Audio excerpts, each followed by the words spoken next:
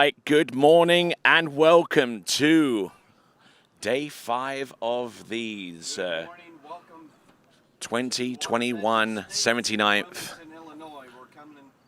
Goode National Waterski Championships. We've had 4 thrilling days of competition so far, and it's going to get more intense as we introduce the qualification rounds of the Morley US Open of Waterskiing. I'm Tony Lightfoot. He's Troy Zollner. We've got a whole great big slate of skiing to come, starting off with men's 5 tricking. Then we're going to go into the US section of for qualification for the tricking event, which will involve open women and open men. Interspersed with all of that, we've got the international women and international men, and I'll explain a little bit more about how that's going to work and who qualifies from that, so on and so forth. All right, so we're getting ready with the tricking dock. We've got the Mastercraft, we've got the Malibu, we've got a couple of Nautics there just for good measure. And when we get you through to the flip side of what you're seeing right now, we will go on with the competition. This is the 79th Goode Waterski National Championships. We will see you on the flip side of these. Also, do you have a picture on my camera because it's back off?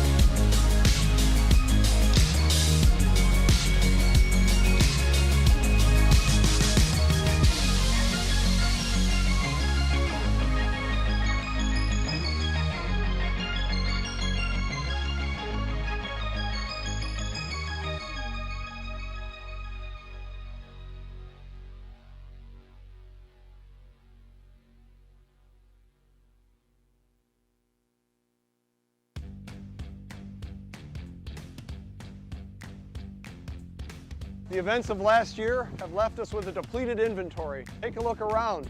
Where I'm standing, usually you'd see a jam-packed lot. And now? For the past 30 years, the Darcy difference has been putting our customers' wants and needs first. But this year, things are a little different. That's right. We are focusing on our wants and needs for a change. We want your vehicle. We want your vehicle, regardless of make or model, even if it's a 1930 Chevy. At Darcy, it's not usually about our wants and needs, but don't worry, you'll still experience the same Darcy difference you always have. Thank you. Please, come visit us today.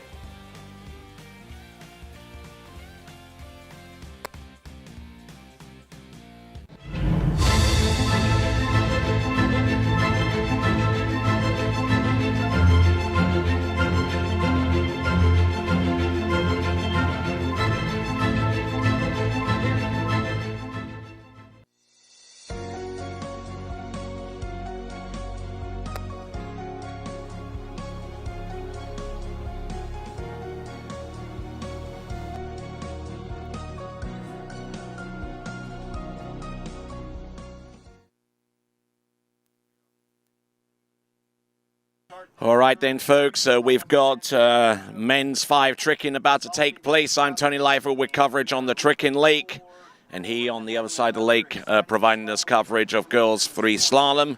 Here's Troy Zollner with coverage there. Make sure you open up your tabs on your browser. Once again, have a tab open for slalom, a tab open for tricks, and also have waterskiresults.com open up on a 3rd tab to ensure that you have water wall coverage of the events taking place on the Waters Edge Estates right outside Wilmington in Illinois. To say that the weather has been a little bit uncooperative might be understating it a little bit. We have been hit overnight by storms and rain and wind and Lord knows what else. But we've been able to account for it and keep our equipment up and running as we see our first competitor on the water in men's 5 tricks. This is going to be Greg Detrey. Here comes Greg Detrey coming in on pass number 1. 2 20-second passes for each competitor, throwing as many tricks as possible. He's going to go with 2 skis and unfortunately catching the edge of that left ski on that reverse side slide. Each of our trick skiers have 2 20-second passes, and each trick has a predetermined value. The more difficult the trick, the higher the point value. And whoever comes through with the highest point score after getting through 2 20-second passes will win the event. And this is men's 5. So, men's 5, for those of you who are wondering what age bracket that is between the ages of 55 and 59 inclusive.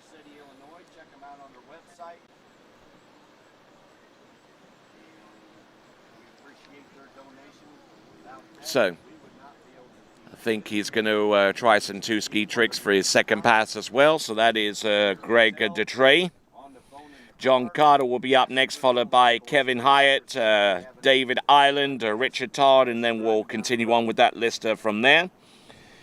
In total, we are going to have as many as 70 trickers today.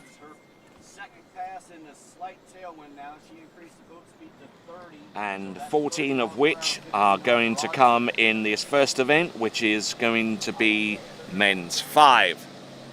So sit back and grab yourself a beverage and your favorite scene and watch the best tricking from across the nation and indeed around the world, because we have the qualification round of the Morley US Open of water skiing coming right up next with the tricks event. The women's tricks is our next category. Open women for the win in the open competition for the U.S. Nationals, and we'll intersperse that with international women.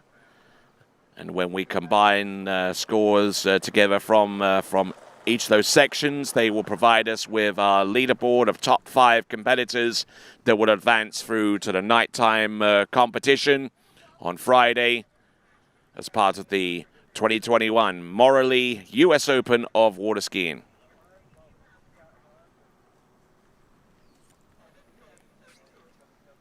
So, Greg Detrey coming into the course had a choice of line length, of skis, of speed, of buddy in the boat, and boat as well. All right, here we go.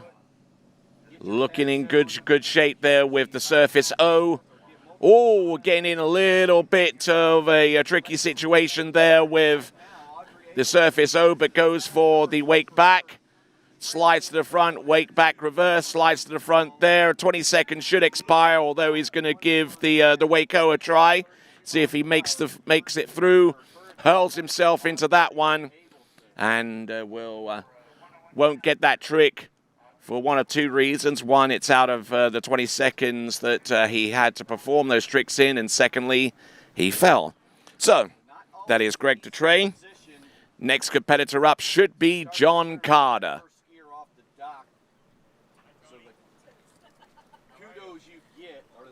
So, looking at the tail end of Greg DeTrey with our first competitor out. Ooh, almost falling on that surface. Oh, right there and there. Just letting his weight distribution get a little far back. But instead of wrapping in for the Waco at that point, elected to go with the wake back. And there's the wake back reverse on 2 skis. These tricks being performed on 2 skis are about half the point value of 1 ski. We already have our next person on the water, John Carter, and we'll pick up the instant replay from him very, very soon. There is John Carter in the water, coming to us out of the state of Tennessee.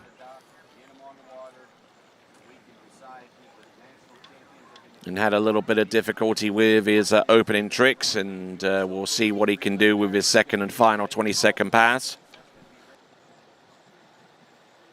Stay with continued coverage, being brought to you by the Waterski Broadcasting Company here in Wilmington, Illinois. It's going to get very exciting. So picking him up and taking him towards the north end of the lake, and we'll make the turn around the island.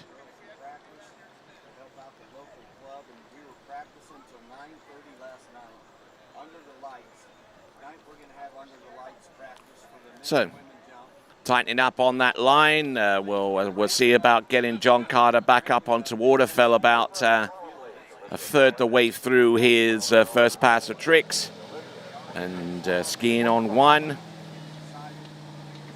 You'll find that the majority of our trick skiers in these championships will be skiing on 1 ski. And we'll have passes, handle tricks on 1 pass, toe tricks on the other. Get to that. We got to run through this Girls 3 event. This is Olivia Mallet. She's 26 miles per hour. All right, making a turn around that island here at the 79th Goode Waterski National Championships on the second of 2 lakes. The one that provides us with the facilities that would enable us to do the tricking and jumping events. We're in men's 5 tricks here, and girls 3 are slaloming on Lake 1. So here we go, right here, right now. John Carter behind that Malibu Response TXI, the 180 to the back and to the front, continuing from where he left off. Handle up a little bit high and leaning against the boat there with pass number 2. Continuing to make some progress here with these surface maneuvers. The surface back-to-back calls in John Carter to fall around about halfway through that run. So as John Carter swims in, we're going to leave the way open for Kevin Hyatt to come into the course for his first of 2 22nd runs. And looking at John Carter, who tricked 485 points on average to get into this national championships in this section of the competition. Olivia Mallet coming in from the south. This is her second pass in this set. So a lot of great skiing. Over 700 competitors, believe it or not, are competing in the 79th Goode Waterski National Championships. The largest water ski tournament in the world. And there was John Carter.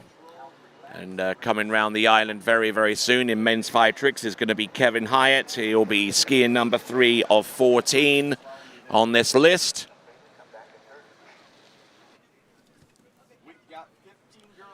And we'll return right after this.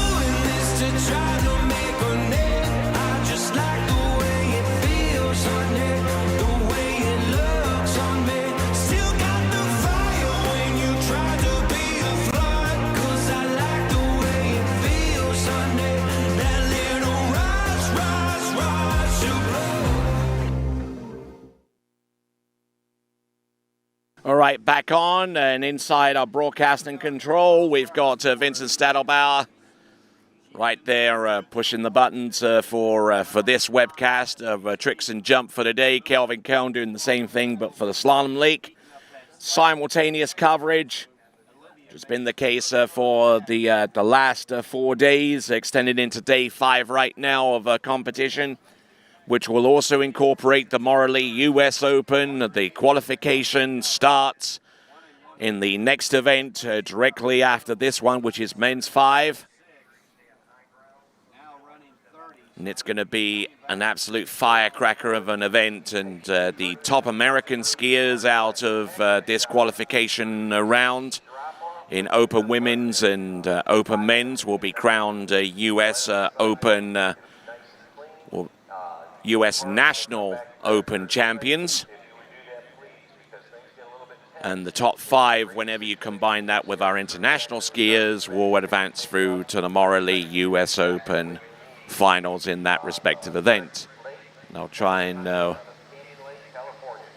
work our way through these events and give you a concise description to help you better understand what's going on. All right, then, we have got Kevin Hyatt to the back,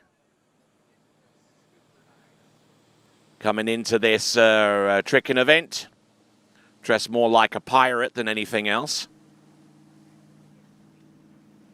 Here we go, 32 miles per hour. Good skiing. Oh, and getting a little bit pulled out of sorts there with toe tricks. Good skiing there. Just holding his toe side, and then going for the toe back and toe front. But not looking too bad for the majority of this run, as he went in for the wrap toe side, and then edged up over the wake. And because he fell, no, actually he got the toe wake back, and I think the only way he would have not gone that trick was if the judges had said that he slid more of that trick over the wake than he actually hopped, because in order for that trick to be counted, or any wake trick to be counted, there has to be sufficient air between the ski and the wake to for that trick, or for any wake trick to be scored. All right, we've got Kevin Hyatt on the water now. So glad to have the pleasure of your company right here and now.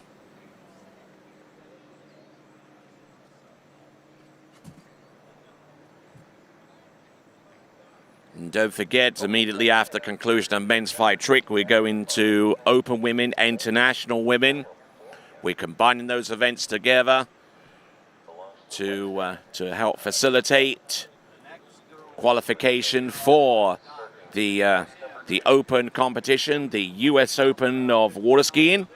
The top 5 in this next section will advance through to Friday night's competition.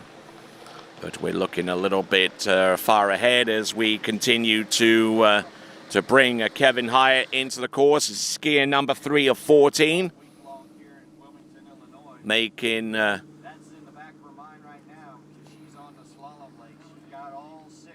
making things a little bit easy for himself out there. A nice little hopper, skip, and a jump there. Oh, and casing that left wake there for the reverse wake back. Throws himself in the water, but not before he put a fair amount of tricks into that run. He skied a positional into the course, and from a certain point, he starts scoring, starting with that 180 back to front. Did some surface 180s, then worked into his side slides. A skier that came into this event averaging better than 1,000 points. keeping everything flowing, everything working. Then the skiers in this event have complete autonomy as to what boat they ski behind out of the 3 that are available. The Correct Craft Nautique, the Malibu Response TXI, and the Mastercraft Pro Star. We thank those folks very, very much indeed for providing the necessary hardware for these events. All right, skier on the water coming to us out of Texas. This is Dave Island. Skis out of the Metroplex area.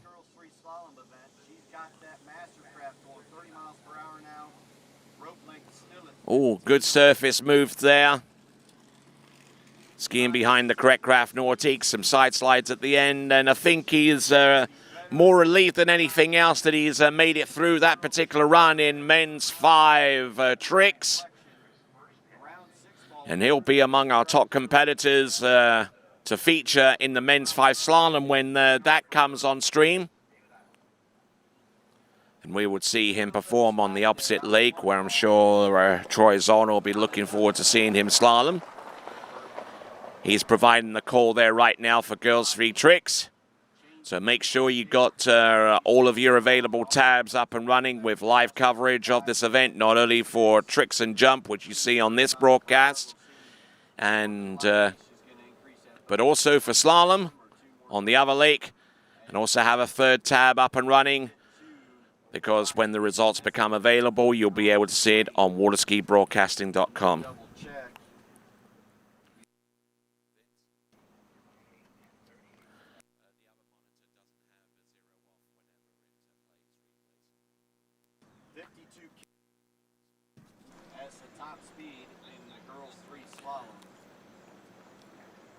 So Dave Island dropped in the water. At the opposite end, the skiers actually have the option to drop in the water for 45 seconds, provided that they ski all the way through the first pass of 2. That's to facilitate a change in ski or a change in line, or just to have a little bit of a breather. And then when 45 seconds expires, it's timed on our zero-off cruise control system. Then the skier has to be up on top of the water and get ready for pass number 2. All right. Setting the boat speed pretty slow. And into the course right now. He's past the red buoy.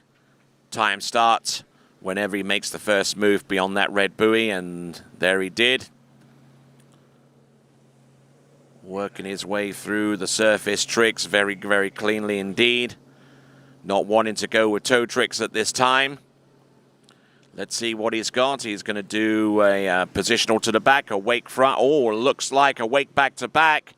And decent effort there from Dave Island, standing up on both runs. And he should be pretty stoked about that. Not only a fine skier, as you see in the tricks event, who comes into this event scoring better than 1,200 points, but he's an above-average slalomer. And a pretty skilled jumper, which sounds like a pretty good overall package to me. And he'll be competing for top honors in the overall section of the competition as well. But critical that you get a good start in your weakest event. For David Island, that just happens to be the tricks. And he looked pretty good on both runs, so big ups to him. Richard Todd is our next competitor, and he has a 1,500-point average coming into these national championships. Richard Todd, skier number 5 of 14. Look at this. Surface spins, looking very confident out there with the wake back and the wake front. Here comes the reverse wake back. Sliding that one a little bit, but I think he has a sufficient height there for the reverse back to front. Surface O. Oh, tries the surface 7, but he partition spin that one. So if that was intended to be a 7, it probably wouldn't count because the judges are very strict on smooth and continuous rotation for high-degree tricks. He had done a surface O a little bit earlier in the run and attempted the 7 outside of the left side wake. But looking pretty good with the wake back. And I think upon reflection, I would actually give that to that particular trick. Had a little bit of air, but a little is all you need. And if the judges picked up on that at all, then he'll get the full credit for that mark. He won't get the full credit for the surface 7, however, because he waited at the front after the initial 3 before he continued to spin the latter 360, and 2 360 is equal to 720, but not in this game. All right, so here we go behind that Mastercraft towboat once again. Our skiers have complete autonomy as to what they choose with boat speed, with line length, with having a buddy in the boat, even the boat itself. Let's have a look and see behind the Mastercraft. Richard Todd to the back and to the front. Continuing to rock and roll here. Beauty of a run for Richard Todd. With the 180s to the back off the wake, gaining sufficient air to continue trekking. There you go. Good skiing there from Richard Todd in rather overcast conditions. It's certainly been quite hot here in the last few days, and that has been a contributing factor to some of the weather that we've had. Some of the more extreme weather where we've had adverse wind conditions that have actually delayed the completion of some events. The reason why you're seeing girls 3 on the slalom lake is because we've had to move the event from yesterday due to the delay that we had because a squall came through. But there you go, Richard Todd throwing the fist at the end and doing a great job with that. So, our next competitor to take to the water, and he'll be leaving the dock very soon, will be Joel Ruffenacht. And I'm actually rather gratified that I was able to pronounce that last name, considering that over the last few days and months, I had been attempting to learn some German. So Joel Ruffenacht is our next competitor to go, and we'll join him in just a moment.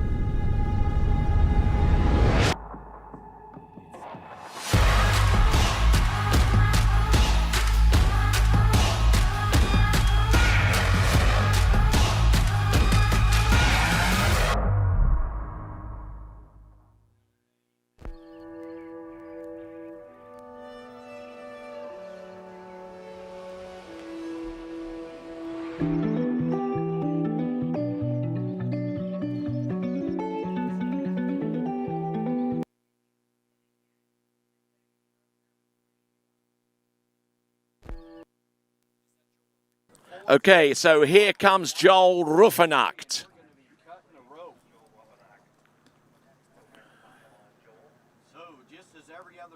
I know that the last portion of that last name is Knight. So Joel Ruffenacht coming. Oh, and surface back to back. It might be truth to say that coming into this event, he kind of had a rough night. Hence the last name. Boom, and taking a fall there and just getting a little bit ahead of the line and he will continue to ski after we pick him up and take him back into the course. So, we'll pick him up and take him towards the north end of this Lake 2. This is the 79th Goode Waterski National Championships. We thank all of our sponsors, especially those that have contributed to the running of the 2021 Morley US Open of water skiing.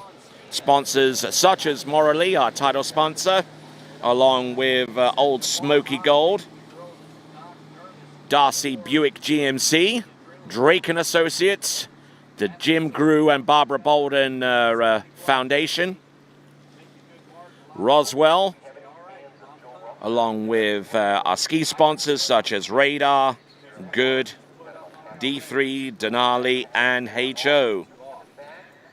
And we also got to give a big ups to our boat brands as well, who are pulling the 79th Goode National Waterski Championships, but also the Morley US Open, presented by OJ Props. We've got the Mastercraft Pro Star you see on your screen, but also the Malibu Response TXI and the Correct Craft Nautique. So, a lot of great folks are contributing to the successful running of this event, and also the people involved should be given a big kudos for their continued involvement. As we see Joel Rufenacht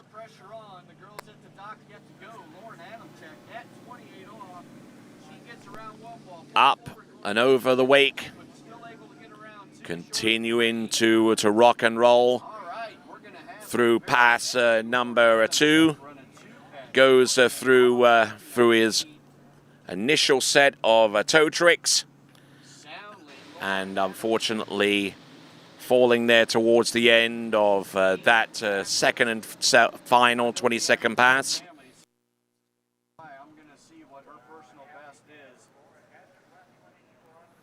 So, I'm thinking this has got to be or better than what she is skiing. Leaderboard, Lauren Adamchek with 2 at 28. Second, Lydia Tim. In third, Audrey Abelson.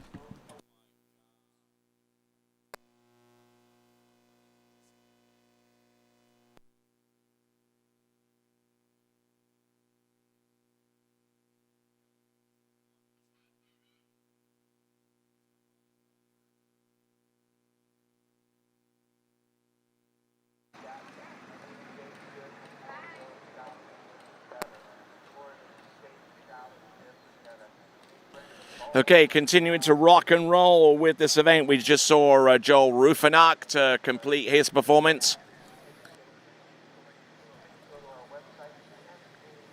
Joel Rufenacht we just saw perform, and now we've got Dennis Downs. Dennis Downs, our next competitor, skiing behind the Mastercraft Pro Star. Looking strong. Goes with the Waco to get things up and running before he goes into the wake back and wake front.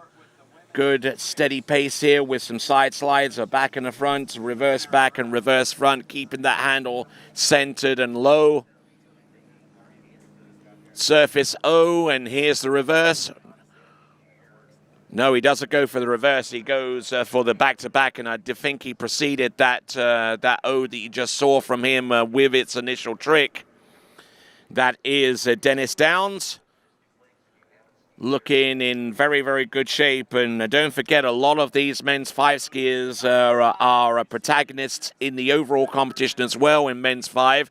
So critical, absolutely critical that each one of them gets off to a good performance in the tricks to stand a chance in the overall competition, because typically tricks tends to yield the most points. And certainly an above-average trick skier, such as the like of Stephen Swanson or Mark Bedsoe, who we will see at the end, they'll gain the majority of their points in the overall competition, courtesy of the tricking event. My name is Tony Lightfoot.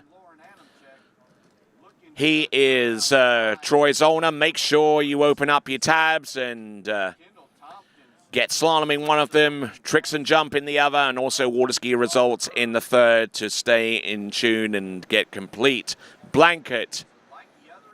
And we'll be back right after this.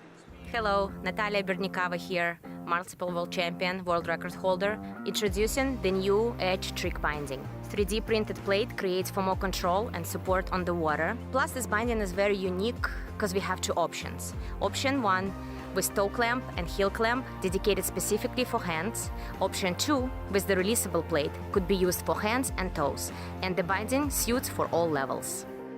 For the upcoming season, it's time to get on Edge. Judges, scores, the drivers, all these people who are not necessarily behind the scenes, but you don't always see them work so hard. You're underwater right now. Not yet. All right then, so coming in on pass number 2. Go to waterskibroadcasting.com.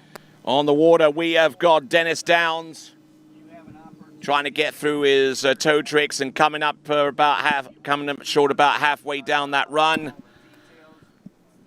But a decent effort there from Dennis Downs as we get ready to bring in Randy Sturber.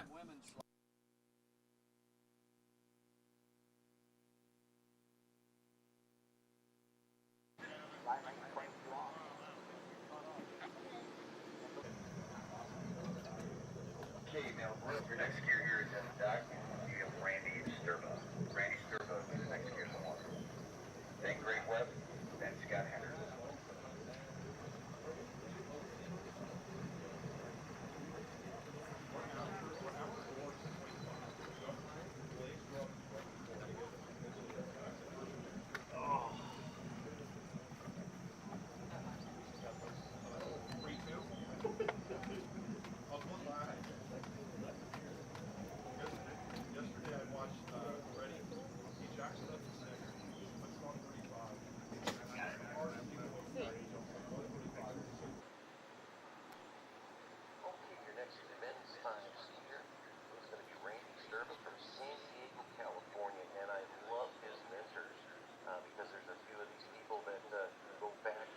So, working our way through this event very, very quickly indeed. We're over the halfway mark. Dennis Downs was skier number 7. We're on skier number 8, Randy Sturber. We'll leave the dock with that Malibu Response TXI.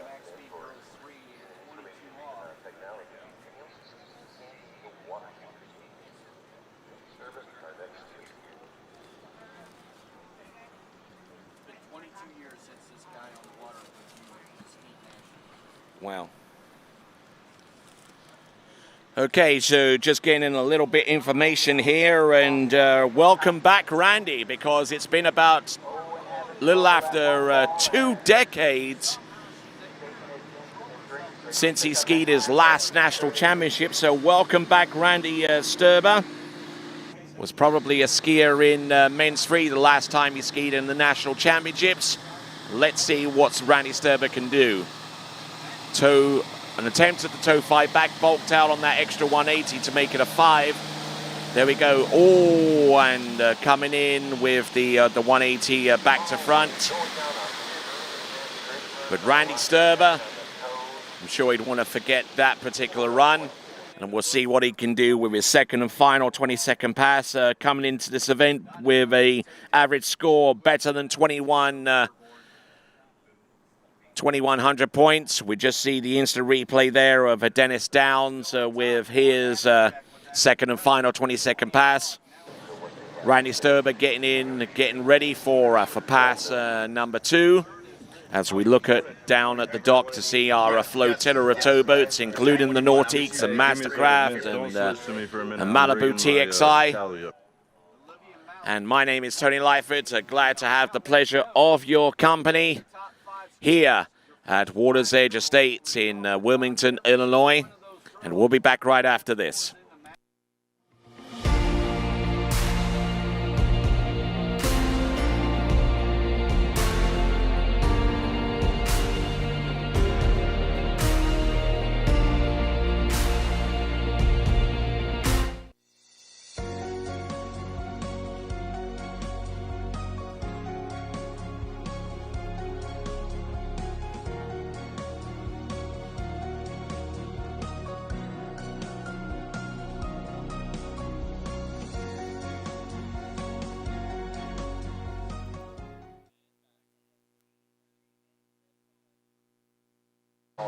Okay, returning to coverage, we have got Randy Sturber. Only a couple of things, and he translates so well. Good morning, Lucky. So far, so good. Falling about a third the way through his first pass of toe tricks. Now getting ready for his second pass, which I'm sure will consist of hands. We're on skier number 8 of 14. And then right after we get done with this division, we'll take a little bit of a breather before we go on to the qualification round for the Morley US Open of water skiing. So far as the tricks event is concerned, we're combining open women and international women to give us a batch of skiers from which 5 competitors would qualify from to compete in the Morley US Open of water skiing women's trick final. There you go. This is Randy Sturber, who, as I mentioned, is making a welcome return back to the national championships after a 2-decade absence. Unfortunately, no, not getting in the best shape here on pass number 2, although he did continue from where he left off with the initial tricks to starting off with some toes. Then he went into his line tricks, using that free hand to stabilize himself in the water, going with the line back and the wake line in front. Unfortunately, not quite balanced enough. So we got Greg Webb. Not quite at the point where we can determine the medalists here, but we're getting awfully close to it. And Greg Webb will ski in this event, having gotten 2,300 points, a little over on average, skiing out of the volunteer state of Tennessee. Look at him go. First pass of 2, working his way, dancing from one side to the next. Getting a little bit hitched up there with the reverser wake back, but managing to control himself. Would have made absolutely no sense to him whatsoever if he'd gone straight in for that wake front reverse and fallen. Just took a little time out and made sure that that he kept the remaining tricks that were to come afterwards, even though 1 or 2 of them might have actually gone past the 20 seconds of time allotted for him. So, Greg Webb.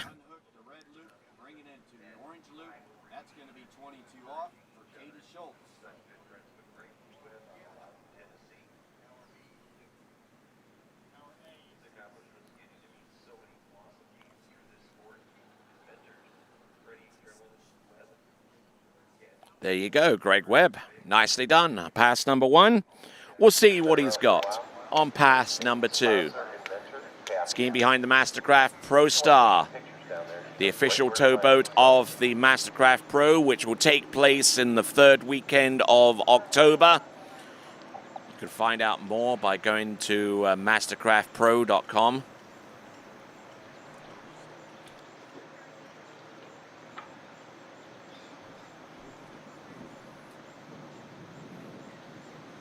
So, behind that Pro Star with the newly enhanced wakes that make life easier for tricking. To the back and to the front. Toe wake back.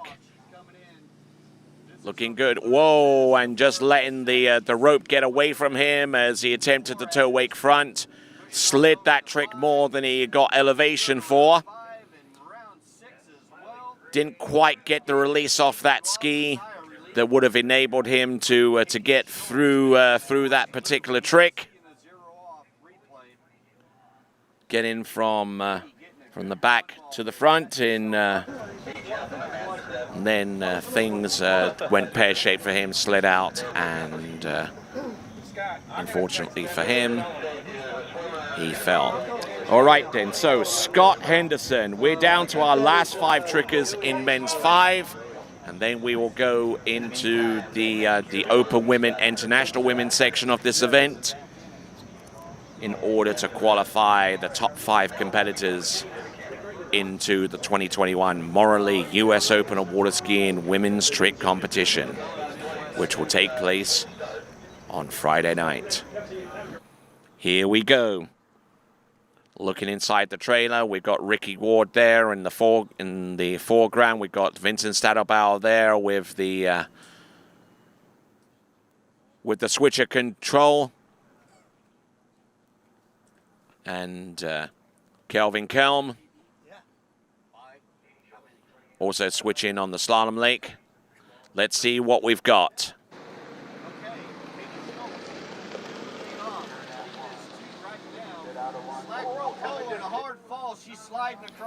So here is Scott Anderson from Illinois. We've got the speeds, 18.2 on the first pass, 18.0 on the second. So he's going to go with a slightly higher boat speed for hand tricks. And hand tricks, he will get underway first. Boom. Beautifully executed for him so far, keeping the handle nice and low for pass and number 1. Scoring better than 2,400 points on average, and you can see why. Putting tricks from one side and spinning in the opposite direction as well to constitute the reverse of the initial trick. I just stopped Lauren Adamczyk's dad as he was walking down the shoreline, and earlier on I thought, well, that has to be close to Scott Anderson there with the initial and the reverse Waco. If you have designs of turning the reverse of an initial trick, that reverse must come immediately after the completion of the initial trick. You can't place a trick in between unless it happens to be a positional. For example, if you spin a 540-degree turn from front to back, because you've ended up in the back position, it would be impossible to immediately do the reverse as the next trick without a positional, but the judges do allow for that. So you'll find a few of our skiers in this particular event, those that turn the 5 to the back will throw a back to front by way of a positional so they can do the reverse of the 5. Hopefully I've adequately explained that to you guys and gals that are watching this event for the first time. And for those of you that are tuned in, you are most certainly welcome. My name is Tony Lightfoot. This is the Men's 5 Tricking Championship at the 79th Goode Waterski National Championship. clearing 5 and making our way around 6 and through the exit gates. We've got Skier on the water is Scott Henderson. All right, Scott Henderson now with pass number 2. With side slides, toe side slides from side to side, toe wake back, toe wake front. Ooh, very, very nicely done indeed. Standing up both runs, I would say. The vast majority of the tricks that he wanted, he got. And he will ski into the shore. And he's a skier that will be trying to chase down the overall championship as well. And he gets off to a brilliant start by working his way adequately enough through the toe tricks on pass number 2. Toe tricks infinitely more difficult than handle pass tricks, especially when the wind starts blowing. It requires a change of strategy to effectively do those tricks. And here comes our next competitor. This is Tommy Newman out of Lake Pryor in Tennessee. Here comes Tommy Newman. Look at him go from one side to the next, keeping the flow going, keeping his speed up, keeping his rate of tricks up. Waco on the right wake, and excellently done there by Tommy Newman behind that Malibu Response TXI. A man who has hosted many a competition at his lake site just outside Cleveland in Tennessee, and has also announced a few tournaments on on quite a few occasions. He is especially eloquent so far as the jumping event is concerned. And maybe our folks here will get to hear his dulcet tones between now and the end of the competition, but he is solely focused on his skiing activity right now. He is our 4th skier from the end, and we will try to get to some of our initial scores for men's 5 tricks. Do realize that these trick scores coming through for men's 5 are scored retroactively. That means that the judges that will score these tricks won't do them in real time. They will actually pull the camera SD card out after these performances, and they'll gather in a room and look at a great big 72-inch monitor and trick them and score them after the fact. So far as men's 5 tricking scores, I do have a few of them, and I will announce them in just a moment or so, but not before Tommy Newman skis through his second and final 22nd pass. Look at him go. Toe side, one side to the next, keeping the toe foot close to his standing leg, trying to not let the pole get away from him. Beautifully executed there, wake line front. Does he have anything more? Foot in the back. Oh, a Waco, and getting thrown forwards over the skis. So Tommy Newman looked pretty stoked about that, and he'll be pleased with that performance, no doubt. And as we look at him go through his second pass of tricks, Greg DeTrey, 240 points, as I promised. We've got point scores: 320 points for Joel Rufenacht, 450 for John Carter, 800 points for Kevin Hyatt, Richard Todd with 1,030 points, and Dave Island with 1,140. So those are your trick scores right now. We still have 8 scores outstanding as we look once again at the fall for Tommy Newman towards the very end of pass number 2. 3 skiers remain so far as the action is concerned that you see in men's 5. The first of which is going to be Jeff Lindsay out of Austin, Texas.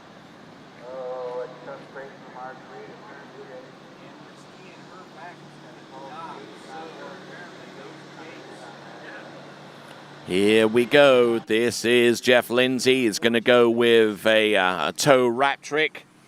Coming into this event with a shade under 2,700 points on average in this season so far. Of course, for those of you that are watching that have been involved in the sport for years, this, in the strictest sense, the word is the first tournament of the year 21 through to 2022. So technically, the average that he brings in is the best performance that he's produced in the 2020-21 season.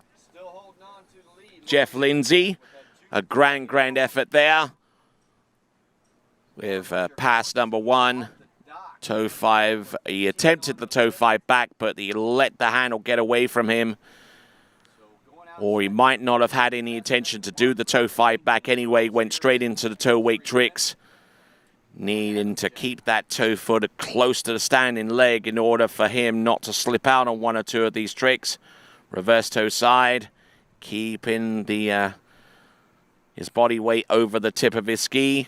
180 to the back, and we'll see where he fell, which I believe would have been this reverse toe back. But decent effort there. Tried the reverse toe back and the toe back to back. And vitally important that he keeps that handle close. And he started waving his arms, and unfortunately that disturbed his balance significantly. All right. Jeff Lindsay skiing behind the Mastercraft. Stephen Swanson, who is next, and you see him out there skiing behind the Correct Craft Nautique. Stephen Swanson out of Minnesota. We got one more skier to go, and he will also ski behind the Mastercraft. That will be Mark Bedsall.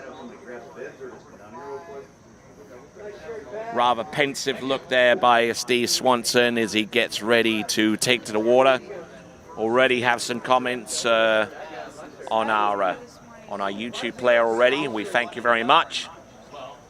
I've been married a hell of a long time. Both slalom and the tricks event.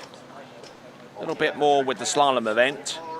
Not feeling much of the tricking love right now, but hopefully that will improve, especially when it comes down to the Open Women, International Women qualification round for the Morley US Open, which is coming up upon the conclusion of men's 5 tricks, which we'll see within about the next 2 to 3 skiers. We have the Jeff Lindsay fan club right in front taking video for us.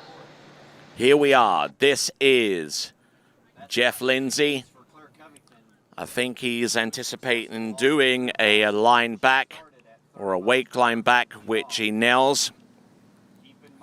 Oh, and prevents himself from falling out the back, and fell out the back on the immediate trick to come afterwards, which was a line front. So Jeff Lindsay, who not only competes, but he's also an official as well, controls that, and then almost as soon as he lifts his leg to step from back to front, leaning away too much, too hard, and resulting in the fall. And results in the fact that we are going to take Stephen Swanson very, very soon. Here he comes out of the water, getting ready for pass number 1. It's going to be Stephen Swanson, averaging a little better than 2,900 points. Slalom taking place on lake number 1, where we have girls free competitor Claire Covington on the water. Make sure you keep those tabs open. Slalom on 1, tricking on the next one, and also waterskiresults.com for the latest scores as they become available. We've got more scores coming through in just a moment. We'll let you know what those scores are. This now is Stephen Swanson. Decent skiing there from him.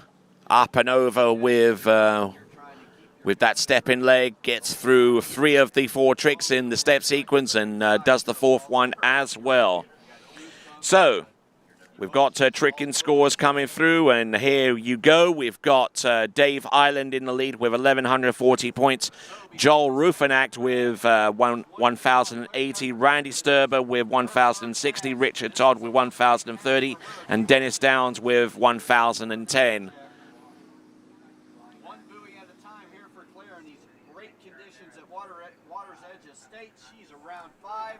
Little narrow, she's got to pull long and get around 6. She looks to get around 6 through the gates, but we're going to wait to make it official. Got it, Donnie. Got it. All right, the judges and the vote for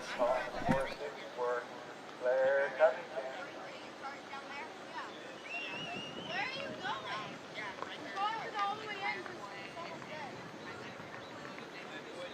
Hey, go to the all the way in. Oh, hey, right here.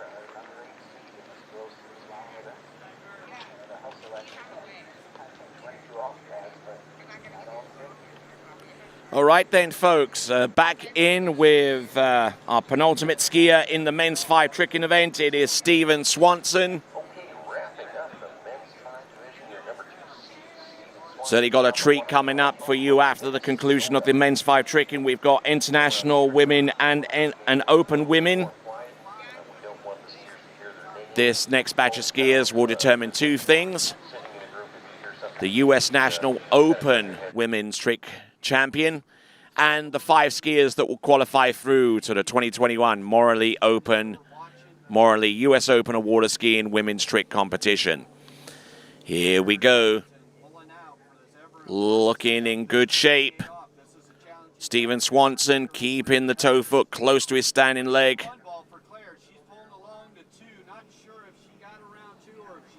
Good effort for Stephen Swanson, having difficulty getting the foot out of the toe hold. So a little bit of a technical difficulty there for him. But Just a lot of slack there, pulling her off balance a little bit. Losing angle, going to 2 ball. In the replay, she's inside. So looking at him with the toe tricks, they seem to have been performed with a great amount of precision, especially that toe side. Went for the toe side reverse. Good effort all the way through for Stephen Swanson. And now we're going to come down to our final competitor to go in men's 5 trick. Coming to us out of Central Florida. And has certainly tricked with the best of them in the past. He's trained alongside Tori Baggiano, the late great Tori Baggiano, and also with Corey Picos and a whole bunch of others. And of late, the head coach of the Rollins Tars Waterski team in Central Florida, he is none other than Mark Bedsole. Okay, just so you know, this is the last open eye. After that, we're going to have open women for the direct open. So let's be sharp, okay?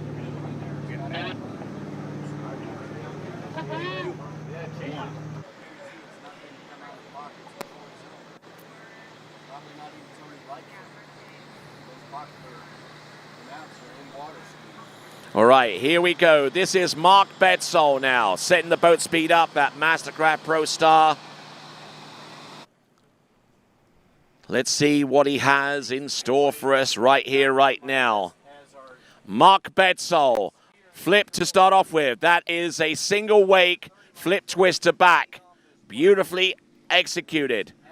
Continuing to roll, wake 5 front, wake 5 back. He's got plenty of tricks in between. Keeping the line tight for the ski line back and falling in about 3/4 of the way through that pass. But an absolutely scintillating backflip. Look at that rotation in the middle of the flip. One-handed backflip, back landing in the middle of the wake. You hardly ever see that. Most skiers that I know who produce the backflip normally do it off 2 wakes and use the downslope of the second wake to soften up on the landing. Not Mark Bedsole. His fire sequence looked pretty good. And then pulled up on the line, tried to get the ski over, and unfortunately getting caught out there. So falling on the attempt at the ski line back, and that is Mark Bedsole. He will be picked up and taken to the opposite end of the lake. And in between now and then, we'll step aside.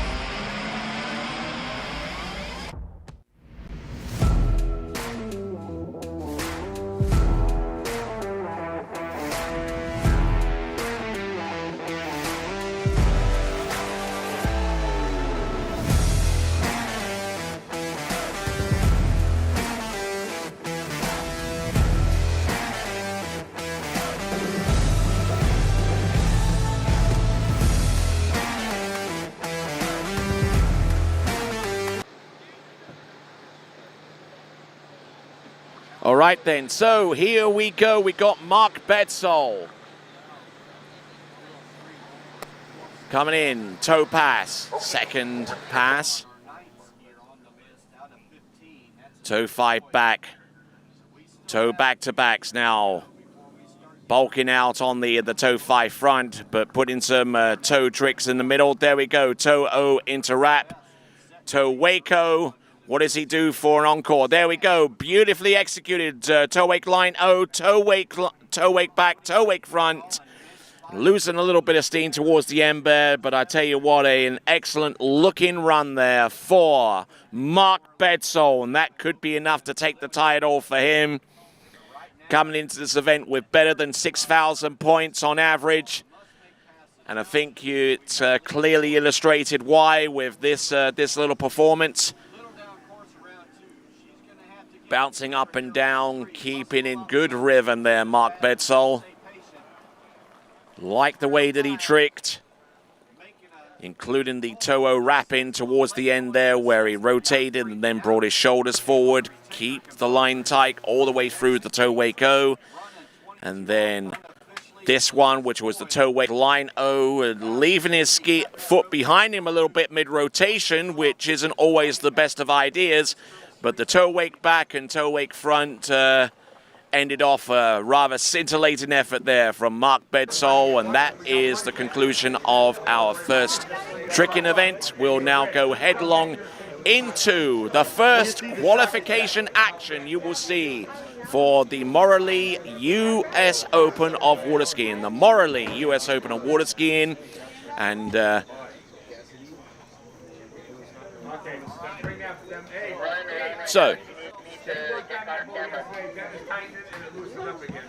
okay, so the women's trick competition will be brought to you by Sherry Hill.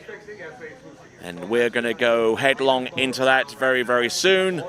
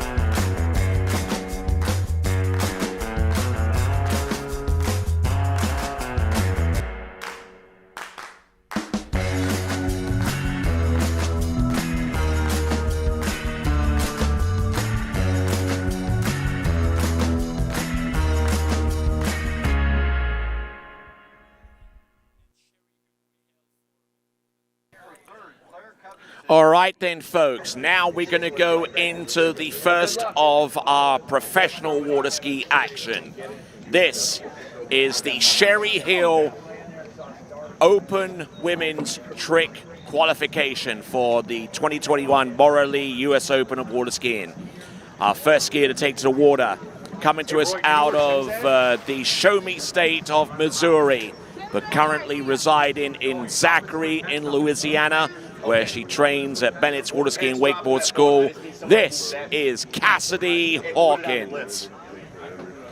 And much like our other tricking events, the skier has autonomy as to what boat they choose. And Cassidy Hawkins electing to go with the Mastercraft Pro Star. So this is the qualification round. The women's trick competition brought to you by Sherry Hill. And here we go. Pass number one, toe tricks for Cassidy Hawkins. Toe five back, toe wake back to back, toe wake back to, oh, case in the wake there for the toe wake back to back reverse, not edging enough towards the top of the wake, and down she goes, third trick in. Looking pretty good with the opening move, which was the toe five back, keeping the ski rotating. That would have been credit-worthy so far as the officials are concerned, but took a little bit of a nervous delay coming back in and cased the wake for the reverse toe wake back-to-back and down in the water after trick number three. And that is going to be immensely disappointing there for Cassidy Hawkins as she gets ready to be picked up here in the Sherry Hill Open Women's Trick Qualification round. Also on the starting dock, and also currently a resident of Zachary, Louisiana, is Hannah Stroltsova. And that's it. All right then, so The biggest guy. so some tense times, and in the back of that towboat there is Martine Coleman, who when he's not overseeing people's tricking, he's a great competitor himself.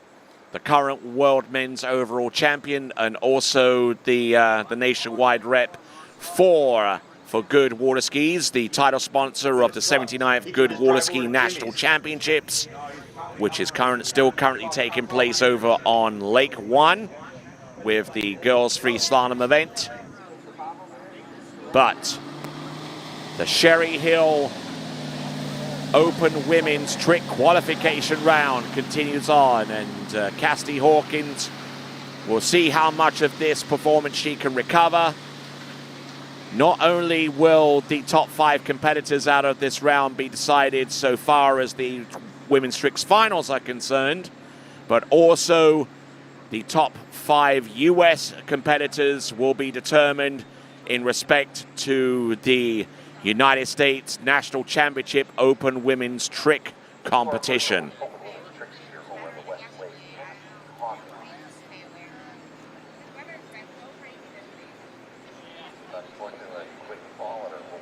So, ladies and gentlemen, we've got Cassidy Hawkins approaching the course. A second pass in this Sherry Hill Open Women's Trick Qualification round.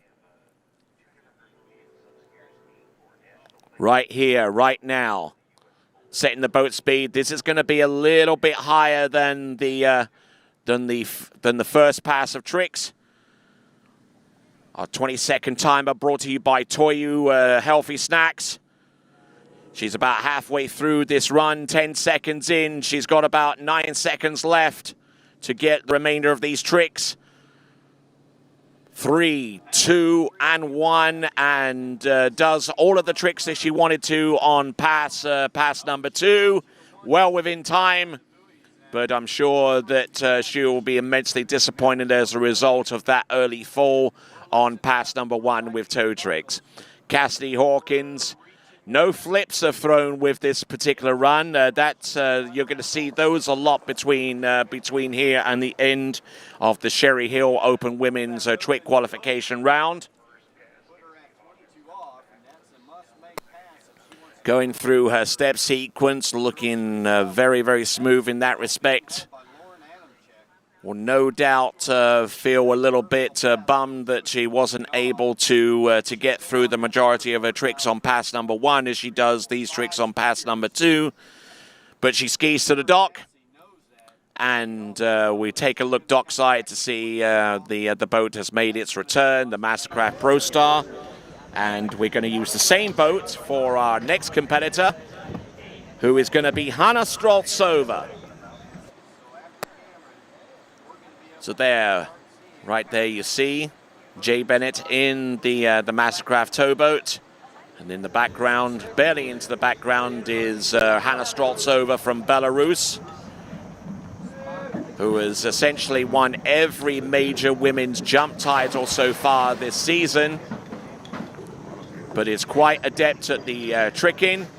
And why not give yourself a chance to win yourself a slalom ski by accurately predicting the podiums in the slalom event in the 2021 Morley US Open of Water Skiing. Go to waterskibroadcasting.com/play for more details and to enter.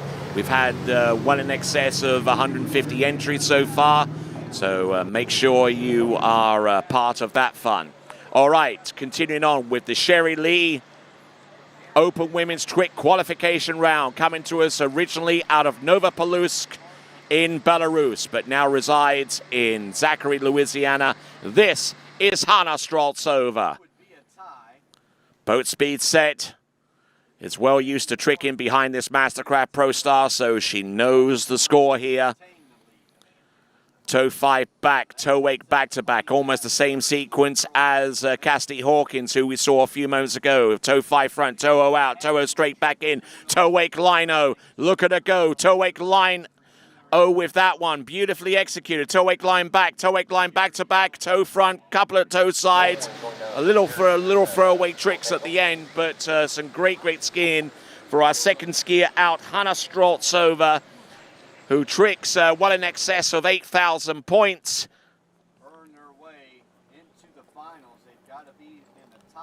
So just looking at these tricks, spent a lot of her time at trick ski training in her formative years, not behind the boat, but in a swimming pool environment, to where the skiers actually have about 7 seconds to complete a good portion of their tricks. And what tricking in the swimming pool teaches you more than anything else is how to use the pole from the rope, and how to maintain access over the trick ski in order to spin efficiently and quickly. There you see. Number 6 seed running 28 off, taking the lead here in this girls 3. So I'm sure that Coach Janov in Novopolsk right now is watching over one of his former students, Hanna Straltsova, and getting through a good portion of those tricks all the way through to the end. The toe side slides, 130 points apiece. They could prove to be critical, but let's see how far she gets with the handle run. She's readjusting the straps on her boot. Valentina Gonzalez on the dock, getting ready to go herself. She'll ski behind the correct craft Nordique. Here in the Sherry Hill Open Women's Trick Qualification round. Only the top 5 advance out of this round to go into the Morley US Open of water skiing Open Women's Trick Final, brought to you by Sherry Lee. And also powered by OJ Props.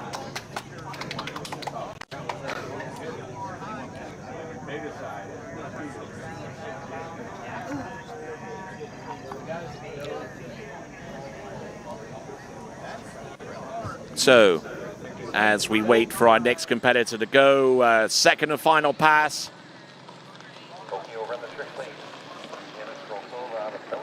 Sherry Hill bringing to you the Open Women's Trick Competition.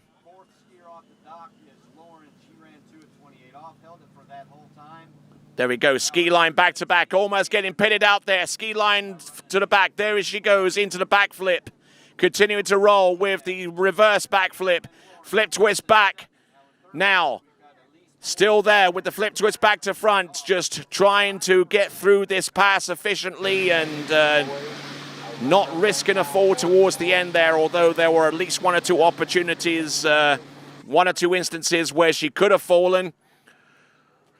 A Waco to start off with has been training recently, as found to have a little bit of a hitch with the Wake 5 back, which is normally a starting trick, and decided to go with the Waco instead in favor of completing the remaining tricks on pass number 2, which is handled tricks.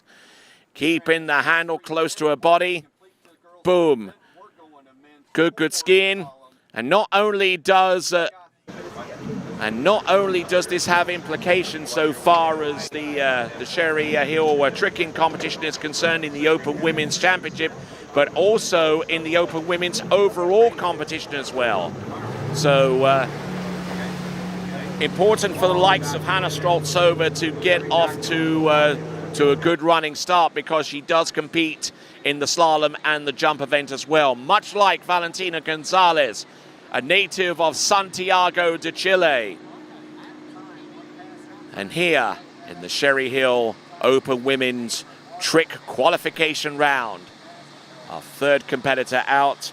Looks like she's going to start with something like a toe 5 back, which is a trick that a lot of our skiers have favored in respect to a starting trick. A lot of our skiers in recent years have typically gone with the toe 7 front, but have decided to ditch that trick in favor of a toe 5 back.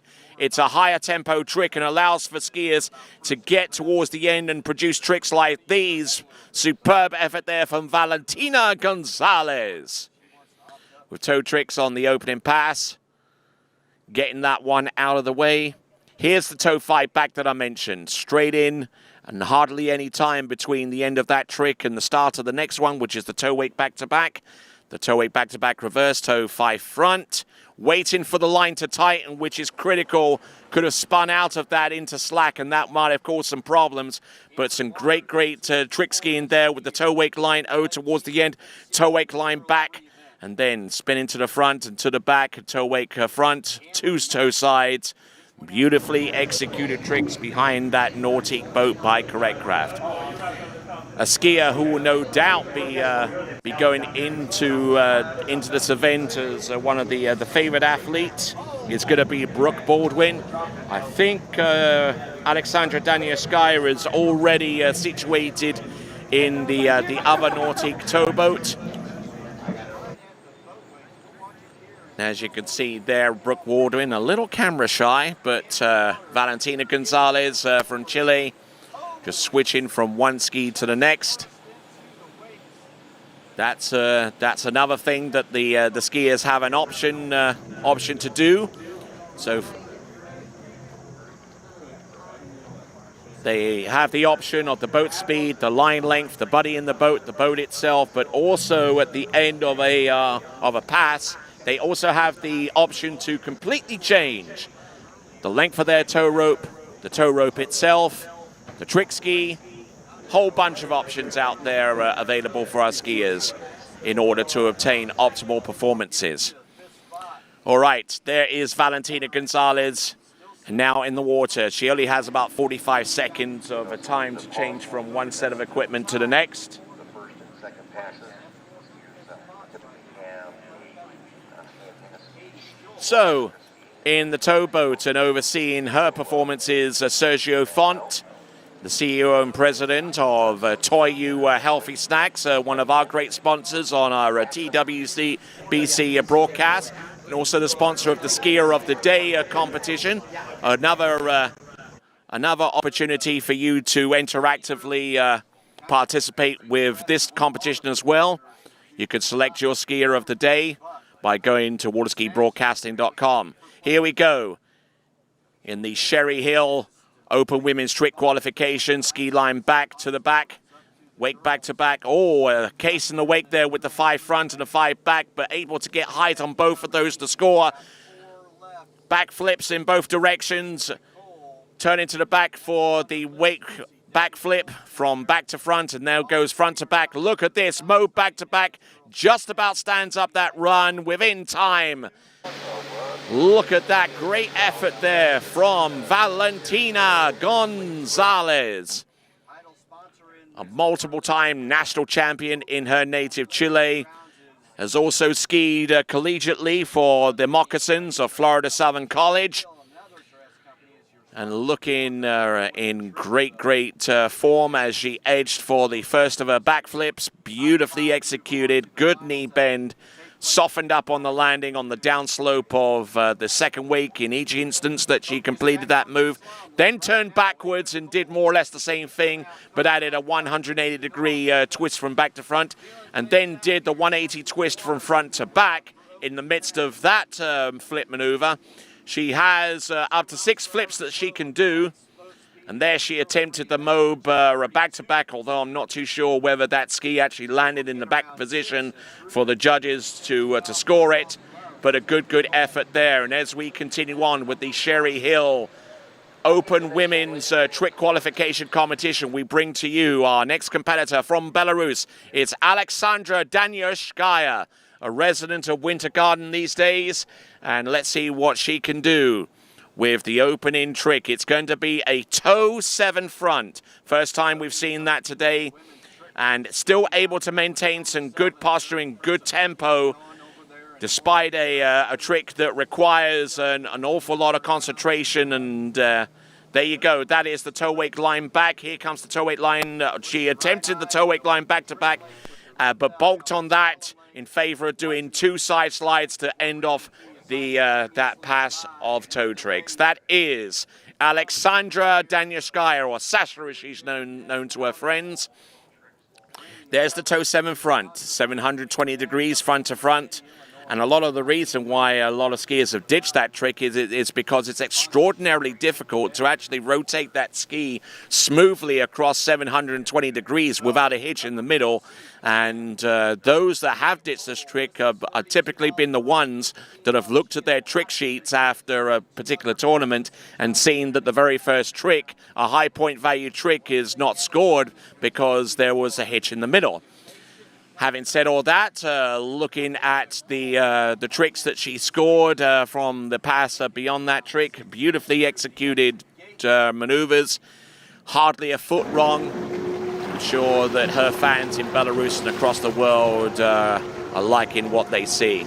There's Brooke Baldwin getting ready to go out at it and trick behind that correct craft Nautique, and Alexandra Danyevskaya getting ready for pass number 2. And whilst one skier positions herself for her effort, another skier is rapidly coming into the course. Brought to you by Sherry Hill. This is the Open Women's Trick Qualification. And the top 5 will advance out of this round through to the nighttime women's trick final on Friday. And we'll also be crowning a United States National Open Women's Trick Champion right here as well, because this is also part of the 79th Goode Waterski National Championship. Impressive here with 2 at 32. She's the number 1 gal right now, or number 4 seed Ava Cole coming in at 22 off.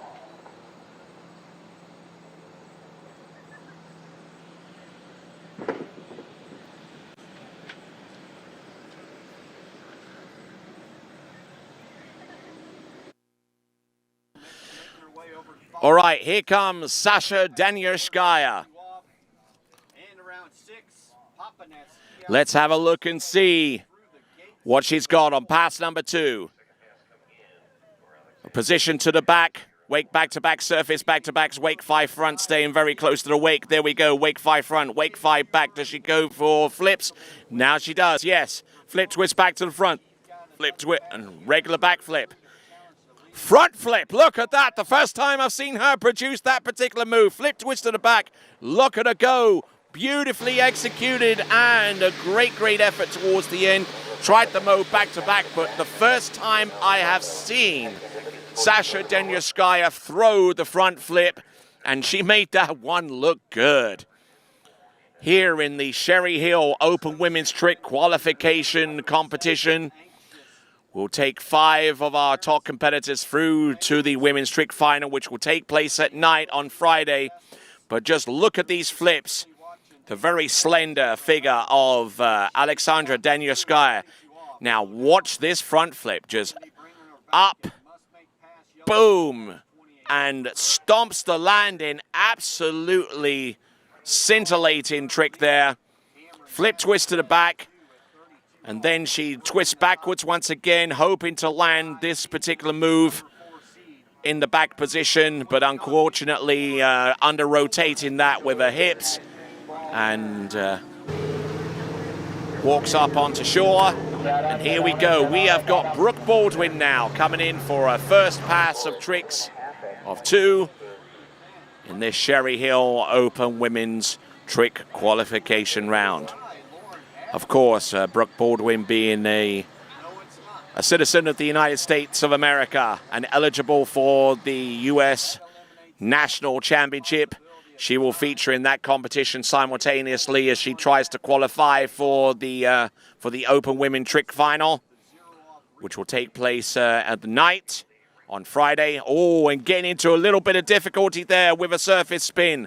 There we go, toe-o into wrapping, toe-wake-o, toe-wake line-o, getting a little bogged down with some of these tricks.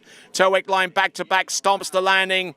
There you go, recovered quite a few of her tricks as she got towards the end there. And that was Brooke Baldwin. Spun the toe 5 back, toe-wake back-to-back, high-tempo stuff at the beginning, toe-wake back-to-back reverse. Then into towards her surface maneuvers. Toe 5 back, almost under-rotated that one, almost fell out the back, but she recovers it. A little bit of a Houdini act towards the end there.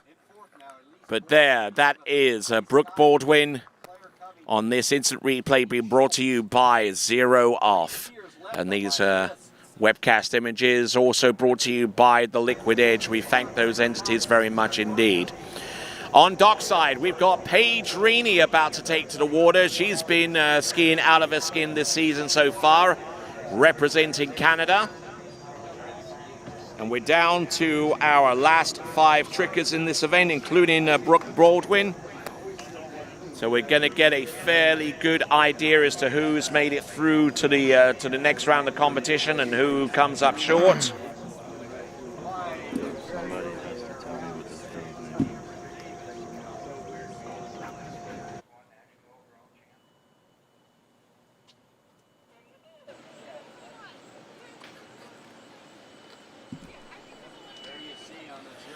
All right then, folks. My name's Tony Lightfoot, announcing the tricking coverage on Lake 2.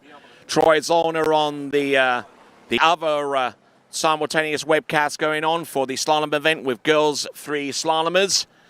And pleased to have the pleasure of your company this open women's trick qualification round, brought to you by Sherry Hill.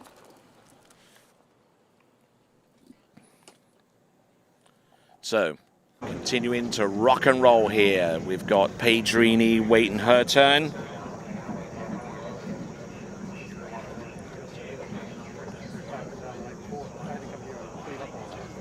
Tony Light still making the call on this Morley U.S. Open preliminary round.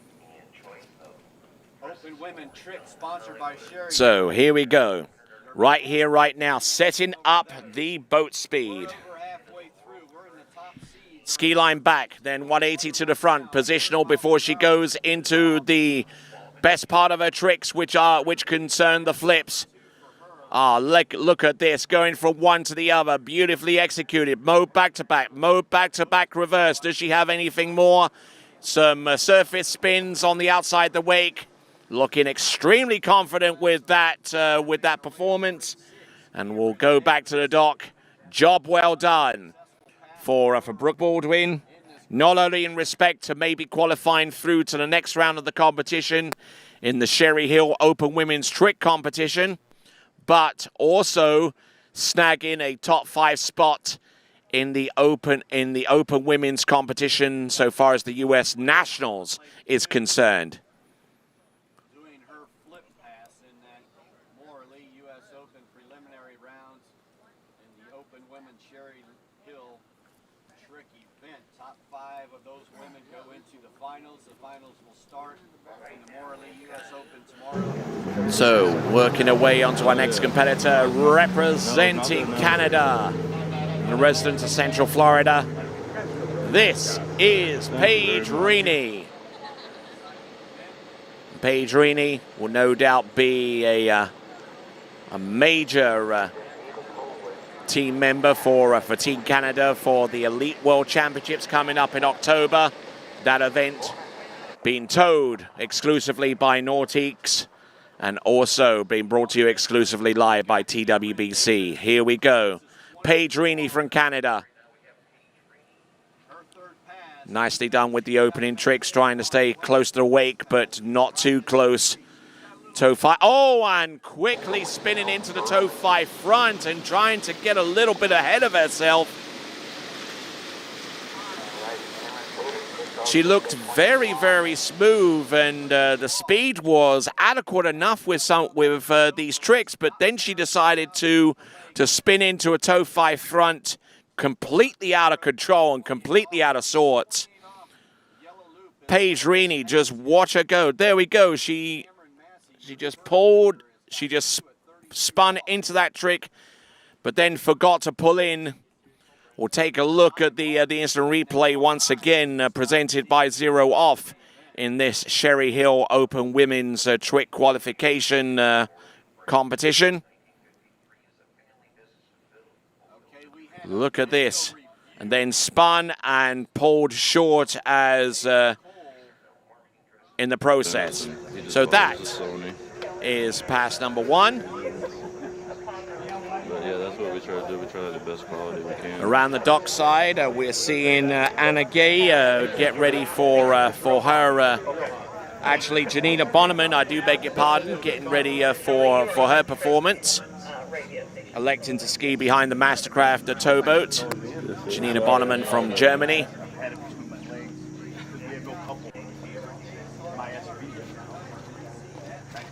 Cutting a rather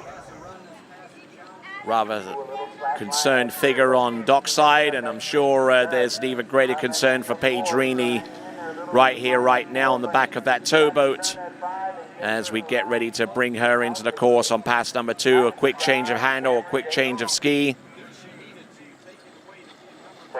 We will see what Paige Reaney can produce with her second and final 22nd pass in this Sherry Hill Open Women's qualification round for the 2021 Morley US Open competition.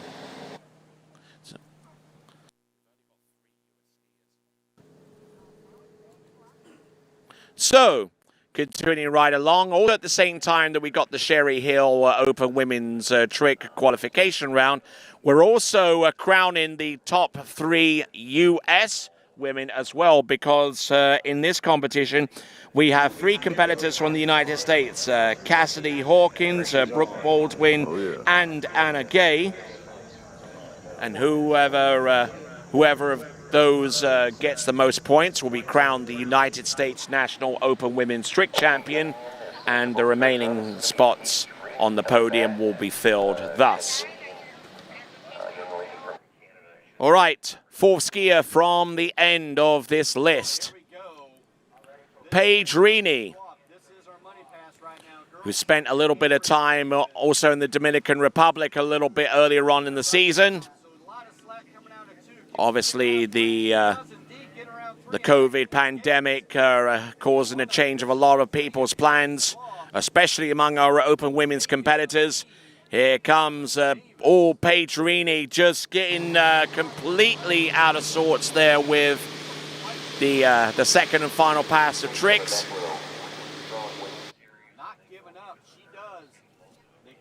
So Paige Reaney, looking at her run, a ski line back-to-back, beautifully executed. But taking a look at the remaining tricks, spinning in, spinning out with the wake 5 back. Goes in for the first of her backflips, lands that, keeps the tip of her ski very close to the water. And then she does the regular backflips, and then the flip twist back, and then releasing the handle, and down she goes. So in the Open Women's competition, we've seen some performances. We've got the first of our scores released. 2,450 points, 2,450 points for Cassidy Hawkins.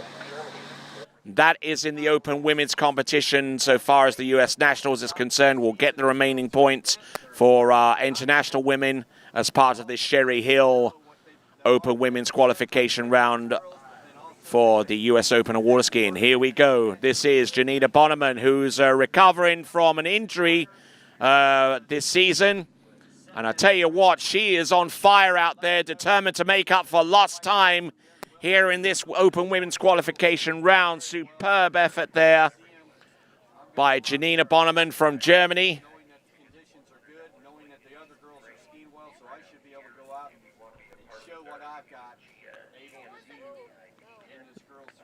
So, Janina Bonneman coming to us out of the Bavaria region of southern Germany, and doing a fantastic job there with the tricks that constitute her opening pass. Look at that toe wake line O, wonderfully executed toe wake line back to the back and to the front, and toe wake line back to back again. Great skiing there from Janina Bonneman. Great skiing on a good pace of tricks. So let's have a look and see who's on dockside. We've got Anna Gay.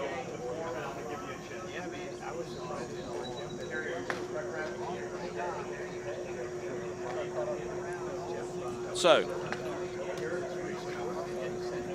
we see Russell Gay on the back of that towboat, a great sponsor of this event through his Master Line and Eagle brands.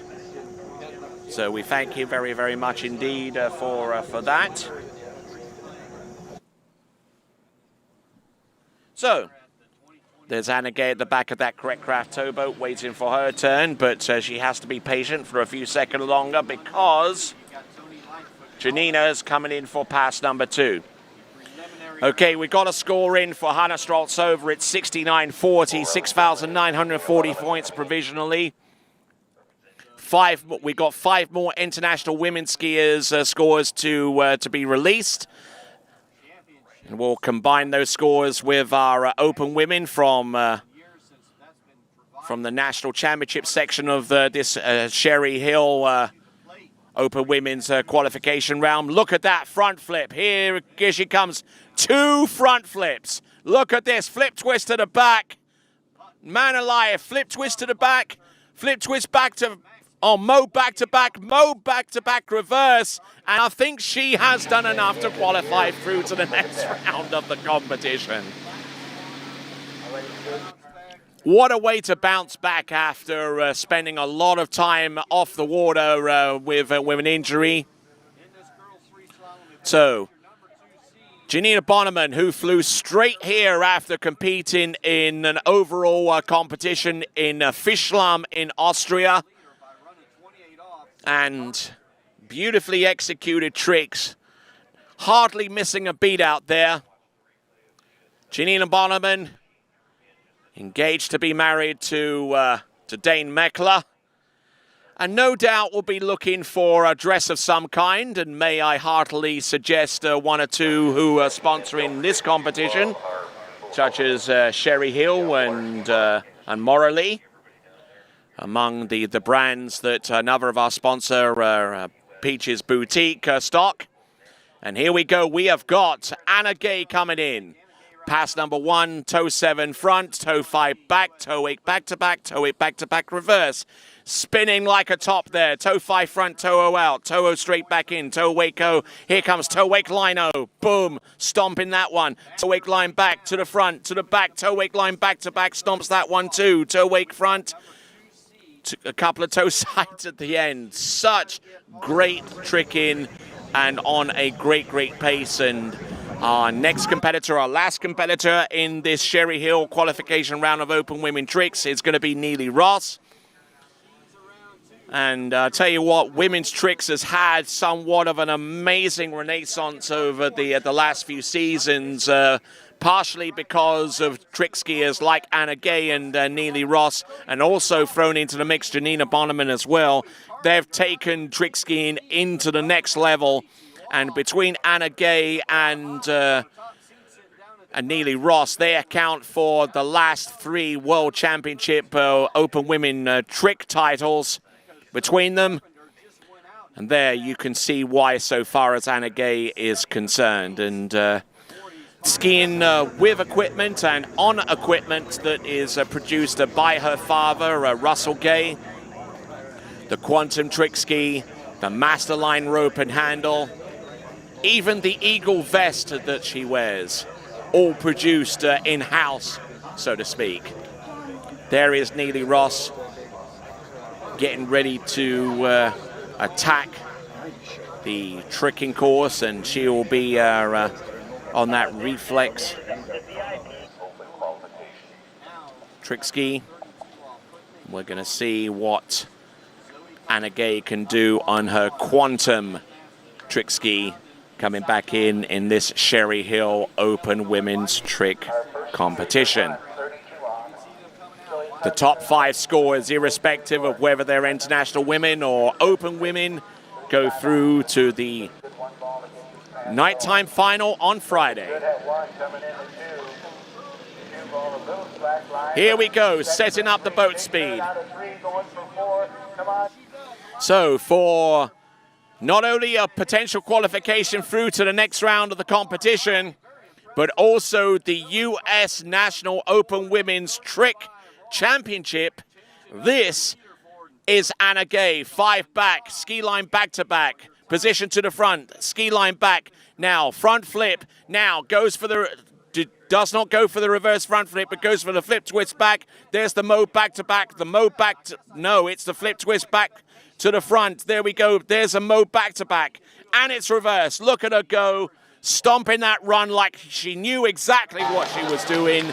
And 2 great-looking runs, and actually bulked down on a couple of tricks, went with the safer option, as if that's entirely possible with the tricks that you just saw.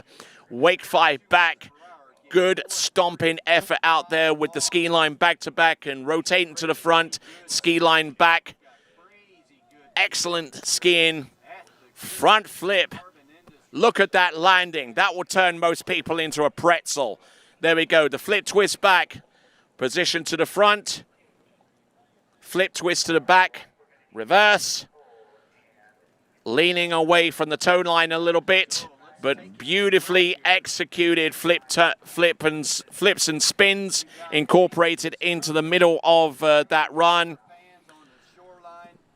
And I tell you what, you should be excited about these trick skiers and their performances. And here comes Neely Ross. We're now trying to impose her authority on the field. One of our international women competitors. And here in the Sherry Hill Open Women's Trick Competition, hoping to qualify as one of the top 5 competitors in the nighttime final in the 2021 Morley US Open of Water Skiing. This to qualify possibly through to the nighttime final on Friday. Neely Ross, toe 7 front, nails that first trick, toe 5 back, toe wake back-to-back, toe wake back-to-back reverse. Toe back-to-backs, toe 5 front, toe O out, toe O straight back in, toe wake O. Here comes the toe wake line O, nails that one shot, toe wake line back, to the front, to the back, toe wake line back-to-back. Does she have anything more? Toe side slides at the end, a pretty safe looking opening pass. Went with the toe sides at the end instead of attempting the toe wake line back-to-back reverse. But a good, safe effort there. And I'll be interested to find out what the scores come through as for our remaining skiers. It will take a while for some of these scores to be released. I'm giving you the score for Valentina Gonzalez, 7,010 points, 7,010 points. Striking it up there with the toe tricks. Beautiful elevation there with the toe wake line O, the toe wake line back, making sure that ski passes over the line in mid-rotation, but also making sure that 2 other things happen. 1, there's sufficient height between the ski and the water, and 2, that the toe foot is actually not making any contact with the water in mid-rotation. There we go, our good fans along the tricking monitor there. There's Brooke Baldwin in the middle, taking a look and savoring the trick skiing that is taking place right now. So, back here in the announcing central, I'm Tony Lightfoot. On the opposite side of the desk is Troy Zollner, and we've got plenty of trick skiing to go on this lake and plenty of slalom skiing to go on the other lake. I'm just taking a little bit of time here to tabulate the results. Hannah Stroltsova with 69.40. Valentina Gonzalez with 7,010. And they're switching over to the Open Women's section of the competition. We only have 3 eligible competitors in that respect. But in Open Women's tricking competition is Cassidy Hawkins. Cassidy Hawkins scored 24.50.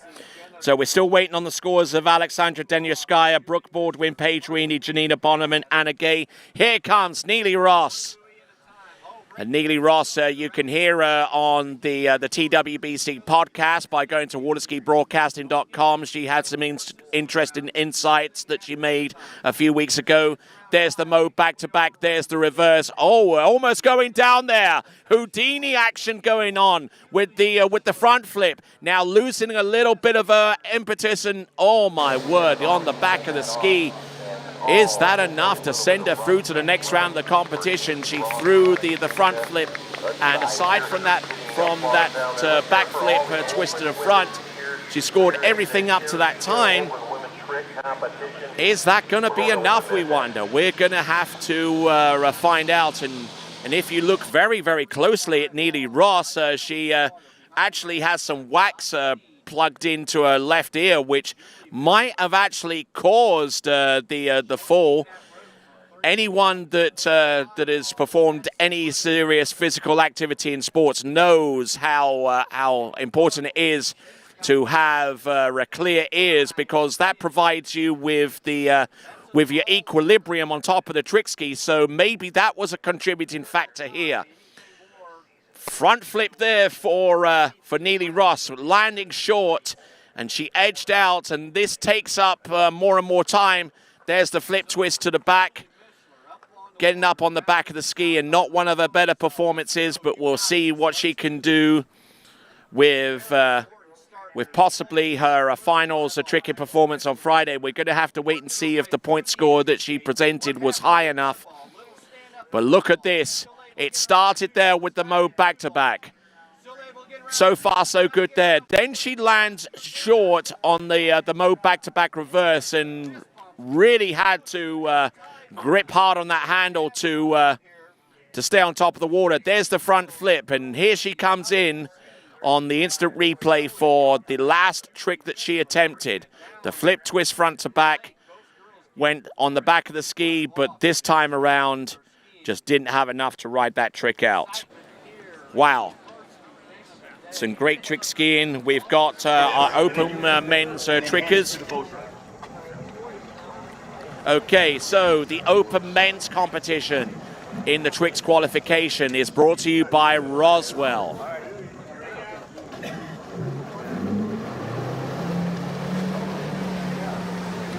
So, okay, we got Benjamin Lutz now in this field of 17 trickers. We determined two things: the 5 skiers to make it through to the nighttime final, and the 5 skiers in the U.S. National Open Men's Trick Championship. So a lot of activity going on, a lot of moving parts. Here is Benjamin Lutz, who will not only use this tricking event to get high up on the rankings in the trick event itself, but it's critical that he puts a score on the board in respect to the open men's overall competition. So, here we are in the Roswell High Performance Audio Open Men's Tricking Qualification Round. Good effort there on pass number 1. We'll try and get some more trick scores for you. No real movement in regards to the open women. We're looking at the instant replay here for Benjamin Lutz. Runoff here for 5th place first, and then we'll go to that exciting runoff for 1st and 2nd. So here we go. Nice trick in there from Benjamin Lutz, keeping the flow going. We will try and get some more trick scores for you in the international women's competition. And looks like we got a point score for Hannah Streltsova. It is 7,240 points. So that is going to be the bubble score right now for our next competitors' scores to come, such as that of Brooke Baldwin from the United States, Paige Rini of Canada, Janina Bonneman of Germany, Anna Gay of the United States, and Neely Ross of Canada. So 2 more competitors in the open women's competition, scores yet to be known. And here is Benjamin Lutz, who will confidently say that tricks isn't quite his bag, but he does make it through the second and final 22nd pass, consistent of toe tricks. He's certainly more of a jumping competitor among the top competitors in the U21, and I tell you what, a great skier and a great asset for the University of Alabama as well, skiing collegiately.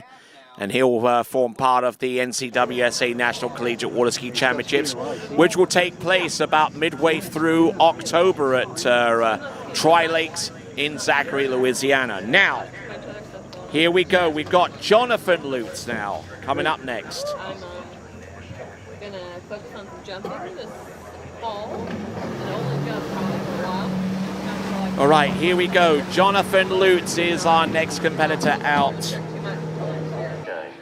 Find them anywhere you find great drinks. It's a whole new way to shine. Jonathan Lutz, a measurably better trick skier than his brother Benjamin, because Jonathan Lutz comes into this competition tricking better than 3,200 points. Here we go. This now is Jonathan Lutz. Toe tricks first. He goes with that strategy, keeping the wind behind him. There is a little bit of a breeze. Nicely done, and a little unbalanced towards the end, but he makes that work for him. Toe 5 back. And not a particularly confident trick skier, I give him that much. I say that much about him, but he does have the ability to hold the reverse toe back, and he continues to roll with the remaining tricks, including the toe side. So there, that is Jonathan Lutz, and he will get ready for the second and final 20-second pass in this Roswell Open Men's Trick Qualification round.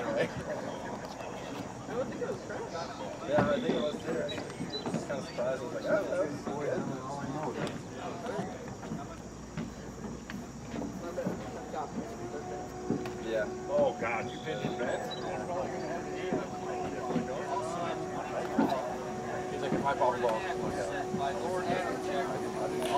All right, so continuing to monitor the situation so far as our tricking scores are concerned. Paige Reaney's score has just been released. 4,790 for Paige Reaney. So that basically means that Sasha Denyaskaya has made it through to the next round of the competition provisionally. We're going to get we're going to try and get the score for Brooke Baldwin, our second skier from the United States, to compete in the previous round of tricking that you saw among our open women.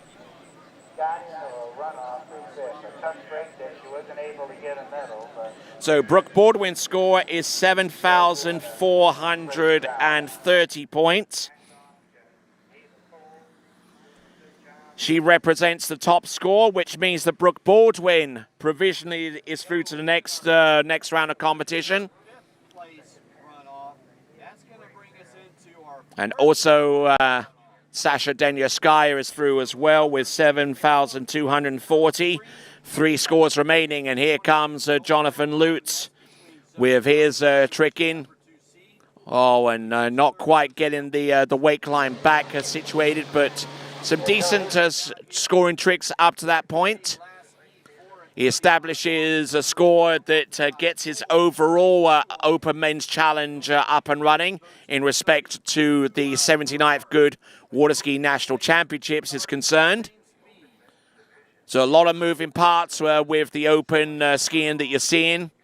Not only are we crowning U.S. National Open champions as a result of the skiing that you're seeing, but we're also qualifying the top 5 skiers when you combine the international skiers into the field. The top 5 skiers going on to the final round of the Morley U.S. Open and water skiing finals on Friday. Now, this is a skier that we missed a little bit earlier. This is Terry Winter. Now, those of you that have been around the sport for a while know Terry Winter has been an above-average slalom skier, but he's a decent overall competitor as well, and you're about to see that with his tricking efforts. So, residing out of the state of Idaho these days, I believe, this is Terry Winter. A skier from the United States, therefore eligible for placement in the U.S. National Open Men's Competition. There's the backflip, nicely done. Keep rolling out the back a little bit. Wake 5 back, standing wake 5 back. And good skiing. And actually signaling to the boat that it's to immediately turn around the island and take him back into the course for his next run. So no rest there between the passes. Beautiful pass presented to you.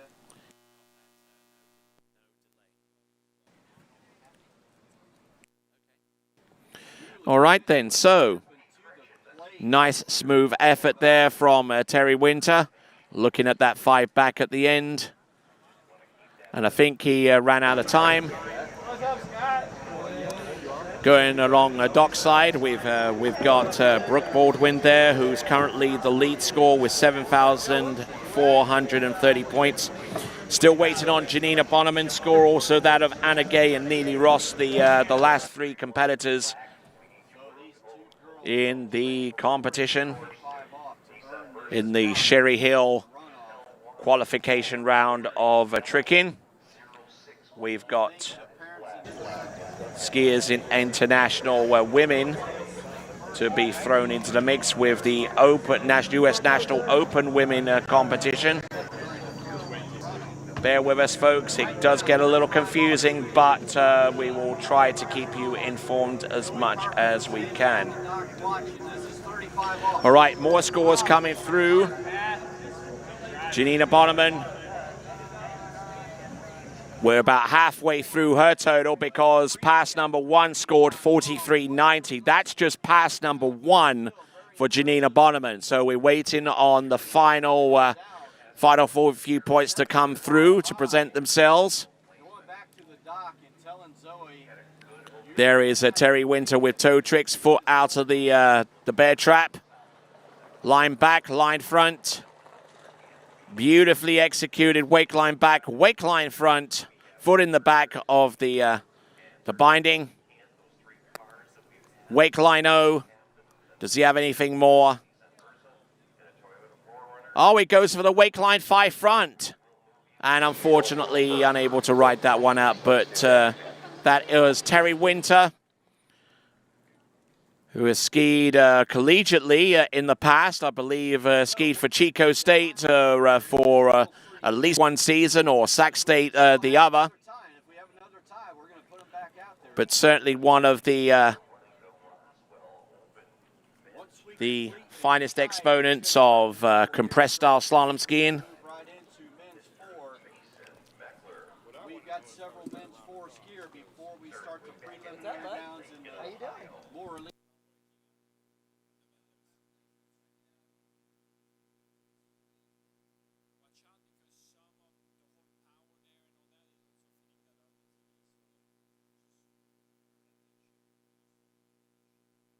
So looking at the end of that particular run by Terry Winter, a pretty stout effort there from him, considering he doesn't trick an awful lot. Skier on the water now is Mason Meckler.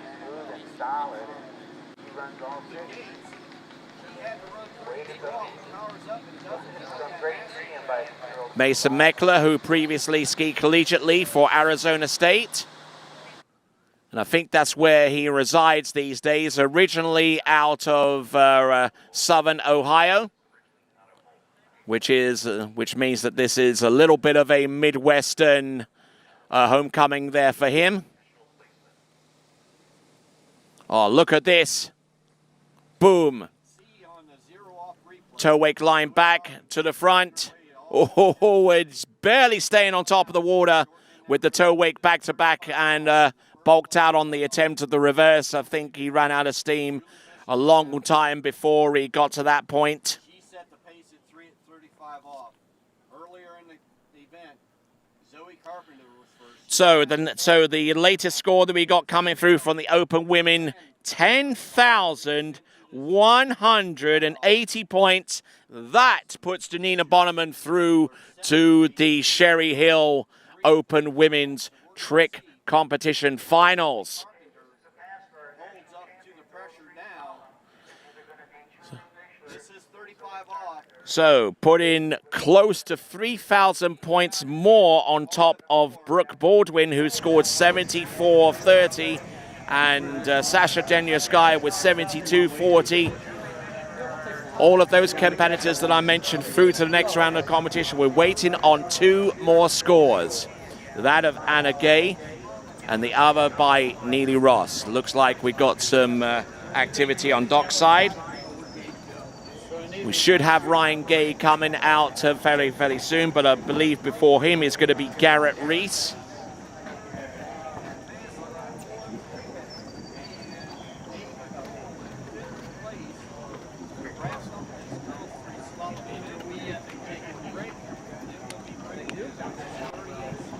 He's over there. If you want us to wait right here right now, you can. Now, all you listening to us, you're going to think we're kind of crazy. All right, so we'll see Ryan Gay take to the water very soon. I think there is Garrett Reese. We're just waiting on the signal from our officials to proceed. And yeah, we're throwing some weight in the back of that towboat. I believe that's some additional weight at the back of that that Malibu.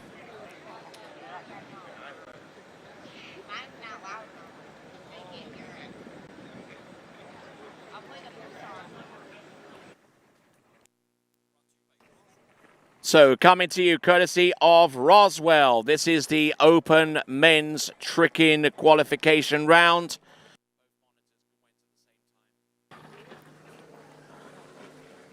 Here we go, Mason Meckler coming in on pass number 2. Look at him go through his flips. Continuing to roll, look at him go. Keeping the float going from one trick to the next. A good stout effort there on pass number 2 for Mason Meckler. Certainly used to be a great overall skier when he skied for the Sun Devils of Arizona State.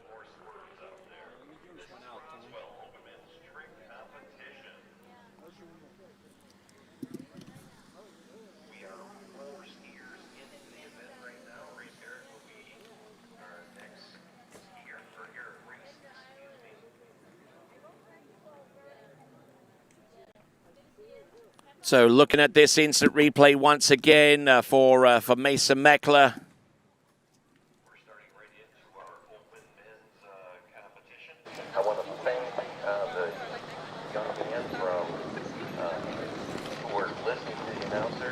He's going to move that Nissan Versa. We still have a Chevy Equinox and a Toyota 4Runner. Chevy Equinox with their plate A. So right here, right now, we've got Garrett Reese.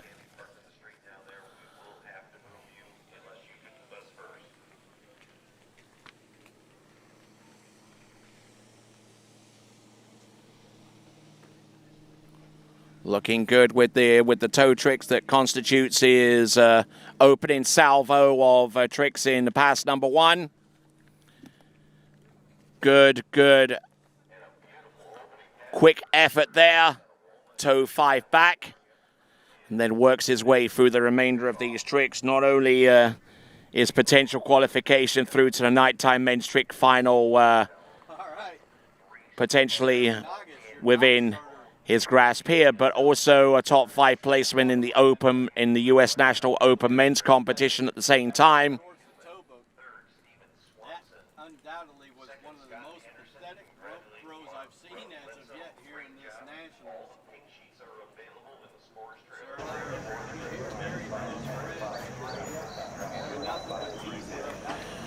So looks like we got Ryan Gay dockside, getting ready to go behind the Craigcraft Nautique. We're still waiting on scores from Anna Gay and Neely Ross, and I think they're gonna take their time with Anna Gay at the least. Maybe not so much with Neely Ross because she fell about a third the way through on pass number 2.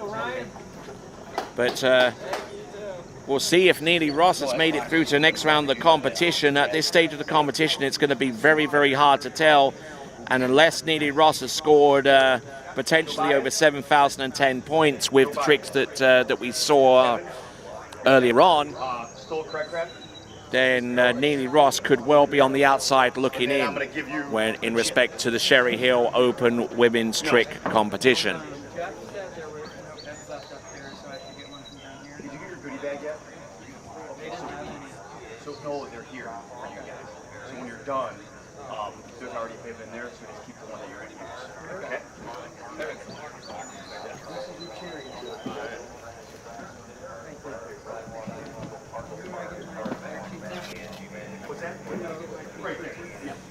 Make sure you go online, waterskibroadcasting.com. See it's out of place. Put your bid in for an opportunity to win a D3 slalom ski or a Conley slalom ski of choice by making your predictions of the 3 podium spots in the men's slalom during the U.S. Open and as well as the women's slalom U.S. Open. If you predict those 3 spots specifically, Down here right in front of registration. All right, so as Garrett Reese comes into the course, I have a provisional score for Anna Gay, 10,310, 10,310. Of course, once these results become official, the trick skiers themselves have 30 minutes in which to review the trick sheets to see if there could be any potential arithmetic errors or errors so far as timing is concerned. There's Garrett Reese. Yes, all the way through on pass 1 and number 2. Nicely done. I'm sure he'll be pleased with that, just for the sheer fact that he got through both passes, if nothing else. Garrett Reese, beautifully executed flips, very, very confidently, even casing the wake a couple of times, but still managing to stay up.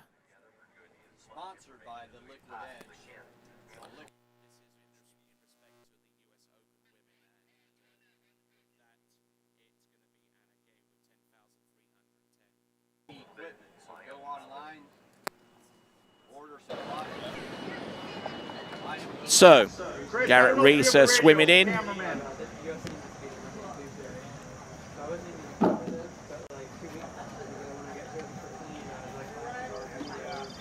Tobias.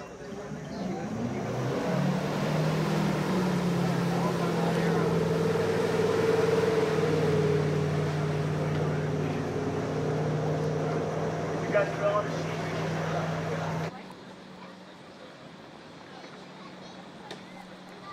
All right then, so we have got on the water, here comes Ryan Gay. Tricking better than 8,500 points on average and elected to go with a toe 5 back to open up his account in the Open Men's Competition brought to you by Roswell.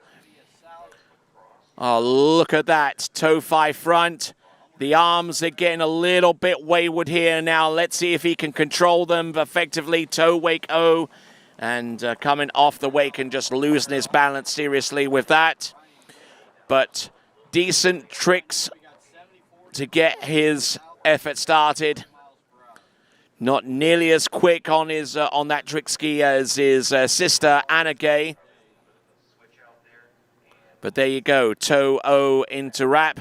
Oh, and just in the middle of that rotation, the tip of the ski just hugging the top of that wake and just sending him cartwheeling into the fall.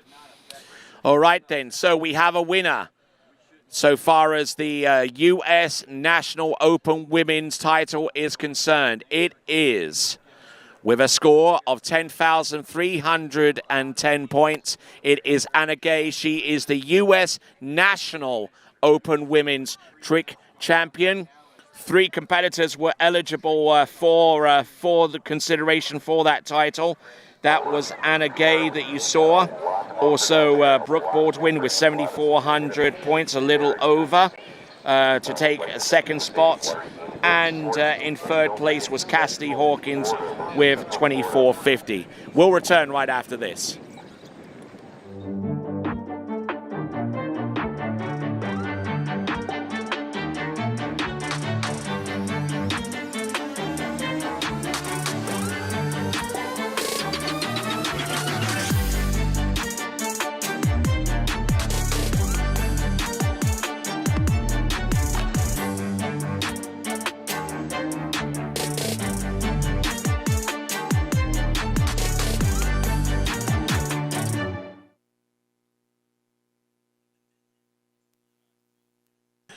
All right, and I have a latest point score coming through, and I tell you what, this last skier from Canada is thanking her lucky stars right now, because with 7,880 points, Neely Ross has put herself through to the Sherry Hill Open Women Trick Final, which will take place on Friday evening. So the skiers that are through: Anna Gay with 10,310, ahead of Janina Bonneman with 10,180, ahead of Neely Ross with 7,880, ahead of Brooke Baldwin with 7,430, ahead of Sasha Danyashkaya with 7,240. Those are your top five.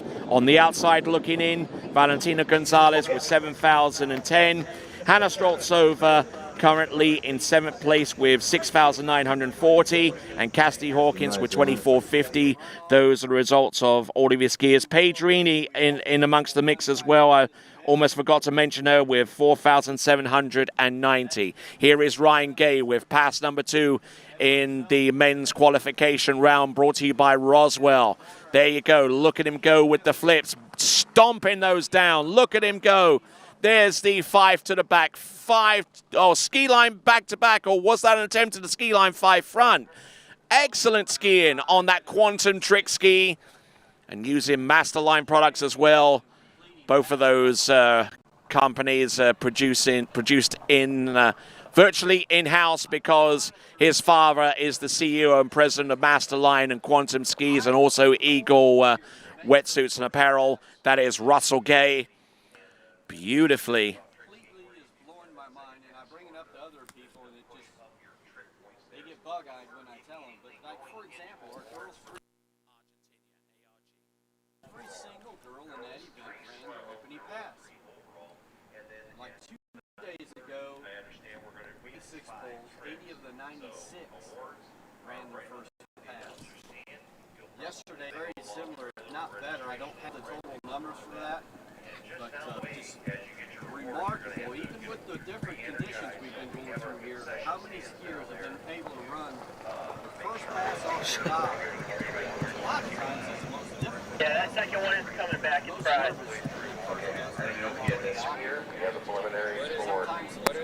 Okay, coming in on pass number 1 very, very soon, Eric Macias.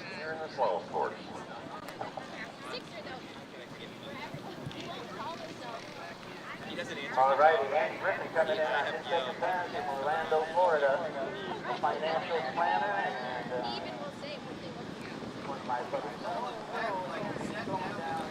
Here we go. This now is Eric Macias.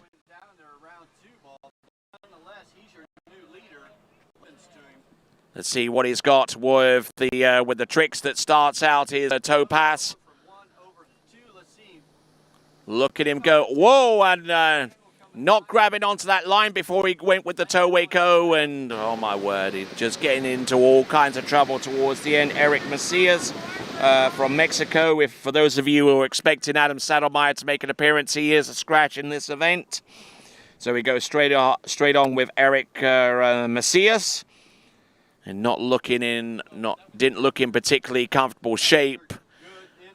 He was up to a point though, like there with the toe 5 front, and then he goes with the toe O wrapping, just completely missed the toe line, attempted the toe Waco, and from there he was just completely discoordinated, and then to the point where he tried the toe wake line O and the ski didn't even pass over the line in mid-rotation. So that was Eric Macias there.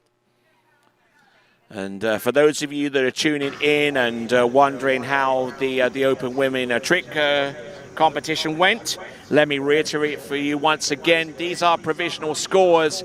They will not be made official until after the 30-minute review period. The top score belongs to Anna Gay right now with 10,310, ahead of Janina Bonneman with 10,180, ahead of Neely Ross with 7,880, ahead of Brooke Baldwin with 7,430, ahead of Sasha Danyashkaya with 7,240. And then we have scores from Valentina Gonzalez at 7,010 points. 69.40 for Hannah Stroltsova, Paige Reaney with 47.90, and Cassidy Hawkins with 24.50. And that Open Women's Tricking Competition Qualification Round brought to you by Sherry Hill. We're into the Open Men's Qualification Round, and that is brought to you by Roswell High Performance Audio Products. Top 5 from this round of tricking will advance through to the Friday night Open Men's Tricking Final. So, there on the dock side is Tobias Georges from Argentina. And make sure you subscribe to the Waterski Broadcasting Company's YouTube presence. And there, by hitting the subscribe button and hitting the bell icon a couple of times, you will be informed as to new and fresh content uploaded to the Waterski Broadcasting Company's YouTube channel, including the live events that will be coming up very, very soon from Hilltop Lake, the Syndicate Hilltop Slalom Competition, along with the IWWF World Championships in U17, U21, the Malibu Open, the IWWF Open Elite World Championships, the Mastercraft Pro, the Greater Miami Slalom Pro-Am, and many more events. Subscribe and hit that bell icon. You know it makes sense.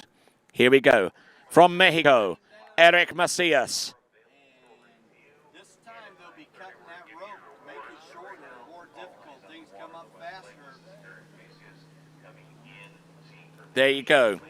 Flips from side to side, getting off to a cracking start there. Flip twist to the back. There's the front flip. Oh, nicely done. Lands on the tail of that ski, but unfortunately unable to slow everything down effectively so that he could hit the wake in the proper fashion to do the ski line O on the end, which he fell on. Flip twist. Mo back-to-backs to get things up and running. Beautifully executed, though. Flip twist to the back reverse, then he goes for the front flip. Wonderful rotation, and another element to that trick that must also be taken into consideration is the fact that the ski must land on the outside of the line for the front flip to be credited. All right, from one Latin American skier to another, we have Georges Tobias. It's Tobias Georges, I beg your pardon. He comes to us from Buenos Aires in Argentina.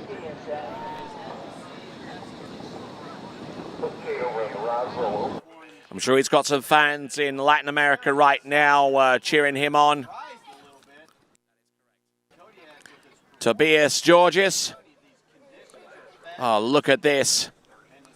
We know of Tobias Georges more of being a jumping competitor, but I tell you what, he's got an overall capability that's out of this world. Look at that ski. Boom. How he control. Oh, my word. Look how he controls that KD trick ski. Wonderfully executed maneuvers there. Falling around about the 20-second mark. And he gets ready for the second and final pass, which is going to be handle pass tricks. So take a look at this once again. Starts up with a high-tempo trick, comparatively high-tempo compared to the toe 7 front-to-front. It's the toe 5 back on the surface. It's wonderfully executed, allowing him to stay on pace, stay on axis for the toe surface moves. Little bit of a hitch there with the toe 5 front, then toe into wrap. Good. Vaulted himself. Oh, look at that. He just physically picked that ski up out of the water in mid-rotation to make that trick happen. A little bit late there with the spin with the toe wake line back-to-back. Lent away as a result, the line not tightening up on him soon enough, and that represents the extent of the tricks that were scored on pass number 1. All right, pass number 2 coming up very, very soon in this Roswell Open Men's Qualification Round for the 2021 Morley US Open of Water Skiing. Back after this.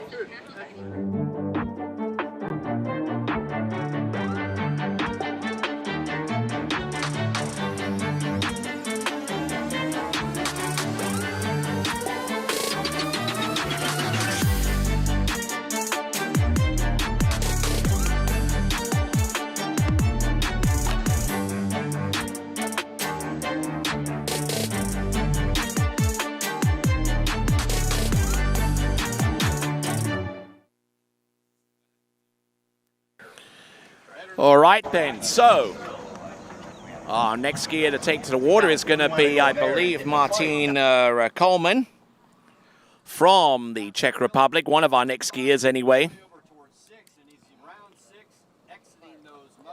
Tobias Georges from Argentina. Oh, look at this. Sending it out there. Not getting particularly high, mind you, but high enough to get the front flip situated.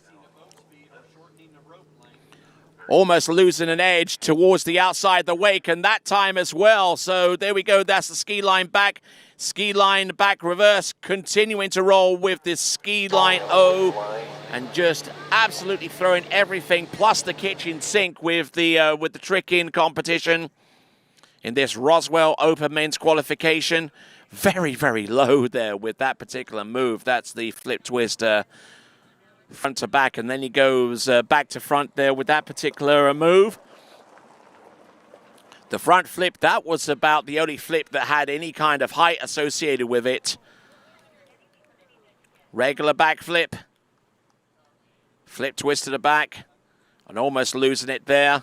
And he almost lost it seriously with this one as well, just staying on the tip of his ski on his tiptoes. A rather unconventional ski line back. There's the reverse.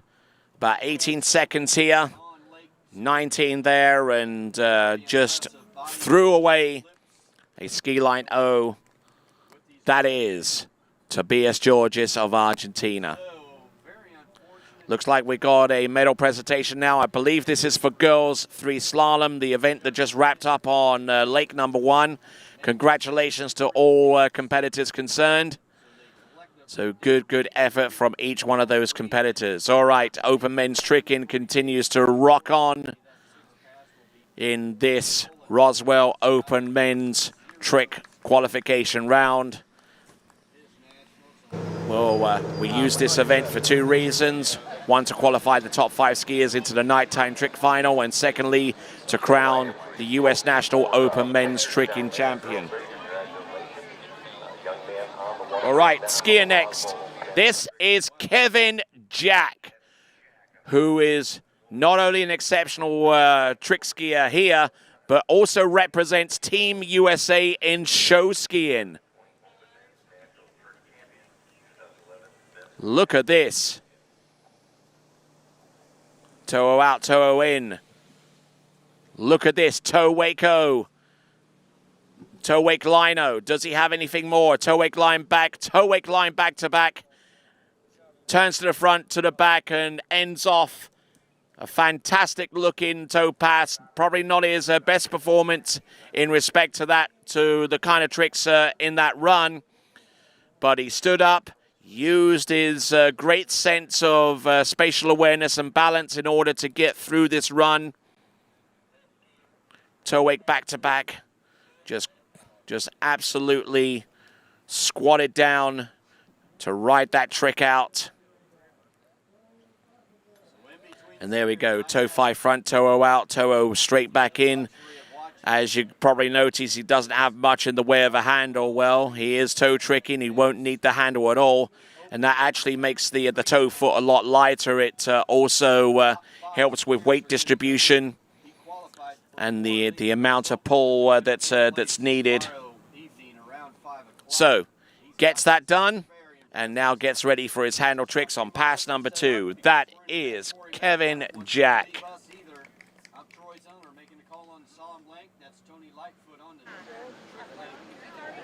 So, getting ready to put his ski on. All right, so we'll be back right after this.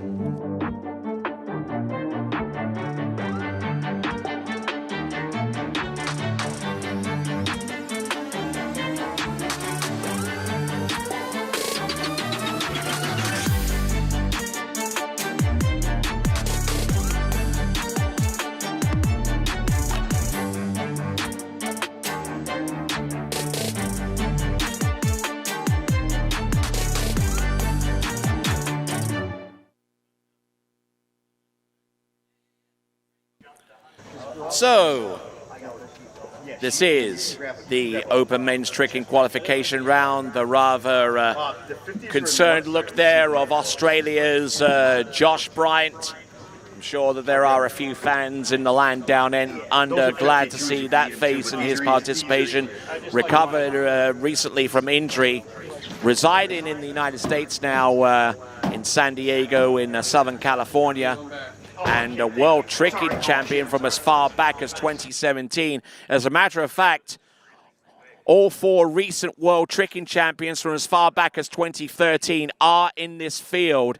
So a lot to look forward to with the men's tricking competition in the Open Men's. There we go. That is a front flip, regular front flip, and it's reverse. He started off in the back for the initial front flip. Here he goes in. He's got one more flip that he can do. The flip twist back to back, which is the back mob. Slows down, and unfortunately not slow enough, I'm afraid. He tried the ski line O at the end. Kevin Jack will swim into the shore after that performance. But just look at his position. Starts off with the back, rotates forwards with that 180, and at the same time does the front flip. There is the regular front flip. Here is the reverse, making sure that that ski lands on the outside of the line. There's flip number 4, which is the flip twist back. Here's the reverse flip twist back. And then in that back position, pulls off a flip twist back to back, which is the back-to-back mob. Now he tries to slow everything down for the ski line O. Ski not going over the line, and unfortunately any tricks that he aspires to do after that run, after that fall, will not materialize. So, here comes into the course, 2017 World Men's Tricking Champion. This is Josh Bryant. Okay, the skier on the water right now on the Mark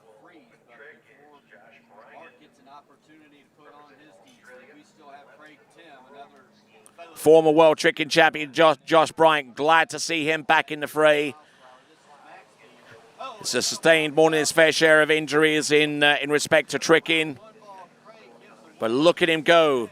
Toe wake line O, toe wake line back, spins to the front, toe wake line 5 back. Look at that. Beautifully executed. Toe wake line 5 back, toe wake line back to back. Excellent skiing there. That is the Josh Bryant we all know and love. Coming to us from the state of New South Wales in Australia originally, but making his home now in Southern California. This is Josh Bryant. Toe wake O, toe wake line O. Now look at the remaining tricks that he produces. Toe wake line back, toe wake line 5 back, to the spins to the toe wake line back to back, and it's reverse. Does he have anything more beyond that? Nope. Stops his tricking at that point and stands up all the way through. 7,880, and boy, this upper was tight. In second place with 10,018.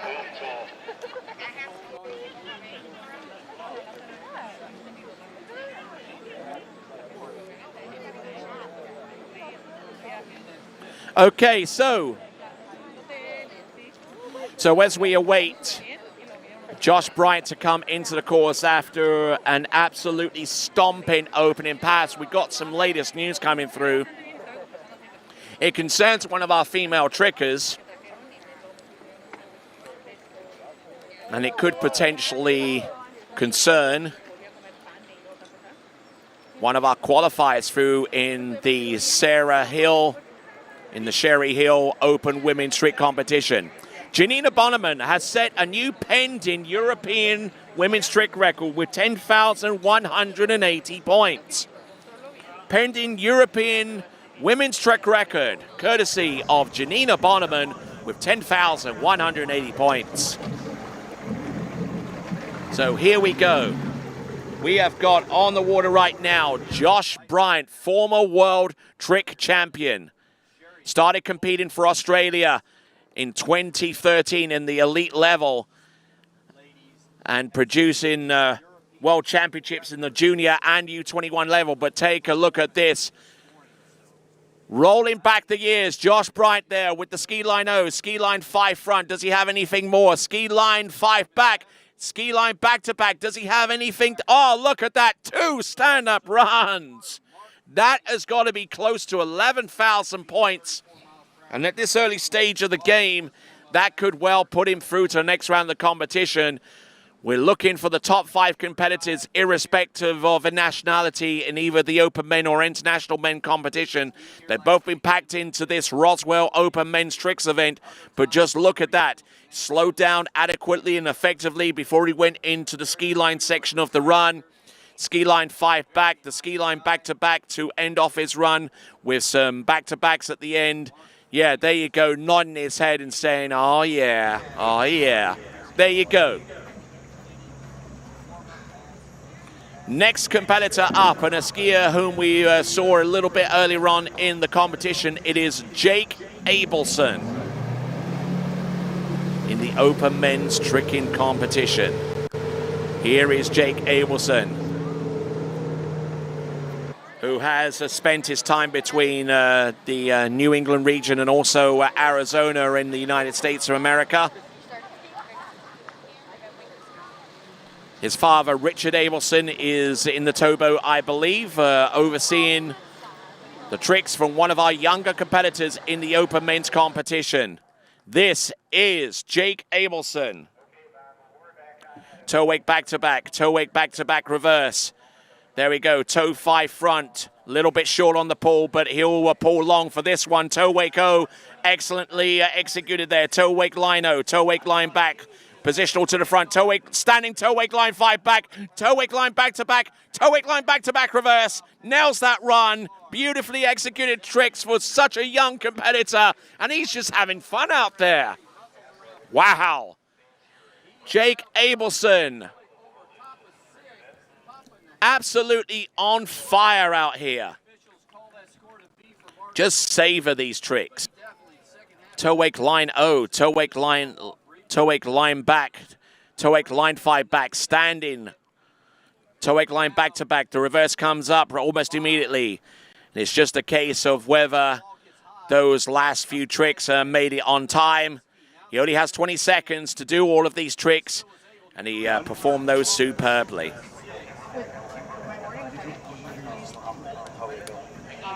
For those of you watching this event, you are most certainly welcome. My name is Tony Lightfoot. You've been a great audience so far. You're seeing on the screen Martin Coleman, the current world overall champion out of the Czech Republic, and recently crowned the European overall champion once again, and also European men's tricking champion, taking those titles in Agrinio in Greece within about the last week or so. No, I was just going to see if they have any bagels left. Bagels? Yeah. So for those of you that are watching, I don't care whatever's left. being presented some great skiing out there. So we'll be back in just a moment.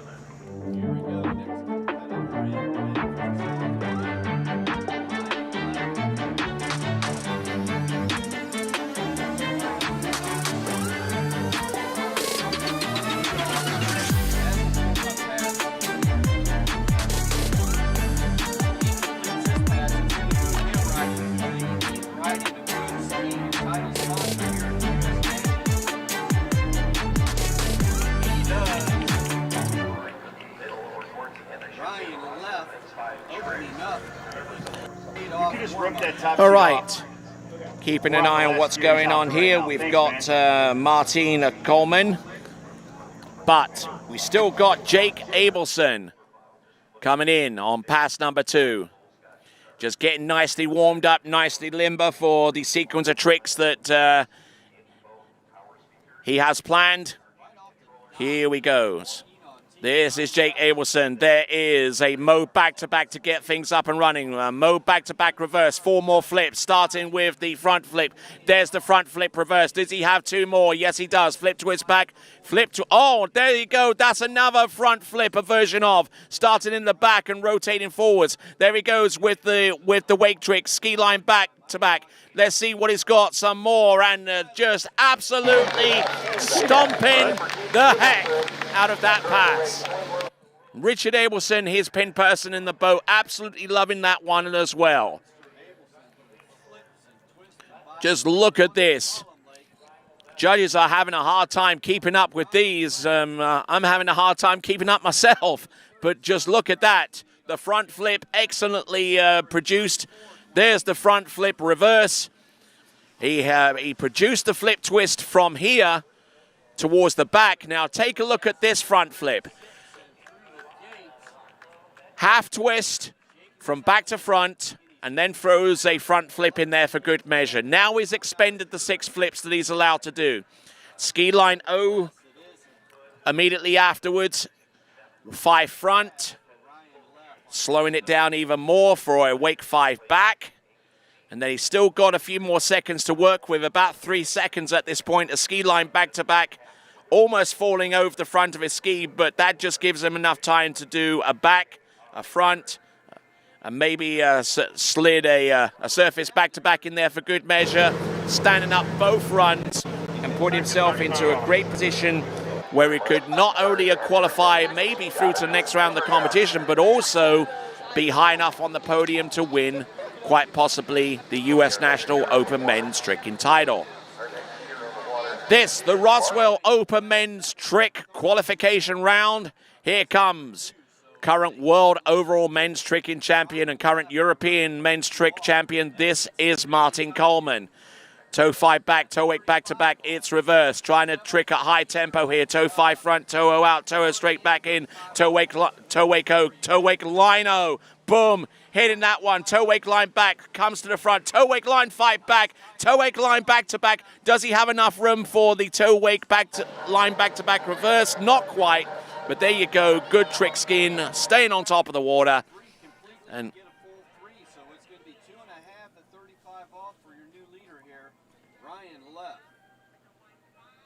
so looking good, looking in great shape.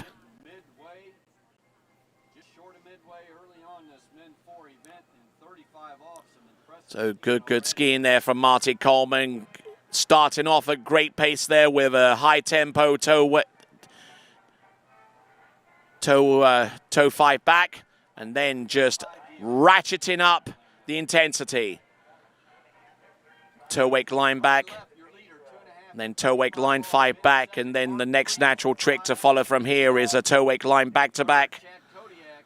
Ski following over the line in mid-rotation, and a superb pass to get things up and running. So there is Cassidy Hawkins looking rather pensive there on the starting dock, and we'll look at the screen on occasion to see what Martin Coleman, her bloke, can do.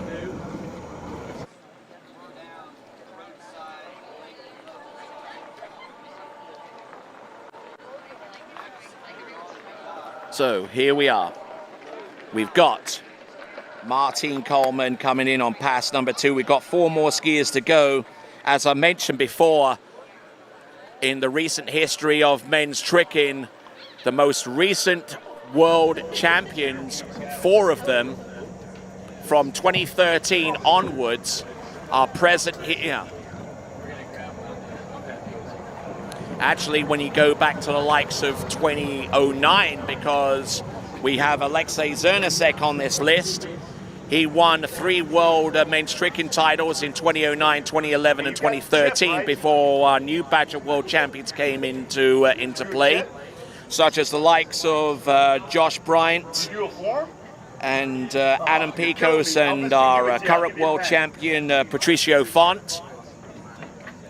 So you're probably watching right now, if you are tuned in, probably one of the greatest rounds of men's trick skiing ever.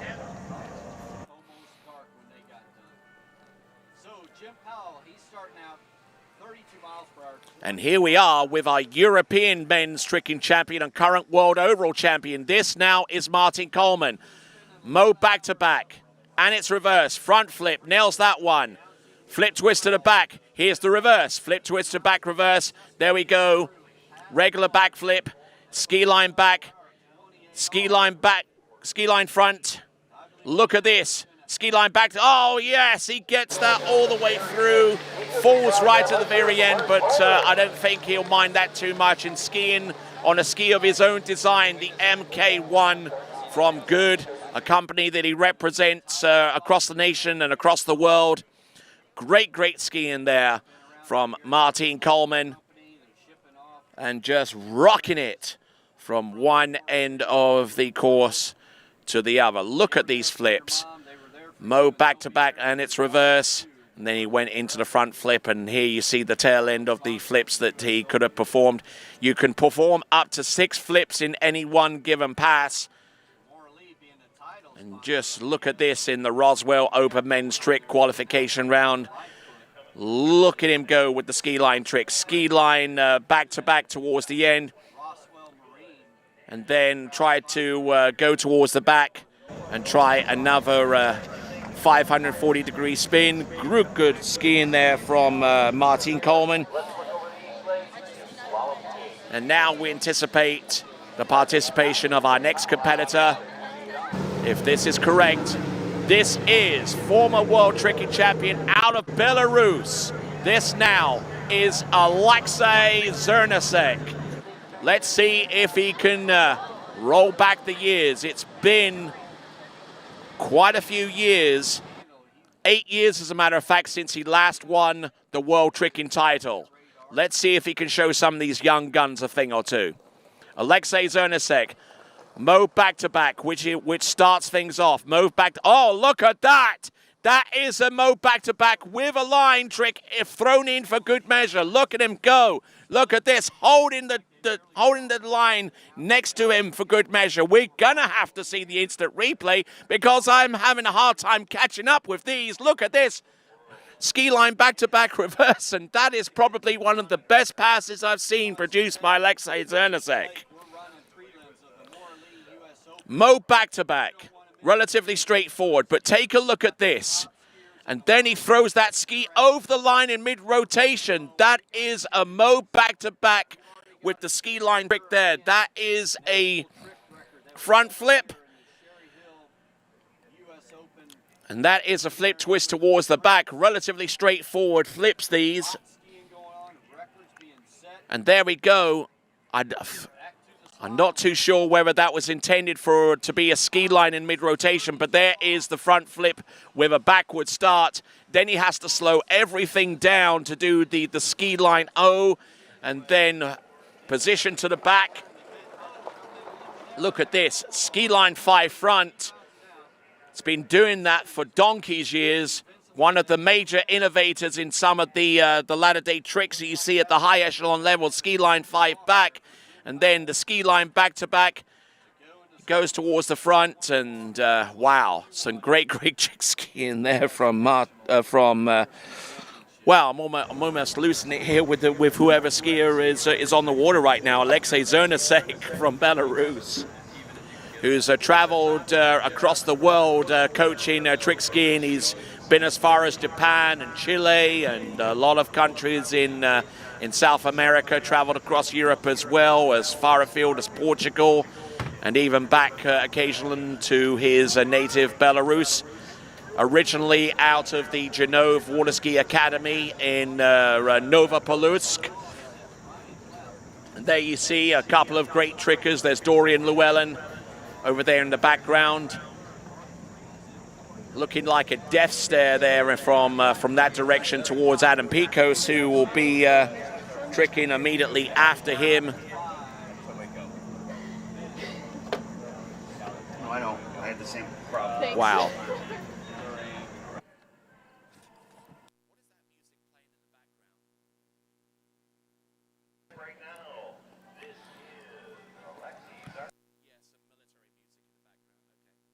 Here comes Alexei Zernasek, toe tricks. He's got to be perfect on these. However much he tricked on the first pass, he's got to stay clean with the toe tricks. Look at him go. This is toe 5 front. Toe wake-o. Here comes toe wake line 5. Toe wake line-o. Now back into the spin. Toe wake line 5 back. Does he have anything more? Standing toe wake. No, he bulks out of the toe wake line 5 back in favor of just staying on top of the water and doing the toe wake line back-to-back initial and reverse. Wow, deciding to go with the softer option. Currently has the world tricking record, tricking over 12,000 points. Over 12,500 points is his world record. I think 12,690 if my memory serves me correctly. But I tell you what, there were a couple of tricks missing here, but he stomps the toe wake line 5 back. Now, in his world record pass, he would ordinarily go with the toe wake line 5 back. He missed out on that one, but he positioned himself with the toe wake line back-to-back and his reverse. But some great trick skiing and some good performance there from Alexei Zernisek, putting himself in the best position possible of making it through to the next final. Oh, and by the way, if you do want to see his world record performance, it's one of the record-breaking videos that you can see by going to the YouTube channel of Waterski Broadcasting. And once you're there at the YouTube channel, why not subscribe? Hit the subscribe button and hit the bell icon a couple of times for more fresh content as it becomes available. All right, here we go. This is Dorian Llewellyn.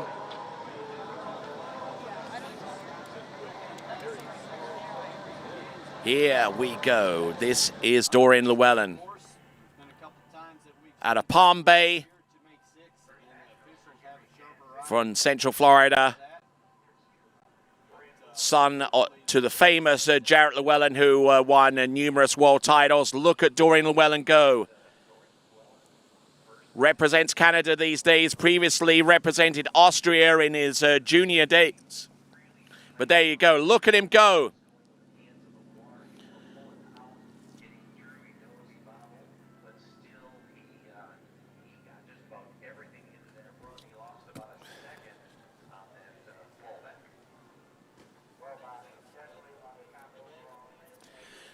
So there's Dorian Llewellyn there with, little bit of a delay in grabbing that line. That could have been a split second or two that he was missing to get the remaining tricks in. You only have 20 seconds to get all of these moves in, and Dorian Llewellyn stalling a little bit on a couple of paces on that run.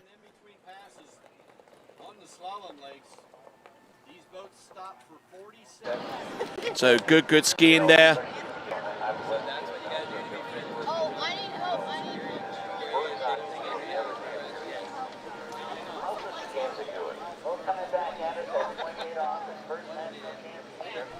All right there, so our latest generation of water ski fan there taking in the action. Dorian Llewellyn there and getting some assistance from Janina Bonneman, who set the pending European trick record.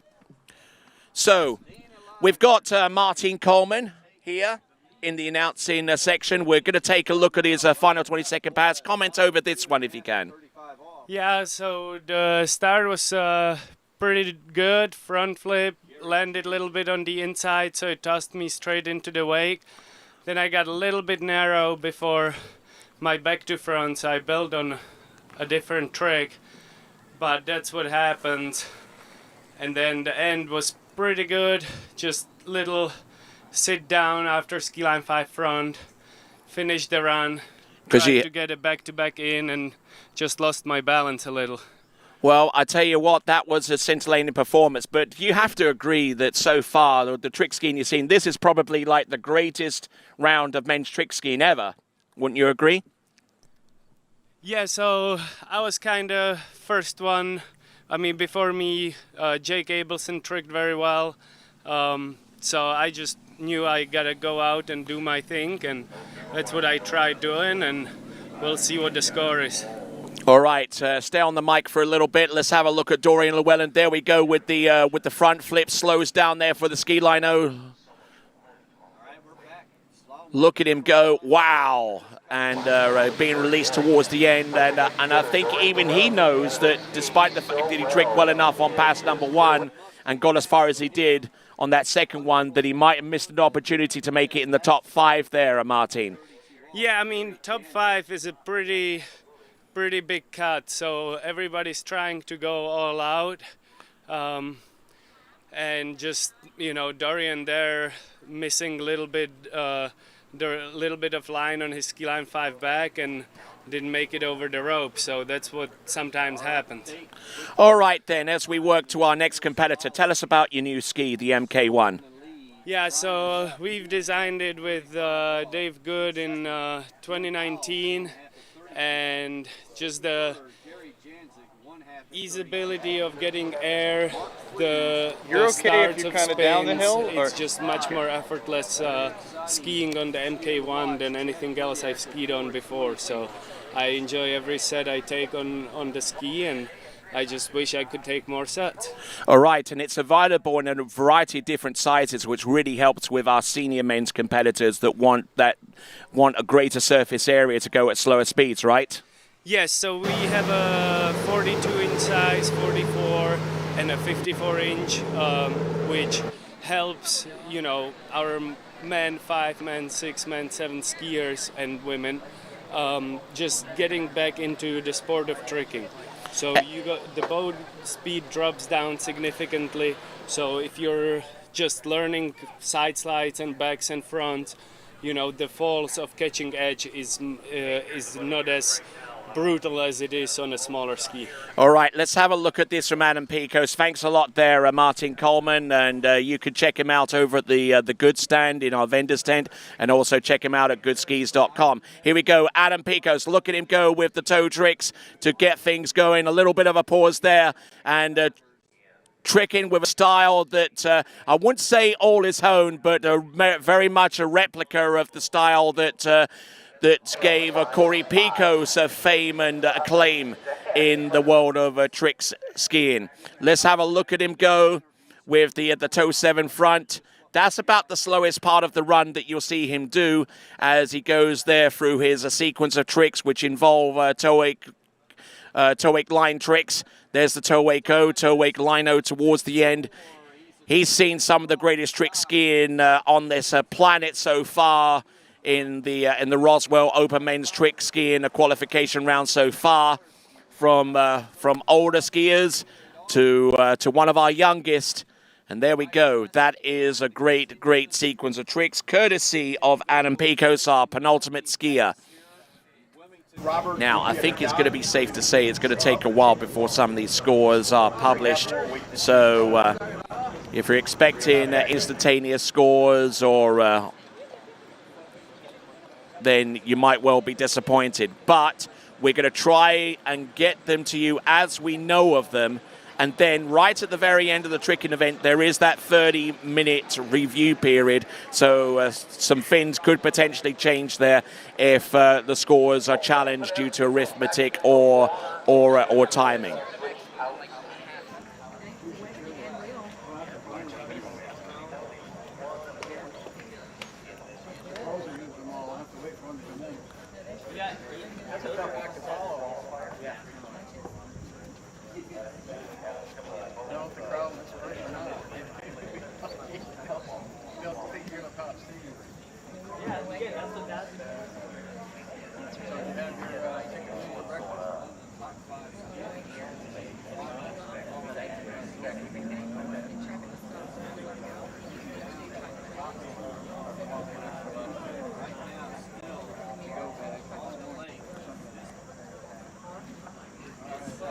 All right then, so we've got in the towboat there and still wearing his earbuds to isolate himself from any external sound. That was Pato Font, the current World Tricking Champion. Here is a former World Tricking Champion in the form of Adam Picos. Let's have a look and see. Flip twist back to front. There's the regular back flip. There's the front flip. He still has 3 more that he can do. Oh, there you go, the reverse front flip. And then he positions himself away from the flips. There he goes with the ski line 5 back, ski line 5 front. Does he have anything more? There we go. Excellent skiing. And I had seen him train in the last few days, and he does actually have a ski line 7 back in his bag of tricks. given what we've seen so far, he might have been tempted to have thrown that trick, but deciding to stand up all the way through and let the chips fall as they may. There's some great flips there, and wow, it got really twisted sideways with the reverse front flip. Excellent skiing, beautifully executed tricks there, and tricking with a style that's all picos all the time. Waco towards the end and just stands up all the way through. Remarkable effort there from former world tricking champion from, I believe, 2015, Adam Picos.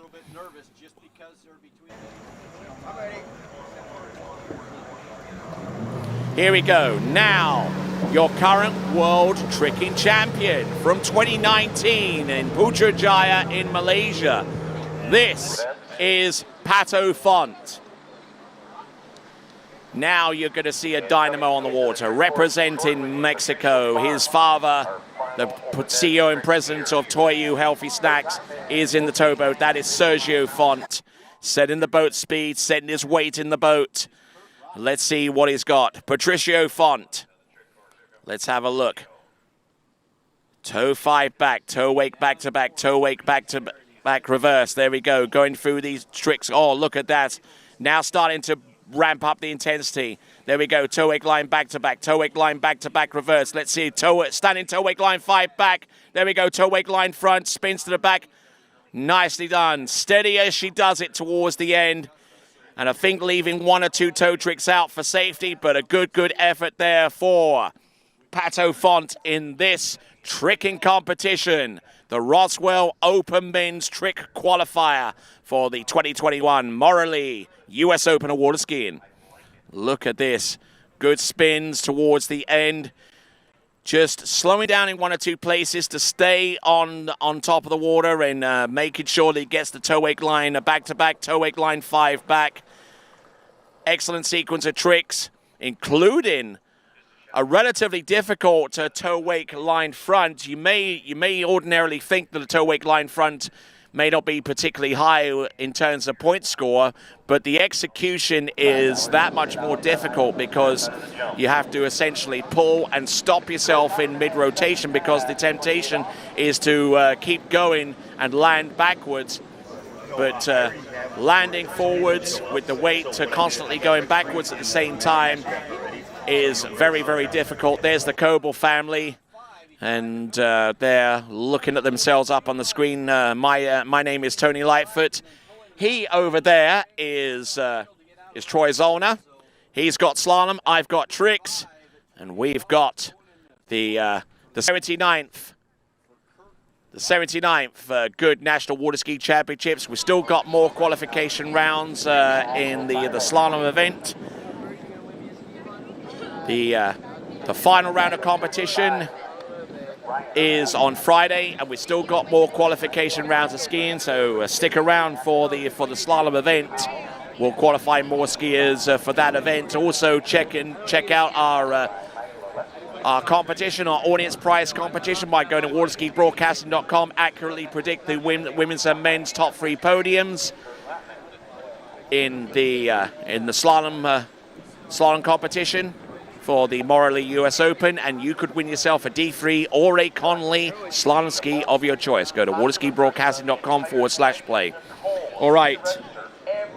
In what has been an absolutely scintillating men's tricking competition, we round off with the final pass with the final skier from Mexico. This is Patricio Font. Resides these days in Central Florida. There we go. There we go. Flip, twist back. There's the mobe. There's the front flip from a backward start. Flips from one side to the other. There's another front flip. There's the ski line O. Ski line O again. Look at that go. Ski line 5 back. Ski line back to back. Does he have anything more? Wake 5 back. Back to back, and stomps that run once again. Wow. Without a shadow of a doubt. Whatever it is, just check it out. We've seen some of the greatest trick skiing ever. From the last 4 world champions, they are all here. Alexei Zernasek, Josh Bryant, Adam Picos, and finally Patricio Font. And all of them have absolutely skied out of their skins, including Patricio Font, with some great ski lines towards the back there, proceeded with some wonderfully accurate backflips. We're going to take a look at the instant replay one more time as Patricio Font. There we go. There's the mode back reverse, and continuing to roll there. Backward start, rotating forward with the front flip. There's a flip twist to the back, flip twist back, reverse. One or two more flips he could do. There's a straight up front flip, slows down. Does the ski line O to the back, ski line 5 front. Now turns and does the ski line 5 back, ski line back to back. Does he have anything more? Of course he does. There we go with the 5 back, a wake back to back. Absolutely wow. Good skiing there. And you need that instant replay because, well, hard time staying with him in regular vision. All right then, so we now go on to boys 4. Try and follow that if you can. Wow.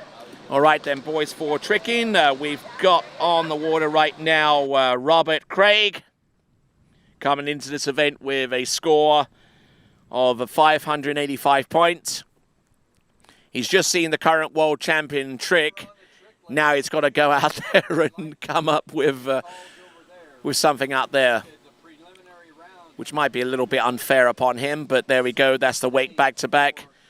You never know. He might actually be inspired to throw something down here, including the surface back to back. Unfortunately, falls on that pass on that trick.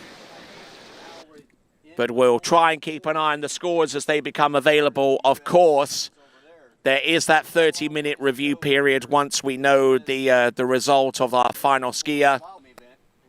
And it's been posted and made official because the trick skiers and their coaches will look at the trick sheets if there are any arithmetic problems or any timing issues. And will make challenges where appropriate. So with that in mind, I will actually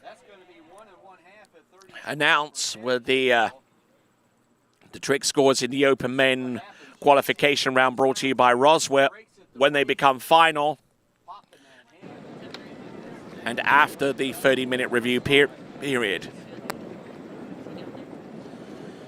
So keep an ear open and also keep waterskiresults.com open as a third tab to complement the video coverage on both the slalom lake and the tricking lake. Be sure to have waterskiresults.com as your third tab up and running.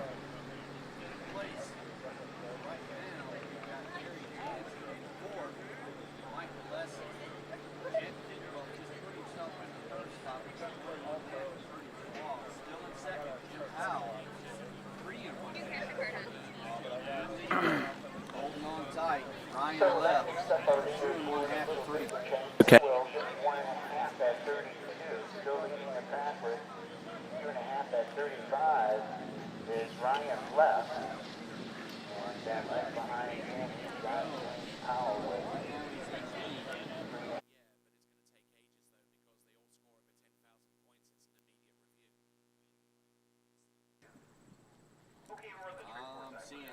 All right there, Robert Craig going through his second pass of tricks. Tries to go outside the wake to get a nice smooth plane to do the surface back-to-back. Or even place on the top 5, but still great skiing. I'm not taking anything away from that. Fun to have him up on the leaderboard, and we'll continue to see how long he remains there because we update periodically our men's 4 results throughout the event. Next year on the water, Greg Terry.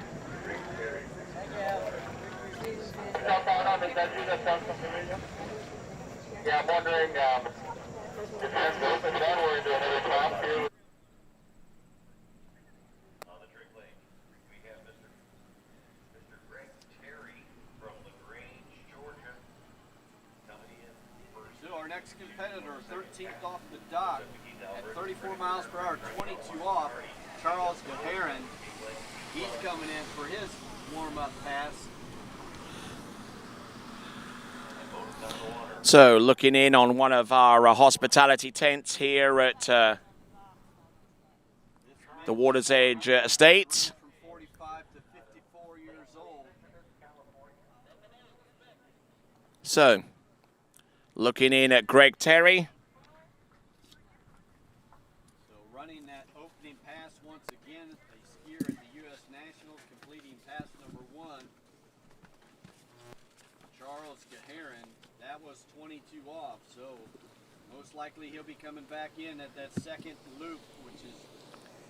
All right, here comes Greg Terry, folks. Not looking bad at all on pass number 1, a little bit stiff with the knees. A little bit of sun peeking through ever so lightly, but... Oh, goes, oh, wow. Maybe you saw a little bit too much of the trick in that preceded this event, went for the front flip.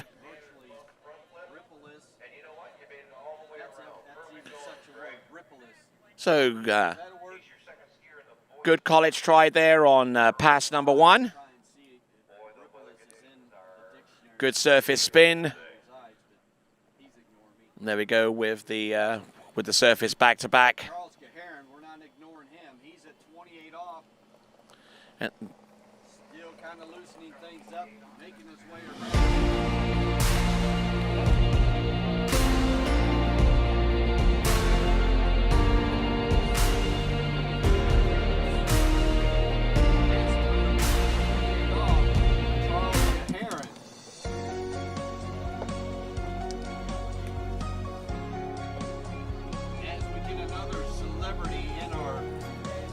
Waterski Broadcasting Company's announcing booth.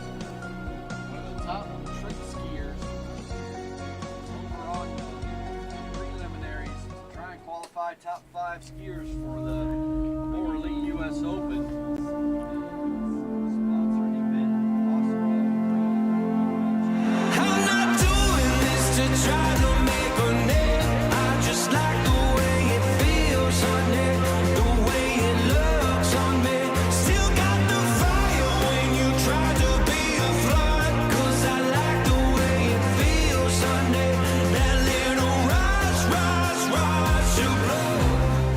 all right then, so we wait for, we've got Greg Terry on the water, who tried to throw a front flip in that pass, and unfortunately is going to go down a little early on his second trick there with that 360 spin.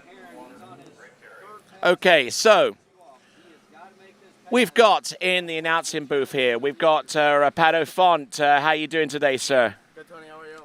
You might want to switch the microphone on if you could. How are you, Tony? I'm doing pretty good. I'm doing pretty good. Now, great trick skiing from you. We've actually got the instant replay so you could comment over it. So let's see if we can rack up a pass, one of the passes coming back. You are currently we're going to have a look at pass number 1, which involved your toe tricks. Take a look at this and tell us what you see. I felt pretty good. There was a little bit of a tailwind. I didn't have a practice yesterday, so it was just kind of a cold start. Got to feel the boat, the water. Felt pretty good. I just had a little bobble here on reverse toe line back-to-back, but it was still pretty good. You know, I stood up, so that's what counts. Excellent stuff. And you knew that before you tricked that you saw Alexei and the likes of Martin Coleman and all of them tricks. So how does that actually factor into what you do? You know, I think it's just motivation. Like all my life, I looked up to them. You know, I skied sometimes with Alexei and just YouTube videos over and over, watching them ski. And I think it's just motivation, going skiing before them. And I don't know, it's just motivation to see them ski before me, and you know what I've accomplished over the years to, you know, ski better than them sometimes. Absolutely. So let's have a look at your second pass. Now, I kind of suspected you might have taken 1 or 2 tricks out in this one in order to stay up on top of the water. Is that correct? I didn't. I just switched the order of my ski lines. Normally, after the last front flip, which is in 2 tricks, I would do a ski line 5 back, which I did 2 tricks after. And I just kind of went a little bit slower than I would like to go, but it was still pretty good. So, as we continue to look at this towards the end, how well have you incorporated some of the newer flips in with that front flip starting off backwards and with the flip ski lines? How well have you done with those recently?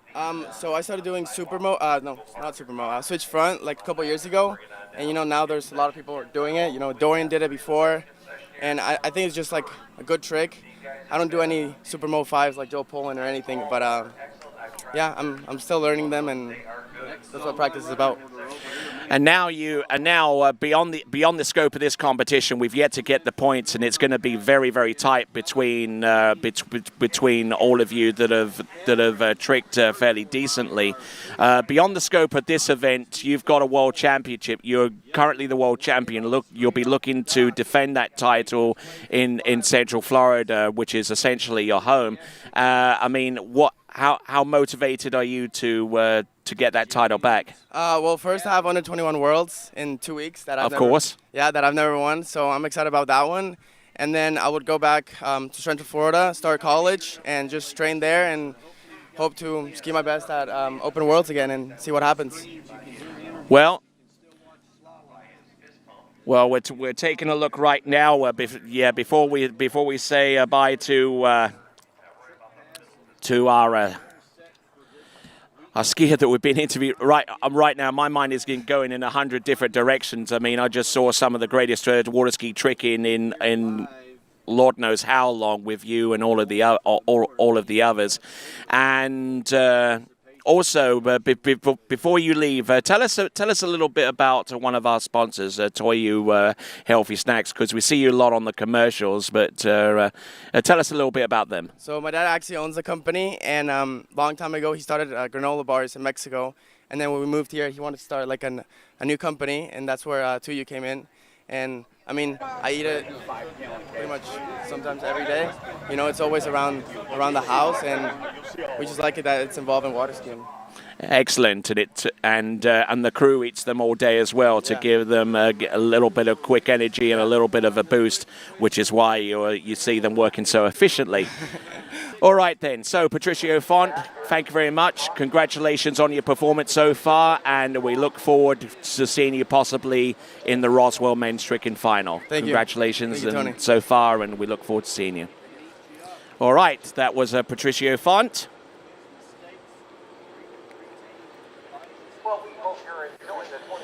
We've got Landis Eller about to come into the course for his first 222nd passes.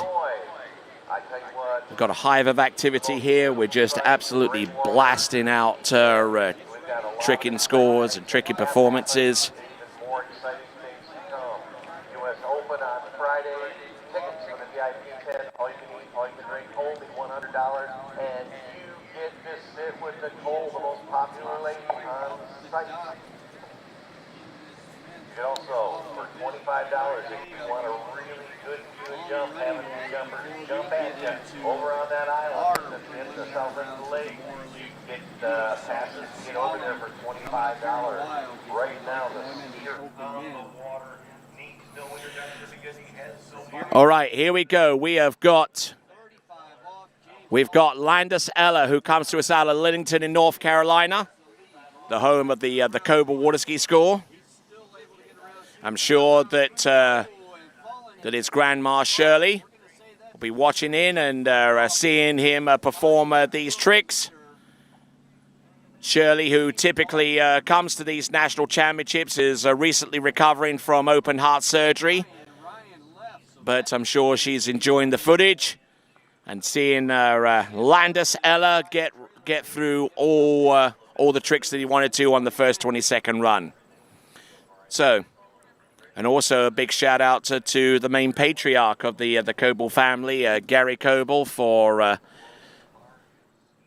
he certainly helped to make that facility there at Coble Waterski School in Littleton, Carolina, one of the best facilities of its type in the world. April is here as well, and I believe actually April is in the boat. If not, it would be Chris. And skiing behind that Mastercraft Pro Star.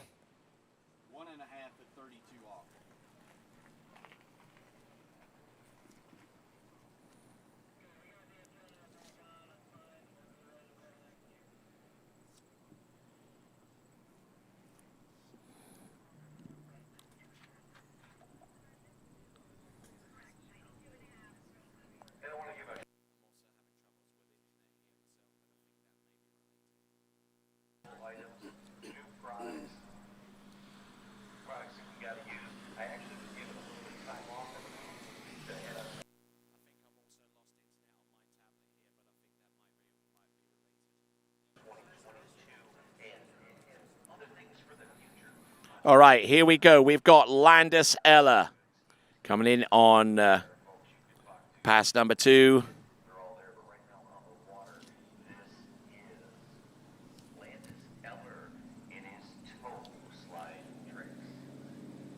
Toe tricks not looking too badly there. Going with 360-degree spins inside the wakes.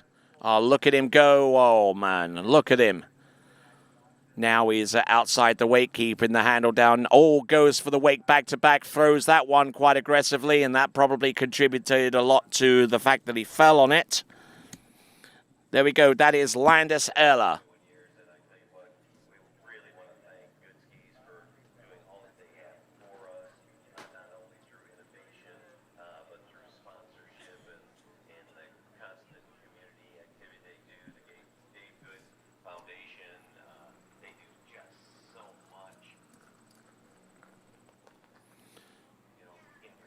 All right, getting ready for our next competitor. It should be Christian Hooten.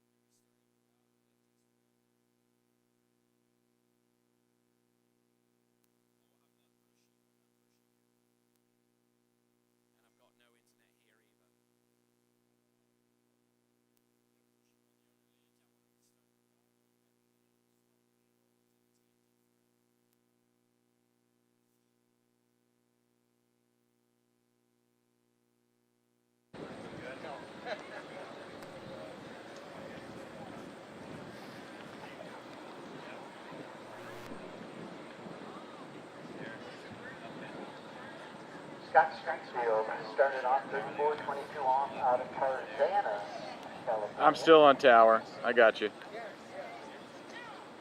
And our leaderboard has changed here a little bit with that performance by open man trick. Register at the trick dot. Open man trick.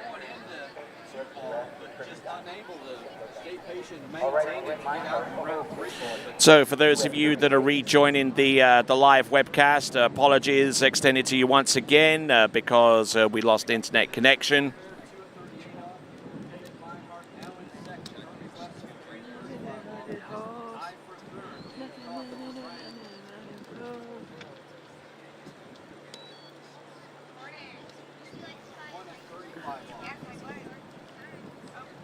Already well, with 98 total boys. So, we've got Adam Gray on the water right now, getting ready for pass number 2. Sorry about that. Did have a little bit of problems with our internet connectivity for the last 3 competitors, so our apologies go out to those folks. In the meantime, we just saw Adam Gray try to concentrate on his toe tricks.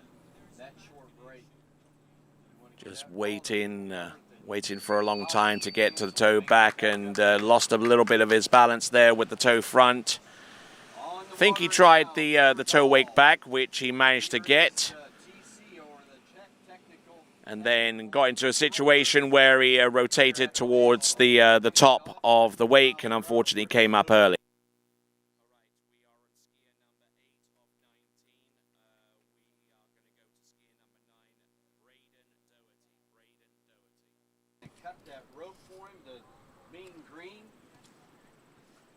Probably actually the guy that measured these ropes for the event. You got to make sure all the ropes are measured. All right, skier on the water now, Braden Doherty. The same equipment for the event. Same tolerances, same ropes. We alternate ropes back and forth, but everything's within tolerance of each other, so it's the same. Looking good with the back flip. Oh, and coming up a little bit short on the wake, casing the top of the second.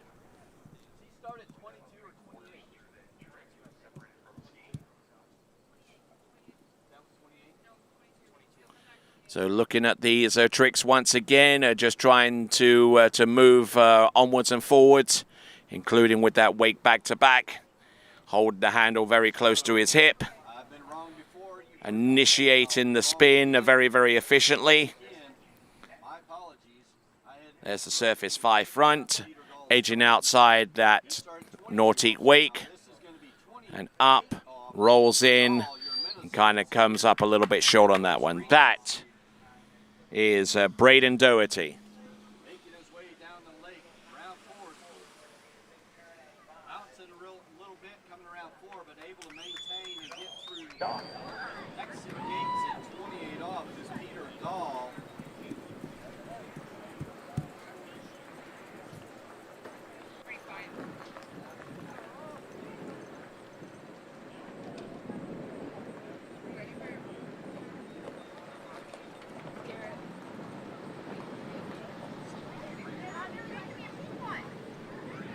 I'll come back to Pumpkin.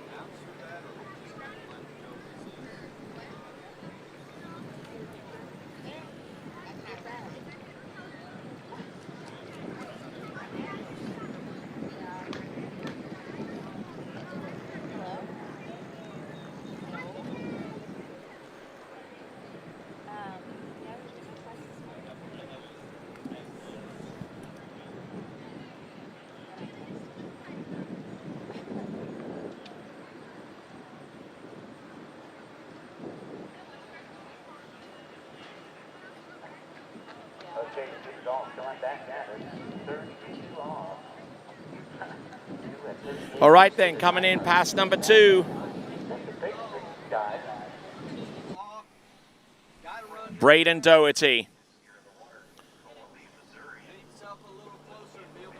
Coming out of the Show Me State of Missouri, this is Braden Doherty. Averaging a little over 1,900 points. But looking, looked okay for about halfway through the run.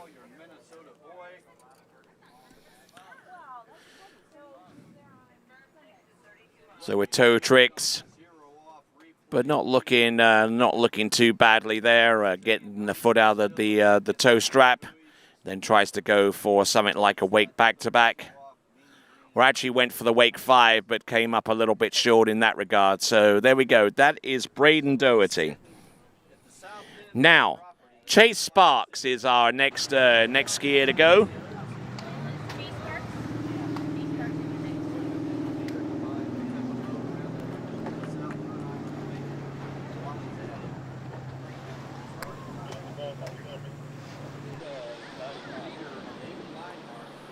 So now on the water behind the Mastercraft towboat. This is Chase Sparks in boys 4 tricking.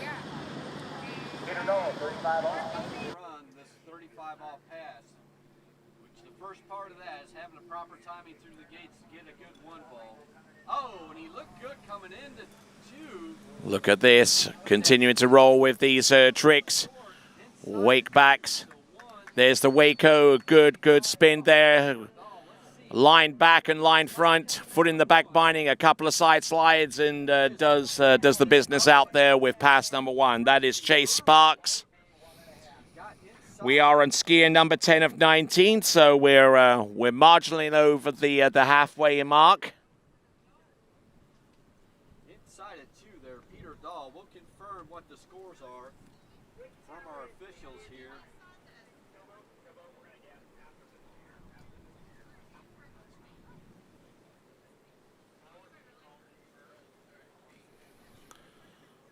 So in this instant replay being presented by 0 off. We've got Chase Sparks there with his second and final pass getting ready there. And our junior divisions getting their medals. I believe this is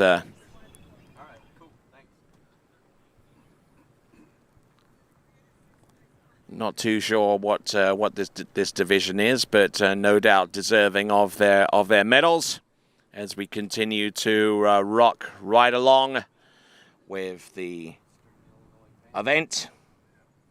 Chase Sparks coming up with his second and final 22nd pass. We're on skier 10 of 19.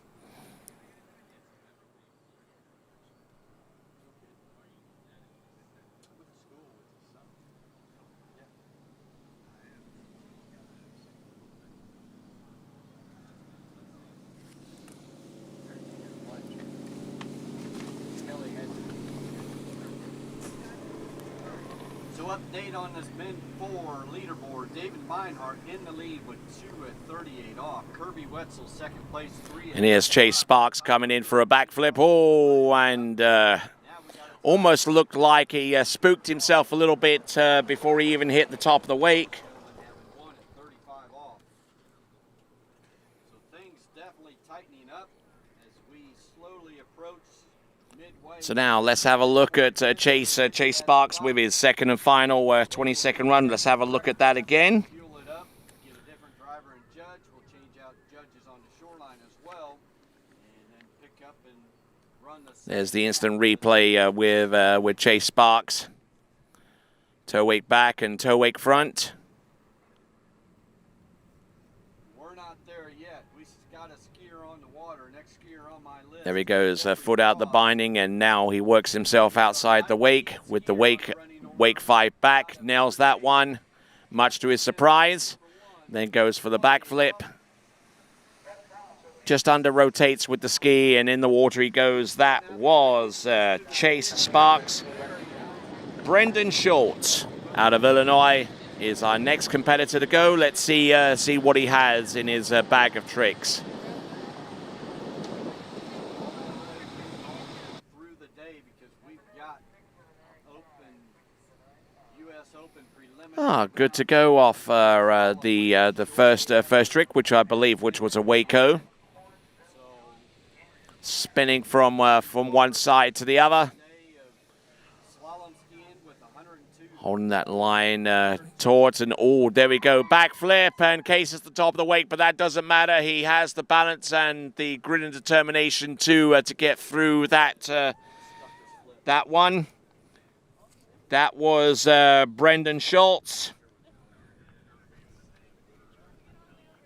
And yes, absolutely on fire out there, and much to the happiness of his fans who are along the shoreline. Preceded that with some good surface back-to-backs and a wake back-to-back. And then edged outside the left wake. Little on the back foot, but doesn't matter. He lands and goes on to his next run. Now Jeff kicking out wide, getting set up for the gates. This is 32 off for him. He's still Middle down course on number 3. He's around 5, over to 6. And successfully getting through the gates there. A complete 32 off. As it looks for Jeff Cross here in this mid-4 slalom event.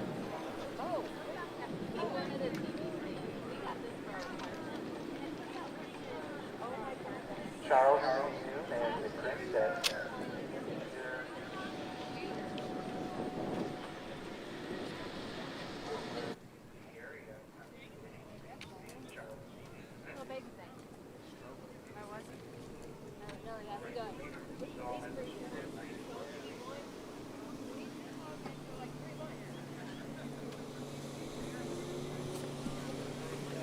All right, on the water at this time, we have got Brendan Schultz, who, having stomped his opening pass, looks to do the same with toe tricks. There's the line back, and should go with the wake line front, as a matter of fact, just to add a few more points on top of the line front. Designed to edge the wake and do the wake line front instead. So good effort, as you see with the instant replay. At this moment in time, I'm trying to gather up the scores and present them to you from the Roswell Open Men's Tricking Qualification round. You can actually get those results for yourself by going to waterskiresults.com. But in the meantime, I'm just trying to get those results presented to you and get them announced.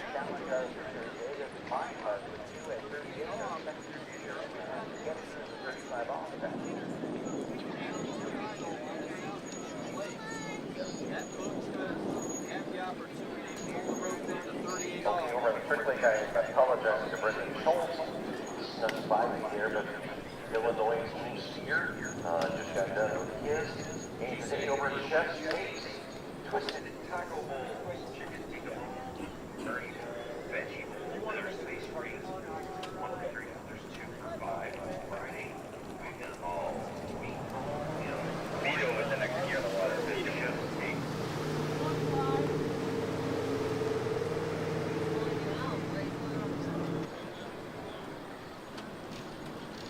Oh no, look at our updated leaderboard. And here on the water, Victoria Lawyer. All right, Tricker on the water, coming to us out of Minnesota. This is Vittorio Bloyer, a member of the U.S. Junior Development Team. We'll see what he can do on the Tricks Lake in Boys 4. Little bit wayward there with the toe 5 back. He spent a good bit of his time in Zachary, Louisiana, training at Bennett's Waterski School. And not only this season, but in the seasons prior. Looking all right. Oh, a toe into wrap and falling out the back. And he will sink into the water and contemplate what's going on.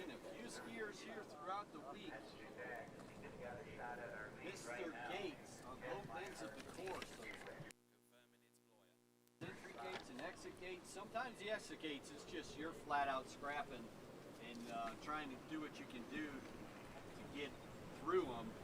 Those entry gates, a lot of times it's anxiety, it's nerves.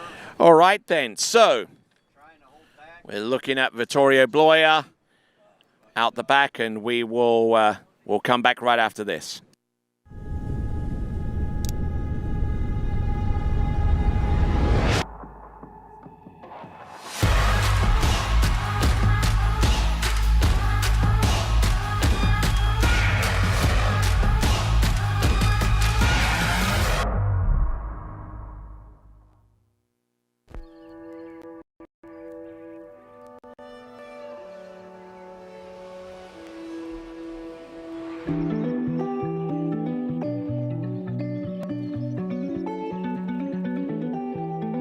Hello, Natalia Bernikava here, multiple world champion, world record holder, introducing the new trick binding. 3D printed creates for more control and support on the water. Plus, this binding is very unique because we have 2 options. One with toe clamp and heel clamp dedicated specifically for hands. Option 2 with the releasable plate, hands and toes, and the binding suits for all levels. For the upcoming season, it's time to get on edge.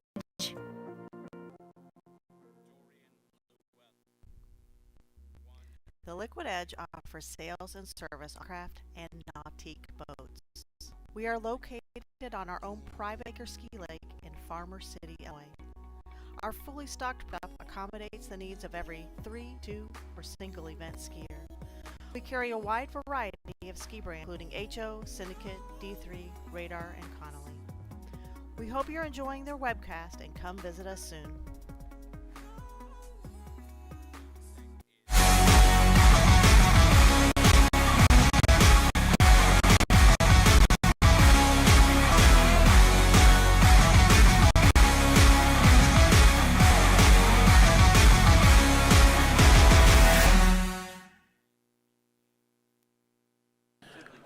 All right then, rejoining the action with Vito Bloyer. We're taking a look at the instant replay, starting off with with a step, the line back.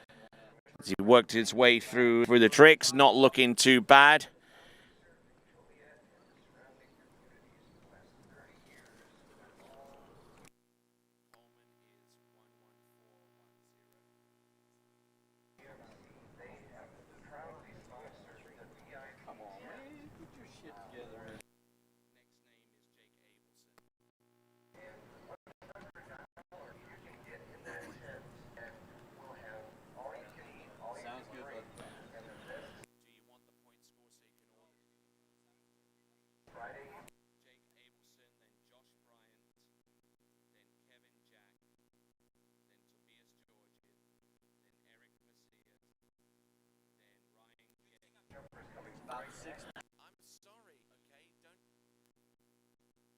them back to you.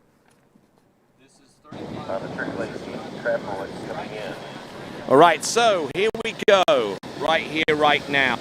We've got on the water Gage Kaprovic.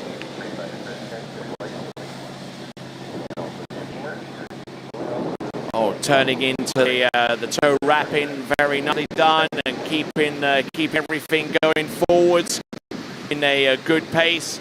Gage Kaprovic.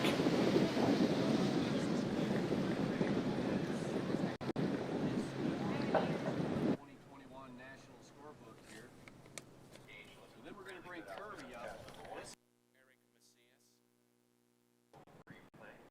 warm-up pass, Will. That one that we missed. We didn't miss it. Up above us in clouds or somewhere else. I don't know how all that stuff works. I just can talk a little bit. But we lost internet connections. Wetzel, we're making it up. 8760. He is fast. He doesn't want to wait for it. He's coming back in. This is 32. Dorian Llewellyn, 10030. 6'4" boys, 4 skiers, Rick.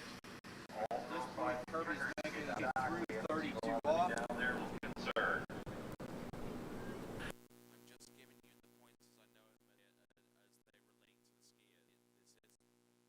That point,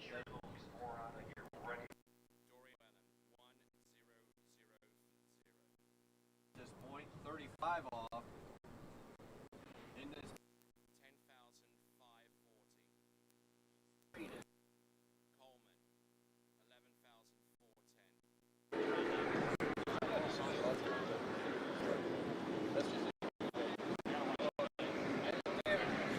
11,410. Charles.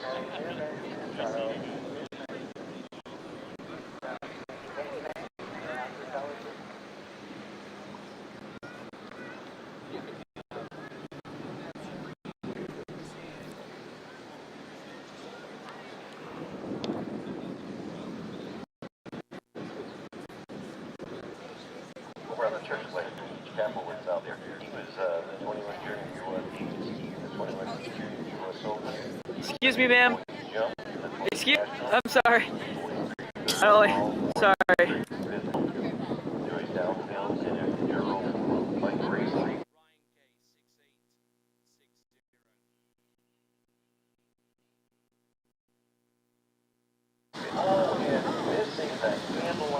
Oh, and Gage Kaprovic there on pass number 2, getting into a little bit of difficulty with passing the handle. We'll take a look at the instant replay again, and you'll be able to see that. Gage Kaprovic on pass number 2. Conclusion of that Men 4 event. Then once we get through this Men 4 event, we're going to move right into. That's correct for Ryan Gay. Now, Garrett Reese. Prelims. All that's coming to you. You're sitting at home. It's free.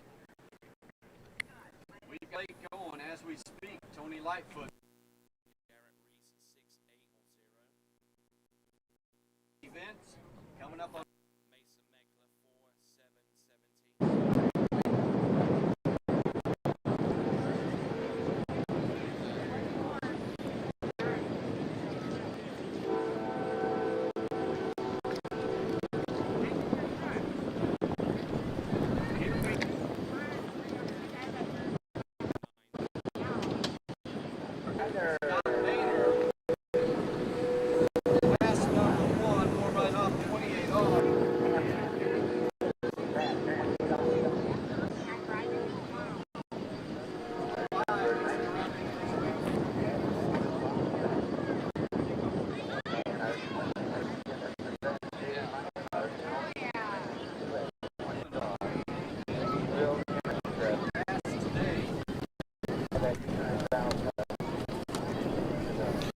All right, then, we've just seen Gage Kaprovic there falling a little bit early. Now our next competitor out of Minnesota is Ty Kosick. We wait for him to come into the course for his opening pass of 2. All right, and we will return right after this.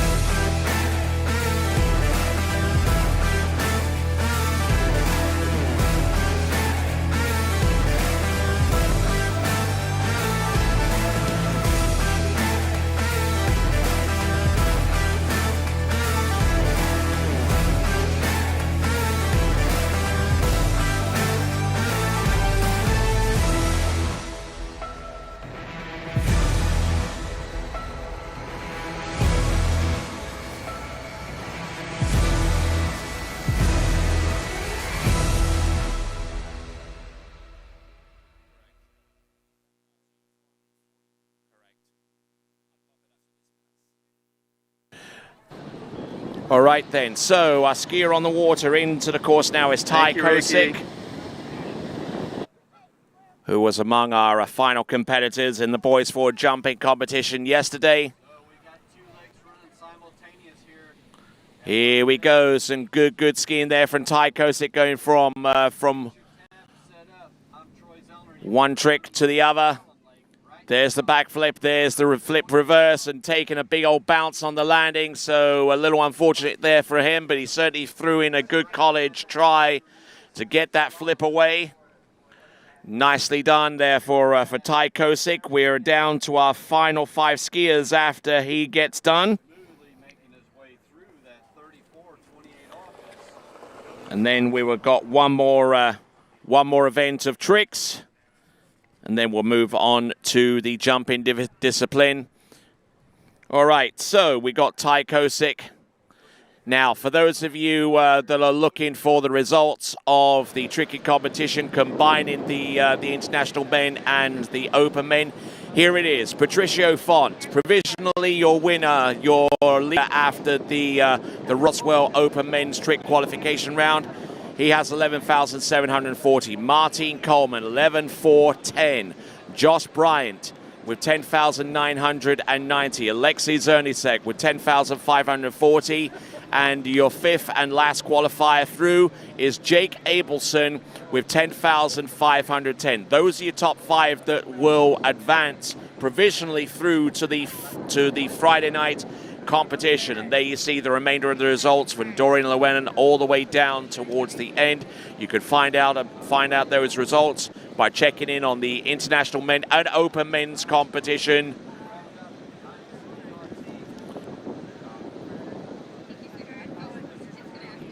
So, and also as a point of reference as well, because Jake Abelson in 5th place is the highest placed American, by extension, he is the U.S. National Open Men's Tricking Champion provisionally. All right then, so Ty Kosick with pass number 2. So good skiing here with toe sides. Toho wrap in, Toho out. Does he go one more time? Yes, grabs the line. Does he go for the toe wake-o? Hurls himself into the wake and unfortunately slides that trick round instead of popping and getting the height to assist his rotation.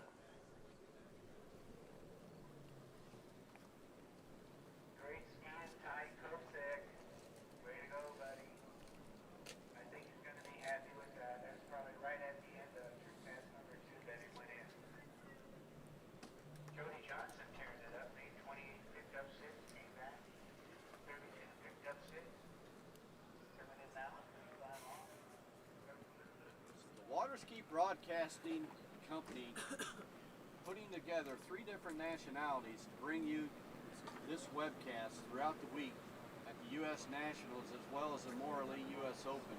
All teaming up together, doing what we can. All right, and there was Ty Kosick at the end there, falling on that attempt of a toe wake-o. Now we're down to the final 5. We've got Wesley Blair, Jenna Stable, Connor Walsh, Reed Meinhardt, and Eric Macias.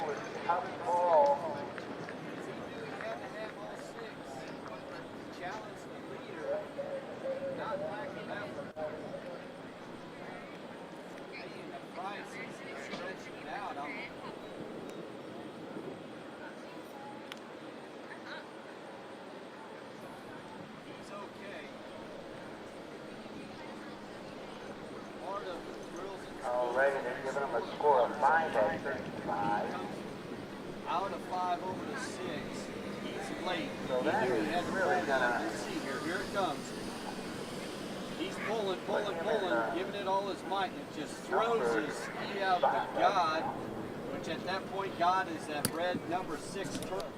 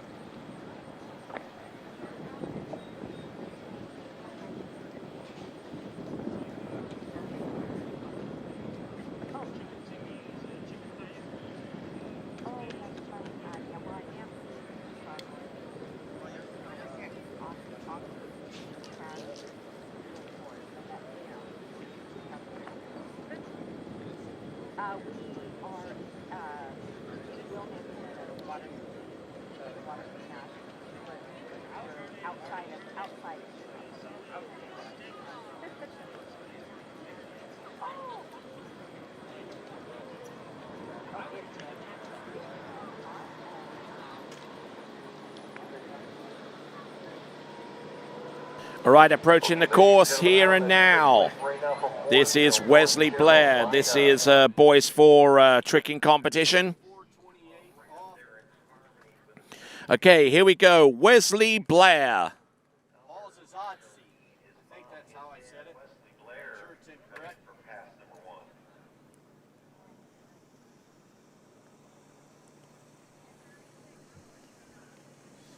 Good knee bend, good ankle bend here, and dropping everything. Oh, and throwing that backflip aggressively and violently.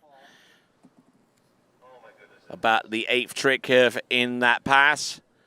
Not getting too much in the way of height and rotation, but we'll see what he can do with the remaining tricks that he has in this set. He's got pass number 2 coming up. That was Wesley Blair. Waterski results live. All the live scoring there. Stay on top of every skier as we go through this 2021 Goode National Waterski Tournament here at Water's Edge Estates in Wilmington, Illinois. Up around that South Island here in Wilmington, Illinois, we've got Paul Zazatsi, something like that. Sorry about that, Paul. As you watch the archives, you're going to laugh, I hope. He's around 2. This is 32 off. He's setting himself up. I think he rushed his pass. And he's looking solid around 6. And through the gates, that's 32 off for Paul. His number 2 pass. Yes, that's why I dealt with this. All right, then. We'll return right after this.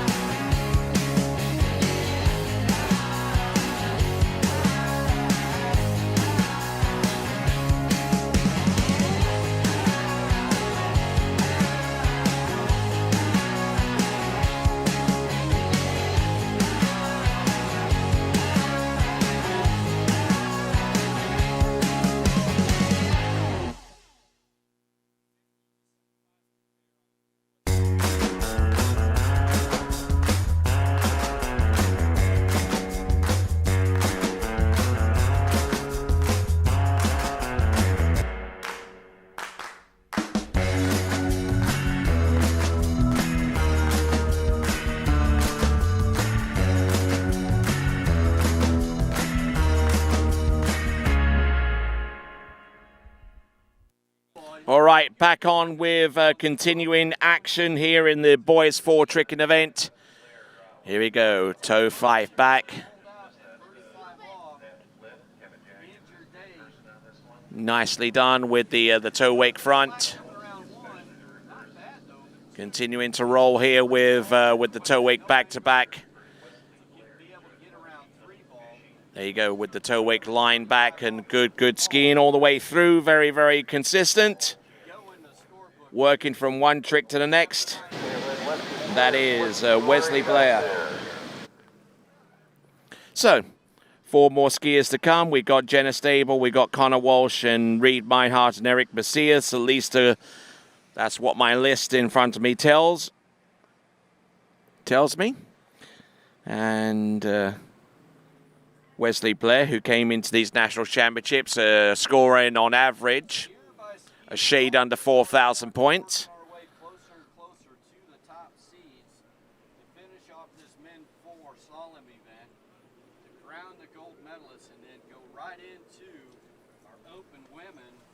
So a lot of great action taking place. We've got We got slalom in on our slalom lake. We got Troy Zollner with the call there, and the trick in with me, Tony Lightfoot, with boys 4. We got Jenna Stable now.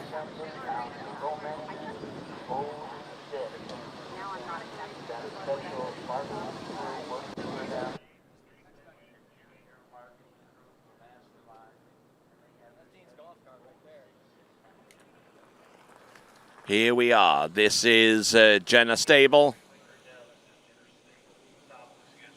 Jenna Stable.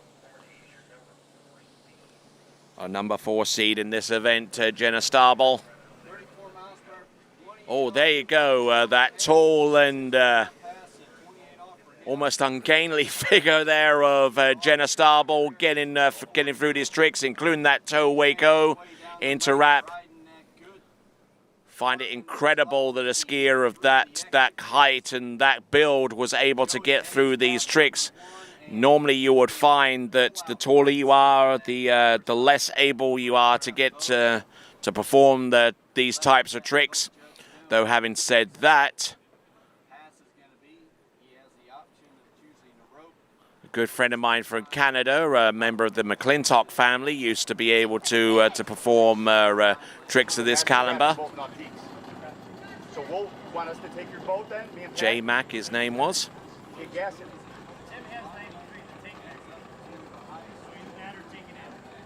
Okay. And now let's have a look at the starting dock. We've got Connor Walsh getting ready to trick, I see. Then Reed Meinhardt there is sitting on the dock side. Eric Gabrielson keeping everything in check.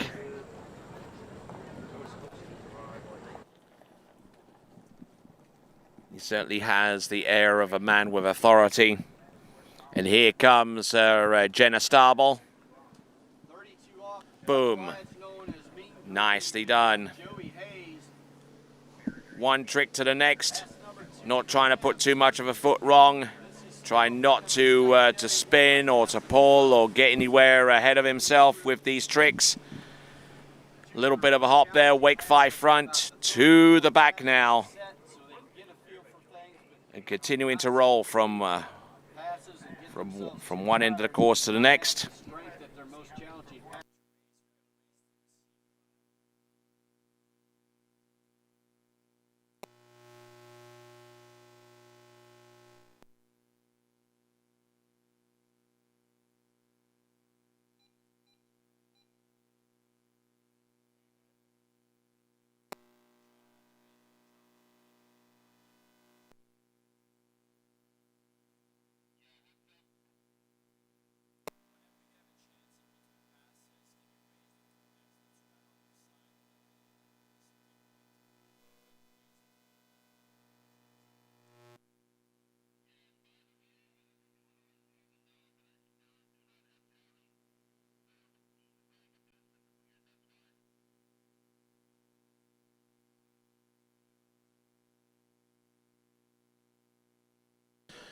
So as we look at the tail end of that instant replay for Jenna Stable.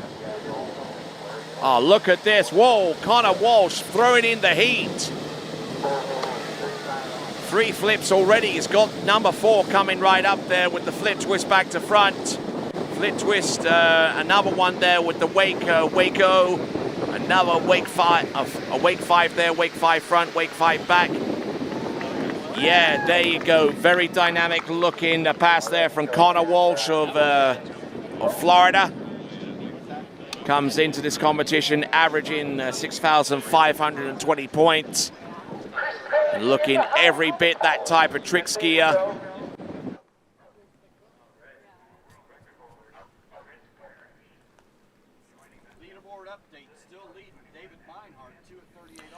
So looking at the start again, beautifully executed back to front flip, and then front to back there with the half turn, an inverted wake-o, then goes with the 5 front reverse, not bothering to wrap, and there's a 5 back and some back-to-backs to end off an absolutely thunderous looking pass number 1. So in decent shape with that one, and we'll see what he can do with pass number 2. Connor Walsh. Are just covering everything. Shot, excellent. We just, you know, what a way to promote our sport and get out there on film. Oh my gosh, I love it! Here. Thank you. Thank you so much. I love it. Thank you. Too, honey.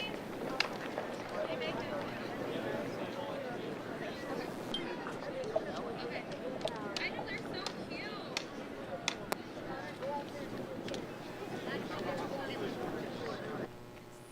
Next on my list. All right, on the back of that towboat is Reed Meinhardt, contemplating what he needs to do to succeed in this boys for tricking event. He came into this competition with an average of 76.20, so he has the potential of taking the lead, if not the win here. But Connor Walsh is looking pretty decent so far, and he's got toe tricks to come next. They're already done. Now they're out watching dad and husband. Take his opportunity to get at the gold medal here. Step forward. Nationally event.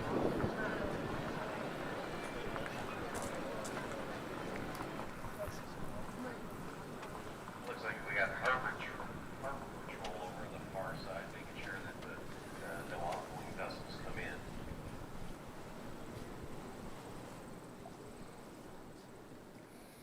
All right, Connor Walsh it is. Jump with his second and final 20-second pass. Thinking about jump already, which will occur in about 11 skiers after we get done with this section of tricks. There we go. Toe O into wrap, toe O out. The toe wake back, and there we go. Reverse. Toe wake back. Yes, he enjoys the heck out of that one. Struggling to get his foot out of the bear trap. But for the time that he was in it, he certainly did his best out there. Putting his good foot forward here with the toe wake back to back. And with the toe wake front. Just working that toe foot, keeping it as close as he can to the standing foot to maintain some upper body pressure over the tip of his ski. A toe O in and toe O out. Then he just worked himself outside the wake with a toe wake back. Then goes for the positional and toe wake back reverse. And the fist pump there, he enjoys that one. So, Reed Meinhardt, our penultimate skier on this list. In boys 4, let's see what he's got for us here and now.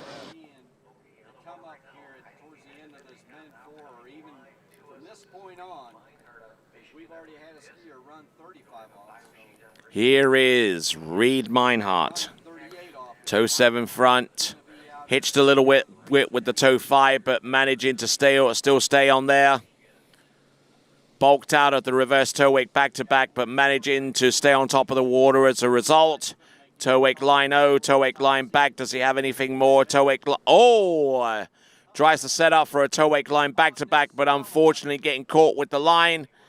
And will sink into the water having fallen. That is Reed Meinhardt.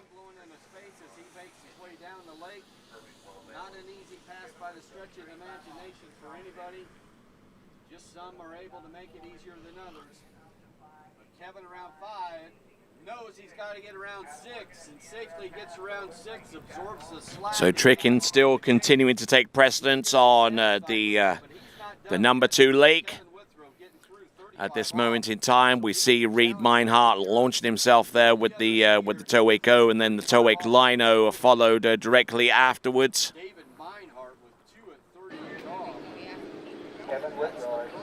So pretty impressive looking performance there from Reed. And with that in mind, and as he transitions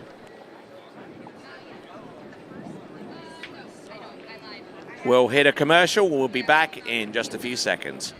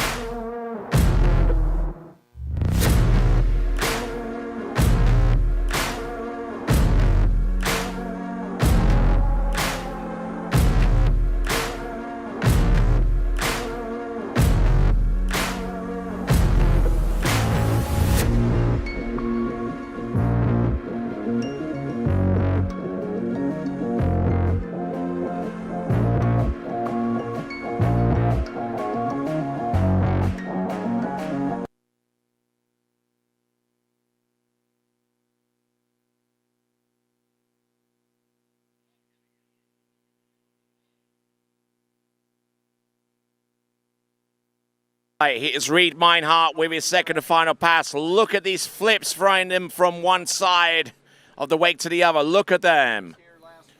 Using the downslope, except for that one, to soften up on the landings, and that one was the mode back-to-back. Unfortunately, unable to come through with that one. But a sensational-looking pass that started off with the ski line back, and then just went in for the remainder of the hand tricks there. That was the wake 5 front, then went into his flips. The regular flip to start things up and running, then the reverse. At this point, he has 4 flips that he can throw into the pass, and intending to use every opportunity to throw them. Flip twister front to back on the third and fourth ones. Good soft landing there from the back to front flip, and there's the reverse. But actually, that reverse touch, he turned out to be a mode back. But a decent effort there from Reed Meinhardt. That should bump up his points total. Okay, so Reed Meinhardt won the second pass, going down at the third scale of it.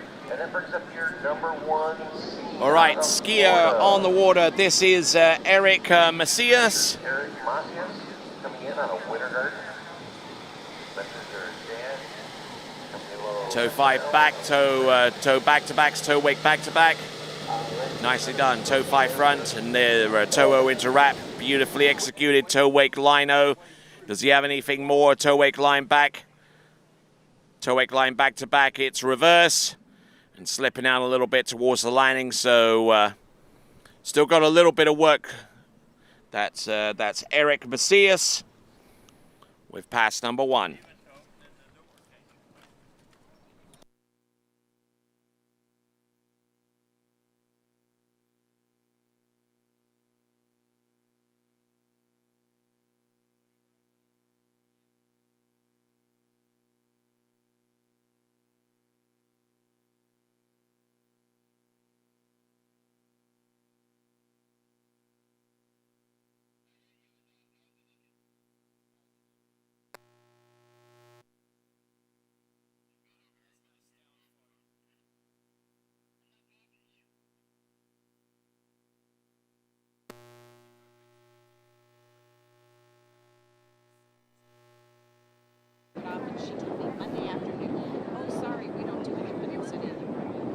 coming out tomorrow, and Kendra's already gone. 14 days of school. I gotta come up with something.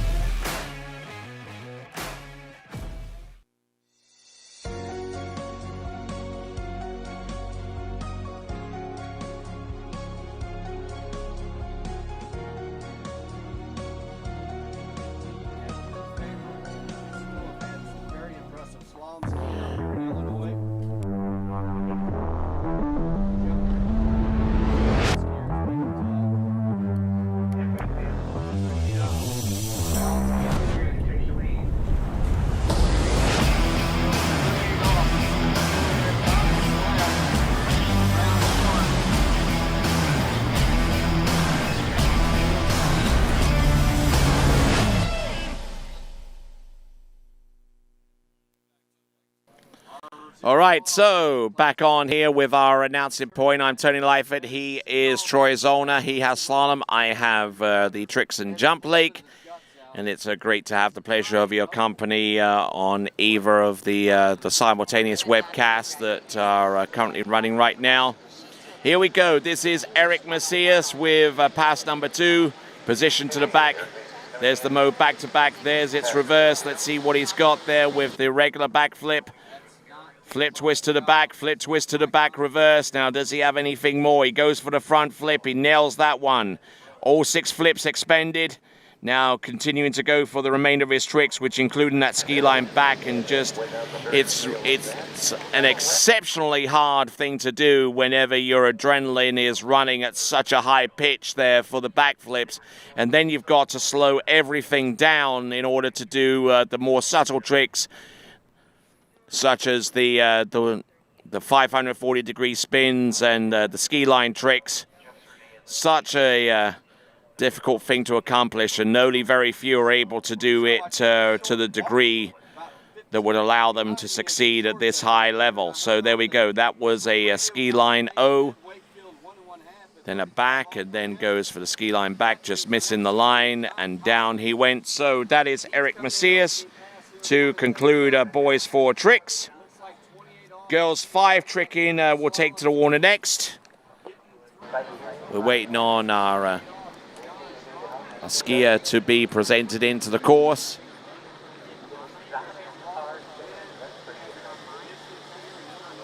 All right, straight on with girls 5 tricks. We got Samantha Hill now.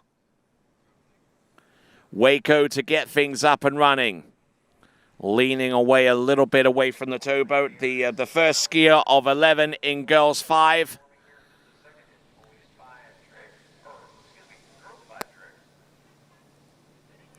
There we go. Oh, and trapping her leg a little bit there with the line front. But doing a decent amount of tricks there to get her challenge up and running, to keep her very much in the frame. Not so much for the tricks event, as she is seated rather low compared to her competitors. But in respect to the overall, she can at least keep her challenge for top 5 honors. She can keep that challenge possibly going as long as she gets through sufficiently enough through the first and second runs. So that is Samantha Hill with pass number 1. We'll return in just a few moments.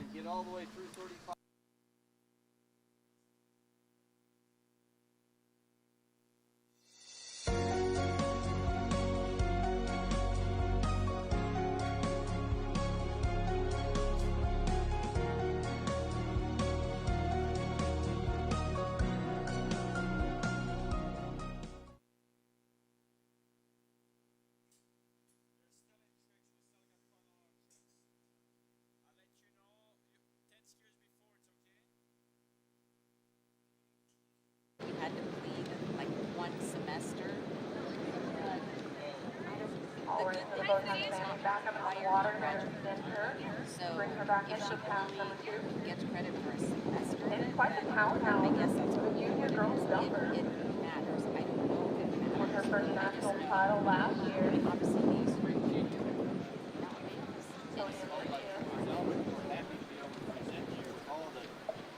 awesome camera work, footage, switchboard operations going on inside the trailer. Help support the Waterski Broadcasting Company by supporting the Liquid Edge, our sponsor for this 2021 webcast. All right then, working our way through, continuing on with the 79th Goode Waterski National Championships. We got Samantha Hill right up there on top of the water, having completed enough of her opening run. And there we go, that was pass number 2 with toe tricks. A decent effort there for Samantha Hill.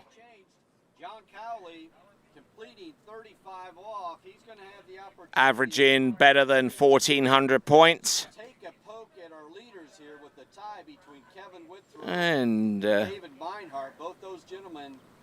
looked okay for the reverse toe side slide, and from there she goes for the rather simplistic toe back, and then goes for the reverse and just up weights just a little bit too much, and takes a fall as a result. All right, with Samantha Hill, we're done. We're now bringing on our next competitor, Sage Potbecker. Originally out of the state of Connecticut, and spends a lot of her time training in Florida these days, and a recent signee to the Raging Cajun Waterski team of Louisiana Lafayette.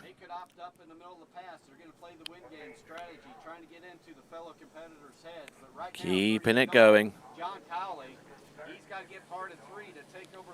Nicely done. Oh, there we go with the with a surface 5. Proceeded with a couple of surface 360s. That is Sage Potbecker.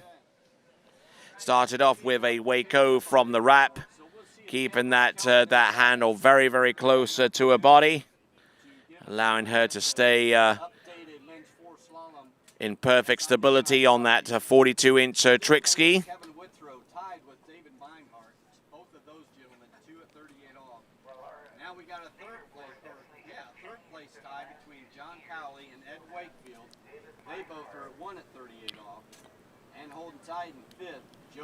And just rocking from one direction to the next. Sage Potbecker there, rotating to the back on a 540-degree spin. And in she goes. So, she's got one more pass to come. We'll see how she gets along. This is Sage Potbecker.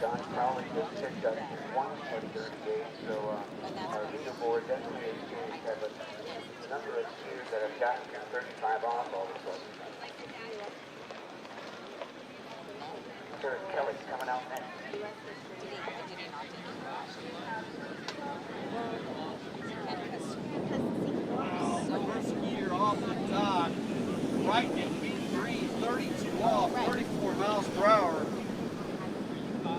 Kelly, not afraid of being green as a warm-up pass. He's going around 5 over to 6.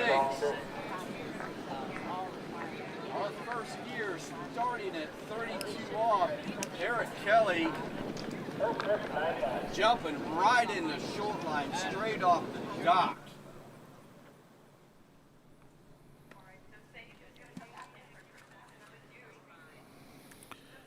All right, so here we are now. This is Sage Potbecker, second and final pass. This will consist of toe tricks. Come on, you local people. This is exciting. I know some of you are at work. Some of you Ooh, again a little bit pinged with that rope. Just needs to control everything here. Oh, and on that side, slipping out a little bit over the ski. And that will conclude Sage Popbecker's effort in the tricks event. Sponsored Open Women Slalom going to be after men 4. The top 5 women getting their shot to be in the finals in the Morley U.S. Open. That's going to be taking place tomorrow night. So let's get out of work. Let's come up. Once in a lifetime possibility to watch the U.S. Open in Illinois. Before that, 35 off, must make pass. This is his pass number 2, keep in mind. Eric Kelly. So Sage Popbecker trying to do her best with those toe tricks, but not getting much past the toe side. She did proceed it though with a few rudimentary tricks. And keeping her points total going in the right direction. All right, so Sage Popbecker was there. Now Celia Stern.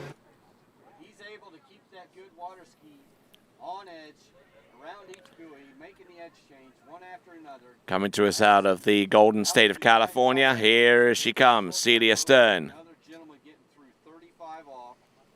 Going to take a poke at these leaders in a 38 off rope length. That tie still on top, 2 at 38 off. Here comes Celia Stern. Not too sure whether she is from California, but we'll check on where she's from. Celia Stern. Nice little sequence here. A good 540-degree spin, but a decent effort there from Celia Stern. Well, he's better have his breath caught because he's up on the water. He's rounding that North Island. Personal best is approaching 3,000 points.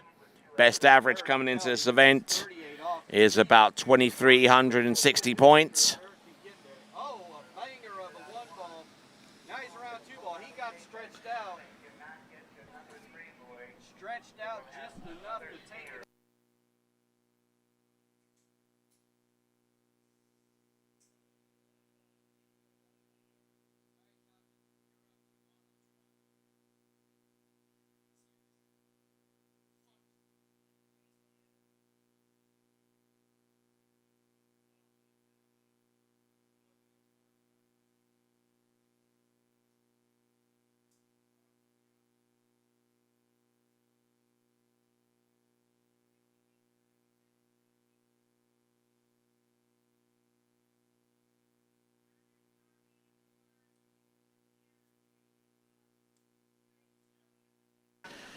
All right, so here and now we have got Celia Stern.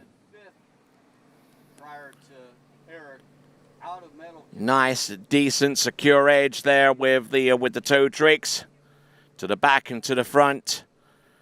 Reverse toe back, a little stiff-legged there as she works her way for the toe back-to-backs.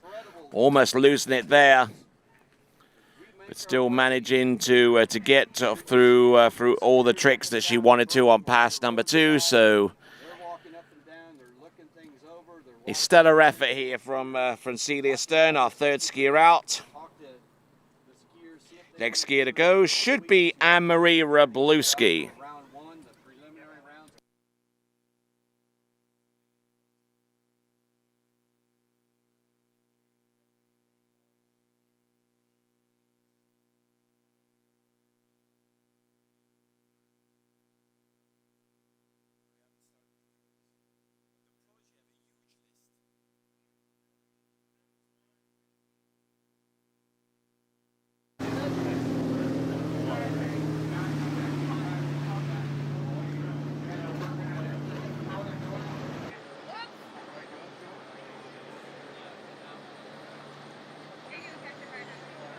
So with Terrence coming in, opening pass, 32 on. Have beautiful conditions out here today. It's been awful windy.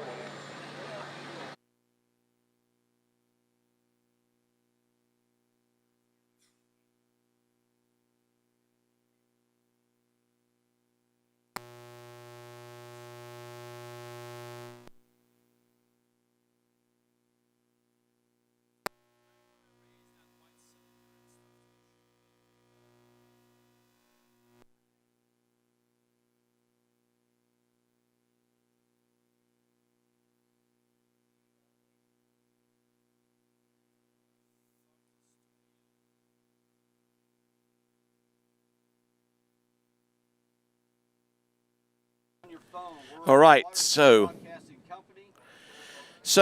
Anne-Marie Wroblewski holding that pass together and looking very, very precise with each of the tricks. A skier who has signed her national letter of intent to study at the University of Louisiana at Lafayette, Anne-Marie Wroblewski. Decent effort there on pass number one. Some surface spins outside the wake. Quite a few skiers have made the decision to do those surface spins in the smoothest part of the lake, of the wake, as opposed to doing it directly behind the boat where there is still an element of turbulence with the rooster tail. And we will return in just a moment.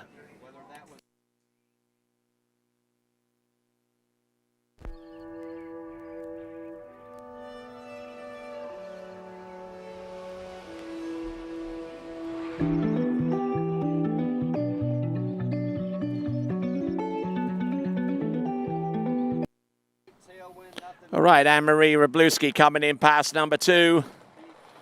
Toe tricks, trying not to let that toe foot get away from her too much. Ooh, nicely done there with that. Ooh, the toe back-to-backs are a little suspect though. Trying her best to keep herself on top of the water, and I think she knew that the gig was up. So Anne-Marie Wroblewski, we'll see what her score will be in the fullness of time, but right here, putting toe tricks into a slight head breeze, not always the best decision to make, but she worked well with what she had. Anne-Marie Wroblewski. There you go, just getting through those tricks, but not exactly in the way or fashion she would have liked. All right then, so that's Anne-Marie Wroblewski. We've got Samantha Stretfeld. She's taken to the water next, and that represents the 5th skier in this event. We have 11 skiers total earmarked for this event. He gets himself around 3, but anxious and pushing that ski a little too hard, causing that overturn and the handle to pop out. Round 3 ball there. Terrence Fogarty unofficially 2.5. All right, rapidly approaching the tricking course. Samantha Stretfeld. Looks like she's setting herself up with the toe wrap. Yes, and rapidly spun out of that one. Had no opportunity to extend that to a toe 5 if she had designs on that. Toe wake back and toe wake front. Reverse toe back to back. Trying to extend that to reverse toe back to back. That is a toe O into wrap. And coming up a little bit short on the pull and on the balance, so she won't have that scored.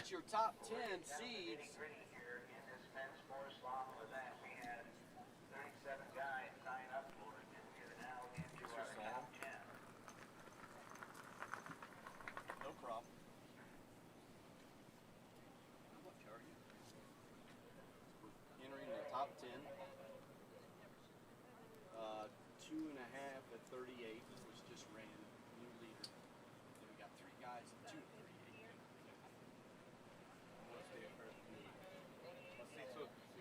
Here.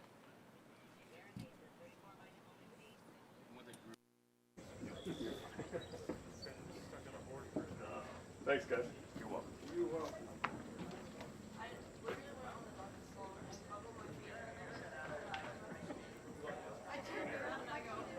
Kendra? Okay. We are waiting for that now to come back, and then that'll be all you. Brooke? Brooke, that is your Malibu over there. Okay. So whenever you want to get it, your driver will be there, and we'll float you out there. You got a couple skiers between you.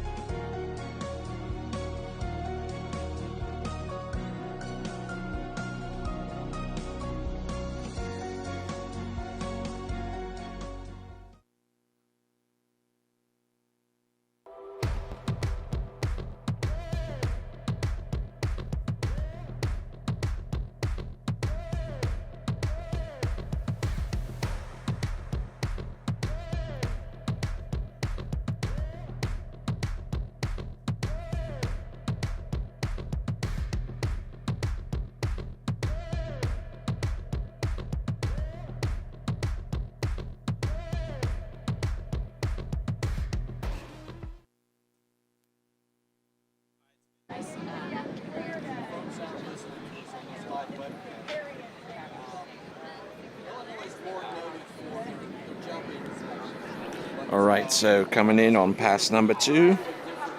This is Samantha Stretfeld. Taking a little bit of time to transition from one pass to the other, but managing to stay on top of her game with the tricking. Samantha Stretfeld with the line back and line front, skiing all the way through on that particular run. Is she going to try a flip out of time? Oh, and definitely threw down on that one.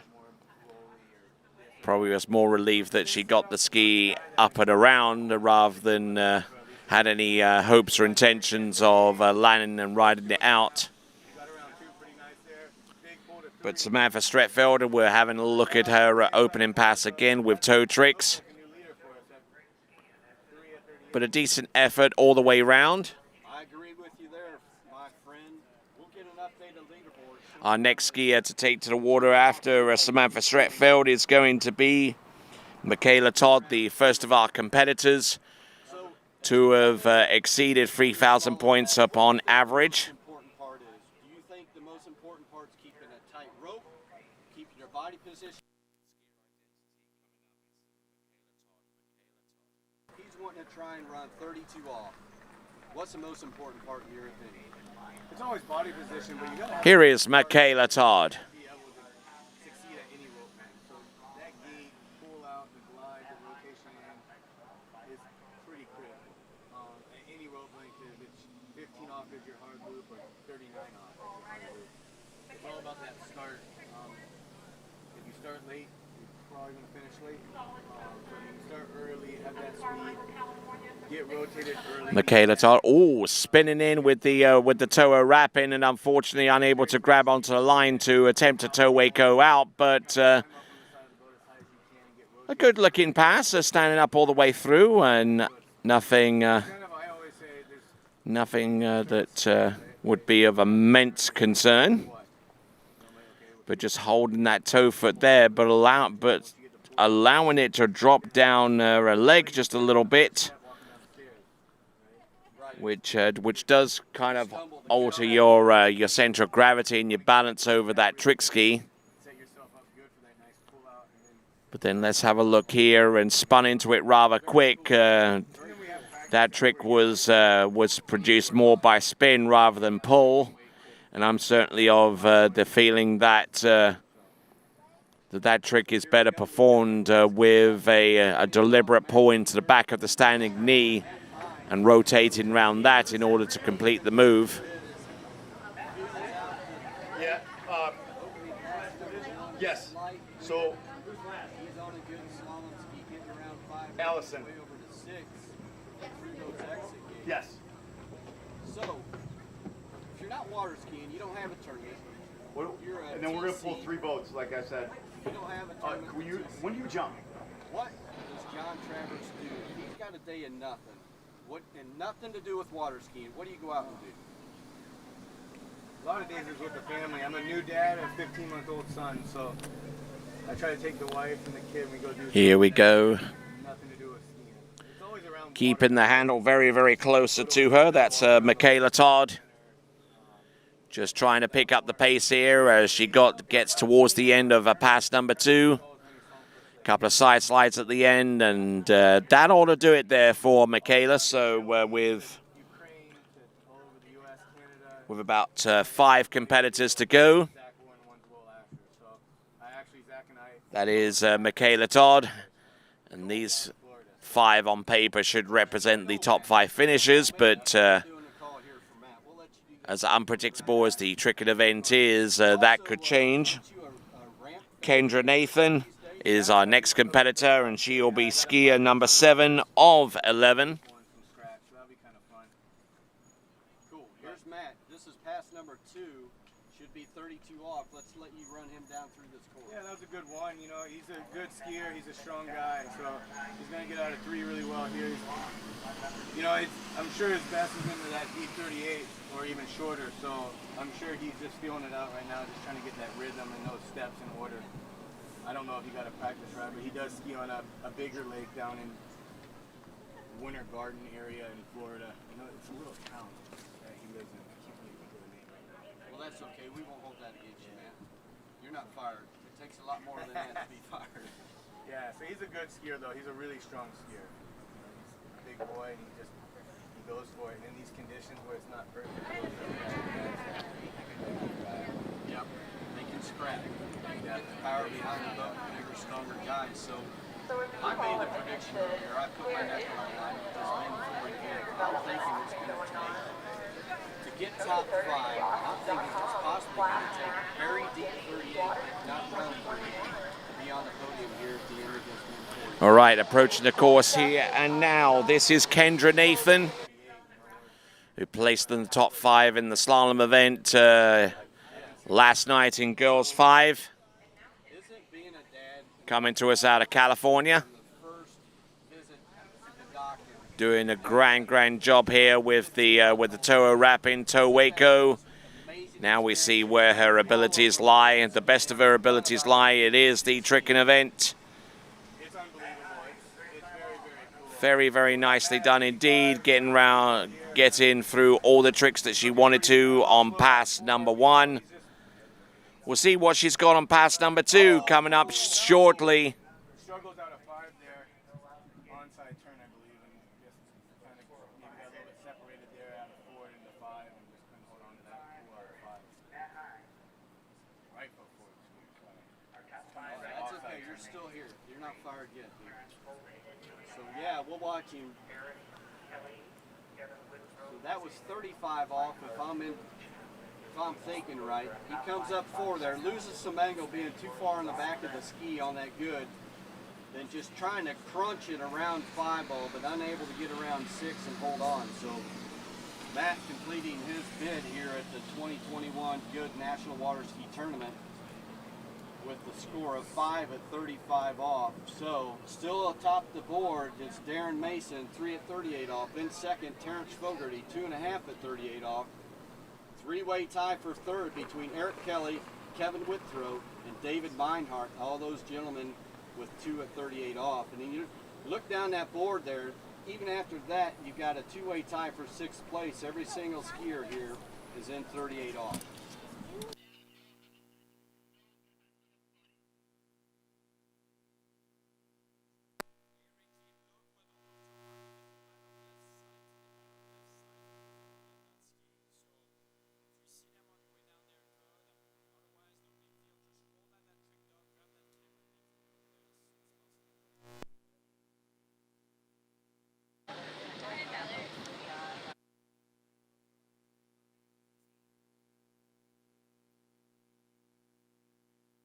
All right, here on the water, we've got Kendra Nathan, a fifth skier from last in girls 5. Oh, and missing the handle on that wake 5 front. A crucial error there from Kendra Nathan. She started off with the line tricks and looked very, very smooth with those. But as she wound into the wake back-to-back, and this trick, the wake 5 front. Actually, it was a wake back-to-back, I beg your pardon. Then repositions herself on the outside of the wake to continue to work into that pass a little bit deeper. That's a wake 5 front. Unfortunately, that and the remaining tricks that she had planned will not be realized. All right then, so next competitor up from Elkins in Arkansas, this is Brooke Boskus. Hey Pat, you have a BMC ready to be plugged, or ready to... I haven't touched the water here. I know they got some rain this week, so I'm going to guess it's in the 80s. Yep, yes. 10, maybe 15 degree swing there, so that's a big change. And then also depth. A lot of lakes in Florida are quite shallow. Actually, Matt's is really deep. But most of our lakes that we ski on are fairly shallow, with under 10 feet. So a lot of lakes we go to could be... All right, coming in, Brooke Boskus, pass number 1. There we go. Good launch there with the toe tricks, toe wake line back towards the end. A couple of toe sides at the end. Toe wake back to back, or actually just a regular toe wake back, but good, solid, stout effort there for the opening pass of tricks. There was the toe 5 back and toe 5 front. And just look at her stay ahead of the boat, stay ahead of her ski, and keeping that toe foot close to a standing leg in order for her to effectively balance and ride these tricks out.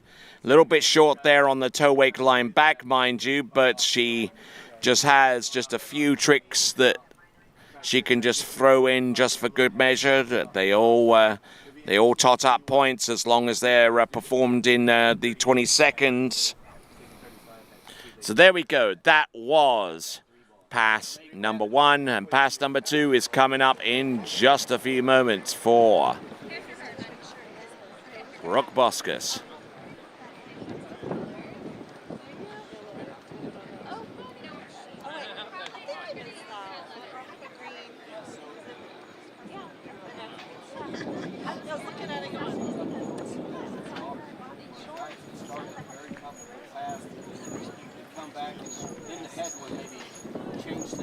Knocked up and maybe put that 38 off, go from 32 off to 38 off, making that 38 a headwind, knowing that the pin and a half is probably around 38. So that's pretty funny that you asked. I do that a lot.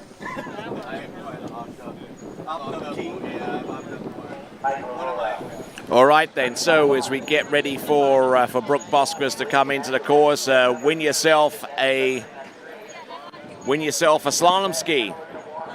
Either D3 or Conley by entering our audience prize competition. Go to waterskibroadcasting.com to find out more details. waterskibroadcasting.com, find out more details about our audience prize. Accurately predict the slalom podiums in the Monolith US Open of water skiing, and you can snag yourself potentially a D3 or Conley slalom ski. So, let's have a look and see right here, right now. Brooke Boskus.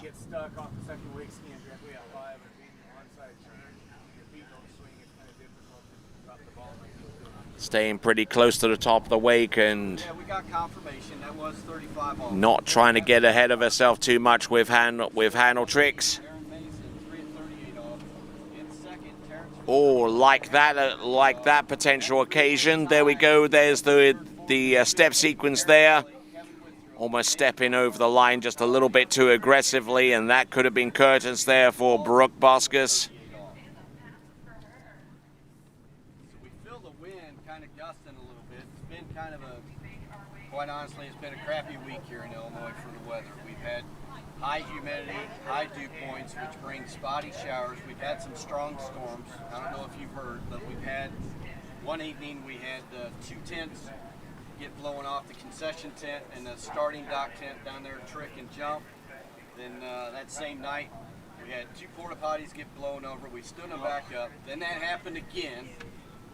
So the guy came in with the shitter getter, if you will, and he's vacuuming the grass, cleaning up the niblets left over from the porta potty spilling out.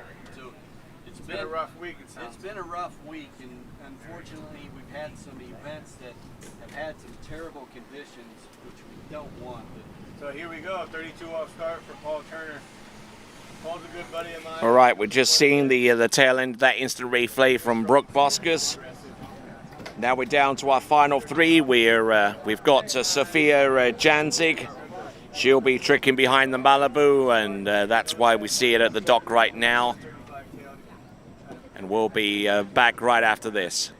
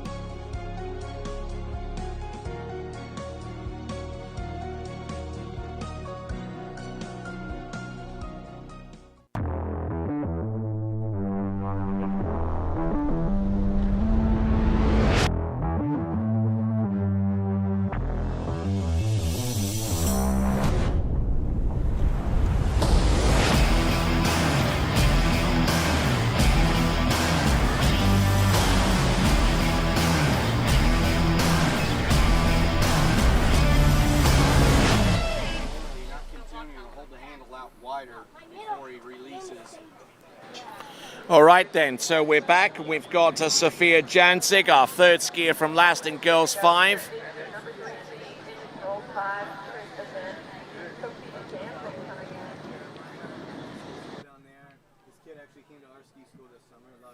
Here we go. Sophia Janzig, wake line to get things up and running for pass number 1 of 2. Working away solidly, trick to trick. Wake 5 front. And there's its reverse, and with some Waco spins at the end and some surface turns. Setting herself up well for success. A good, very good edge there for the Wake Lino. Just the right amount of edge to gain the right amount of height off the top of the wake in order to spin out of that Wake Lino wrap.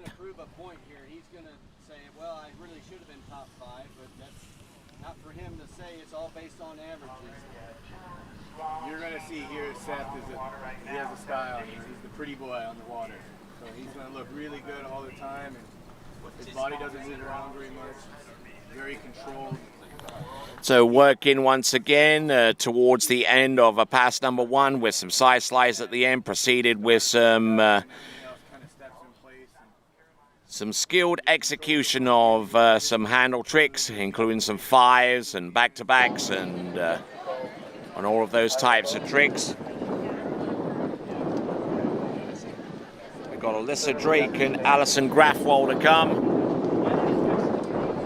See what they can do between them as the tricking event continues to wind its way to its conclusion in girls 5. And after this event, we're going to go into the jump event for the balance of our competition today. Don't forget, we've got slalom this afternoon. The pro slalom qualifiers are this afternoon. So here we are. Sophia Janzig.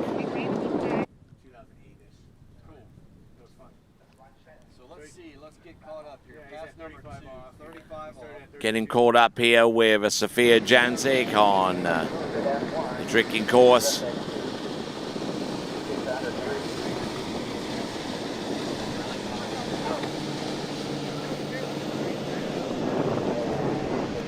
And getting in a little bit deep there with pass number 2, Sophia Janzig.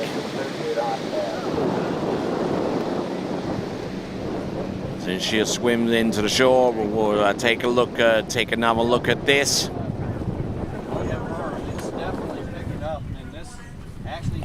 Wind picking up quite substantially now as we work our way to the jump events, and getting pulled a little bit out the back there. That's Sophia Janzig with that toe 5 front. And now we've got Alyssa Drake. She'll be coming on stream right here, right now for pass number 1 of 2. Skiing behind a Nautique by Correct Craft.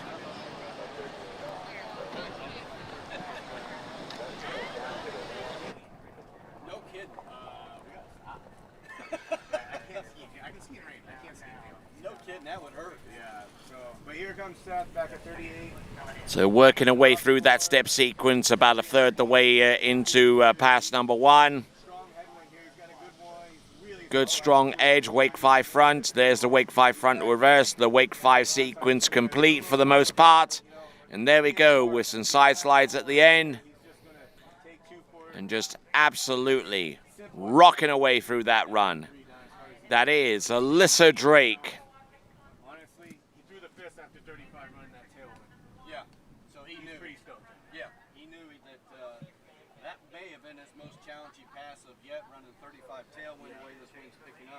And I know if Seth's smart, he's going to work on here.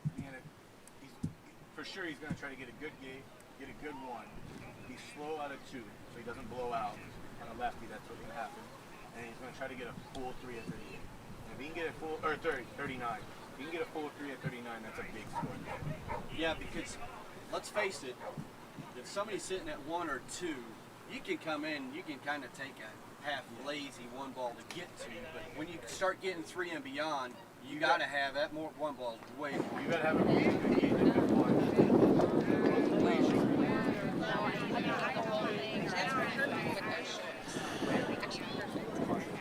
So Alyssa Drake on the water, or rather on the back of that platform at the back of that Correct Craft Nautique. Our penultimate skier in the junior girls divisions. Gone through pretty much all of the youth divisions for trick skiing, and we're almost at that point where we round off the trick skiing. 2 skiers remaining. We've got Alyssa Drake on the water right now, and Alison Graffol, our final skier to come. Alyssa Drake has been tricking pretty well this season, averaging around 5,800 points.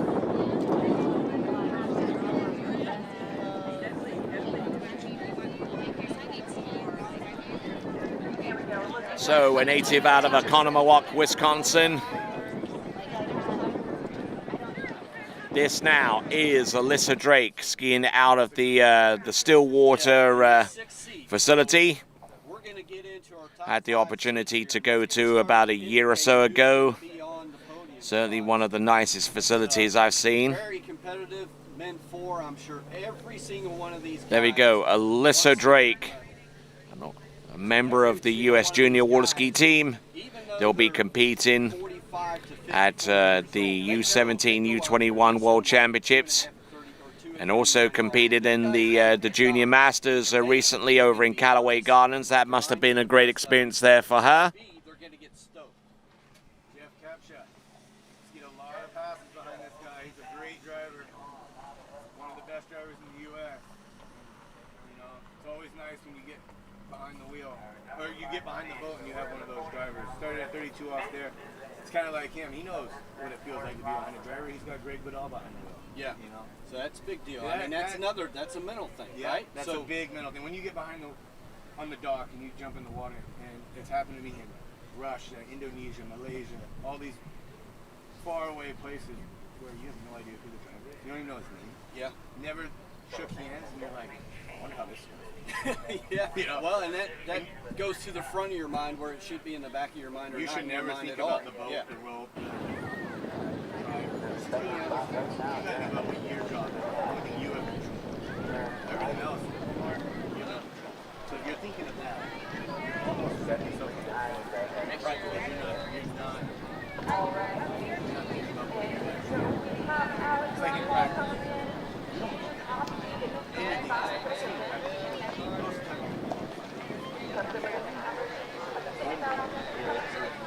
All you're supposed to feel, everything there, you're thinking about what do I need to do? Technique. Yeah, technique. What am I working? All right then, last tricker coming into the course here and now. We have got Alison Grafwell.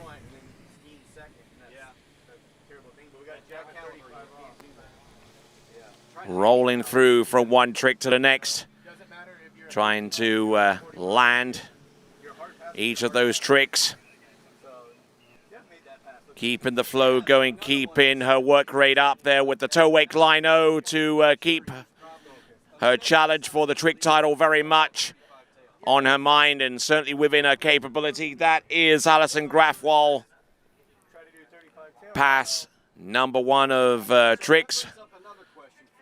Beautifully executed toe tricks, especially that toe 5 front. Toe wake back-to-backs.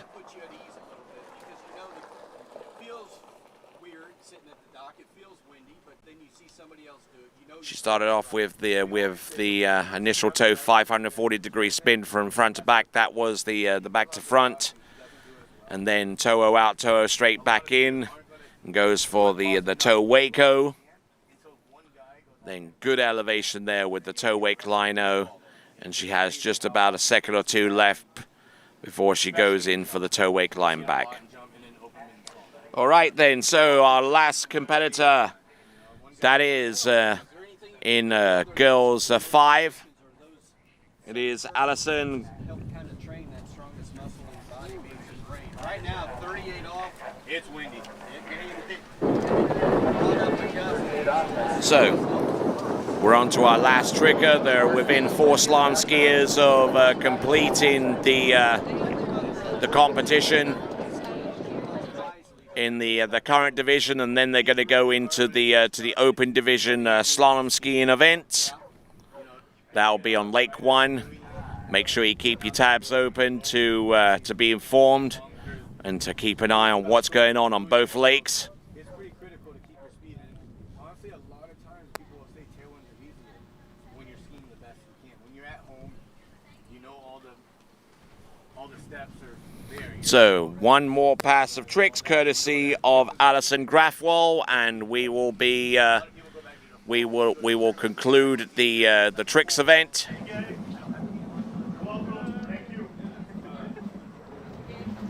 A little bit of fun on dockside there from our TWBC crew. We've seen some great trick skiing from the likes of Alyssa Drake and Sophia Janzig. And Brooke Voskus beforehand, and pretty much all of the trick skiers are coming through with a significant performance. There There we go. That's Eric Gabrielson, our dog starter. And now, coming into the course, second and final 22nd pass. This now is Alison Grafwall.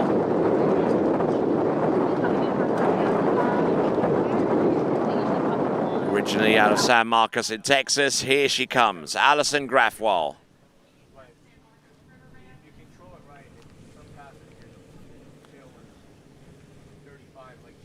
Keeping the handle very, very close by with these spins, the 540-degree spin in each direction, 540-degree from front to back there prior to the backflip. There you go, nails that one. Has got a couple of 360 spins on the outside of the wake in smooth water.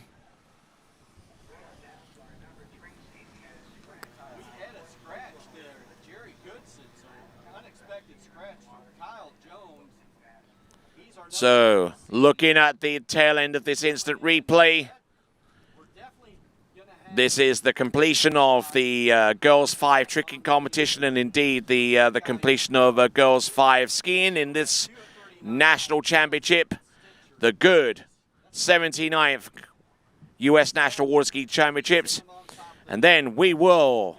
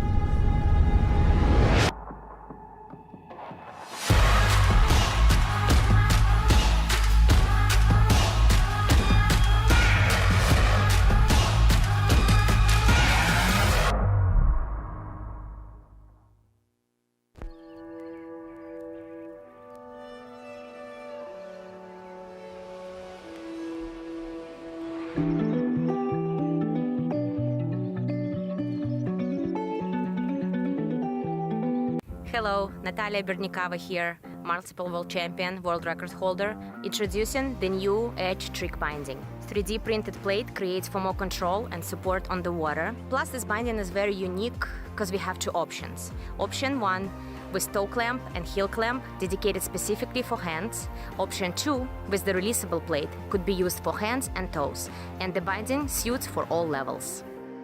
For the upcoming season, it's time to get on edge.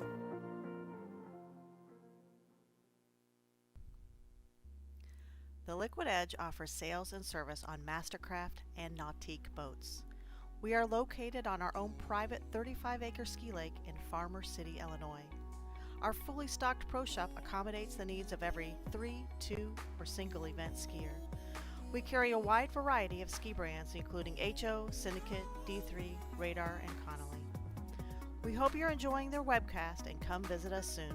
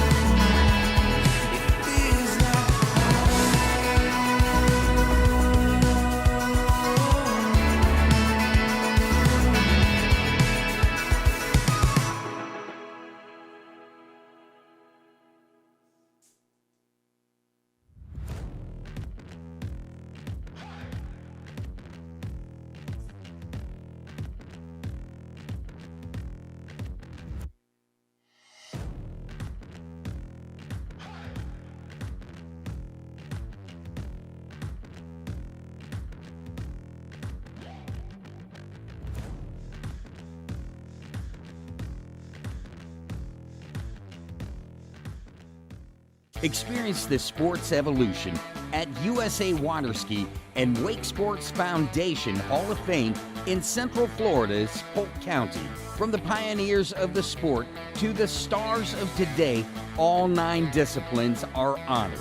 It's the most comprehensive and fun-filled tribute to the people and the sport we love. Located inside the Central Florida Visitor Information Center in Davenport, Florida, the Hall of Fame is open 8 a.m. to 5 p.m. 7 days a week.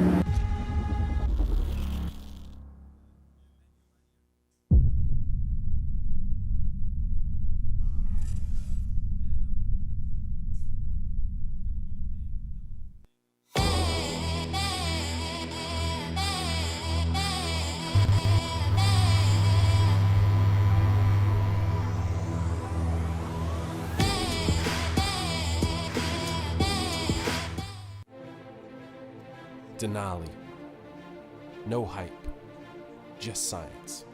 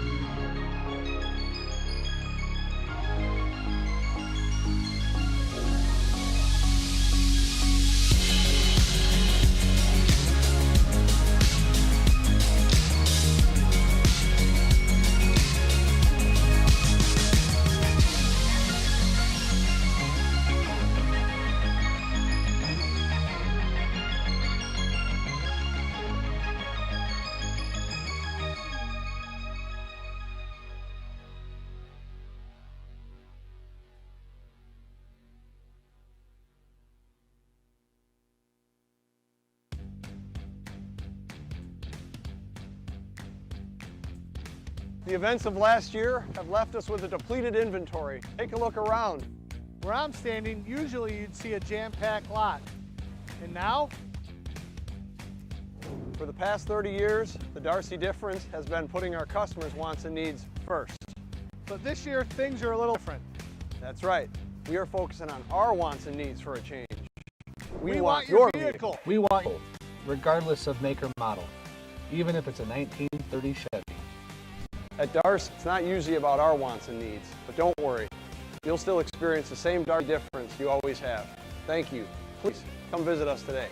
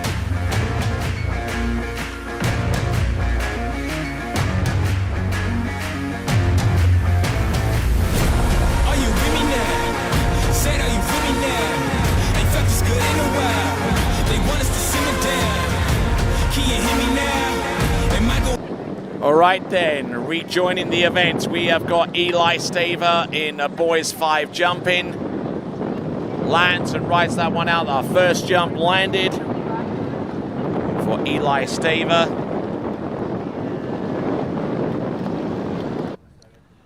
Good job there with just a straight up ride over. Well, we'll see if he will do anything to the boat or we'll put a little bit more of an edge on jump number 2 to go a little bit further than the distance that he'll no doubt achieve for jump number 1 in boys 5 jumping.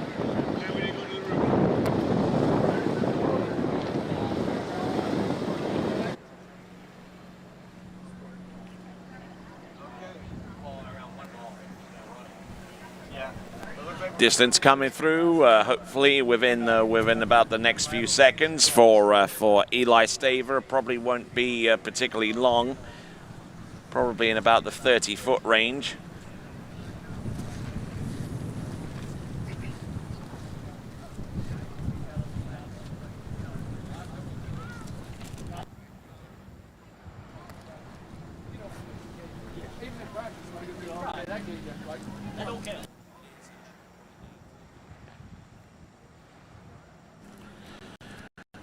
Okay, so we jump distance put up on your screen in just a moment. Eli Staver, in the meantime, getting ready for jump number 2, taking a bit of a bounce there on his landing. But we'll proceed on to jump number 3. There we go. That is our 0 off instant replay. A little bit of a slide up the jump with the handle going up high, but he was still able to ride it out. A good effort there from him. We'll give you details as to the distances of his first 2 jumps momentarily as he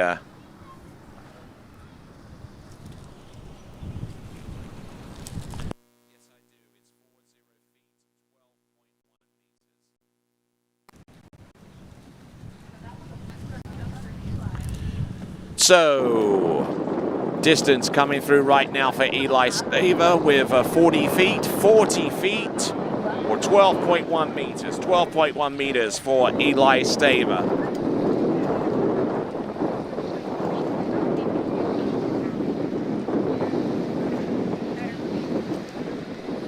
So now, Eli coming in on jump number 3. Started out with a boat speed of 45k, which is 28 miles an hour. Now working his way up to 30 miles an hour, which is a 48k jump. And I think this one is probably at max speed for his division, 51k on pass number 3. Decent effort there all the way through.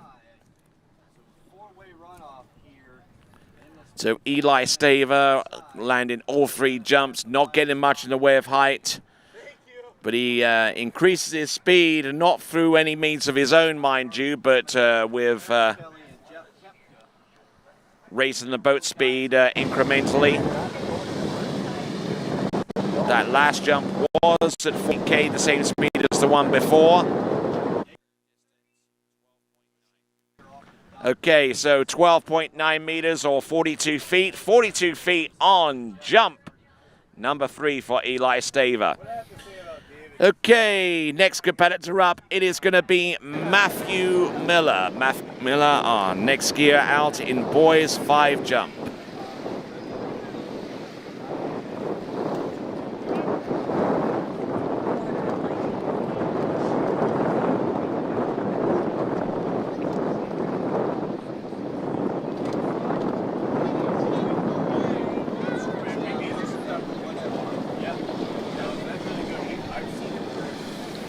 Here we are with Matthew Miller heading towards the jump, slapping his skis down, making sure that they're good and tight.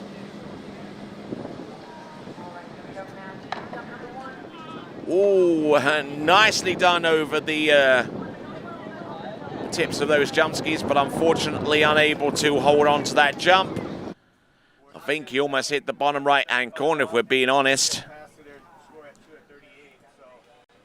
All right then, so jump number 1 for Matthew Miller, and we'll be back in just a few.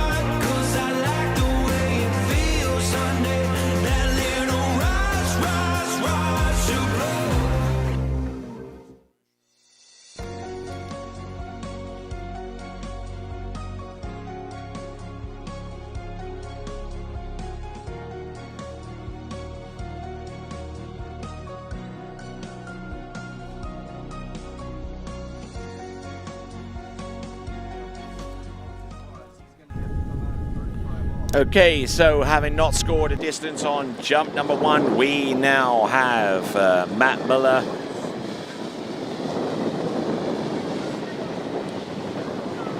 coming in on jump number 2, averaging about 65 feet, just a little bit beyond that.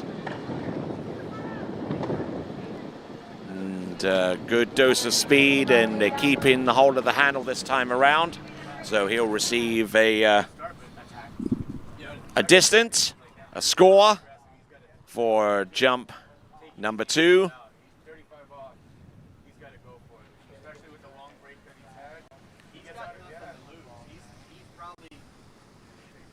Shocked a bit, if you will, that he's even in contention for a 5th place runoff, being 17th off the dot.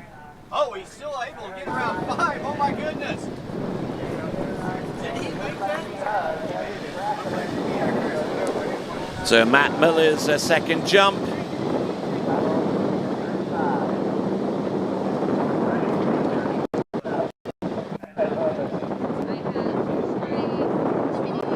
So the jump distance, 90 meters or 62 feet. It's good enough for the lead at this time.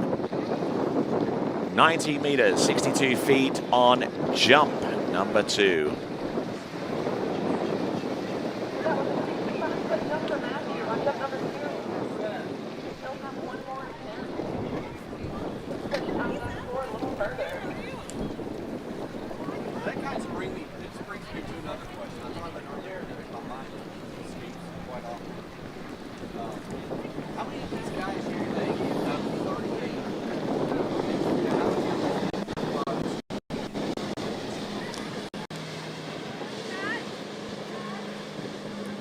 Okay, so here we go. Actually, a correction on jump number 1.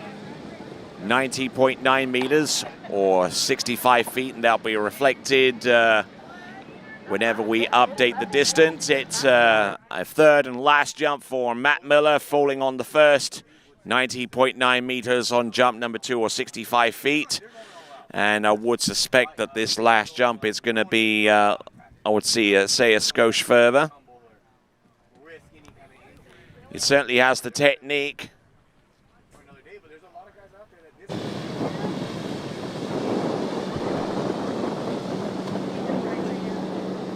Here we go.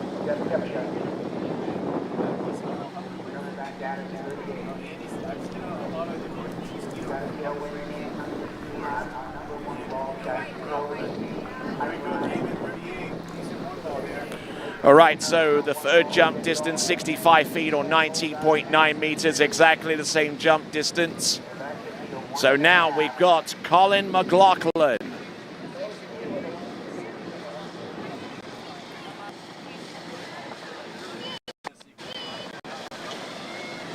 So here comes Colin McLaughlin on jump number 1.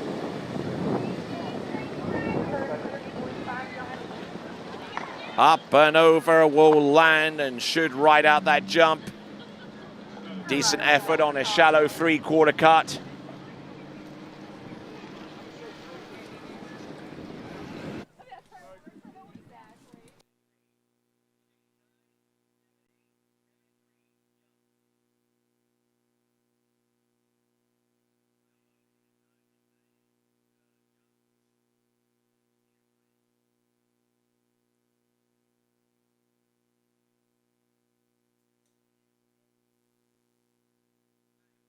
Okay, so whilst we find out the distance there for Colin McLaughlin, we'll return right after this.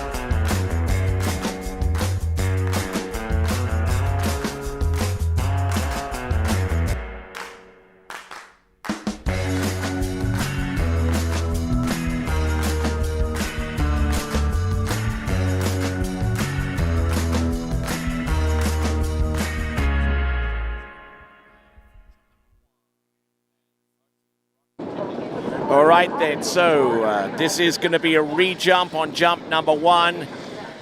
Weren't able to ascertain the distance on that particular attempt. So this is Colin McLaughlin. See what he's got on jump. This re-jump or jump number 1, managing to land and ride that puppy out.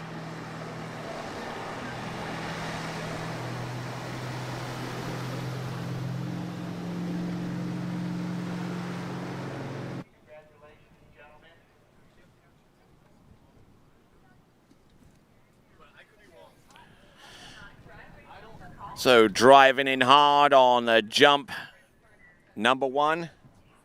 And looking all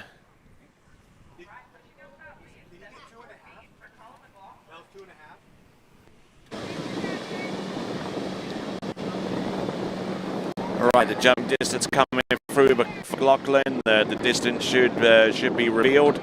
It is the distance of 22.5 meters to 2.5 meters, or 74 feet. 74 feet.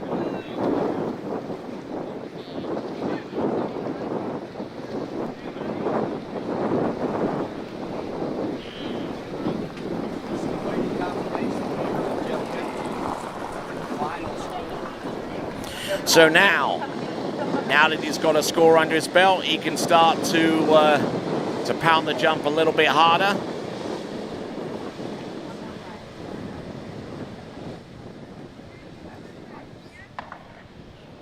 There you go. Could do with hitting the ramp a little bit later, or moving the boat just a skosh wider, so he can hit the ramp in more or less the optimal position, which is around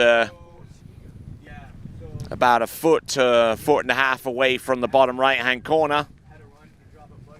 But a decent. Oh, he missed his turn, so you were right. That was not David. Yeah, so that would have been Eric Kelly? Yeah, I think so. So I'm a little confused. I think Jeff Kepcha ran 2 at 30, and I believe that was not Jeff. So now let's have a look and see on that jump distance. It is going to be a 73 footer, 73 feet. Certainly a lot. Well, I wouldn't actually loses about 0.4 meter on jump number 2 compared to jump number 1.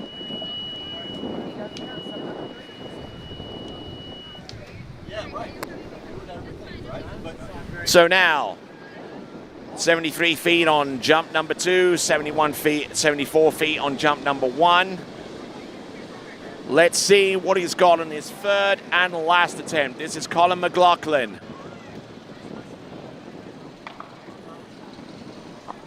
Ooh, and slipping out a little bit that time as well, so it's going to be there and thereabouts.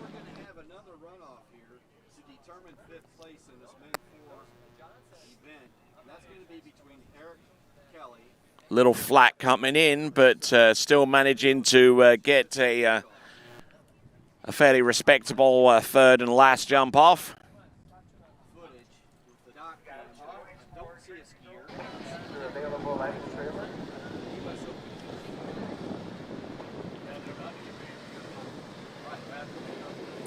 All right, so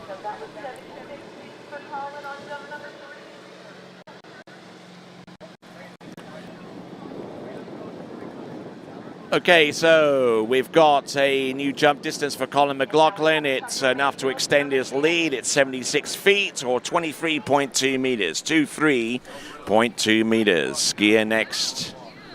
On the water, it's going to be Tucker Mayfield.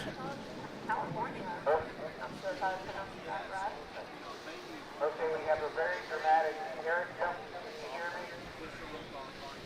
You guys, believe it or not, are still tied. So you need to please go back to the starting dock, and we're going to have a runoff. So sorry for that. So here we are. We have got boys 5 jump, and on the water we have got Tucker Mayfield. Here he comes. turns in. Oh, and not a particularly well-timed setup there on jump number 1, so he will sink in and will step aside.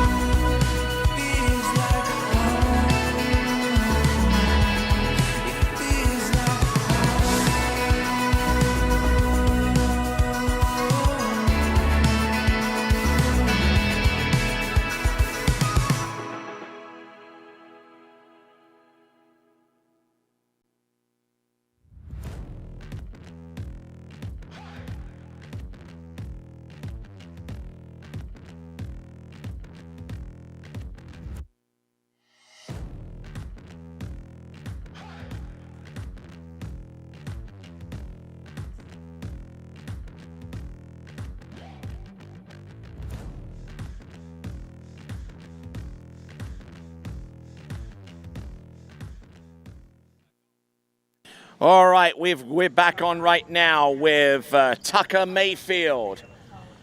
He's out wide. He's keeping that line tight. Let's see if the timing is a little bit better here. A little loose coming into the jump. Ooh, and that the wind throwing those skis all over the show. Not exactly the best or ideal jumping conditions out there, but that's what they have to deal with.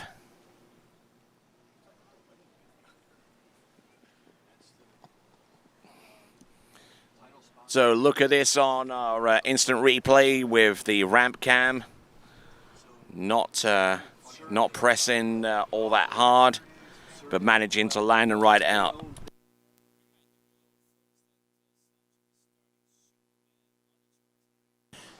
So the slalom event among our open division athletes will be starting relatively soon, and make sure you get your entry in for our audience prize. You can win yourself a D3 or a Conley slalom ski of your choice by accurately predicting the podiums in the men's slalom and the women's slalom in the Morley US Open of water skiing. Go to waterskibroadcasting.com/play for more details.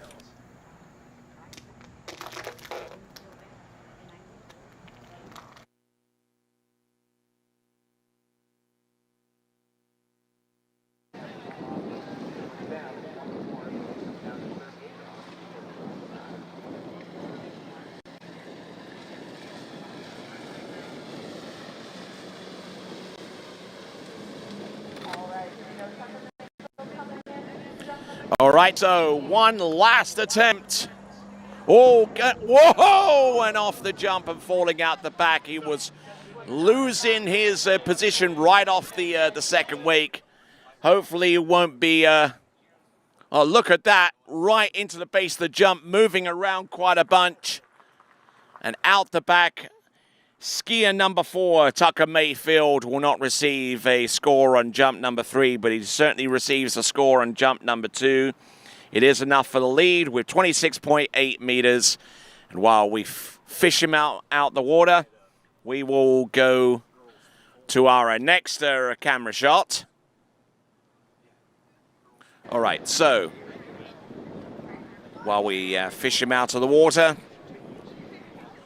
we'll come back in just a moment or so.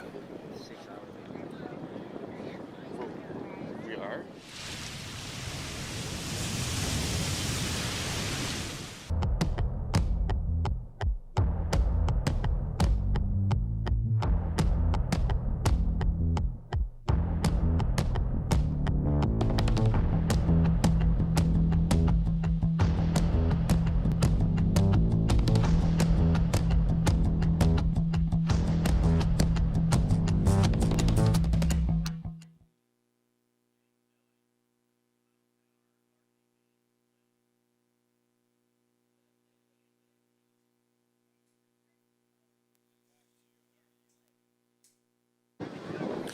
All right, so here we go. Our next competitor out is going to be Gage Shelley.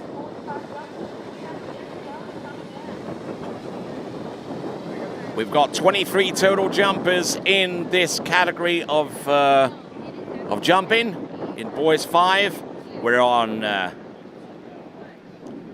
skier number 5 right now.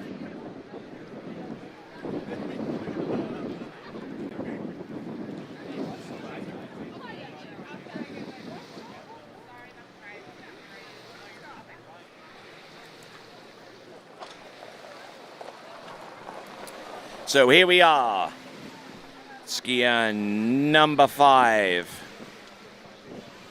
We're about a fifth of the way through this event. Around about that time. Here we go. This now is Gage Shelley. Gage Shelley, I beg your pardon.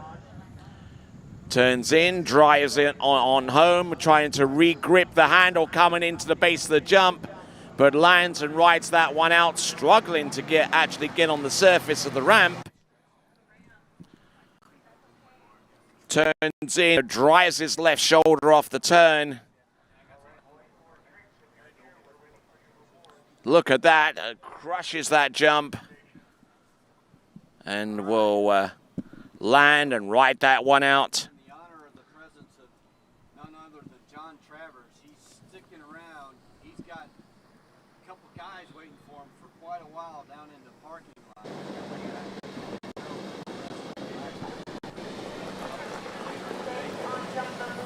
So now we've got a distance for our skier on the water. It is a Gage Shelley, and the distance is a 66-footer. That's good enough for third place.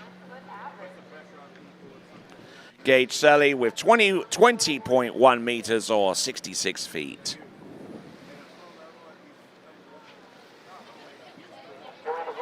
Making the turn round the island and into the jump course. This is Gage Shelley.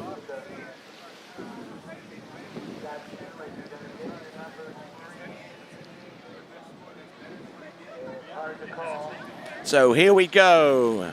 Gage Shelley, skier number 5, currently in third spot with 66 feet. And here he is on jump number 2. Whoa, oh, and almost getting over twisted in the air there.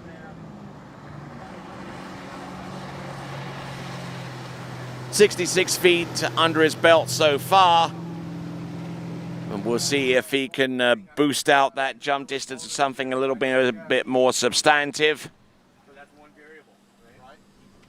Looking for about 22 feet or there and thereabouts to claw the gap between himself and our leader, Tucker Mayfield. And there you can see how much he sat back on the ramp using our exclusive ramp camera view.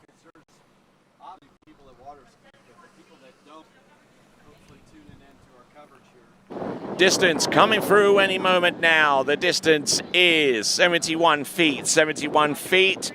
That moves him a little closer, but doesn't move him up the leaderboard any. Now he'll be looking for a better jump. If he wants to move up the leaderboard, he can do so by jumping more than 76 feet or 23.2 meters.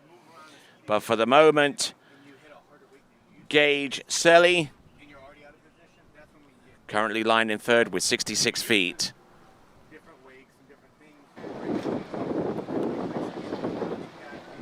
You're kidding me, right? Here he goes. He's going to go for the full double cut here. Now,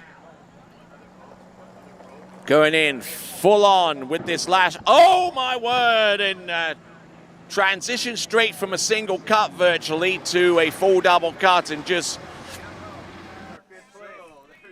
can't handle the speed associated with that kind of technique.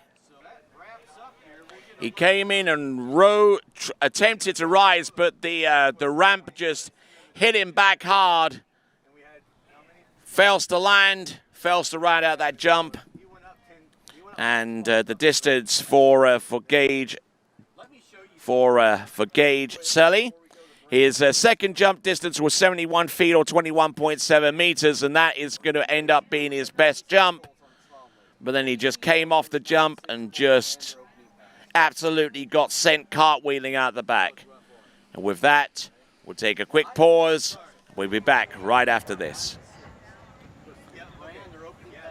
71 feet on jump number 2, his best attempt. So far, even after the wind changes,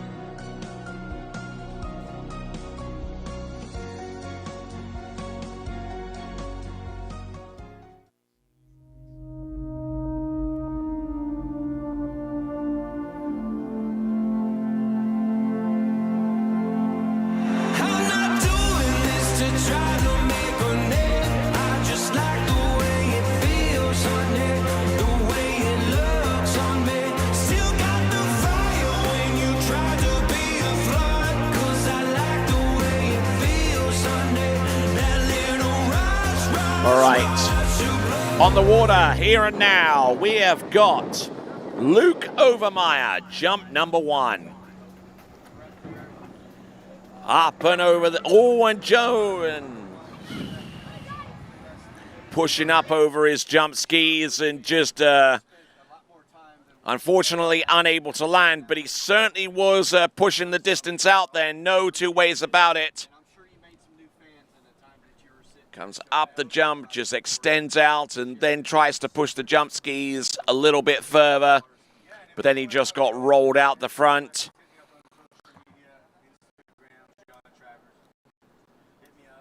So nice. A decent attempt there, but just the landing could have done with some work. So that is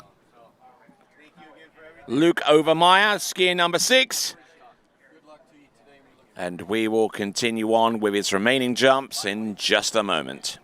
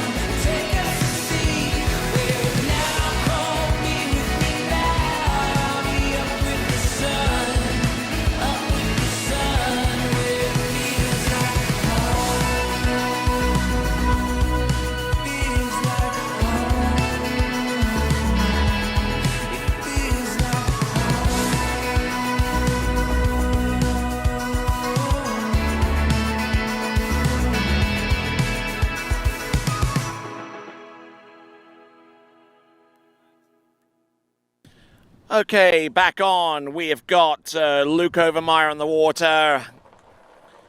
Failing to land jump number 1 in rather spectacular fashion. We'll see what he's got for jump number 2.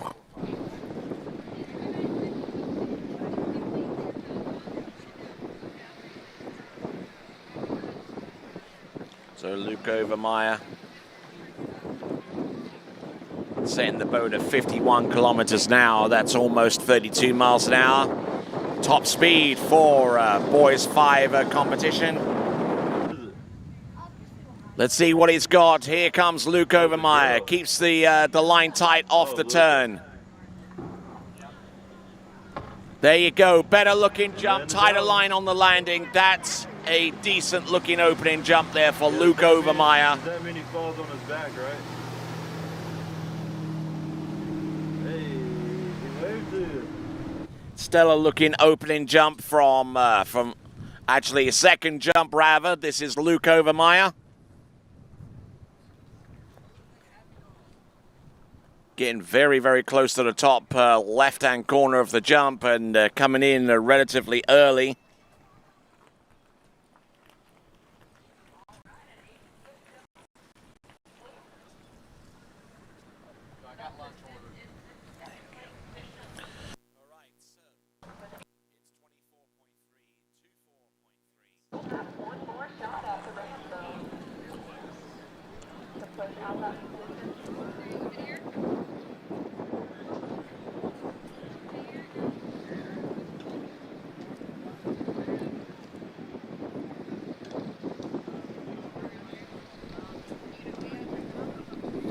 Okay, so officially on jump number 1, he jumped 24.3 meters or 80 feet. And now comes in for his 3rd and last attempt.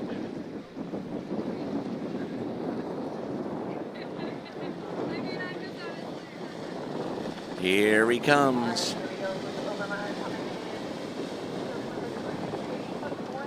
So 80 feet under his belt right now. He's got 1 last attempt. Oh, and coming off the ramp out the back as well. That's our 3rd consecutive jumper that's done that. So Luke Overmeyer will swim into the shore, hopefully under his own power, with an 80-foot distance for his best jump out of 3. Just taking a look at him once more, right off the turn. Yeah, and just started sliding out the back, and he just couldn't arrest that motion going out the back. The distance, his best distance is 24.3 meters or 80 feet. And we'll join our next jumper, who should be Trey Snell, in just a moment. So, Tony, explain to me again how the leaderboard's going to work.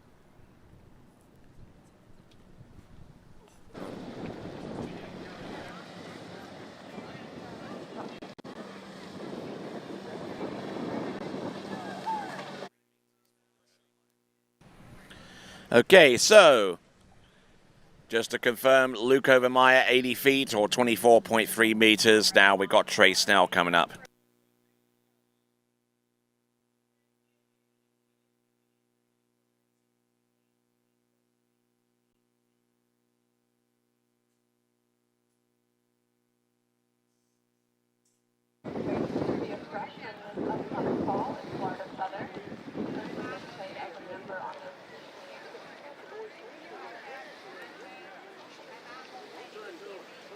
All right, then. So as we bring Trey Snell into the course, let me remind you again that you can have blanket coverage of this event by opening some tabs on your browser. 1 tab for slalom, the other for jump, and a 3rd one for waterskiresults.com for the latest results as they become available. Here comes Trey Snell with a single cut.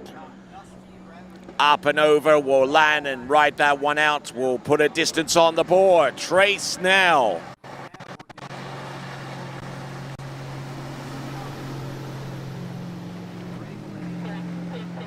Additions out here. We're going to have both U.S. national participants as well as the preliminary for the Laura Lee U.S. Open. So, first off the dock right now. So, we've got a jump distance for Trey Snell coming up in just a moment or so.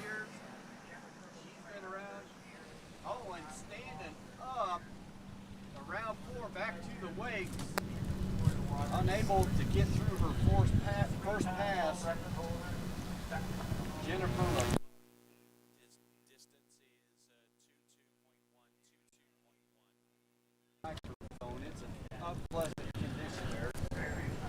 Okay, so the distance coming through any moment now, it's 22.1 meters or 73 feet. 73 feet for Trey Snell.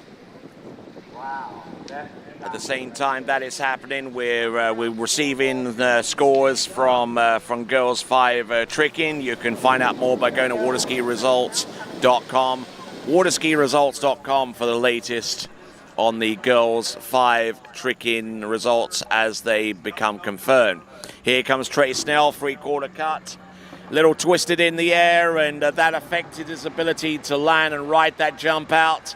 There is Trey Snell scoring a 0 on jump number 2. He's got jump number 1 under his belt with 22.1 meters. We're killing 2 birds with 1 stone, if you will. And in the end, what we'll have a list of the national competitors and with their placement, and then we'll also figure out who the top 5 finalists will be going over to the Laura Lee U.S. Open. Skiing in the finals tomorrow afternoon, and so it looks like the women's slalom has just started among our open women, international women, as part of the qualification is to determine who the top 5 female slalom skiers will be going into the 2021 Morley U.S. Open of water skiing. The women's slalom finalists will display their skills on Friday afternoon. All right, winner ski of your choice, D3 or Connolly, by going to waterskibroadcasting.com/play for more details. Accurately predict the podiums for women's and men's in the Morley U.S. Open of water ski, and you could win yourself a D3 or Connolly slalom ski.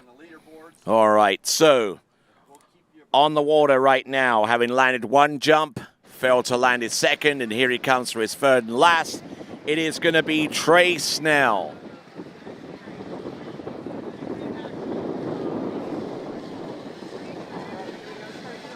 Trey Snell, last attempt here. He's going to employ the 3/4 cut again to try and get a little bit more speed. Backing up a little bit. Oh, and almost rolling over the left ski.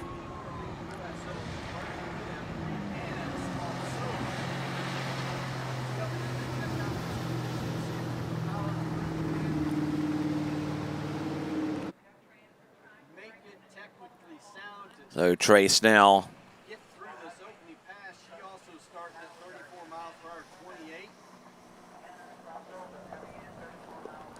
looking at him once again with his 3rd and last attempt, almost rolling over that left ski.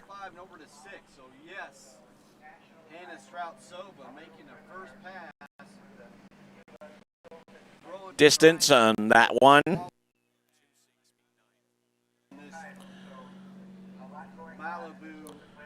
Okay, so jump in with a speed of 51 kilometers or 32 miles an hour. The jump distance is 88 feet or 26.9. 88 feet or 26.9.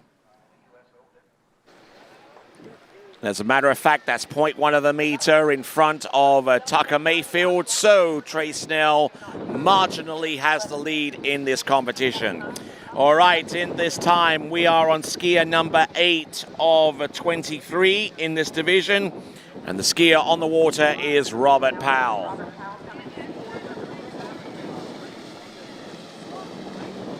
we are running your open women's slalom event. Over on the jump link, you got Tony Lightfoot. He's calling the boys 5 Oh, and again into all kinds of trouble there, but still able to ride that jump out.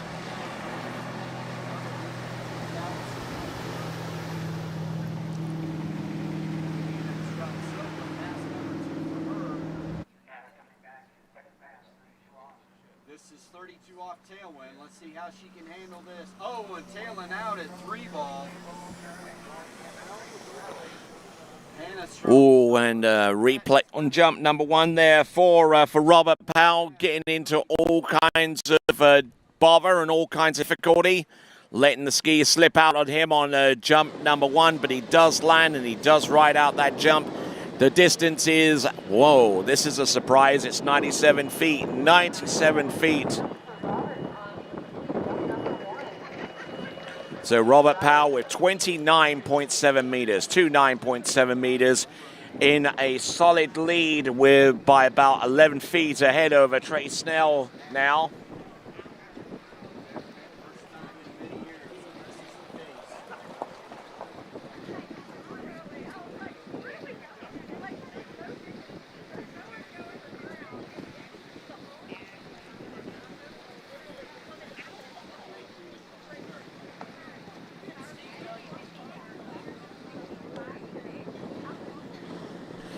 So here we go with the second jump for Robert Powell.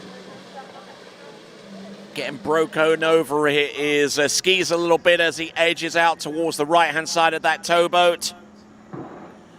Better looking jump though, managing to hold on to more of that speed and more of that edge.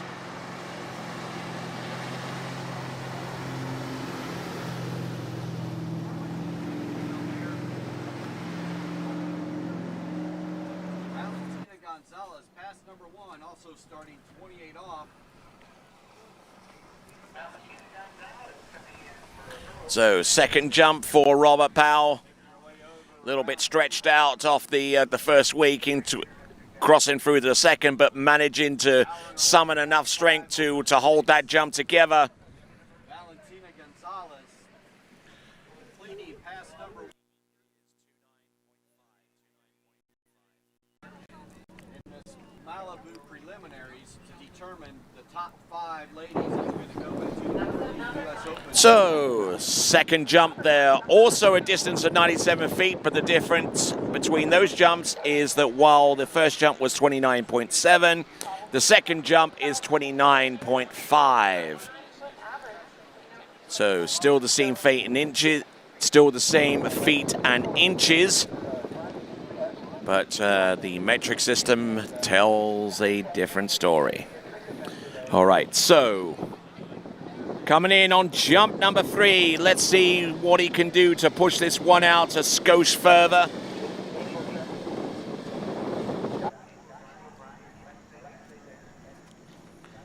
Coming in. Whoa, whoa, whoa, ho, ho, ho.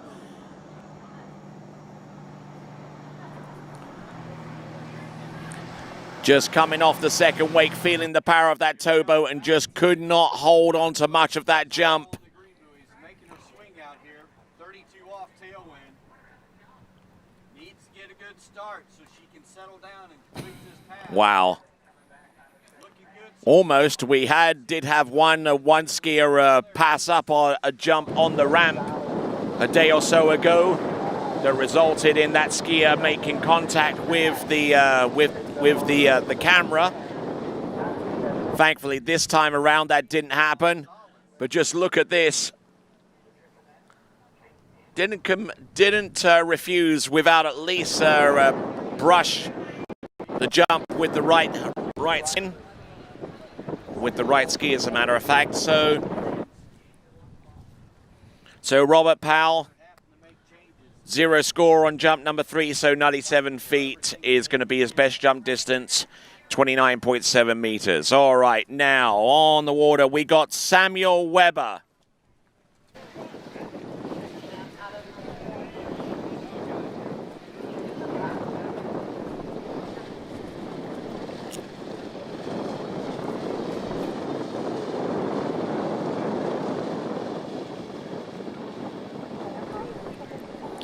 Here we go, Samuel Weber. Up and over, and will land and ride that jump out.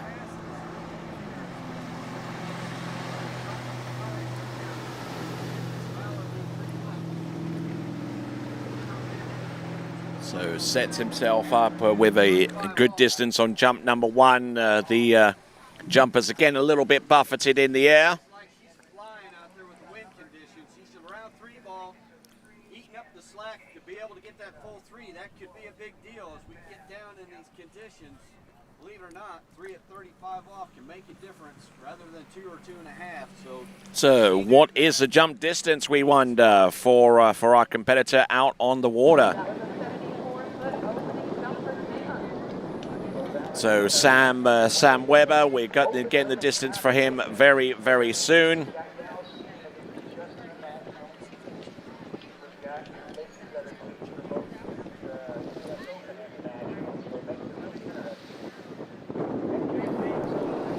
Okay, so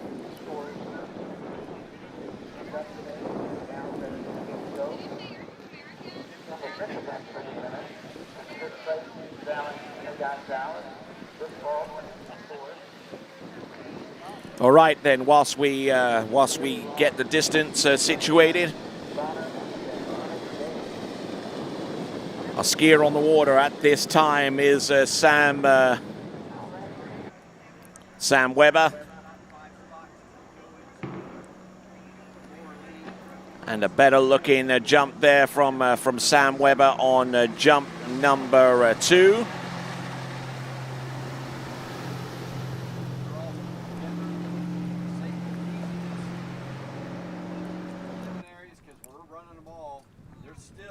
So handle up a little bit high off the turn, but managing to reset his position off the second wake and still hold his direction and his angle away. Going on up and going on through.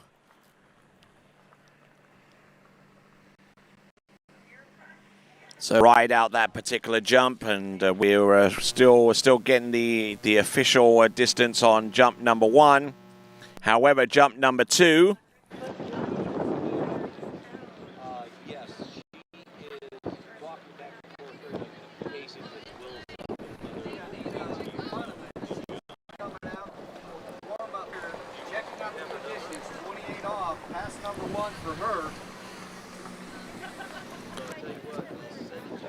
All right, so the distance has been shown up on your screen. 74 feet on jump number 1, 100 feet on jump number 2.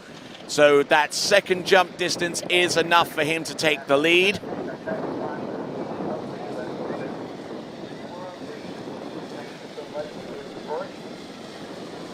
So a valiant effort there from Samuel Weber on jump number 2. Here he comes on jump number 3.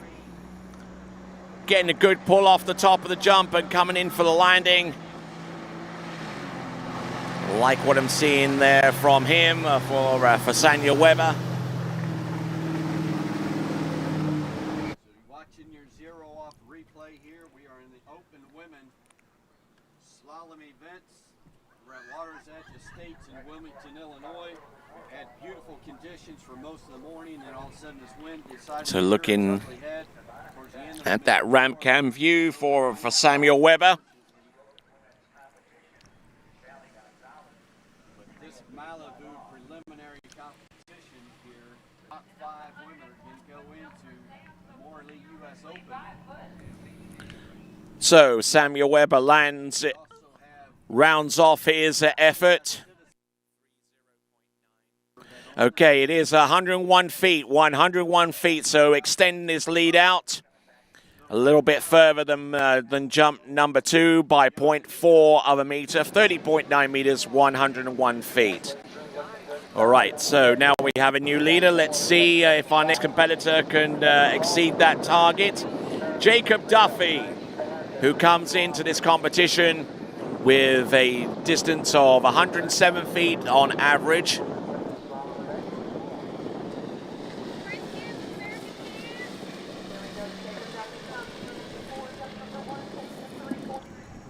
Hunter Duffy Actually, Jacob Duffy on jump number 1.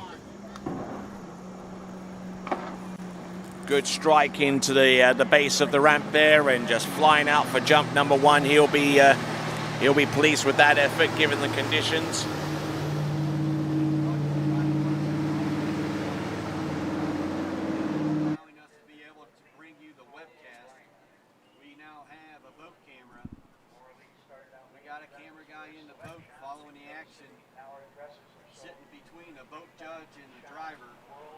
Front row for you here in this open women's slalom event. 19 of these ladies out here today competing for different things.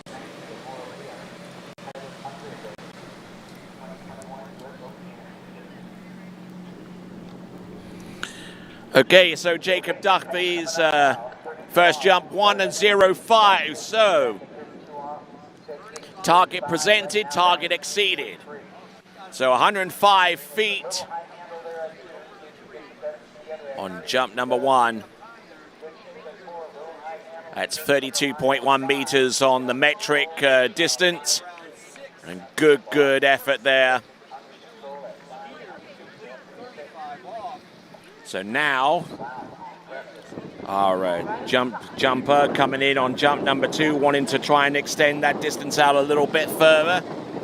105 is below his average coming into this competition. But let's see what he can do to send this second jump into the stratosphere. This is Jacob Duffy. Good edge, keeping the line tight all the way through that jump, and taking a good old pull from the boat in the air. Cocktail with Tennessee moonshine.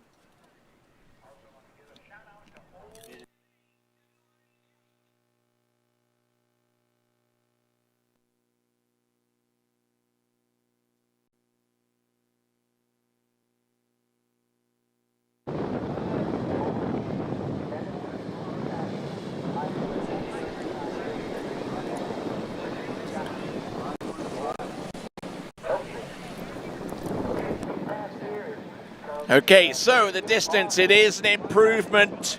Not by much, mind you. It's 32.7 meters, 32.7, or 107 feet.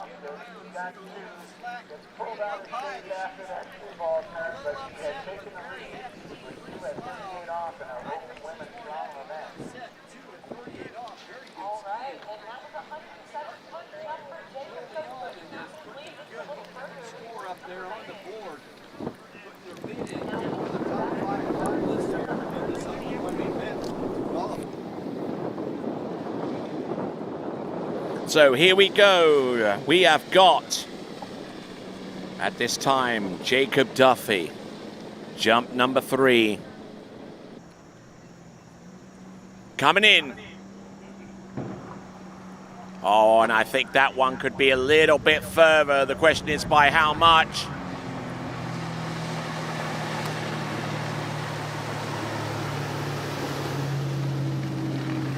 Decent looking jump, and I wonder what the distance is going to be. His technique grew better and more confident with each successive jump.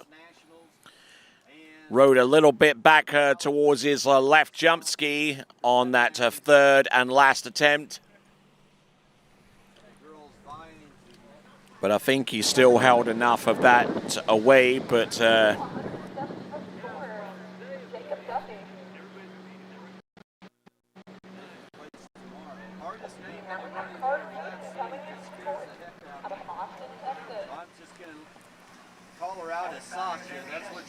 so 31.3 meters on jump number 3, or 103 feet. So his best jump is 107 feet.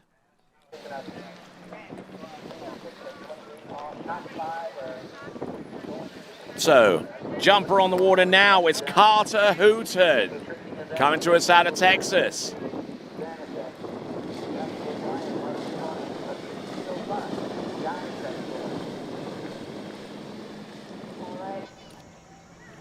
Setting himself up on jump number 1, Carter Hooton. Oh, wow, taking in a lot of speed, but the control was lacking there on jump number 1. That was Carter Hooton putting in a lot of heat into the ramp. Needs to come away with something a little bit more in control. Just up and down. Hopefully the storms that have been around us, they've stayed to the south, thankfully, but they've also... Here he comes, and looking at the instant replay, came into the ramp a little bit early, so his timing is got to be altered a little bit to take full advantage of that 5-foot ramp. Gonna be 32 off. She's gonna come in with this tailwind. She knows that she's gotta... Distance coming through any moment now. The distance is 100 feet exactly. That will put him within the top 3.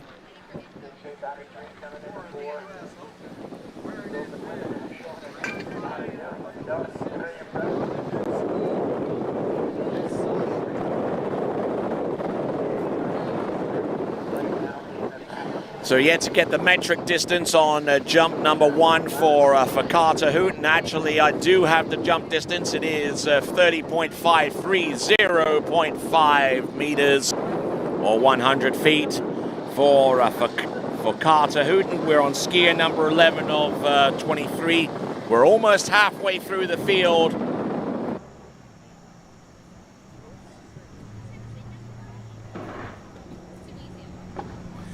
And Carter Hooton, more control this time. I think that jump distance is going to be reflective of that.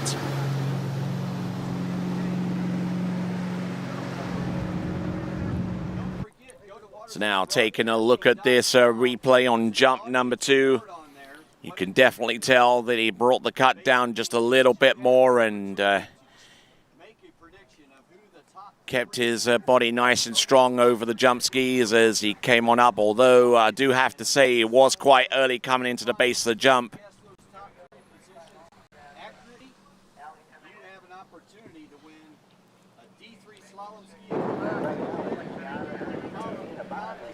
So Carter Hooton moves up a little bit in the rankings from 3rd to 2nd.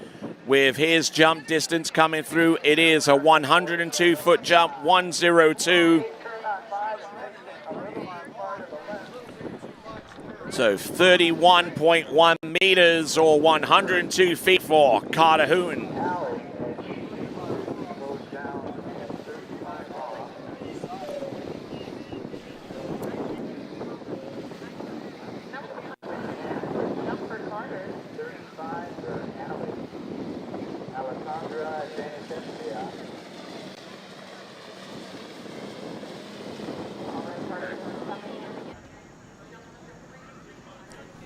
All right, here we go, jump number 3.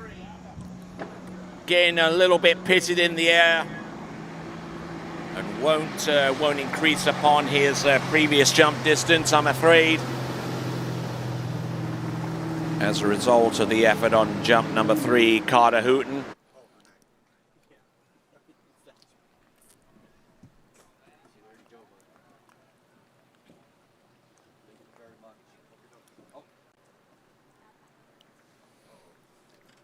So waiting on the official jump distance from Carter Hooton. He certainly had a lot of speed, but the timing wasn't quite all the way there for him.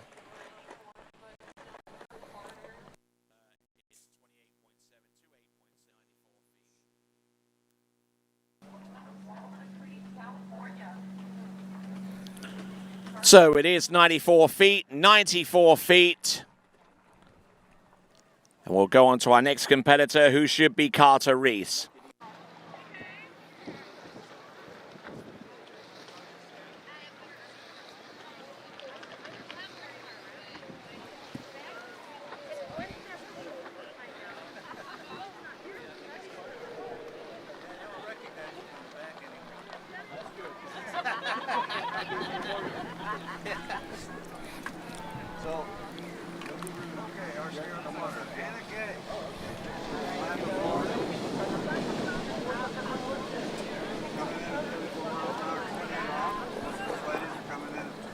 All right, here we go. Jump number 1 for Carter Reese. He's up, he's over, he will land, and he will ride that jump out.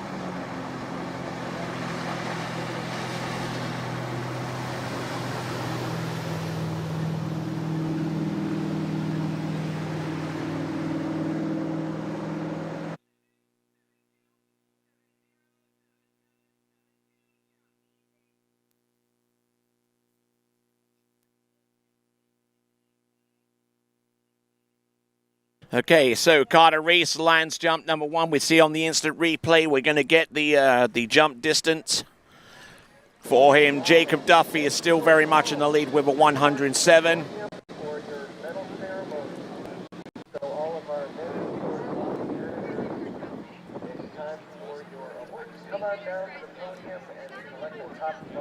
So Carter Reese.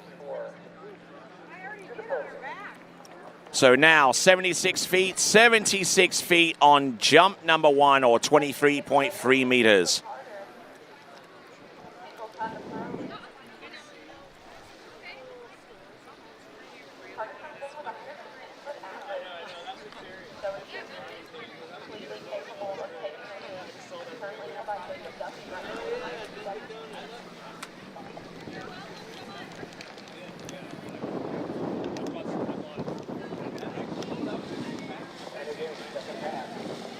All right, so here we go. Carter Reese, jump number 2, taking a 3/4 cut this time around. And very close to the bottom right-hand corner, and transitioning all the way up to about the top middle of the ramp. Trying to battle against that headwind and trying to use it to the best advantage if possible. But certainly jumping in these conditions is almost tantamount to using a teeter-totter.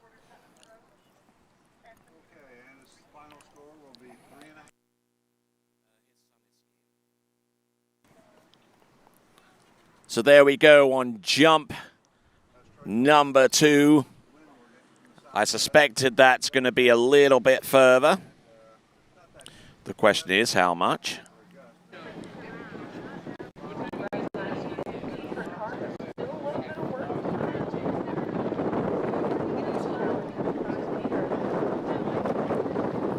Okay, so 96 feet or 29.2 meters, and we will rejoin him momentarily. Experience the sport's evolution at USA Waterski and Wake Sports Foundation Hall of Fame in Central Florida's Polk County. From the pioneers of the sport to the stars of today, all 9 disciplines are honored. It's the most comprehensive and fun-filled tribute to the people and the sport we love. Located inside the Central Florida Visitor Information Center in Davenport, Florida, the Hall of Fame is open 8 a.m. to 5 p.m. 7 days a week.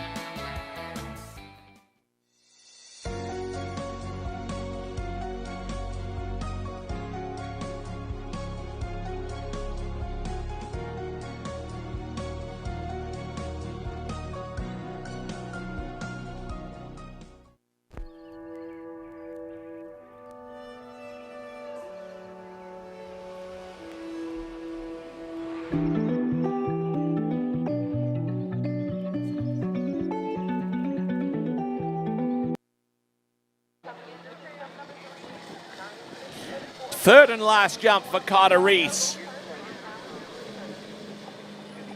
Putting himself in the top 5 at this moment in time with a 96-footer. Now needs something more than that to keep him there for a while at least. And there you go. That is his third and last jump.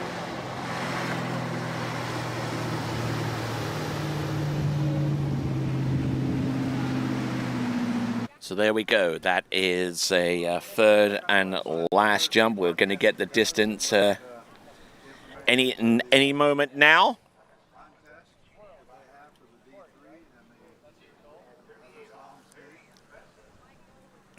Pounding that ramp and just going a little bit further with that jump.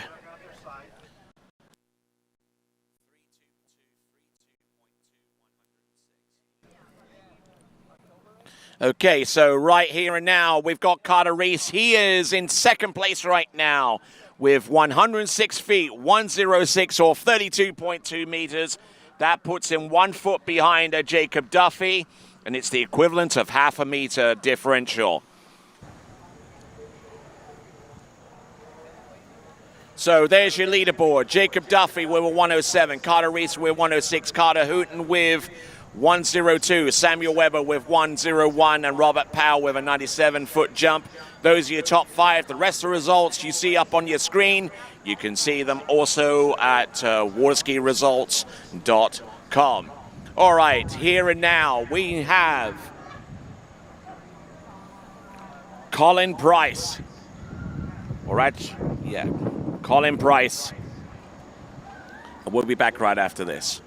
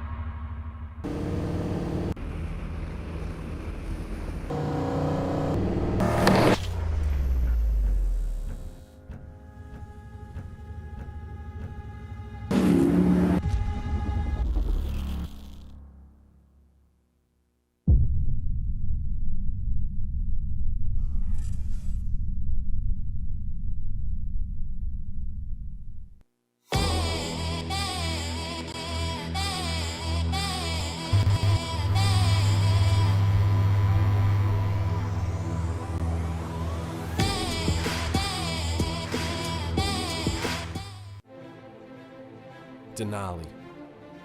No hype, just science.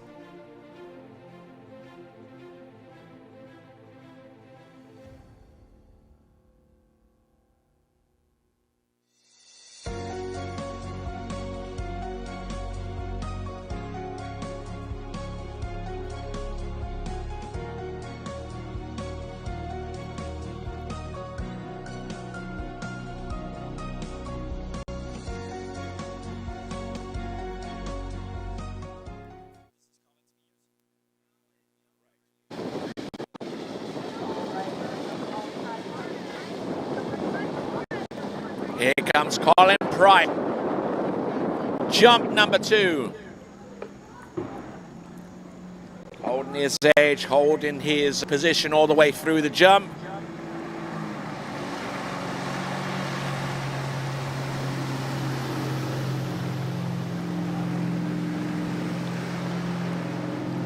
So looking at Colin Price's second jump again.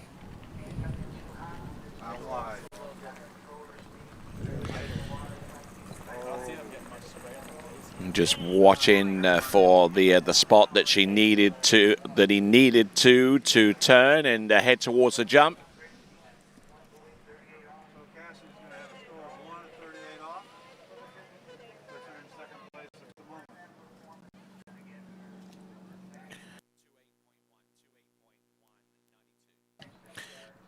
So it comes up the jump and lands and rides that one out. A good solid attempt, nothing spectacular. The jump distance that comes through for him is indeed a 92-footer or 28.1 meters. So one last attempt to push this one out a little bit further.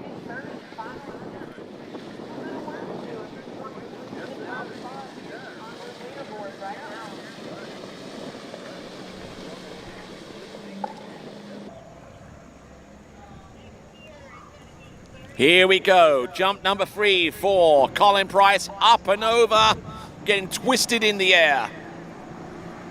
But taking a good bit of direction off the jump despite all of that.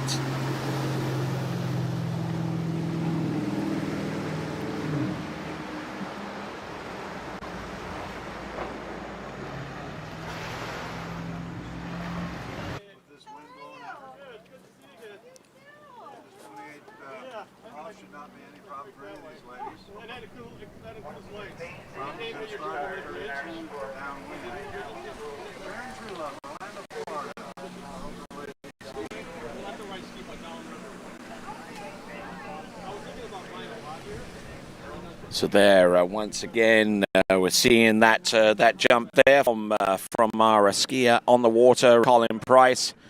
An instant replay there, and Colin Price on jump number 3 actually scored 87 feet. 87 feet was his last jump. Okay, so an 87 feet is 26.6 meters, so his best jump is 28.1 or 92 feet. The skier coming up next is Goode Cole. We're on skier 14 of 23. So about 9 skiers away from rounding off boys 5 jumping.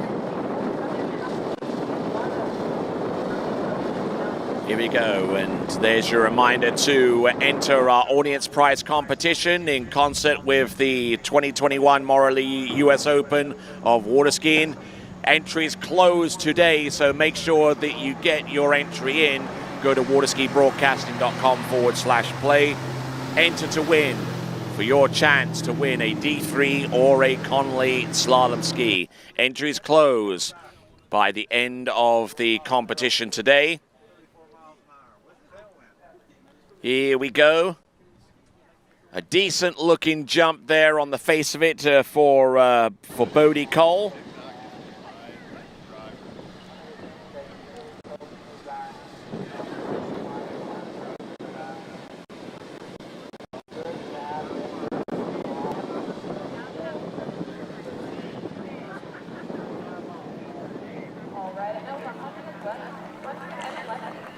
Okay, so a distance that now represents the lead. It is 111 feet, 33.9 meters, 33.9. That gives him a 1.2 meter cushion ahead of Jacob Duffy, who has 32.7 meters or 107 feet. So that's what we got going on with the jump event as it stands at the moment.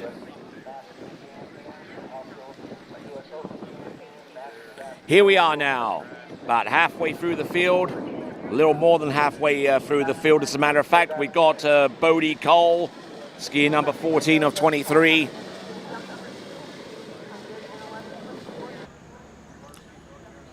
Here we go, turns away, sets himself up for jump number 2, and unfortunately takes a pass round the bottom left-hand corner. The women's slalom qualification round is taking place on the other lake, and we will return to this lake in just a moment.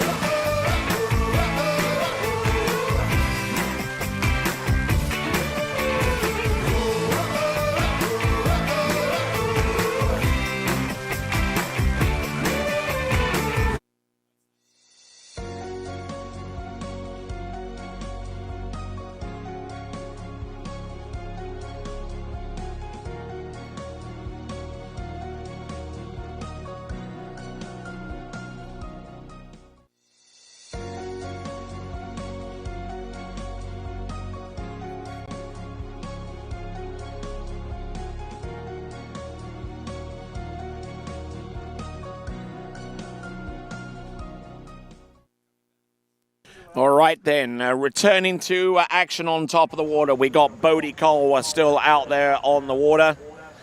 He passed up on jump number 2. He still has a first jump distance of 111 feet, which is good enough for the lead at this time. Let's see what he's got on jump number 3. A good push out wide to the right-hand side of that towboat, now turns in, drives it on home, and passing up on jump number 3. So like the look of those last 2 jump, but he does hold a lead. Question is how long for.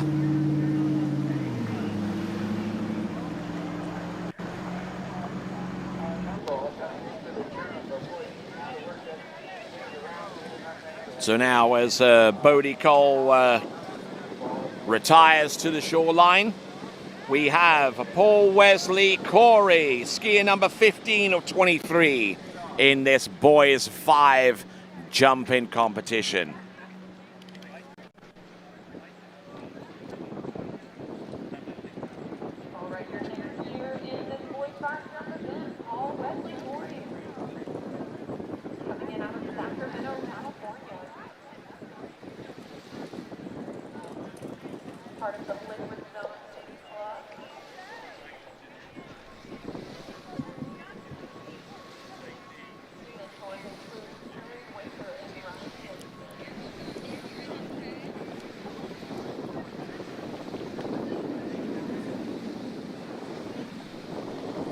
So now, here we are with Paul Wesley Corey.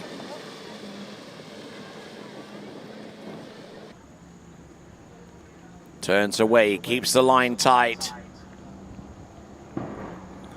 Oh yeah, good direction, good strike on jump number 1. And a beautiful landing there to round off a well-executed first jump behind that Malibu Response TXI with the Monsoon engine.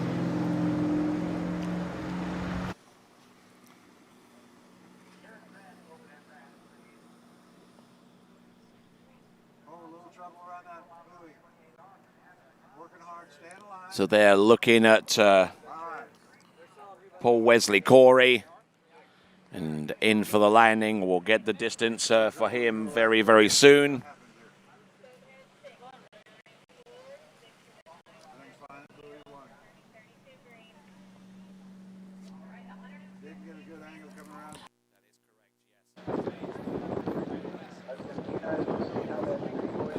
All right, so the jump coming through is 115 feet, 115 or 35 meters.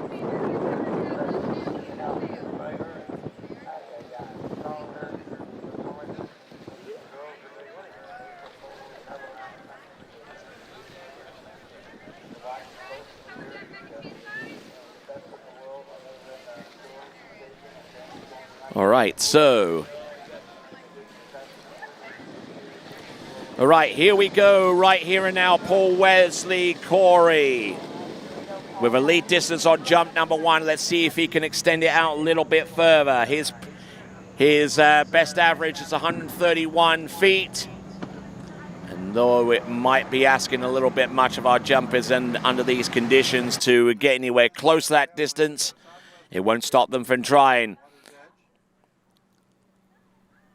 Handle up a little bit high off the turn, but still managing to take things out there and sending it.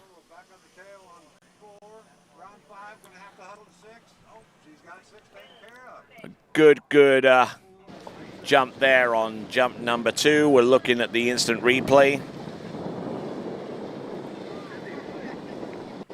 Distance coming to us any moment now for Paul Wesley Corey. It was 115 feet on jump number 1.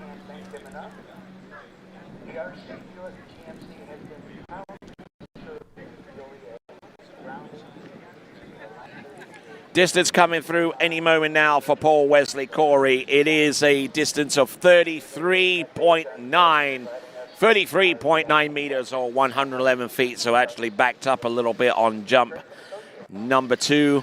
Still holds the lead with 115. So.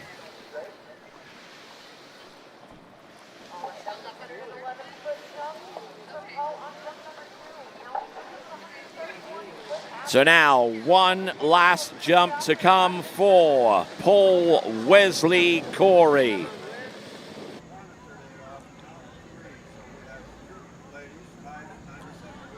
Turns, drives it on home, up and over, and gets more in the way of kick.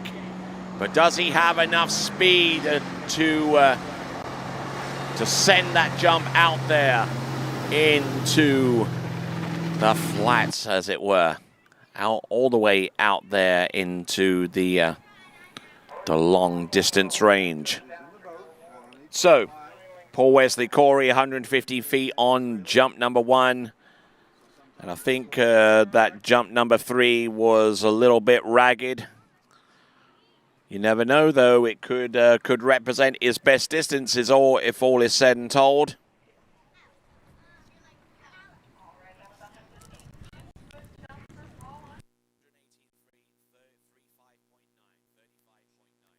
Okay, 118 feet on jump number 3. So he definitely sent it there on jump number 3 to the extent of 118 feet. And now we're coming down to about our last 8 competitors, starting off with Jarrett Zollner.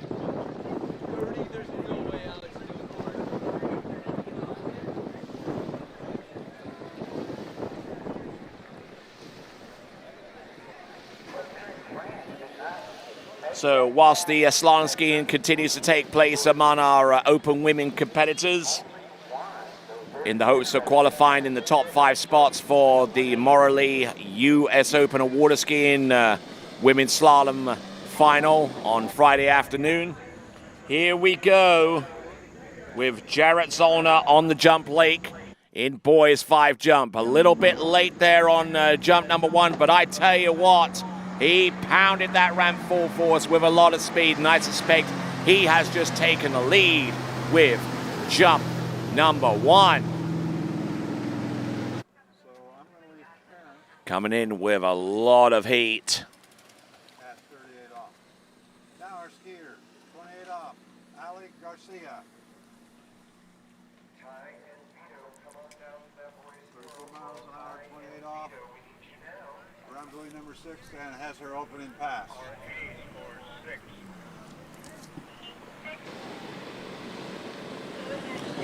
Just waiting on that distance to come on through.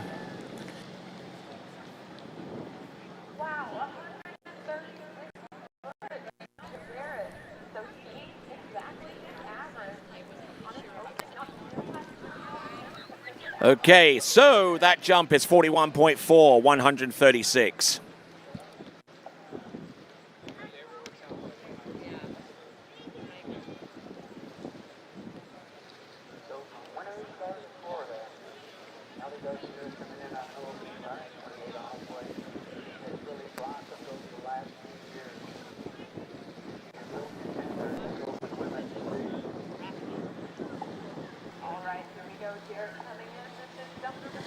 All right, here we go. Coming on through with jump number 2, Jarrett Zollner. Opens up with a 136. When do you think a good time for me to sets itself up now? Oh, and jump number 2 taking in a lot of heat.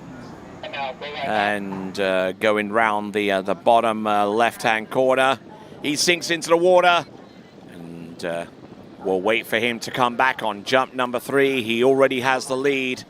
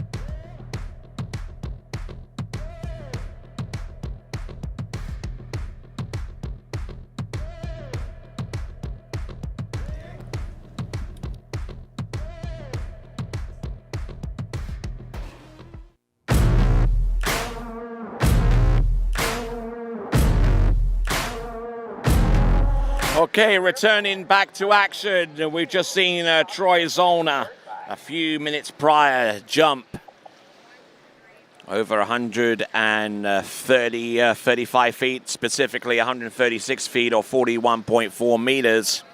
He is in the lead by a country mile. So now, coming in on his third and last attempt, having refused the second, this is Troy Zollner. Not Zollner, it is Jarrett Zollner. Here comes Jarrett coming in, jump number 3. Oh, almost hanging that on the bottom right-hand corner, but it's a respectable looking jump off that second wake through the ramp surface and all the way up towards the top left-hand corner. Good angle. And decent lift there for Jarrett Zollner.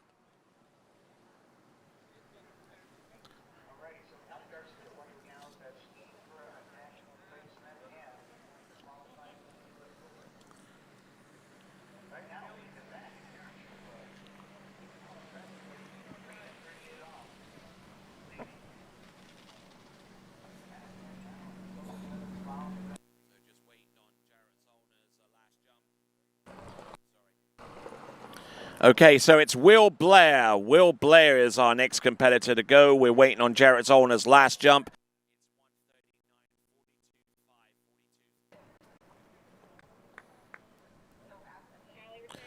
Okay, so, and the distance is significant on jump number 3. It extends his lead to 139 feet, 139, or it is 42, I believe it's around 42.5 meters. Yes, that's exactly it, 42.5 meters, 139 feet. All right, here we go. Jarrett Zollner in the lead, but here comes Will. Oh my word! Oh my giddy aunt.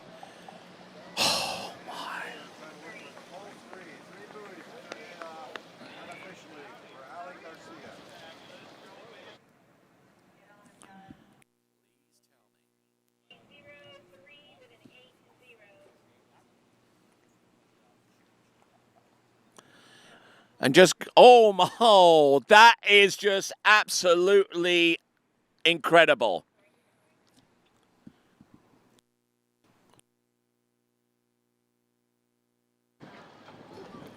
Okay, so Will Blair getting picked up out the water, and thankfully he's somewhat okay, but we're going to take a look at this with our instant replay from behind the jump, which is probably a most telling view, aside from this next one that you will see.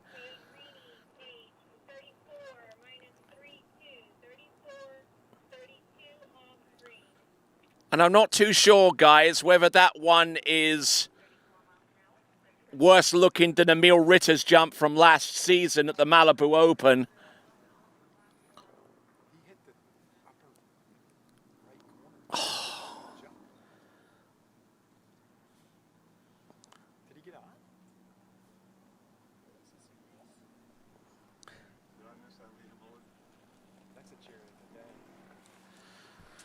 Wow, that's a horrible looking jump, and we'll step aside for just a moment, and hopefully on the other side of this break, we'll have Will Blair jump in for his second attempt. Back after this.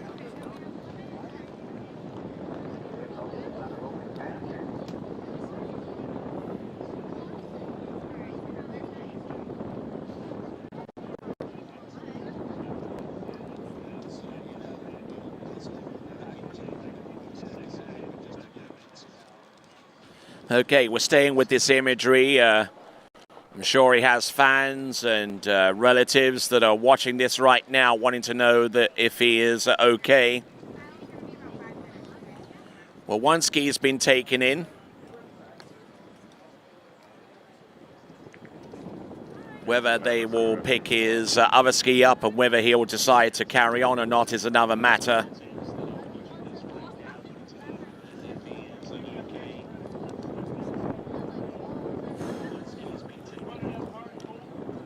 Certainly not the worst jump I've seen, but it's in the top 5.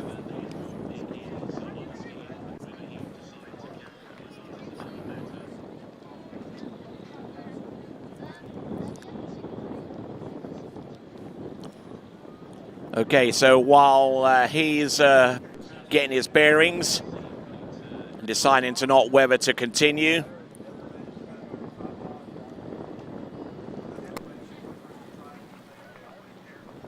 see if he's been deposited to the starting dock or not, or whether his equipment is too far damaged to make that happen. Yeah, I'm trying to find the parents right now. I don't see them though.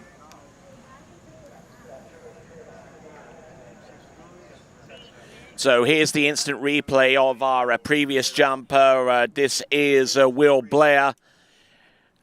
And the position looked good, and then he got broken over the waist and lost his control and angle when he just, oh my word, he just hit his left shoulder on the ramp surface and got catapulted out of his skis. And we'll return right after this.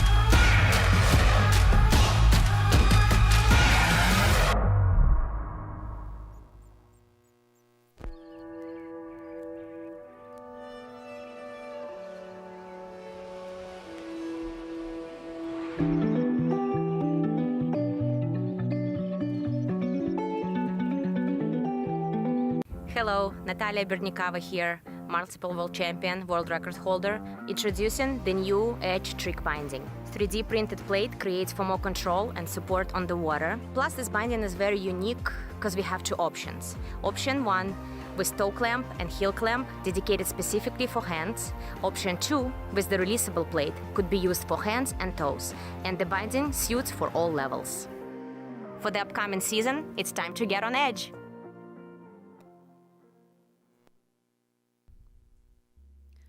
The Liquid Edge offers sales and service on Mastercraft and Nautique boats. We are located on our own private 35-acre ski lake in Farmer City, Illinois. Our fully stocked pro shop accommodates the needs of every 3, 2, or single event skier. We carry a wide variety of ski brands including HO, Syndicate, D3, Radar, and Connolly. We hope you're enjoying their webcast and come visit us soon.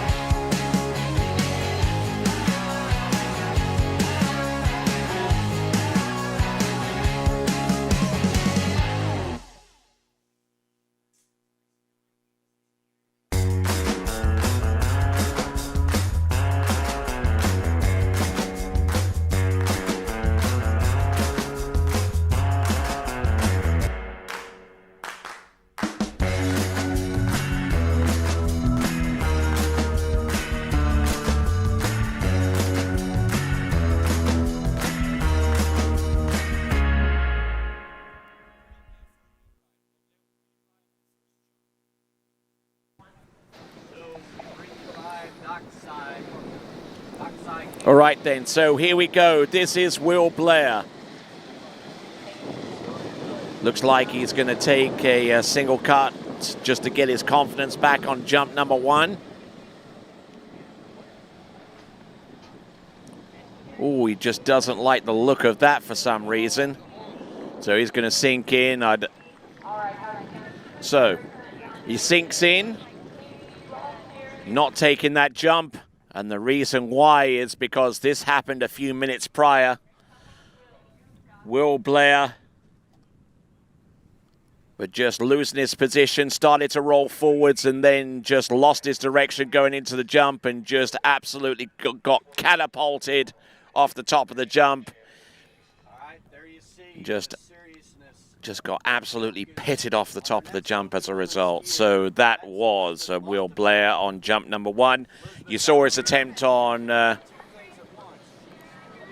next jump. I'm not too sure whether this next one is going to be either jump number 2 or jump number 3. We'll find out in the fullness of time.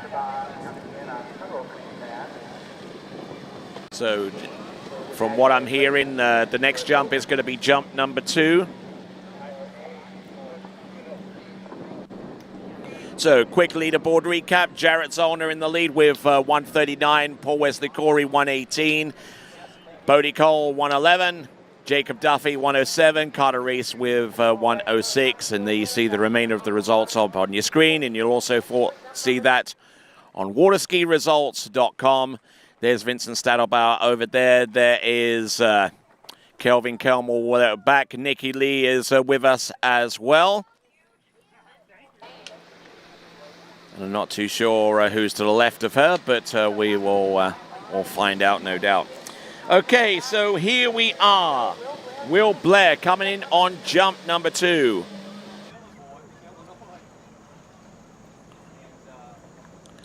Taking a hard stab at that jump. Oh, and he almost hung the bottom right-hand corner again. Wow. Flirting with disaster in every which way. Focusing on her training with slalom now. So let's have a look in there. A little bit of the hitch there off the turn and coming in and driving it on. Oh, wow. Just look at that. Seriously. Looking nice and smooth there around 5, making her way over the gate. So, I wonder if he still has a jump fin remaining, because take a look at this again from Will Blair. Coming into the jump. Wow. That looks even more vicious with the ramp cam. He just plain flat out, his timing just isn't quite right for some reason. And he's lucky to have been able to have ridden out that jump. Speaking of which,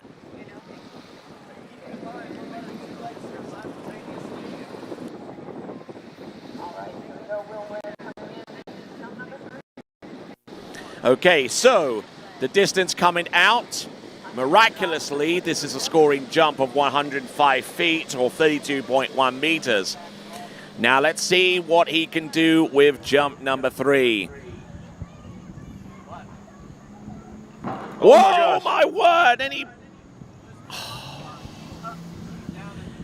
released the handle going up the jump. And hopefully he had enough direction about that to jump to where he didn't hit the ramp cam. We're going to take a look at this again. Plenty of spectator appeal, but not much else beyond that.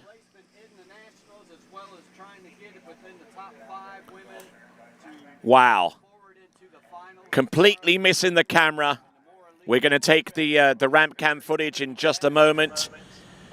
He does have a score of 32.1 meters or 105 feet. He's swimming into the shore, and not one of his best jump sets, I'm afraid.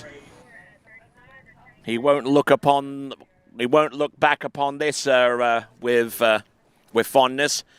But just take a look at this with the instant replay. Oh my word!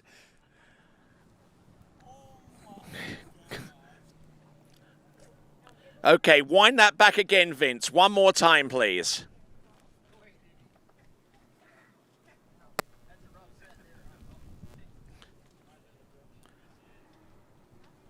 On this last jump, passing up.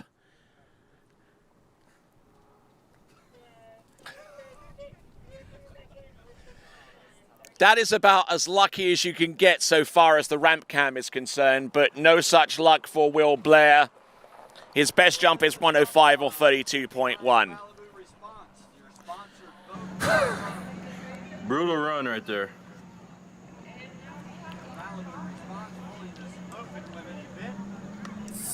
Running 2 events more or less simultaneously.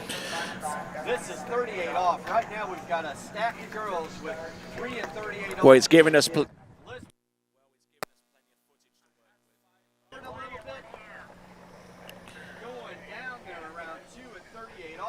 So the distance for Will Blair is 105.32.1. The next jumper on the water, and I'm sure he wouldn't have wanted to have seen all of that play out in front of him. It's Andrew Boskus. Pretty good one ball, really. She came up, let go to her.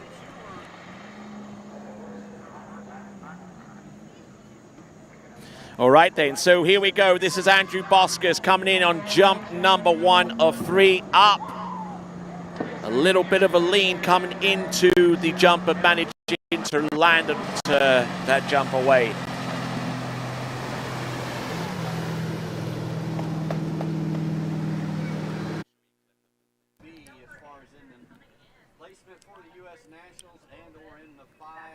Wow. So we're getting the jump distance for Andrew Boskus in just a moment or so. The computer crunching the numbers.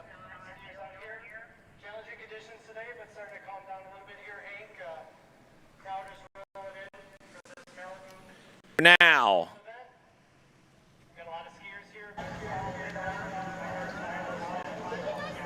Boys 5 jumping taking place right here and now. Yep. Is it? Andrew Boskus with a 124 on jump number 1 or 37.7 meters. So that puts him within about 15 feet of Jarrett Zollner, who is in the current lead right now. We now got 6 skiers remaining, including Andrew Boskus. And we got some of the top under 21 jumpers in all the world coming up in just a few skiers.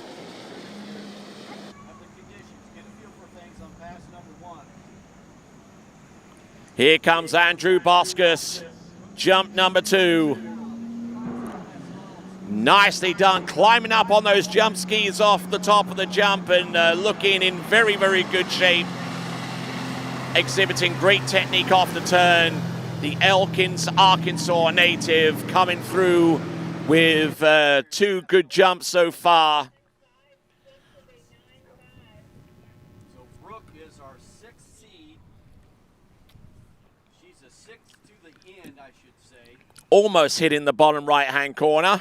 In this open women event.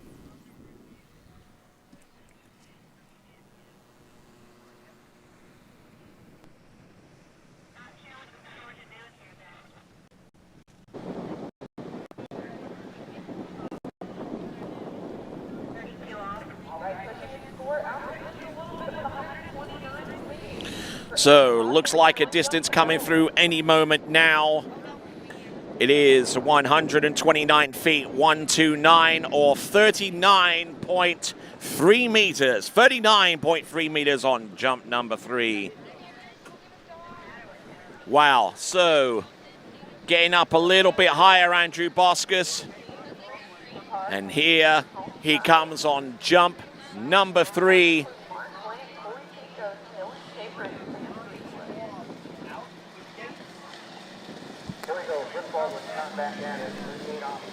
Okay, let's see what we've got here. Here and now with Andrew Boskus.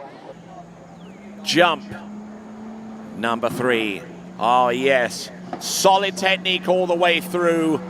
Safe as houses out there, Andrew Boscus, and the end result are 3 long jumps, all of them safely executed, which is more than can be said for one person that we know of within the last few minutes. But we've got Andrew Boscus with the last jump distance. In a moment, we're going to hear a little bit from Jeff Surdy. But once we get the jump distance,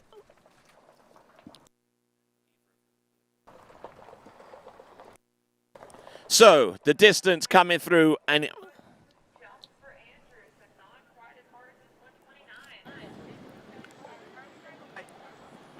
okay, so the distance for Andrew Boscus on jump number 3. Proud to have this sitting amongst Tony and myself, Troy Zellner.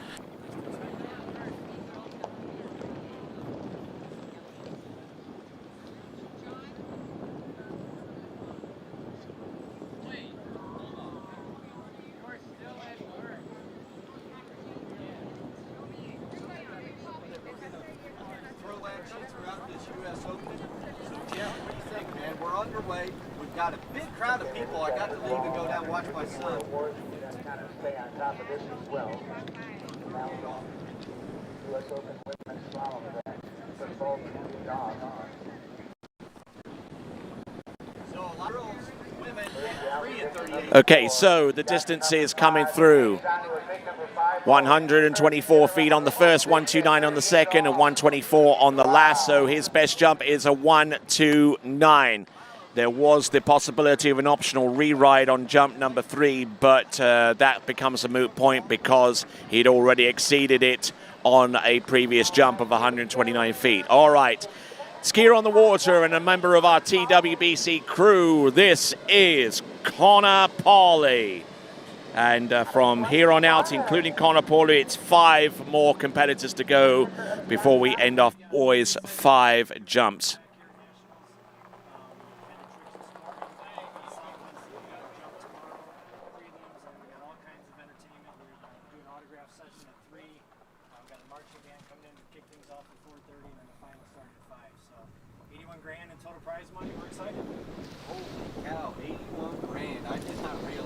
Probably told me that at one time, but the conditions are up and down as far as being challenging for the skiers. But I did overhear Tony earlier that there's... All right, I'm Tony Lyford. He's Troy Zollner, and in the middle between me and Troy is Jeff Surdy, and they're talking about the Morley US Open of water skiing coming up. But here on the jump lake, we've got Connor Pauly.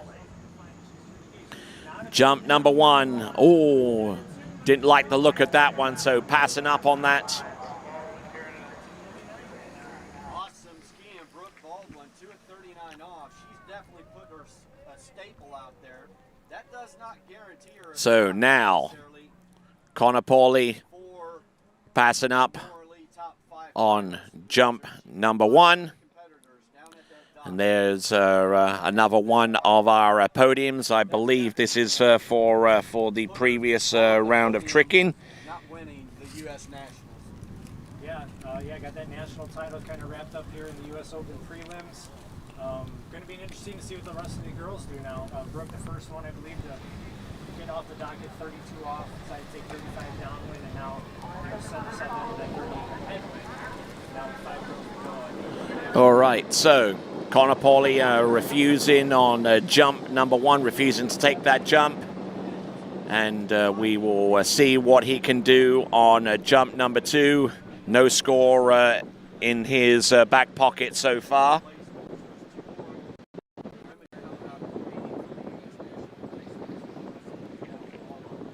Okay, audience prize, go to waterskibroadcasting.com/play.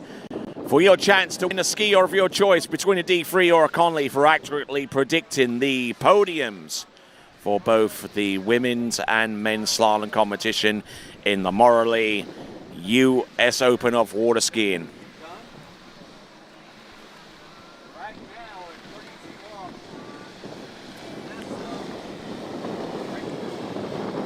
All right then, so here He comes.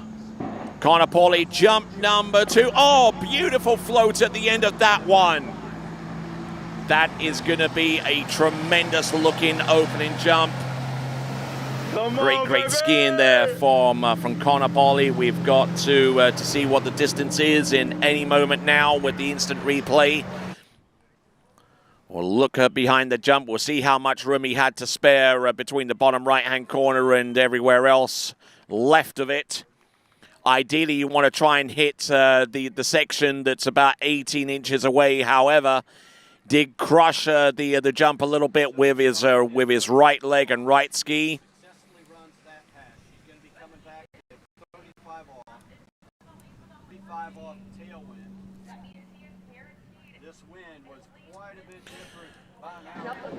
All right, so he is your new leader. It's 44 meters or 144 feet. So with 4 competitors to go after him, Connor Pauly has just vaulted himself up onto the podium at least. A top 5 finish is assured for Connor Pauly. The question is, will his longest jump from this round stand up to any challenges to come? Connor Pauly, here he is, jump number 2. Here he is.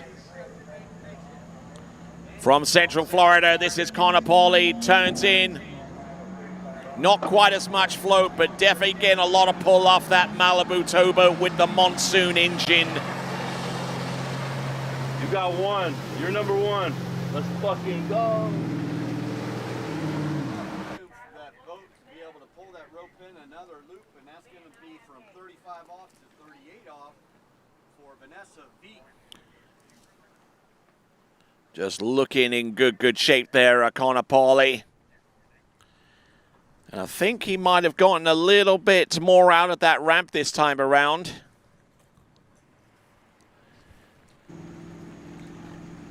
Come on, baby! Passed on jump number 1, Connor Pauly. His second jump was a 144-foot jump, and the last jump. Okay, so the last jump for Connor Pauly on his last jump, 46.7 meters or 153 feet. Putting 9 feet more on top of his second jump. Let's go. There you go. Good skiing there from Connor Pauly, especially taking into account the conditions that we're experiencing right now. And now our next competitor is Brody Keller, who averages 162 feet.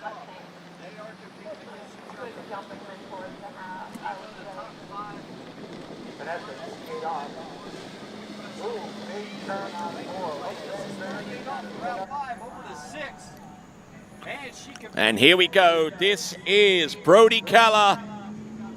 Oh, passing up on jump number 1, much like Connor Pauly, our skier before. He will sink in water and he will be plucked out. And we'll return to see him right after this.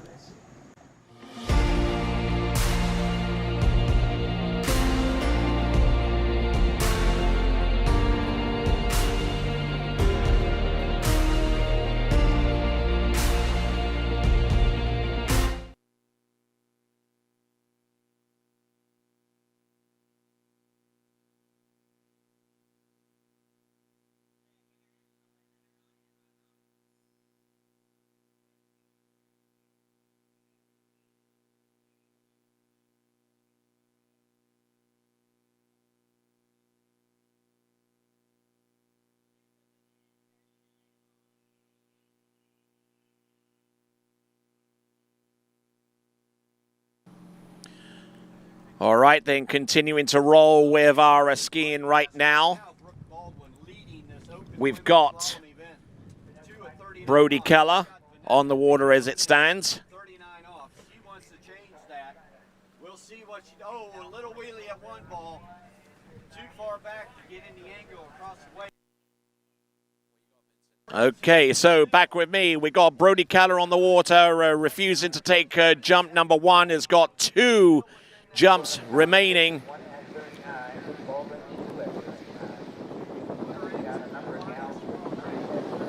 So now, here we go with a 0 score on jump number 1. This is Brody Keller. This is boys 5. For junior skiers aged 15 to 17, here he comes. Oh, look at that beautiful lift and the float coming into the landing. Kind of setting him up and keeping him up like a kite. Just a remarkable jump there on the second attempt. There's your update. Brooke Baldwin, 2 at 39 off. Vanessa Veek, 1 at 39 off. Neely Ross, Paige Reaney, Ali Garcia, Karen Trulove. 4-way tie there, all with 3 at 38 off. Using that headwind effectively with that particular jump. It is Connor Pauly's jump exceeded. Yes, indeed. The only question is by how much? And our first jump over 50 meters. It is 166 feet, 166, or 50.5 meters.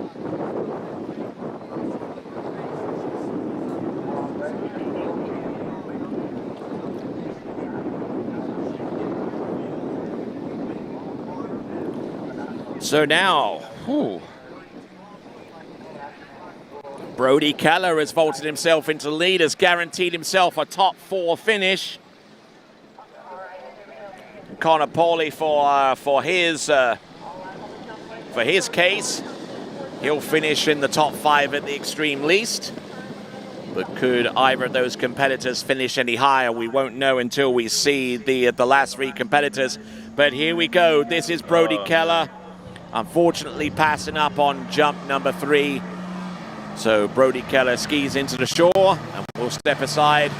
We'll see Evan Robbs next.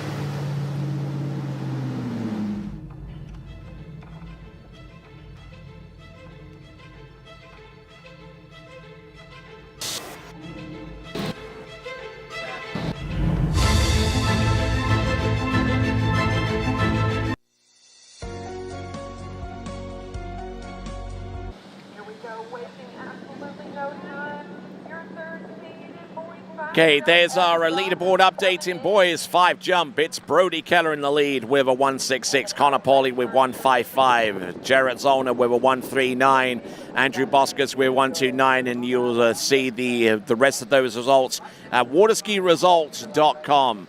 Make sure you got multiple tabs open on your browser. You can have slalom on one, you can have jump on the other, and Waterski results on the final one as well to get full blanket coverage of the 79th Goode Waterski National Championships, incorporating the 2021 Morley US Open of Waterskiing.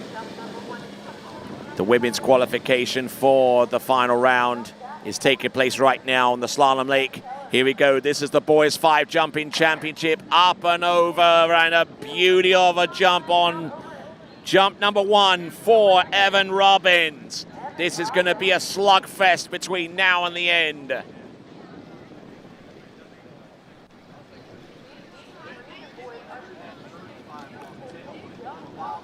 there, but staying patient, not giving up, knowing she's got to run that pass, and as well as she's going to have a 38 off headwind. That is pretty much a must-make pass if you're going to want to get into the top 5 finalists, which is what she's right, watching this jump again. have an opportunity to go after that.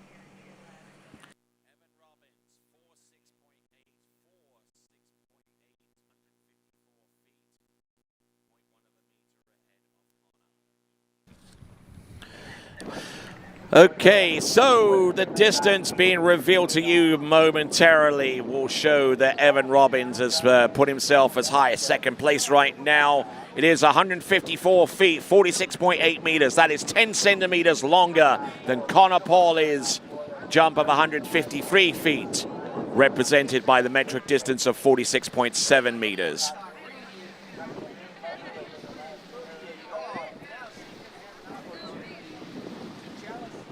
So now, here we go. This now is Evan Robbins.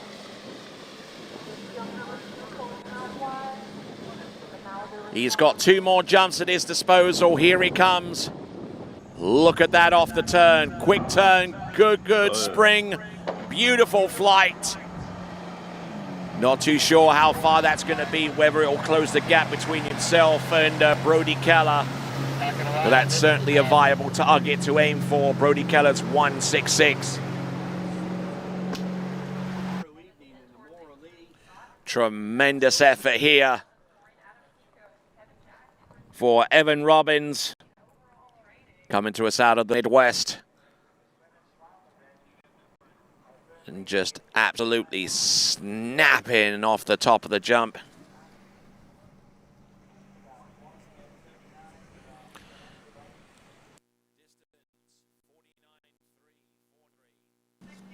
All right, here we go, Whitney. Distance coming through for you up on your screens, and the distance is 49.3 meters or 162 feet. He does bridge the gap partially, but he's still got about another 4 feet to go before he can talk about exceeding the best jump distance of Brody Keller, who jumped 166 feet or 50.3. For his part, Evan Robbins averages about 167 feet, so he's definitely got the potential to take the lead.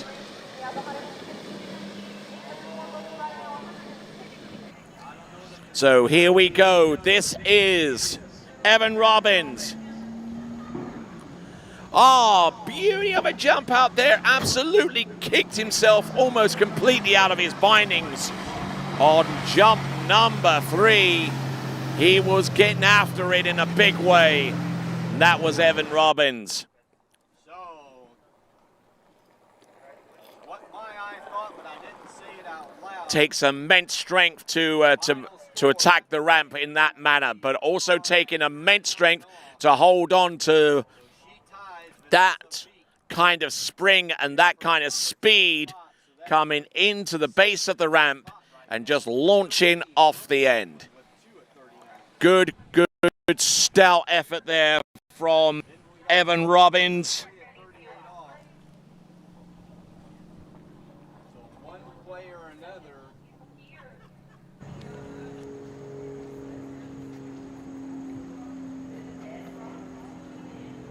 Okay, so 159 feet on that last jump, backing it up a little bit. So 48.5, 159. So Evan Robbins' best jump was on the second attempt of 162 footer. All right, so we're down to our last competitors. We know that Brody Keller, Evan Robbins, and Connor Pauly have put themselves into the top 5 at the extreme least. Let's see if Edward Roberts will join them in gaining a medal in this particular event. Let's see what he's got on jump number 1. His best average is around 172 feet coming into this competition. Edward Roberts. And we will be back right after this.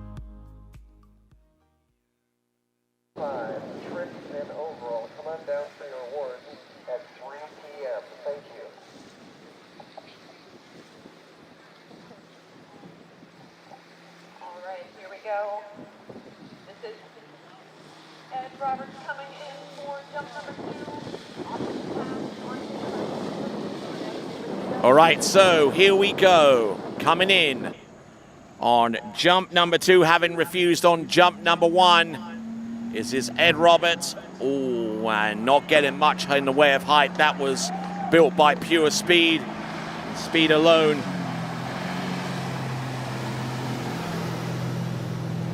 So that is Edward Roberts out of Team Illinois. How much later from a normal day should she pull out to stay wide behind that Malibu response so she gets a good start here at 38 off. Looking good, like it out of 1. She's setting herself up to be our next girl to run the 38 off. Still going. Oh no, and slowly getting out of 4 ball, unable to do.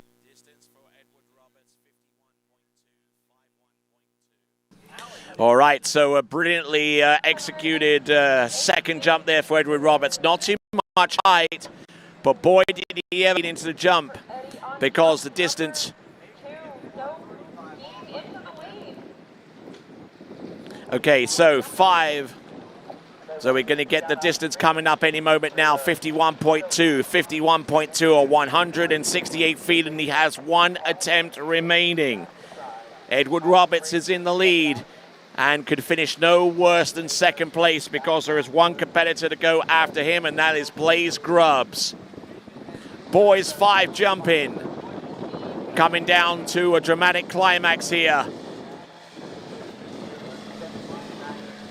Can you endure any more excitement based upon what we saw earlier? Here we go. Up and over, and a nice bit of lift there, but I think he left some of that speed behind him.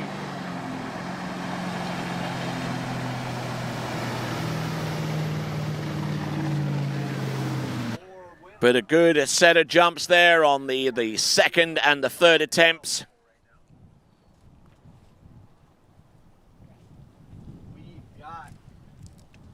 Going. I know Whitney is a Canadian skier, so that tie for second place has nothing to do with the U.S. Nationals. That only has.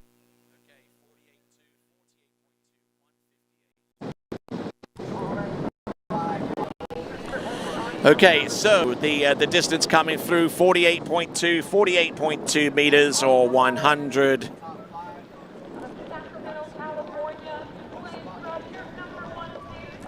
48.2, it's 158 feet on the last jump. Edward Roberts, his best jump, and it is enough for the lead, is a 168 or 51.2. In the meantime, we are down to our final competitor in boys 5 jumping. It is Blaze Grubbs. Let's see what he can do with the first attempt.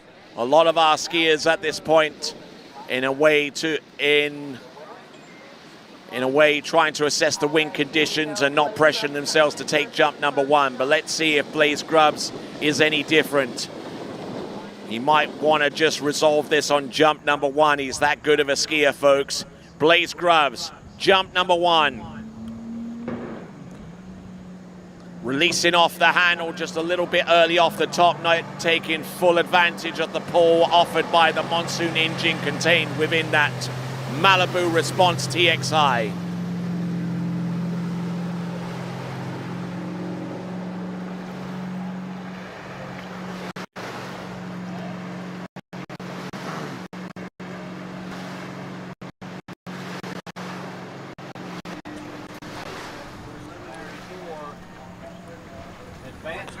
All right, so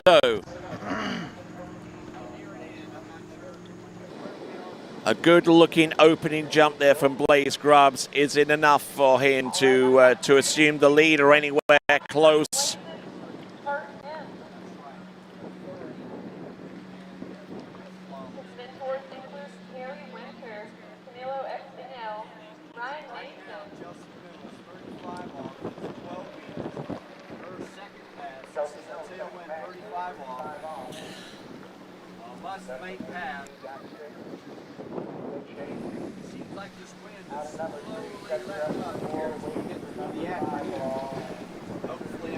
Okay, so 160 feet on jump number 1 for Blaze Grubbs, enough to put him in about 4th place at the moment.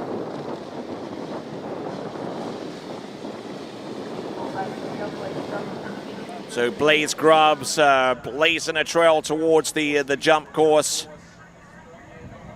Here he comes. Better looking jump there, just taking the pull off that towboat and pulling him into the distance.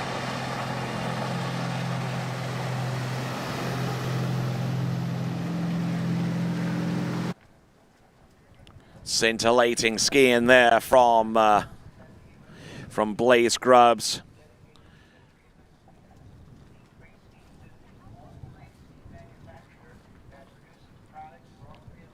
All right, so good effort there from Blaze Grubbs. Got 160 feet on jump number 1. And the distance on jump number 2 could well settle it for him.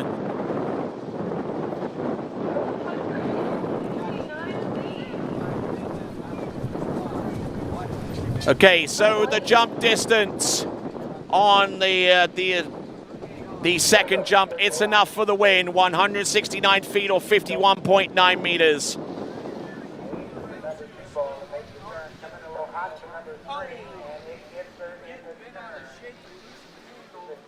So there is your winner. That is Blaze Grubbs, your winner with a 100 and we estimate a 170-foot jump. Although it is measured as a 169-footer at 51.9 meters. Either way, he is your winner.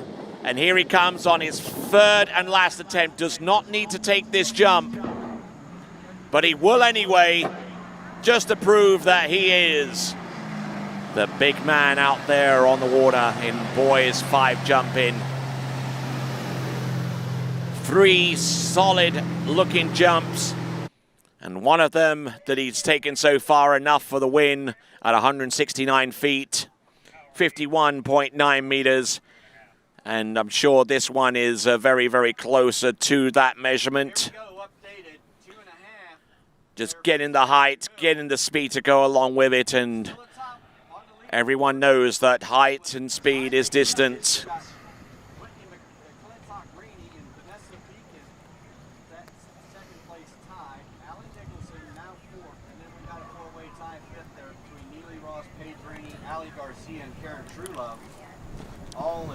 Waiting on the last jump there for Blaze Grubbs. It is 161 feet or 49 meters, and there is your winner with the top distance of 170 feet. Ed Roberts with a 168, Brody Keller with a 166, Evan Robbins with a 162, and Connor Pauly rounding up your top 5 with a 1-3. The remainder of the results you see there on your screen, and you can also see it on waterskiresults.com. Our next event of it coming up very, very soon. But this is your announcer, Tony Loffert. Great to have you on board, and hope you enjoyed the jumping so far. We've still got plenty of action to come, so sit tight. The 79th Waterski National Championships will continue after this.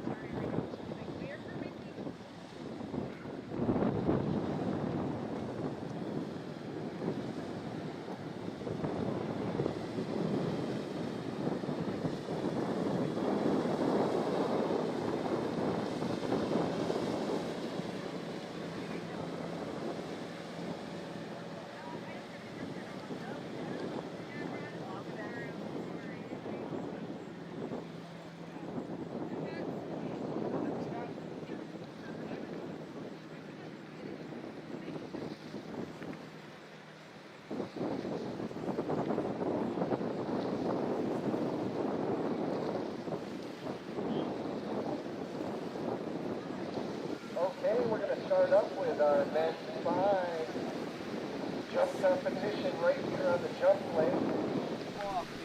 All right then, so we're on to men's 4 jumping. Welcome back to coverage of the 79th Goode Waterski National Championships.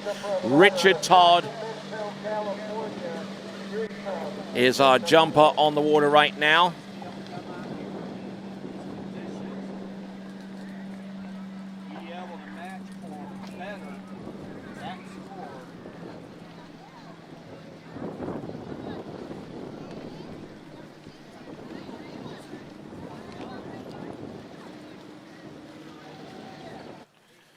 Okay, so the event on the water, my mistake, is actually a men's 5 jump. Men's 5 jump, Richard Todd on the water. We've got 13 competitors in this event. And right now we are on jumper number 24 out of all the jumpers that have competed so far today. An easy pass for her, making her way around 6.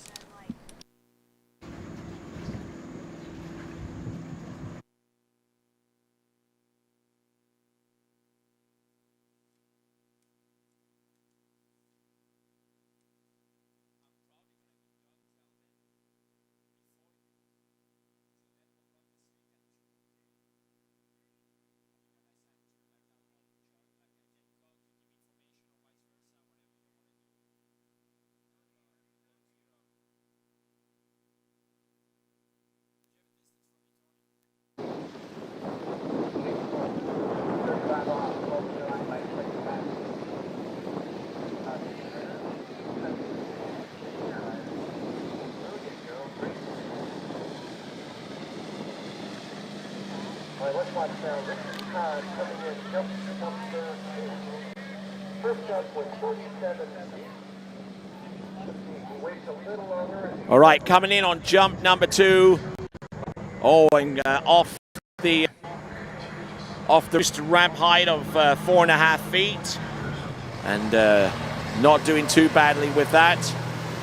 37-footer on jump number 1 came into this event without so much as a seeding value.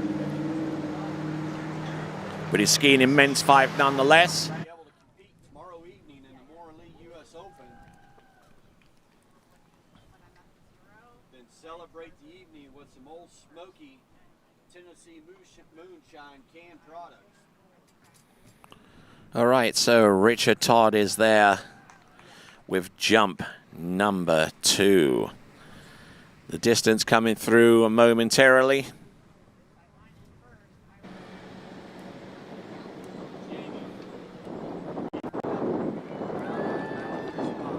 So a lot of action taking place. We're waiting on Richard Todd's jump.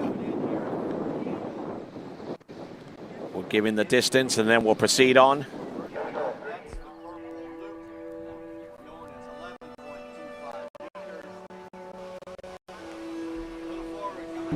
Still able to stack it up around 2. Making her way around 3. Over at 4. She's going to have to hustle if she's going to get around 5. Somehow she does get around 5 and then S's out to get the full buoy at 5 at 38 off.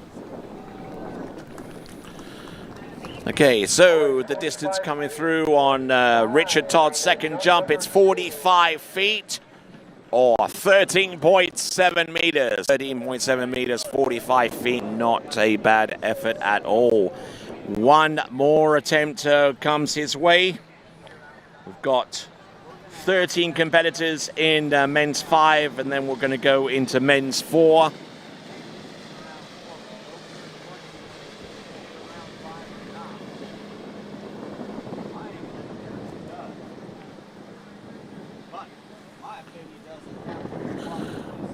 So there we go, up and over, and just about lands that last jump there for Richard Todd.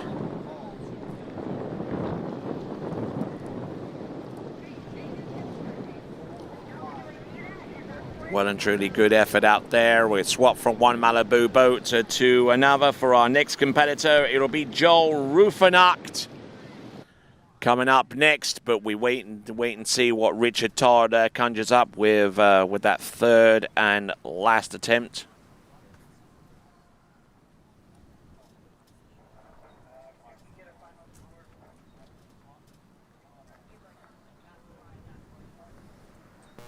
So in the officials trailer, they're doing a review here.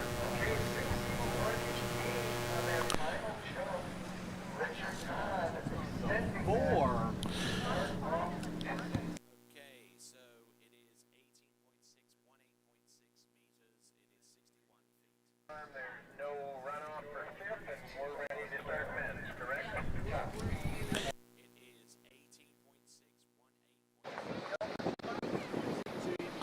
And so last jump there for Richard Todd is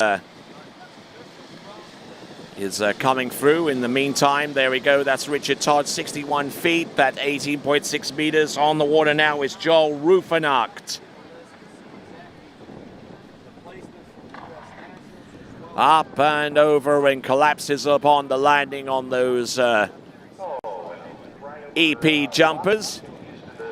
Late 1970s vintage. And we'll cut over to... The Liquid Edge offers sales and service on Mastercraft and Nautique boats. We are located on our own private 35-acre ski lake in Farmer City, Illinois. Our fully stocked pro shop accommodates the needs of every 3, 2, or single event skier. We carry a wide variety of ski brands including HO, Syndicate, D3, Radar, and Connolly. We hope you're enjoying their webcast and come visit us soon.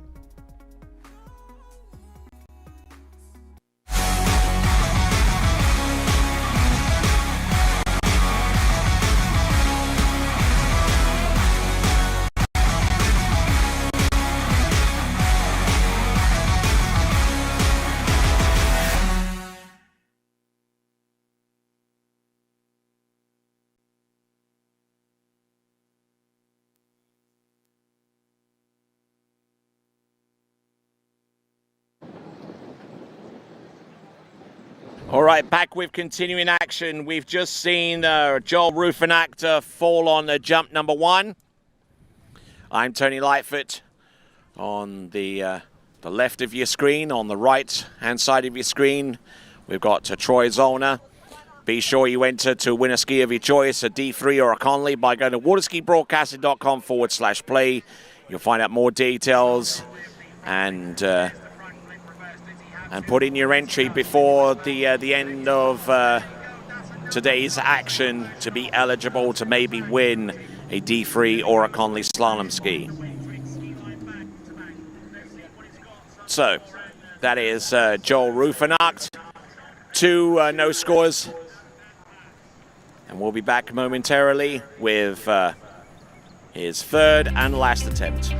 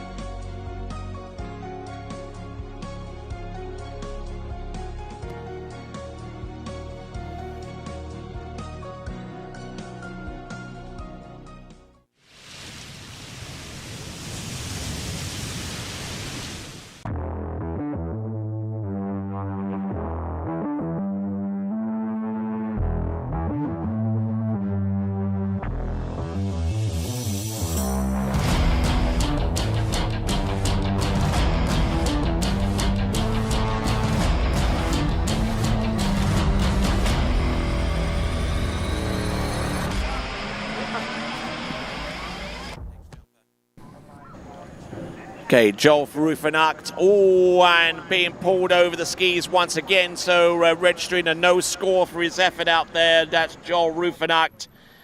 So, next skier to go will be Rob Temple. We'll look at this one final effort again, courtesy of Joel Rufenacht.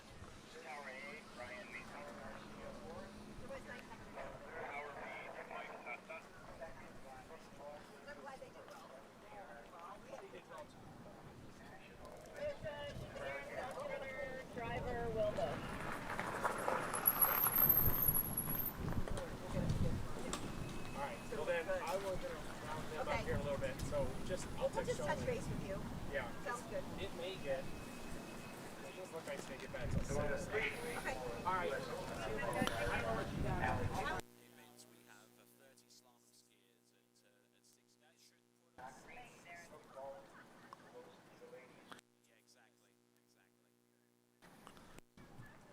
We're good.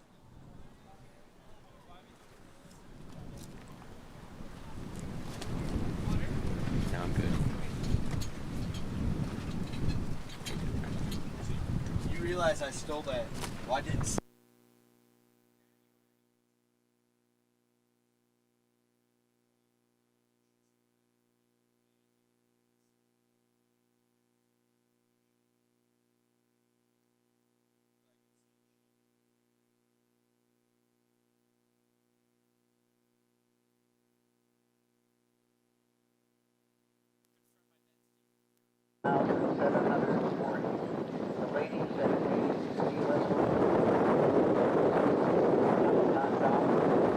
All right then, our next competitor out. This is competitor number 3 of 13. This is Rob Temple.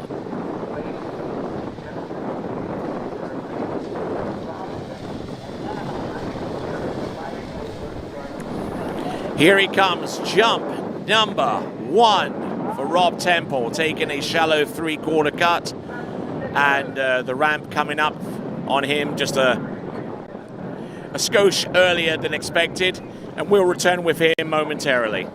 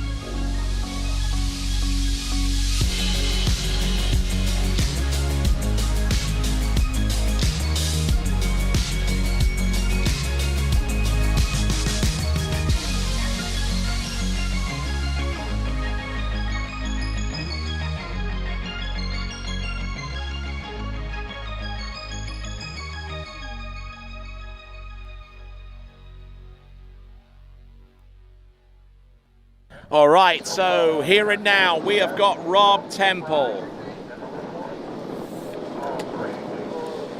This is jump number 2, taking a 3/4 cut again.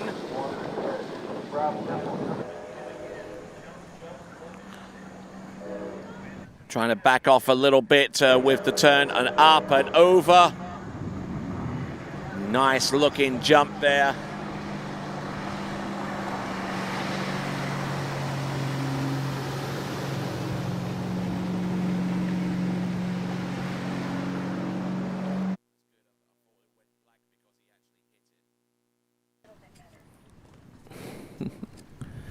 Okay, so with Rob Temple landing the jump, we're going to get a score from him.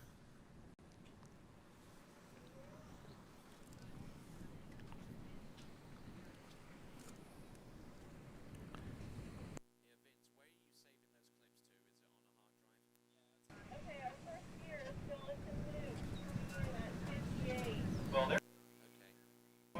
around Temple, and that puts Richard Todd in second place. Richard had a beautiful jump of 61 feet.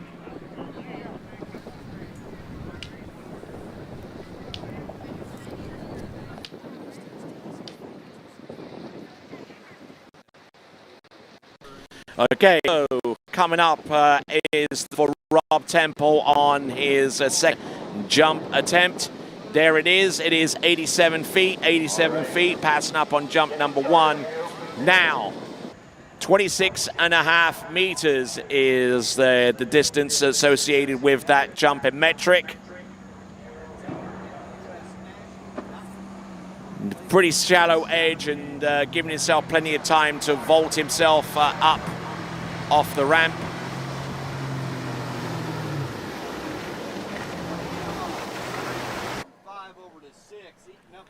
So Rob Temple once again pounding this ramp full force.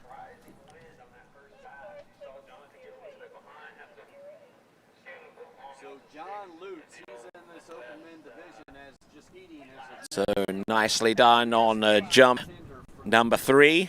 I'm sure he'll expand upon his lead. Distance coming through. Okay, it is 88 feet on jump number 3, or 26.9 meters. All right, we are on to skier number 4 of 13. The skier concerned is Greg Dutrey.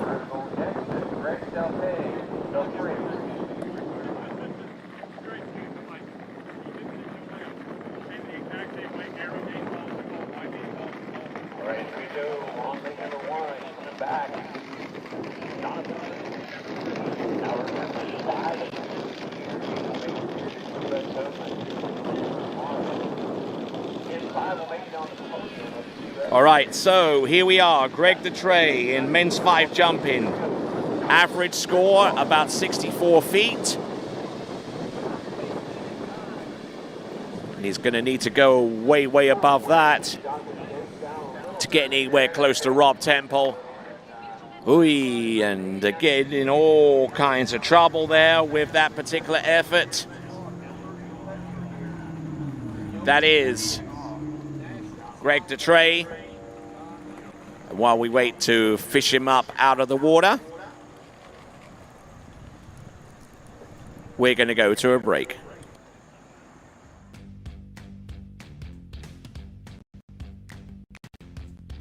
The events of last year have left us with a depleted inventory. Take a look around. Where I'm standing, usually you'd see a jam-packed lot. And now? For the past 30 years, the Darcy difference has been putting our customers' wants and needs first. But this year, things are a little different. That's right. We are focusing on our wants and needs for a change. We want your vehicle. We want your vehicle, regardless of make or model, even if it's a 1930 Chevy. At Darcy, it's not usually about our wants and needs, but don't worry. You'll still experience the same Darcy difference you always have. Thank you. Please, come visit us today.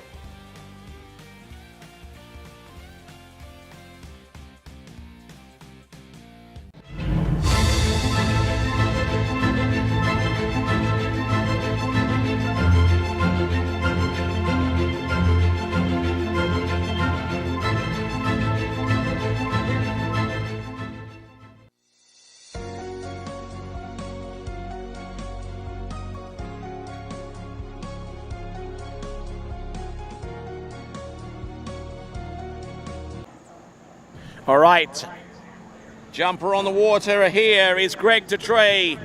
Failing to land jump number 1, but he is demonstratively better on jump number 2.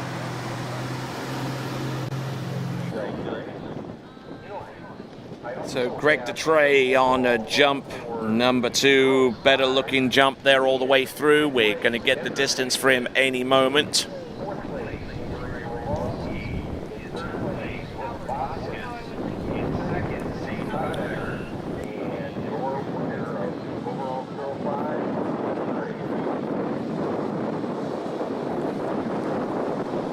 Okay, so on jump number 2, the distance coming up momentarily, and we'll put that up. It is.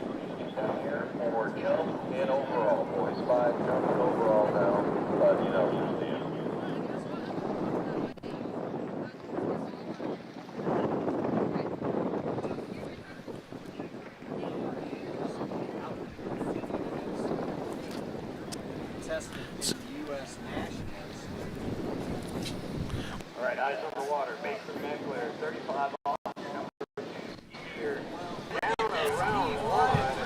Okay, so 17.5 meters or 57 feet for Greg Detrey on jump number 2.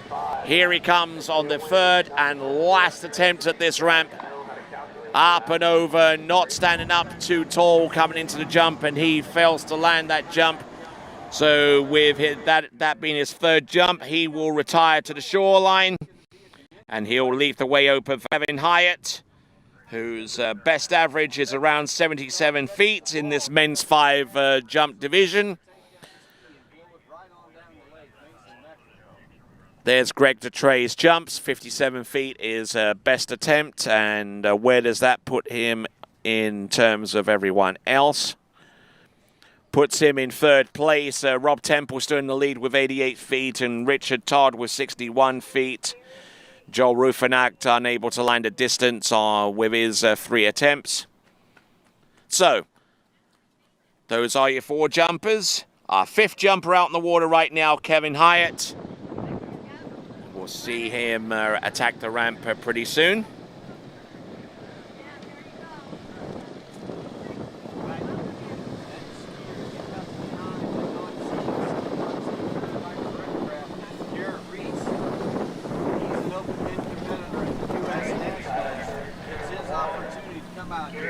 He is starting at 28 off, 14.25 meters. That's the yellow neutral boat. Here coming out here, getting the wind and the water. Making his way around 4 over 5, 5, 6. So a lot of activity going on Lake 1 right now with the slalom event.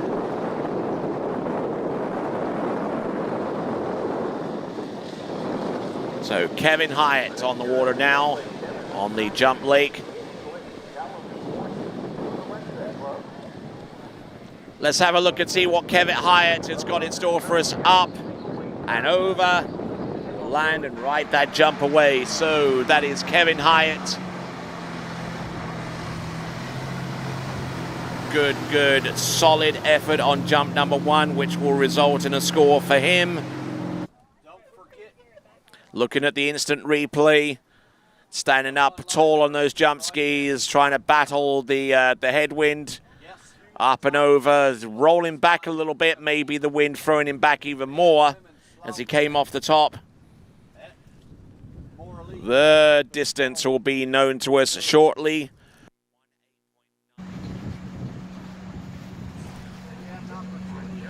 So it is coming through any moment now for Kevin Hyatt.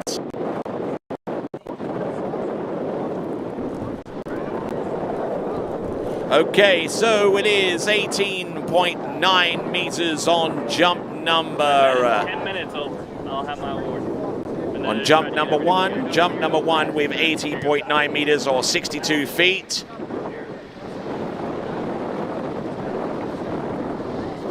Wind still picking up quite a bit, which is going to have dramatic implications not only for the jumping event but also on the slalom event that's taking place on Lake 1, the men's qualification round for the Morley US Open of water skiing.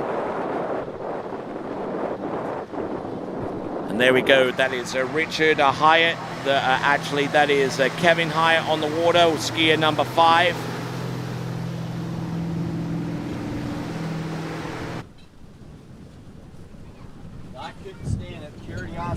Got the better of me. I went back to my weather app.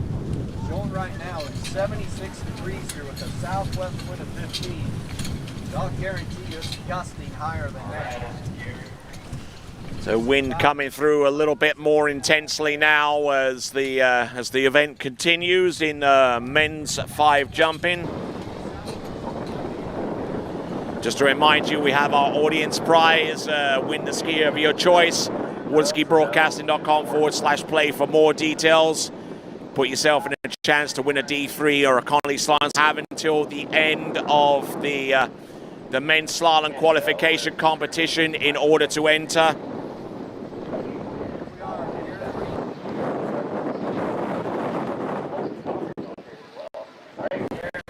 The serve for Kevin Hyatt will be revealed up on the screen. It is 69 feet or 20.9 meters.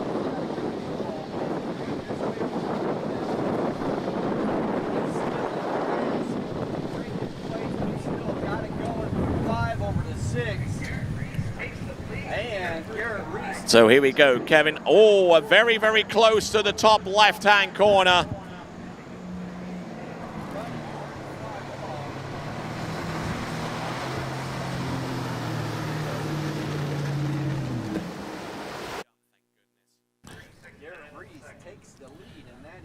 All right, so looking at this jump there from Kevin Hyatt, coming into the jump rather early. Very, very close to the camera, as a matter of fact. Again, a little bit twisted in the air. And we'll land that one out, thankfully, so far as he's concerned. That is Kevin Hyatt.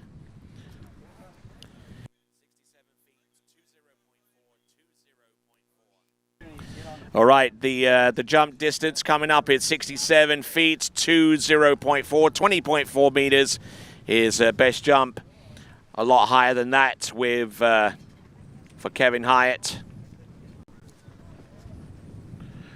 It was 20.9 or 69 feet. So let's have a quick look at the leaderboard. Rob Temple is your leader. Kevin Hyatt, 69 feet. Richard Todd, 61. Greg DeTrey, 57. And Joel Ruffinacht not landing a single jump. All right, so here we go. This is Brian Reed going for the full double cut here in men's 5. Sets his edges, continues to roll off the second wake, up and over, and the wind catching him out a little bit and throwing him into the landing. We'll catch up with him on the flip side of this here at the 79th Goode Waterski Nationals.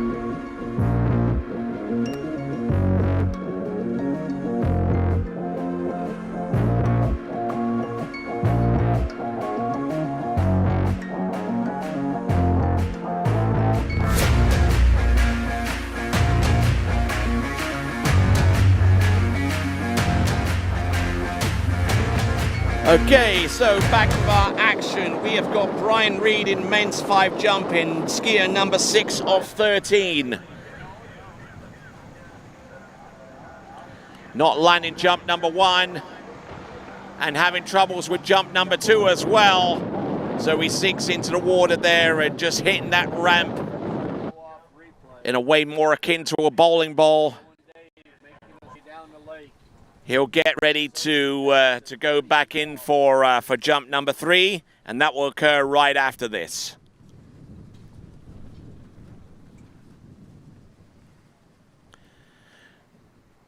And let's not forget, we got the audience prize taking place. The entries, we're still accepting entries for the audience prize, but you have until the end of the qualification round of men's slalom skiing.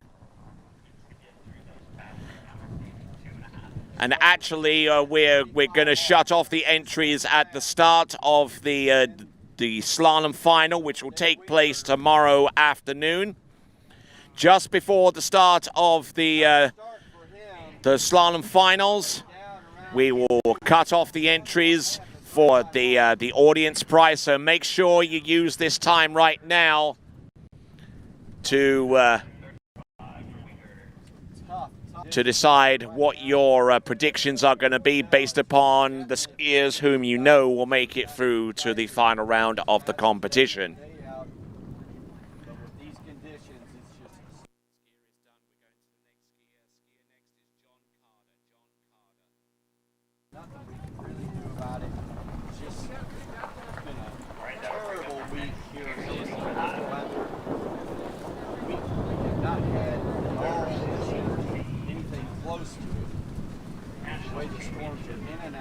Up and down every day since this event started.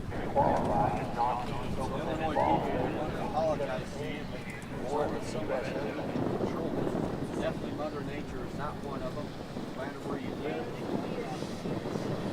Everybody has... All right, skier on the water now out of Tennessee. This is John Carter.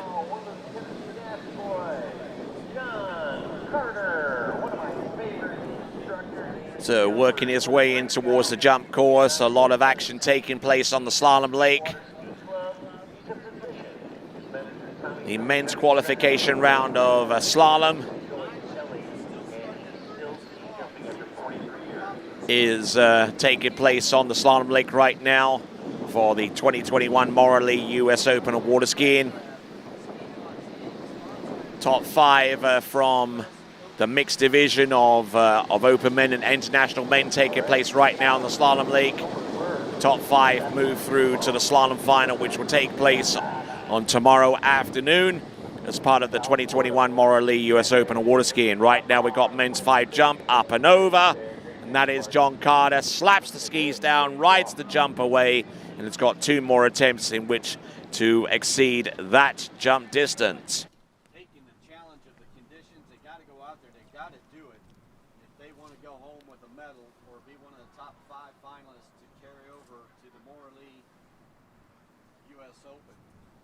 Running this past number 1, Stephen Island, that was 32 miles per hour, so we're going to shorten the rope inside that ski nautique and then bring him back at 35 miles. You see the next couple of competitors.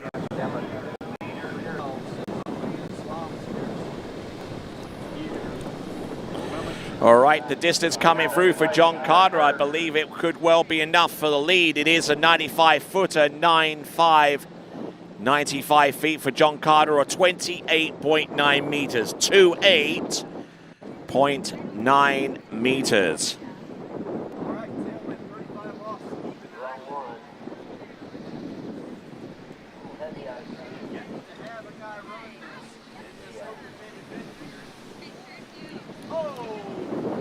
Here comes John Carter coming in on jump number 2. Already your leader in this event. We are about, 7 skiers through. We're over the halfway mark.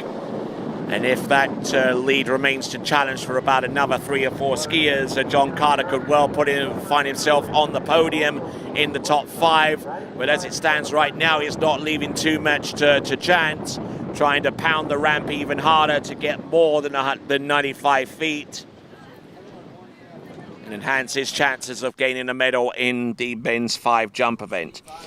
Coming up after him, we got Dave Island, Dennis Downs, Jeff Lindsay, Greg Webb, Tommy Newman, and Randy Sturber.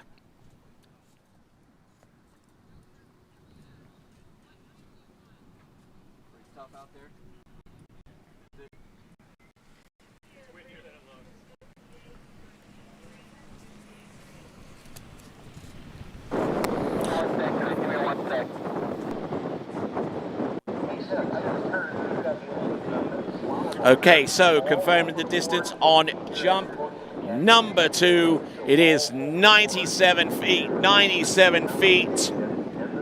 or 28. Actually, more than that, it's 29.6 meters, 29.6 meters. He's extended his lead. Let's see if he can put that over 30 meters. Moreover, if he can try and get into triple digits, that would be lovely. Here comes John Carter, one final attempt, not bothering to use the 3/4 cut. Whatever distance he gets, he's going to be reliant upon his single cut to do it, and his third and last jump isn't going to do it for him. Dropping the handle, and he will not receive a distance for that jump. He swims in, the other Malibu is right off the dock, and our next competitor is David Island.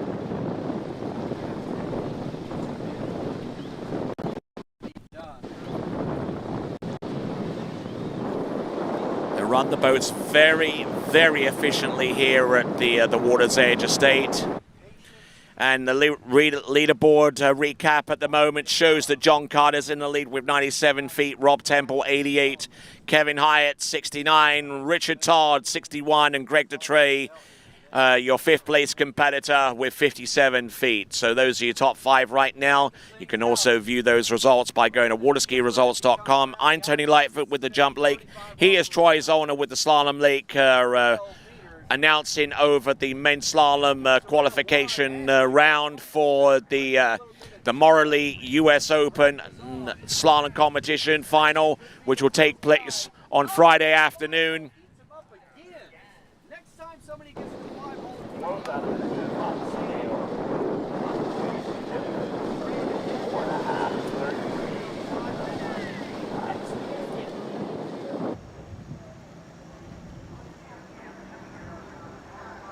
All right then, so off the ramp on his first jump, that is David Island. Tremendous looking distance on that jump. But is it enough to supersede John Carter though, who is head and tails the best jumper in men's 5 so far?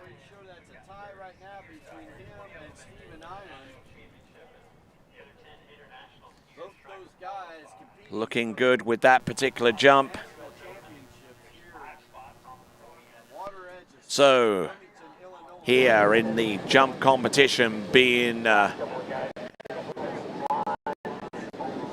having their replays brought to you by the Zero Off cruise control system. Here is the lower third. It is 111 feet, 111. He is your new leader. So our skier on the water at the moment has the new distance, the lead distance. It's David Island with 111 feet. On the water, we got Ben Lutz. He's an Illinois skier. He's coming in past number 1. So those of you that want to win yourself a D3 or a Conley slalom ski, you have up until the start of the slalom finals tomorrow to get your entry in. Check it out at waterskibroadcaster.com/play. In the meantime, we have David Island, who is already in the lead with 111 feet, passing up on jump number 2. And then we will catch up with him right after this.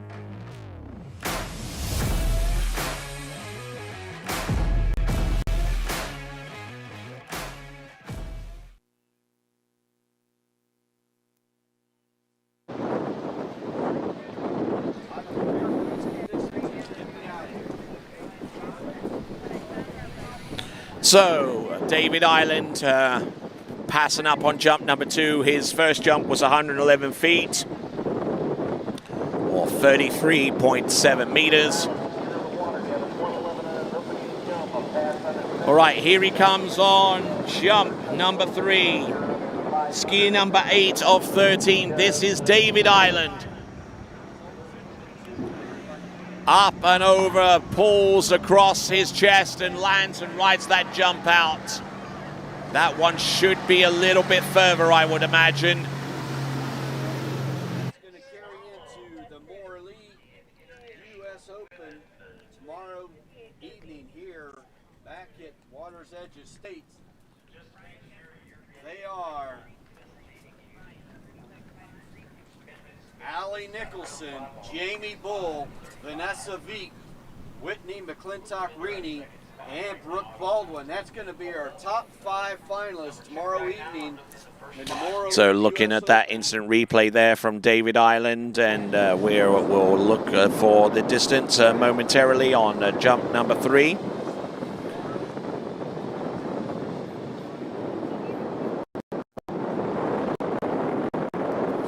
Okay, so we'll reveal the distances from Dave Island any moment now, but we know that his first jump was his best. It's 111 feet. His third jump was 109, or 33.2 meters. So those are the scores for David Island. Still in the lead, mind you, with 111 feet. And now we're going to go to our next competitor, who is Dennis Downs.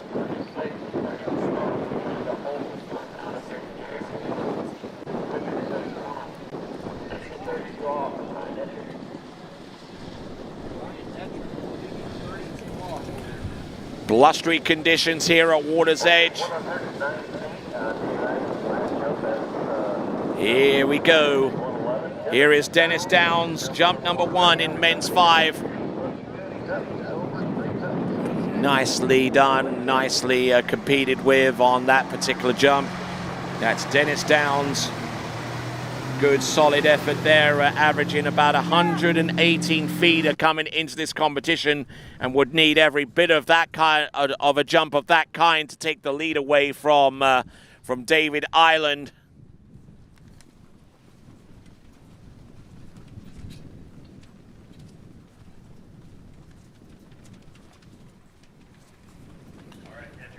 So challenging conditions in every respect of that moniker. We've got a skier on the water. We've got Dennis Downs, who has registered a first jump.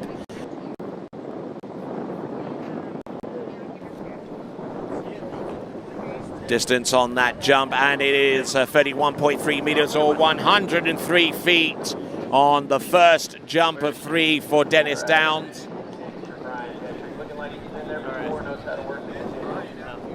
I did.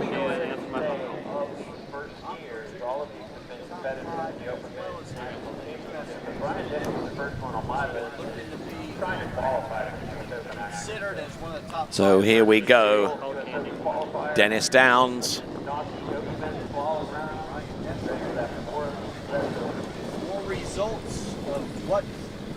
On jump number 2, let's see what he can do. Dennis Downs has already put himself into second place right now, but in order to take the lead, he has to go over 111 feet, and he's going to get very close to it. I do not suspect that he will have exceeded that particular jump with that particular attempt.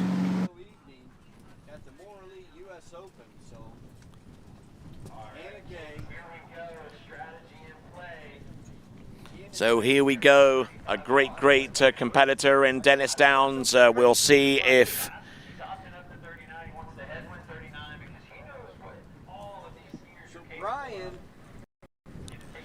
Oh, wow, look at this, folks. We've got the distance coming through for Dennis Downs.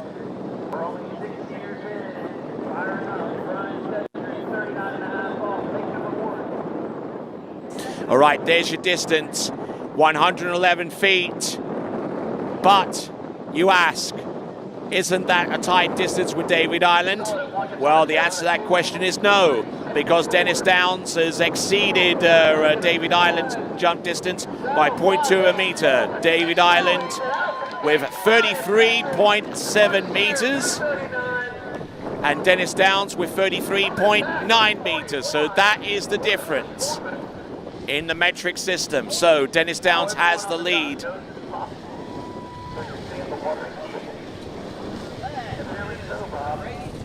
That is some amazing skiing, running 39.5 off. So here we go, Dennis Downs jump number 3. Does he land and ride it out? You betcha he does. That might actually end up being a little bit longer than 111 feet as well.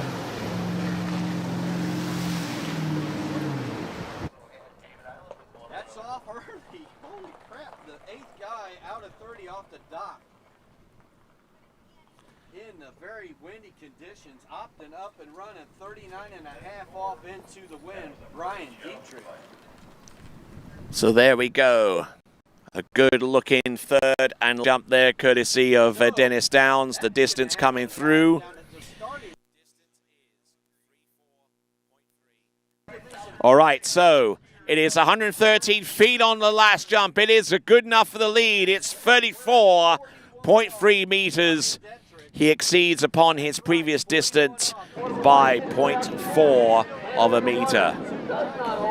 Dennis Downs still in the lead with that jump distance. So well done to him. We're down to 4 more competitors to go. The first of which is a native of Central Texas. Was originally out of the Show Me State of Missouri for the longest time. But there, Jeff Lindsay is our competitor on the water at this time. Now, he's getting set. Oh, look at this. He's going with the raised right ski to reduce friction so he can get wide on jump number 1. Let's see what his timing is like off the turn, and doesn't like the look of that one, so he's going to drop the handle and ski round the bottom left-hand corner. Jeff Lindsay, who's been known to push jumps on average over 120 feet, and we'll return to him right after this.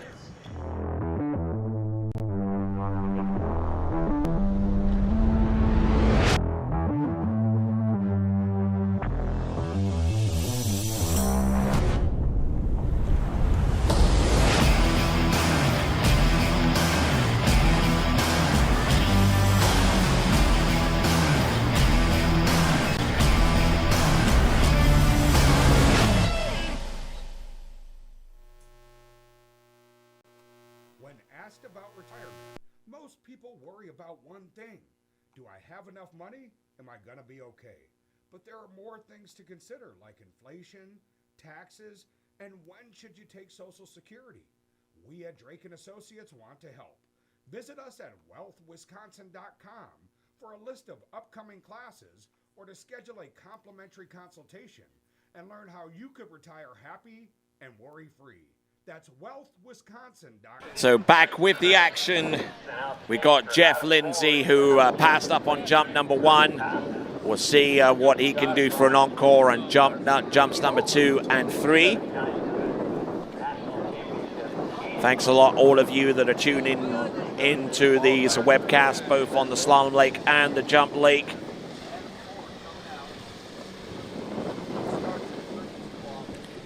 All right, here comes Jeff Lindsay. Jump number 2.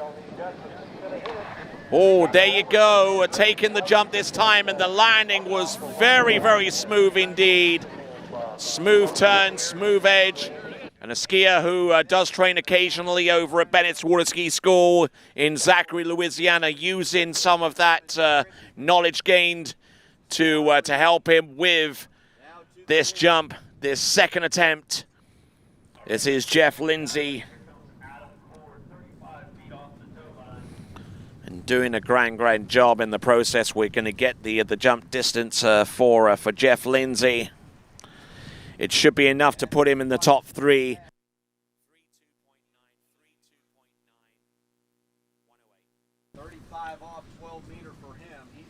halfway down the lake. Okay, so the distance will be revealed shortly. It should make for pleasant reading for Jeff Lindsay. So Jeff Lindsay, the distance coming up for him, it is going to be a 1:05. 1:05. It vaults him into the top three. We're into the section where we're in the last four, which means the currently distance of Dennis Downs is good enough to see him with at least a top 5 medal. The question is, how high does he go? Does he go from 5th or 4th or into the bronze, maybe silver, or quite possibly gold? We'll find out.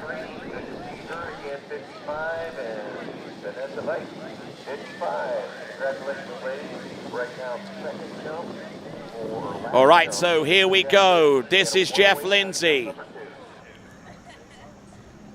who refused on jump number 1, landed jump number 2 with that 1:05, and that third and last attempt looked pretty good there for Jeff Lindsay.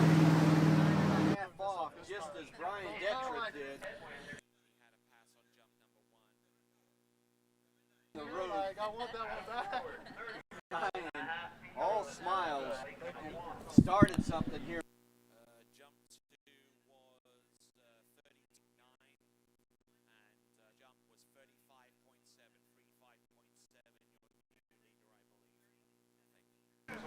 Really? Oh, he looked good going into 3, unable to see exactly what happened behind all the water.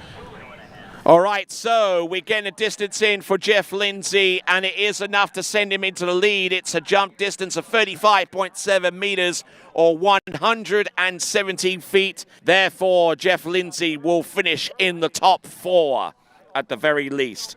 Down to our last 3 competitors. We'll see Tommy Newman and Randy Sturber coming up. But before them, we have got Greg Webb.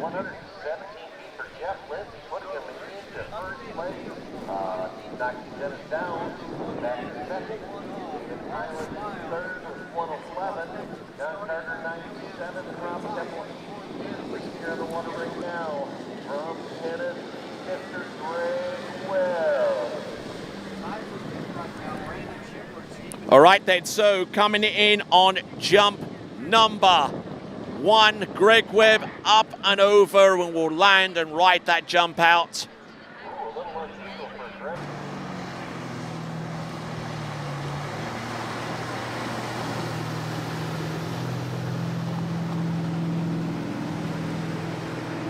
All right, on your walk back to the dock, nothing but smiles. Brian, you started something new out here. I don't even know if you know Adam Ford. He just came out and tried to do the same thing you did, but he opted up to 39.5. So, is this something in conditions like this? I haven't done a ton. To be honest, I want to say back in 2010 when Ashton was here the first time, and I was men's 1, top seed, 12 seed, ran 4.5 to 38. So I knew I had to run 38.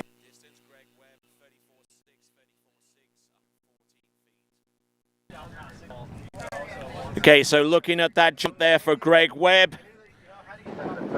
Looked pretty darn good on that particular jump, and it is 114 feet on jump number 1, so a good looking jump for Greg Webb. It puts him into second place. He has 2 attempts remaining, however, so we'll see if he is good to go there.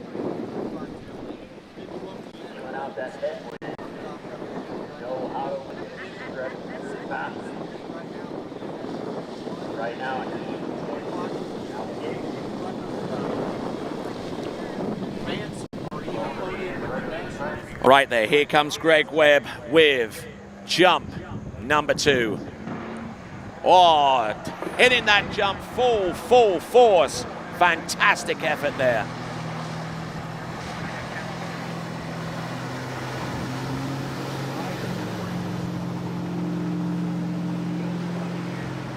Leading 6, as we were interviewing Brian Detrick with his amazing performance. He's your leader. 1.5 41. Wow. Pretty close there to the ramp camera for Greg Webb on that jump distance.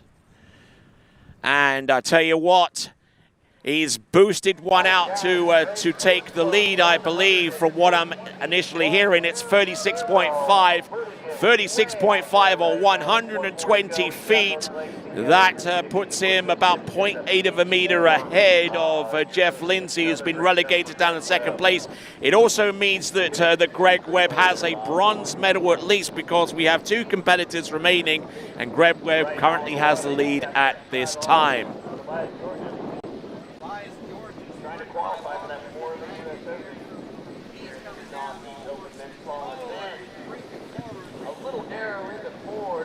So here we go. This is Greg Webb with jump number 2.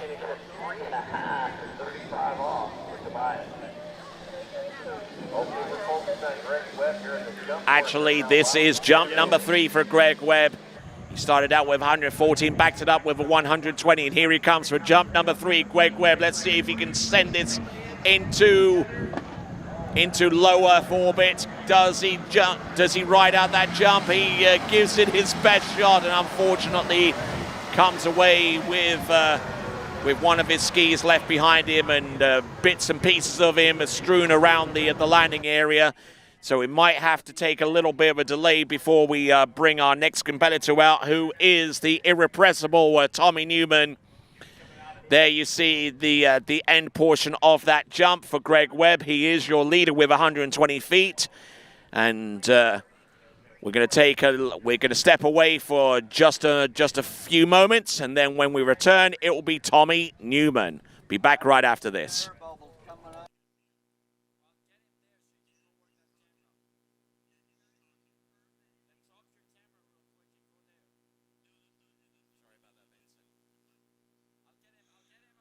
Okay, so on the water now, and departing from the dock out of Cleveland in Tennessee, this is Tommy Newman.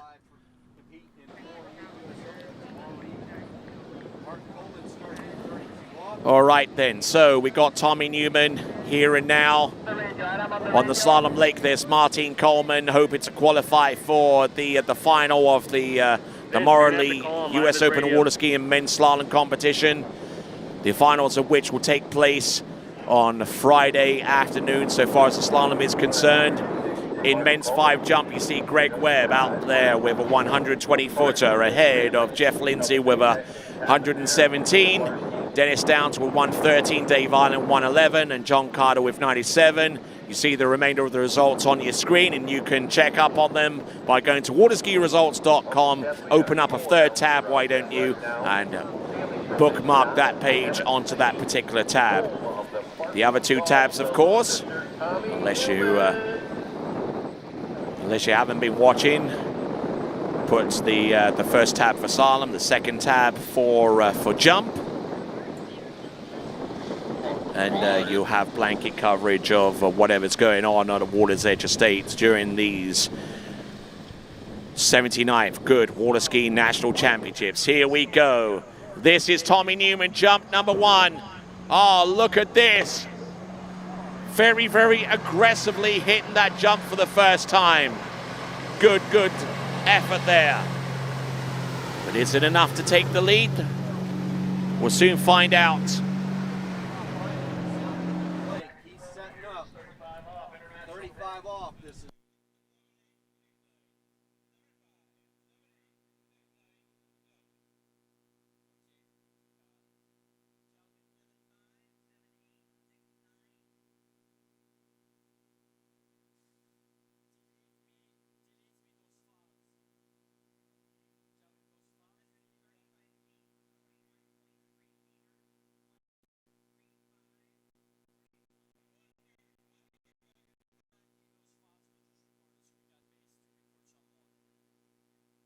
One, 3, 5, 135 feet for Tommy Newman. Oh my gosh. Only skier to come up with a full double weight cut so far in this event, and he just meant business. Impressive opener.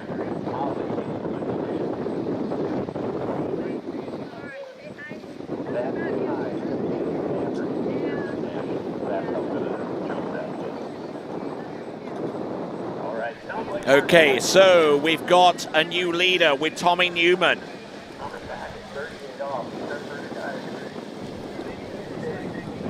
Okay, 135 feet is our new leader, courtesy of Tommy Newman. Right off the gut, right with the first jump, and speedballs that second attempt going round the bottom left-hand corner. He's already in the lead and assured himself of a top 2 spot. Question is, how far does he dare push it?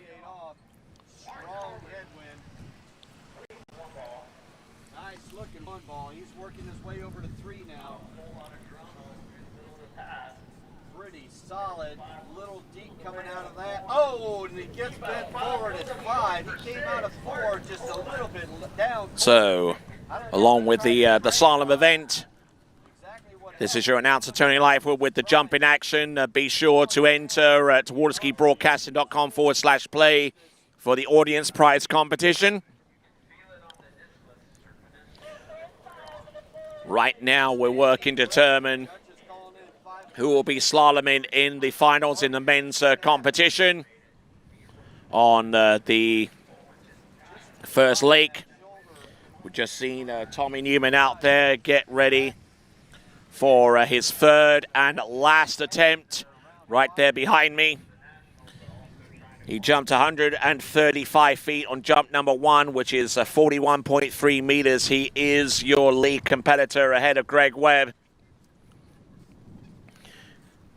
And therefore, Tommy Newman assured of at least a top 2 spot. As I mentioned before, we've got one competitor to go, Randy Sturber, making a welcome return to national championship competition after an over 2-decade absence.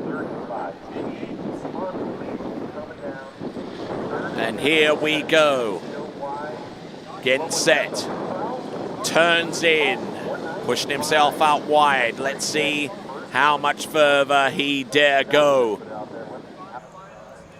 What is he prepared to risk here? Let's see what he's got. Rising up a little bit early and unfortunately will not get the kind of distance that he needs. But he is a very skilled jumper and was able to get himself out of that soup very, very efficiently. That is Tommy Newman, the man who exemplifies what it is to be a jumper from the volunteer state of Tennessee. You'll be interested to find out what that jump distance is, despite the fact that it is probably his least, the jump that yields distance.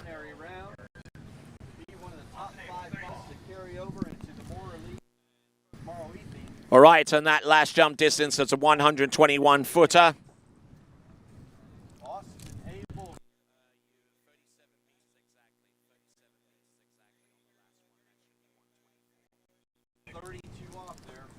All right, so Tommy Newman's best jump is 135 feet or 41.3 meters. And now we're on to Randy Sturber. US Open qualifier.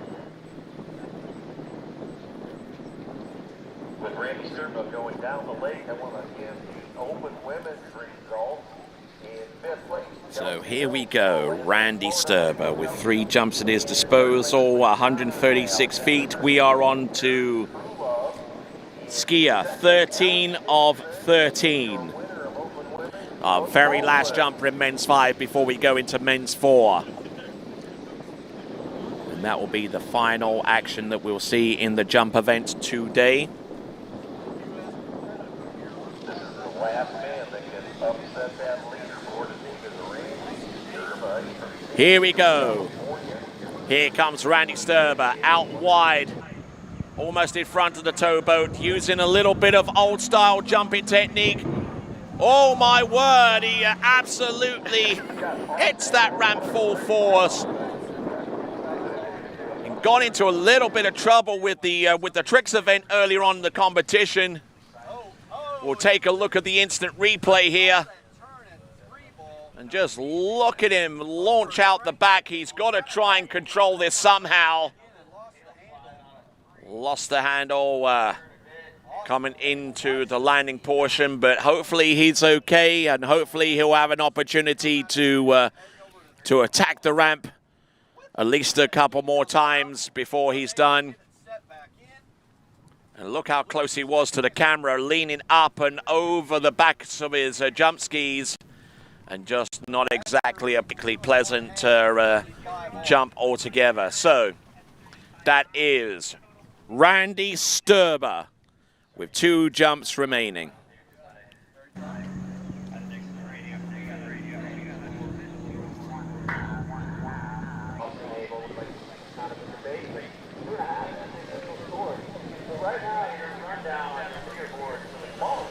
Ooh, so a lot of great action taking place. Randy Sturber not registering the jump. On the slalom event, it's building up to a climax. They're barely halfway through the list of slalom skiers right now, and already Brian Detrick is your leader in the slalom event, the only person to have run through 39.5 off and got a score into 41. In the jump event in men's 5, it's almost as dramatic here. We've got Tommy Newman with a 135-footer with the lead, equivalent to 41.3 meters.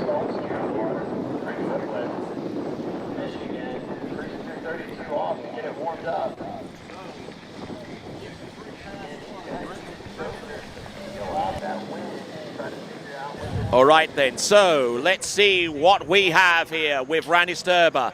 This is some definite old-style 80s jump technique. And unfortunately, off the top of the jump in all kinds of form, except one that would take him closer to Randy, closer to Tommy Newman's best jump. So glad that you're watching the jump event, and if you are watching alongside the slalom event, doubly so. Such a great tournament, these national championships, and Randy Sturber was in all kinds of shape there coming into landing. And Randy Sturber at the moment, we've got the jump distance for him. So 32.5 meters on jump number 2. It's 107 feet. That leaves him on the outside looking in 6th place right now. If he wants to move up into the top 5, he's got to get over 111 feet. And if he wants to win, he's got to jump over 135 feet, or 41.3. We're going to take a look at this replay once again. Randy Sturber very, very close to the ramp cam again. So there we go. That is Randy Sturber. All right, here he goes. He needs over 135 feet for the win here in men's 5. With a technique that harkens back to the days of Carl Roberge and Sammy Duval. Here he comes. Jump number 3, that is a lot better, and even exhibits a little bit of Sammy Duval air style coming off the jump. Roll back the late 80s. Randy Sturber, the one-man jumping time machine. All right, Tony, over here on the open men's slalom lake, we have our 3rd skier that's opted up to 39.5 off. Wow. Okay, so It's been successful with one of them, your current leader, Detrick, 1.5:41, running at 39. So here in all the drama and slalom, we're still looking at the drama in men's 5 jump, because look at that. He wins with a 137-foot jump, or 41.9.6 of a meter above Tommy Newman. So your national men's 5 jumping champion just about is Randy Sturber with 137 feet. Congratulations to him. His first national championship participation in over 20 years. And he comes away with the men's 5 jumping title. Excellent effort there from him. All right, we've got men's 4 coming up. There is your leaderboard. Randy Sturber with the win. Tommy Newman in 2nd. Greg Webb in 3rd. Jeff Lindsay in 4th. Dennis Downs in 5th. The remainder of the results you see up on the screen, and then you can check up on waterskiresults.com. We return back to the water with men's 4 jump, and it's right after this.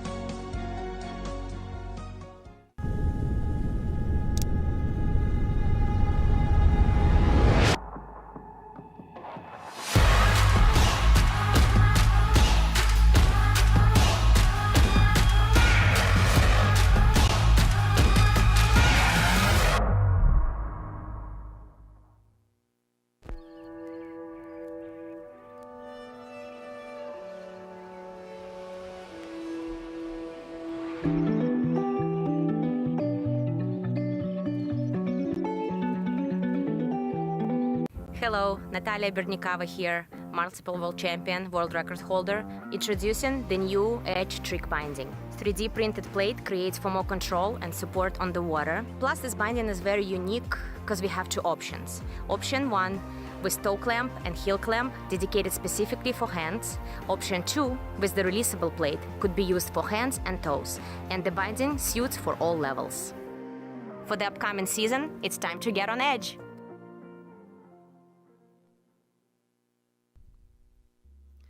The Liquid Edge offers sales and service on Mastercraft and Nautique boats. We are located on our own private 35-acre ski lake in Farmer City, Illinois. Our fully stocked pro shop accommodates the needs of every 3, 2, or single event skier. We carry a wide variety of ski brands including HO, Syndicate, D3, Radar, and Connolly. We hope you're enjoying their webcast and come visit us soon.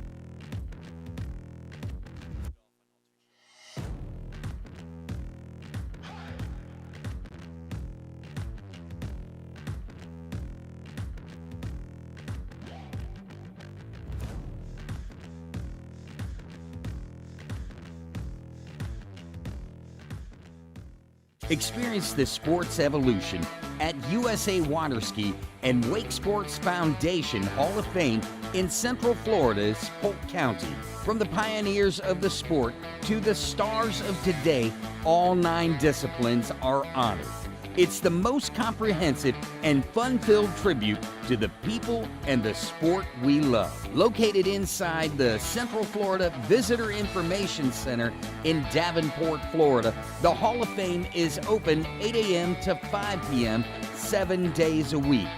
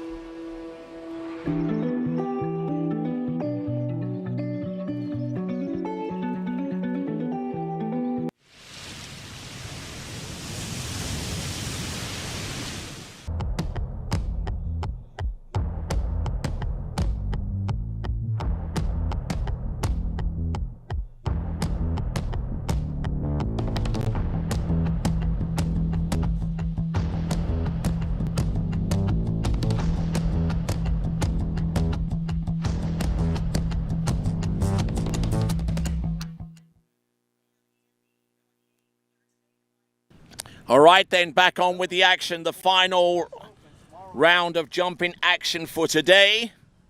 This is men's forward jumping. We have 12 competitors in total, and the first of them is Andy Griffin.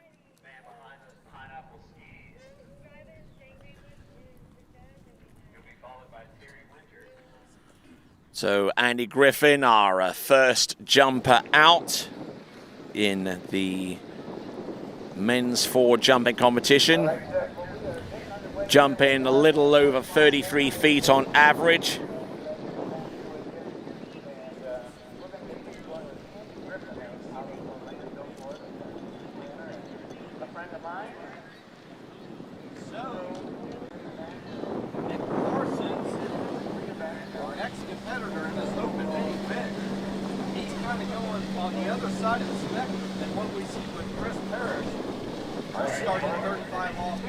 All right, let's see what he's got on jump number 1.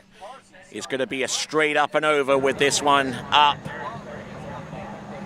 Will impact the water, won't ride out that particular jump. And he'll be picked up, and then we'll take him down to the end of the lake and bring him in for jump number 2. More with Andy Griffin in just a moment. Hello, Natalia Bernikava here, multiple world champion, world record holder. Introducing the new edge trick binding. 3D printed plate creates for more control and support on the water. Plus, this binding is very unique because we have 2 options. Option 1 with toe clamp and heel clamp dedicated specifically for hands. Option 2 with the releasable plate could be used for hands and toes, and the binding suits for all levels. For the upcoming season, it's time to get on edge.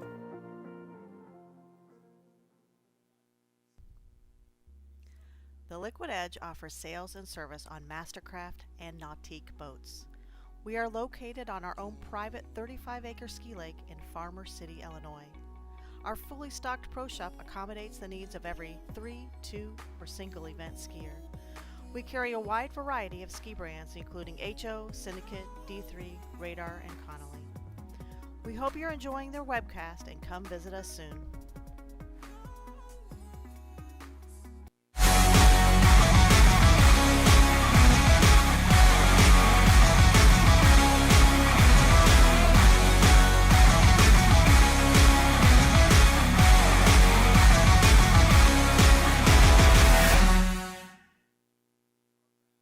All right, rejoining the action here with Andy Griffin in men's forward jumping. Turning up the north end of the lake. A lot of great action taking place. We've also got the men's qualification round for the 2021 Morally US Open of Waterski and Slalom competition. On the slalom lake is Nick Parsons. On the jump lake in men's forward jump, our first competitor is Andy Griffin. He's coming in for jump number 2 of 3. 0 score on jump number 1. Here he is on jump number 2. Handle up a little high and just will not ride out that particular jump either. We'll see what he can do with his third and last attempt, but it's not looking particularly good for Andy Griffith right now.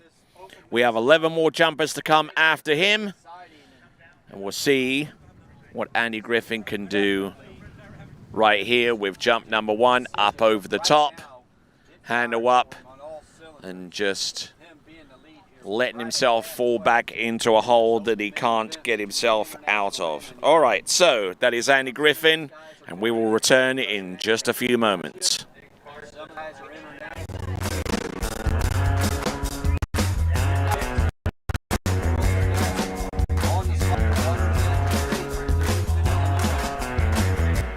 Still going traditional. Nick Parsons, 35 off. I'm not sure what it means like.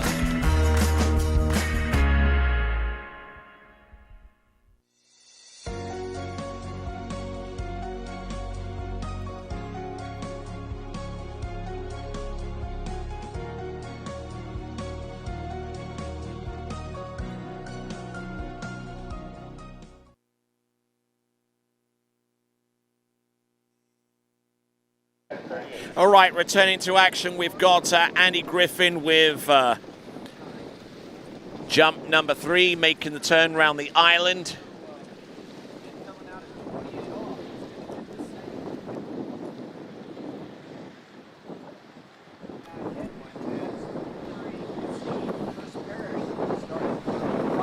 All right then, so Andy Griffin coming in, jump number 3.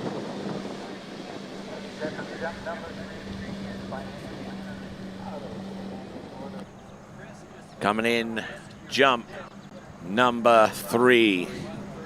Oh, and slipping on. Whoa, and despite that slippage, he gets over the jump and lands and rides that one out.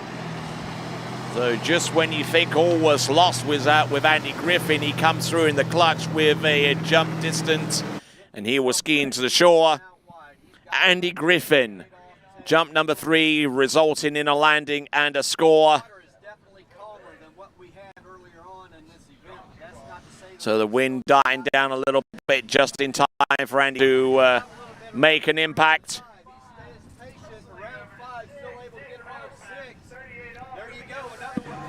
So, going to get the distance for Andy Griffin, and it is 10.8 meters, 10.8 meters or 35 feet. That's a little higher than his average, so well done to him. All right then, James Powell, our chief on-site announcer here at the 79th Goode Waterski National Championships, is on the water at this time, getting ready for the free jumps that he has at his disposal. Headed back in, 39, this is the 39 headwind, but no risk. Much like Paris did. Nick planning to get through this one and have a shot at 41 and a shot at here. Top 5 to be able to earn their spot into the More Elite U.S. Open. So now, waiting on that boat to get on up to speed, that Malibu Response TXI rounding the island. He's just going to set himself up with just a straight up, a single cut through the jump.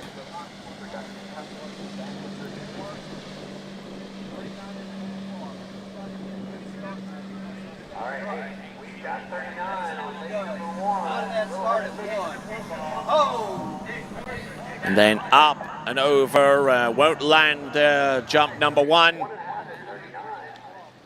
We'll turn the boat round, pick him up, and in the meantime, you'll get to see these.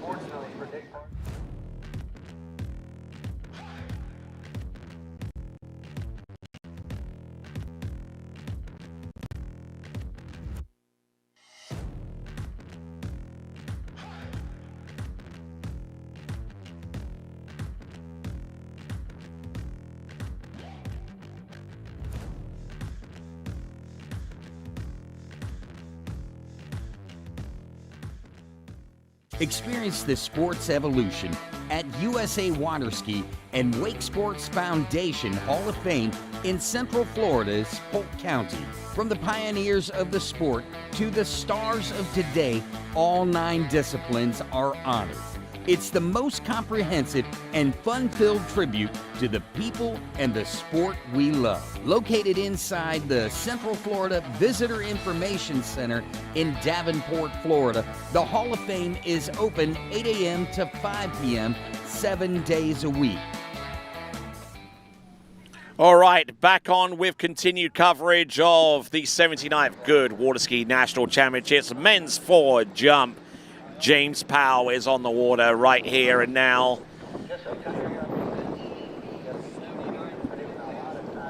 Coming into this event with an average of 43 feet on average, and we'll see if he comes close to that.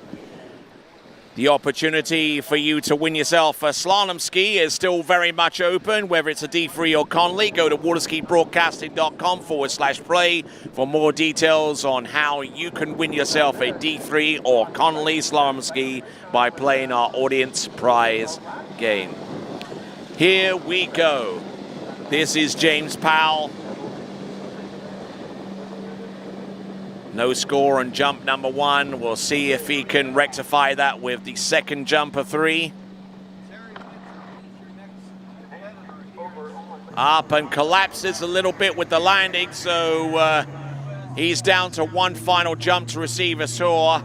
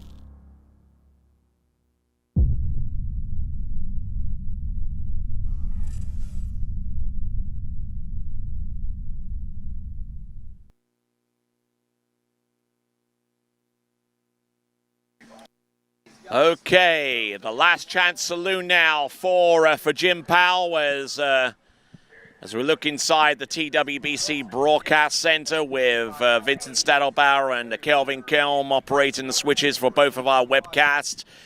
Jim Powell will be approaching the jump for his 3rd and last attempt.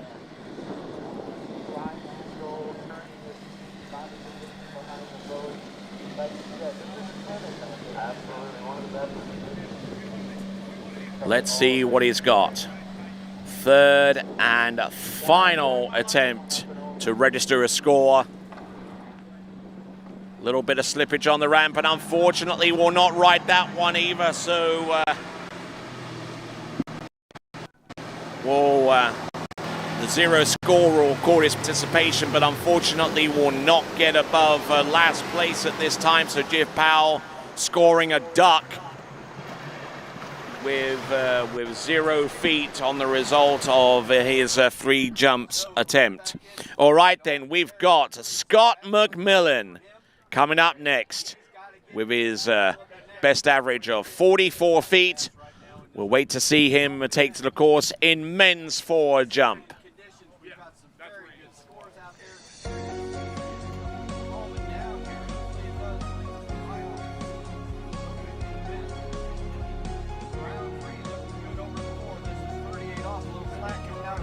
But not freaking out and able to get around 6. Terry Winter through the exit gate, completing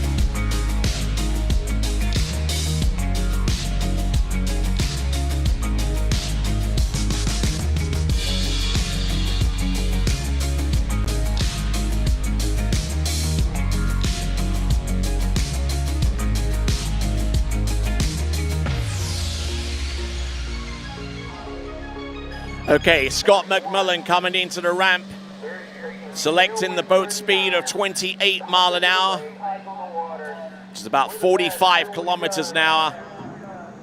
Up and over, and Scott McMillan getting into a little bit of bother with jump number 1.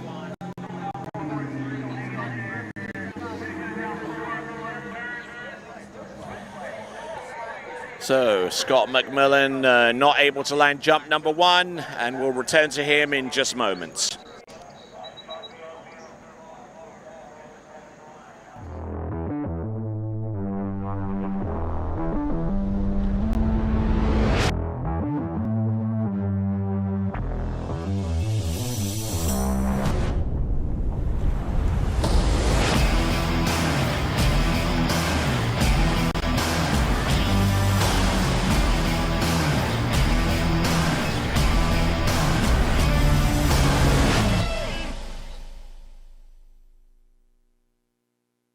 When asked about retirement, most people worry about one thing. Do I have enough money? Am I going to be okay? But there are more things to consider, like inflation, taxes, and when should you take Social Security? We at Drake & Associates want to help. Visit us at wealthwisconsin.com for a list of upcoming classes or to schedule a complimentary consultation and learn how you could retire happy and worry-free.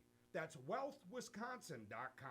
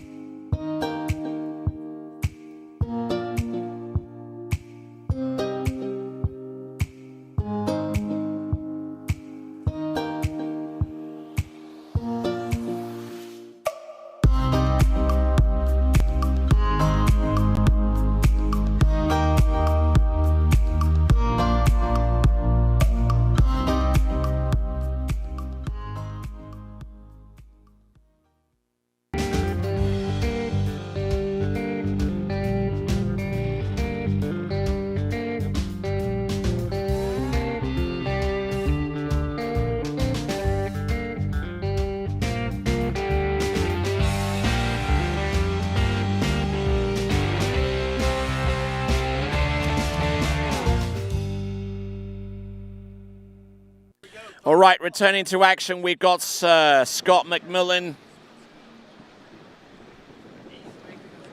falling on jump number 1. We'll see what he can do with attempt number 2.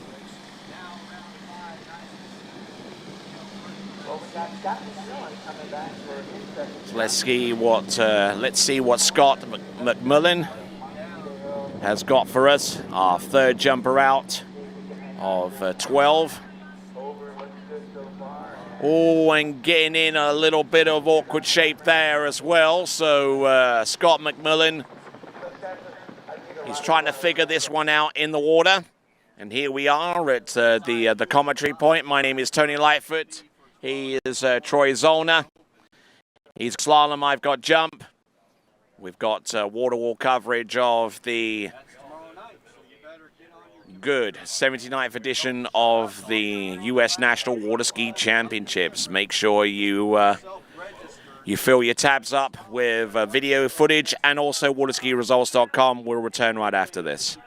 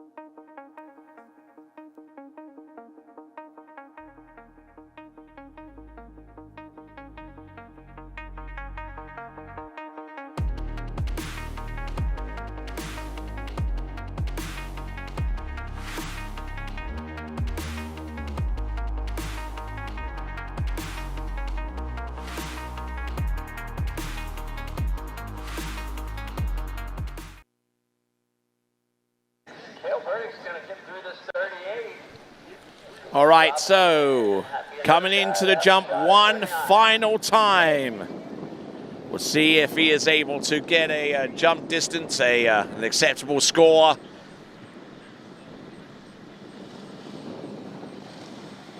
Let's have a look and see. Scott McMillan.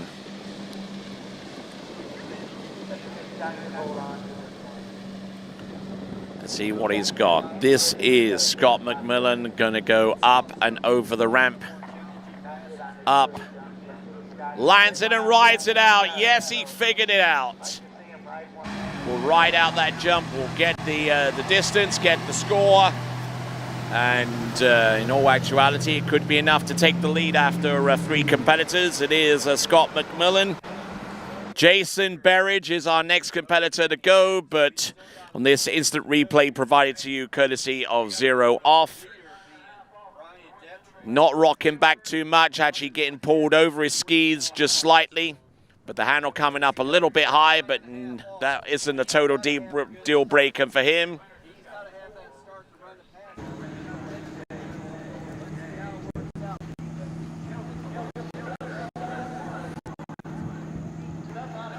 Okay, so we're going to get the jump distance. It's 12.1 meters, or the equivalent of 40 feet. It's enough for the lead. That puts him ahead of Andy Griffith with a 5-foot cushion. So now Jason Berridge is our 4th competitor out in men's 4 with a distance on average just a shade under 60 feet. So now as we work our way through these jump competitors, the averages get greater, the potential grows.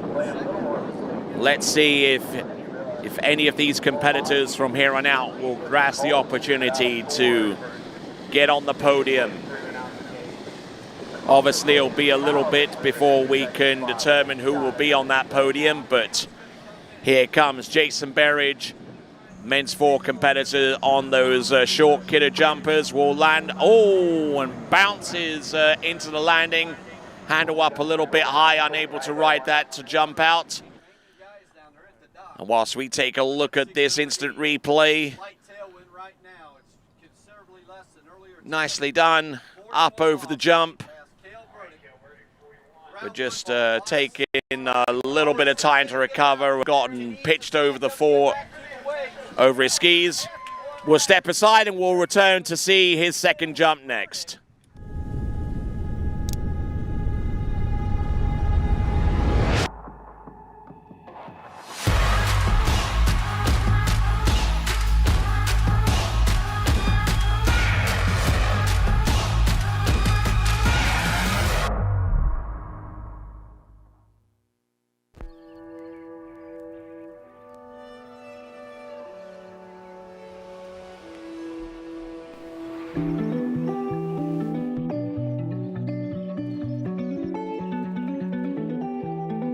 Hello, Natalia Bernikava here, multiple world champion, world record holder, introducing the new edge trick binding. 3D printed plate creates for more control and support on the water. Plus, this binding is very unique because we have 2 options. Option 1 with toe clamp and heel clamp dedicated specifically for hands.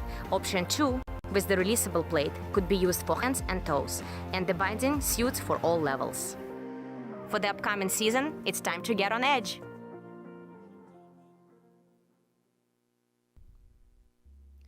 The Liquid Edge offers sales and service on Mastercraft and Nautique boats. We are located on our own private 35-acre ski lake in Farmer City, Illinois. Our fully stocked pro shop accommodates the needs of every 3, 2, or single event skier. We carry a wide variety of ski brands including HO, Syndicate, D3, Radar, and Connolly. We hope you're enjoying their webcast and come visit us soon.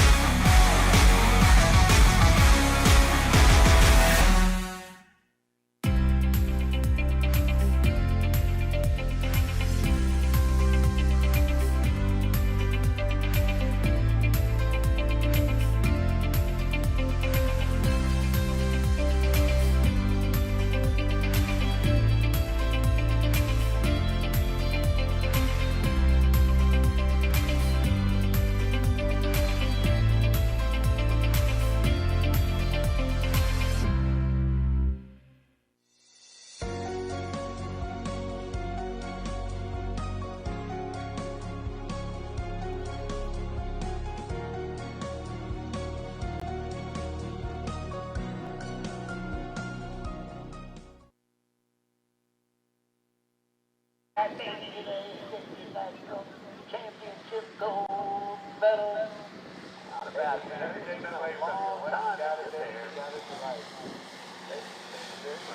All right, back into the course. This is now Jason Berridge. Taking a pretty high clip coming into this jump based upon those short jump skis. Does he land and ride it out? Yes, he does. He'll receive a score. Nicely done on jump number 1. Good effort. Nicely achieved on jump number 2. Straight up and over.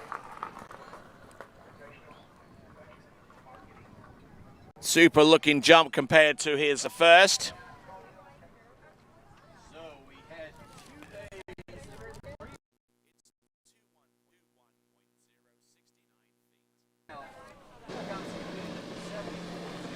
All right, so the distance coming up, it's 21 meters exactly, or 69 feet for Jason Berridge. Okay, so as we stand right now, already with about 12 years to go. So as Jason Berridge gets ready to go into the ramp for his third and last jump on the slalom lake, we've got Sean Hunter approaching the slalom course, I believe at 38 off.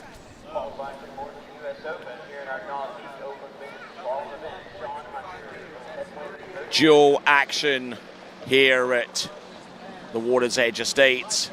Slalom on the Lake 1 for the open men's slalom qualification for the Morley US Open of water skiing, the finals of which take place on Friday afternoon.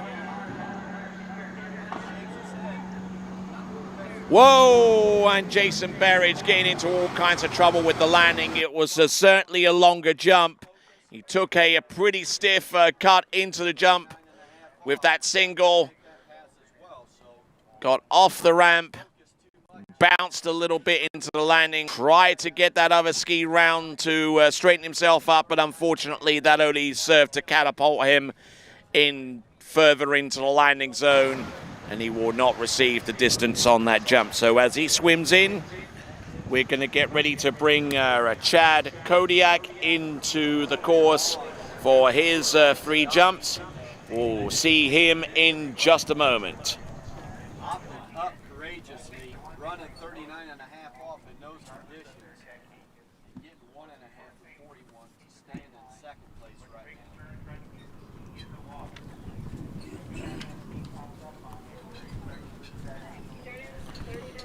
All right, Sean, fixing his hair, getting prepared here, 39 and a half off, slight tailwind. So about to take to the water right now on those Conley jumpers. This is Chad Kodiak. So Chad Kodiak on the water. Chad's brother, Chris Kodiak, as a matter of fact, qualified for the Nationals and then unfortunately hurt himself practicing slalom. I'm sure that Chris is checking in on the webcast right now to see Chad Kodiak. And to thank Chris for all his support and coaching. Chad is wearing an orange bib, which just happens to be Chris's favorite color.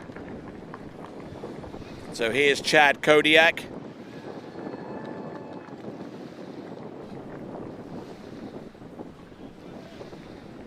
So, let's see what Chad can produce with the 3 jumps that he has at his disposal.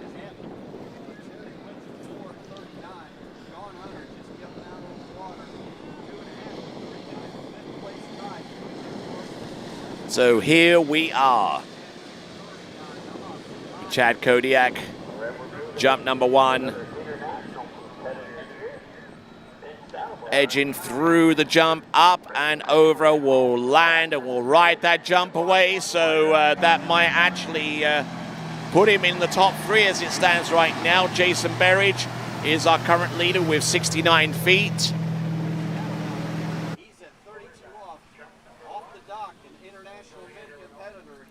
here to put his 2 cents in whether he's going to be one of the top 5 out of this ski nautique preliminary round to go into the Morley U.S. Open tomorrow evening. Benjamin Stadelbauer leading his warm-up pass 32 off.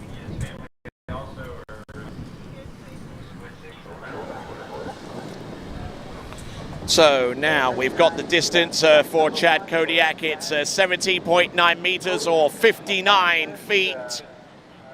So he's about 10 foot shy of the lead currently held by Jason Berridge at this time.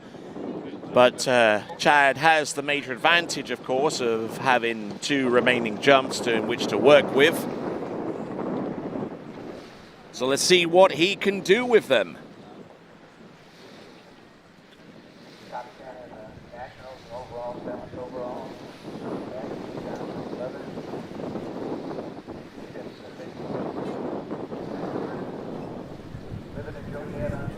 Certainly had plenty of thrills and spills today. Our boys 5 division, there were plenty of instances of great daring, some huge jumps, some huge crashes. And when this webcast is archived, you'll be in a position to see them once again, including this jump there from Chad Kodiak as he lands and rides out jump number 2. And I suspect that one is going to be a skosh further at the very least.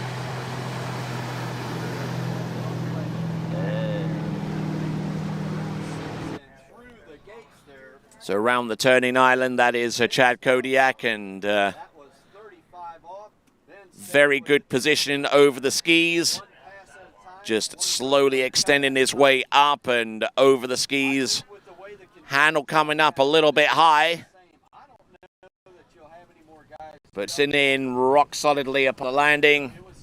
And we will get to see what that jump distance is in just a moment. So Chad Kodiak. Okay, so it is 63 feet or 19.1 meters.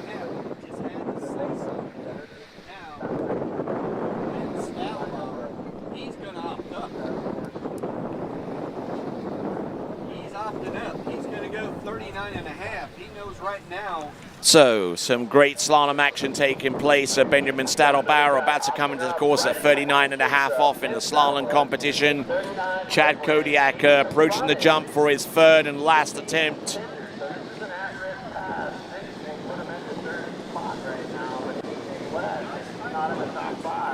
Here comes Chad Kodiak. Here he comes, 3rd and last attempt, up and over, will land and ride out that jump. I reckon that could well bridge the gap between himself and Jason Berridge. Jason Berridge with 69 feet, and I suspect that Chad Kodiak would be very, very close to that lead, if not exceed it, with that particular jump.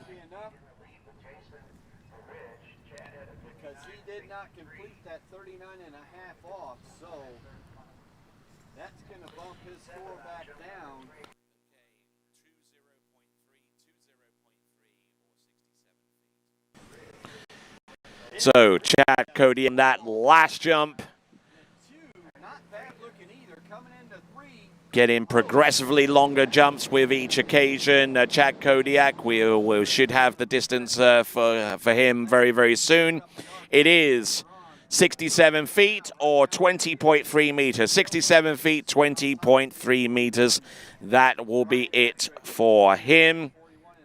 And that puts him fairly and squarely in 2nd place at the moment. In the meantime, we've got Patrick Regan. We are exactly halfway through the list of 12 skiers for the jump event. Patrick Regan, skier number 6 of 12 in men's 4 jump.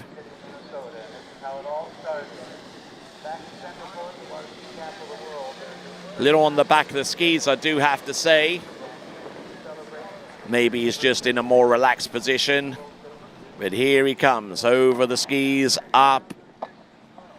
Should have no problems landing, and he doesn't in this instance. His best average is 78 meters, at 78 feet, I beg your pardon. 78 meters, what was I thinking? No one's ever jumped 78 meters. But 78 feet is about Patrick Regan's average. Takes a butt check on the landing, but has a tight enough grip on that handle to ski it out and continue on.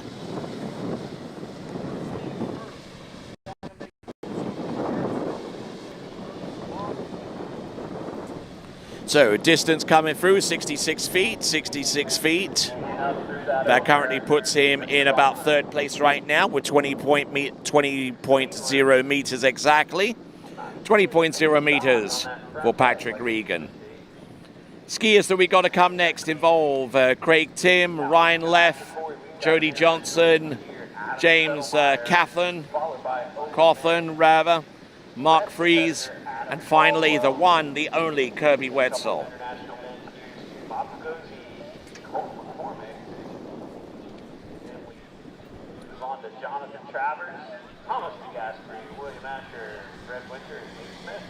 So here we go, coming in with jump number 2, already landing a distance and putting himself on the scoreboard. 66 feet or 20 meters. Up. Ooh, and getting in a little bit deep there.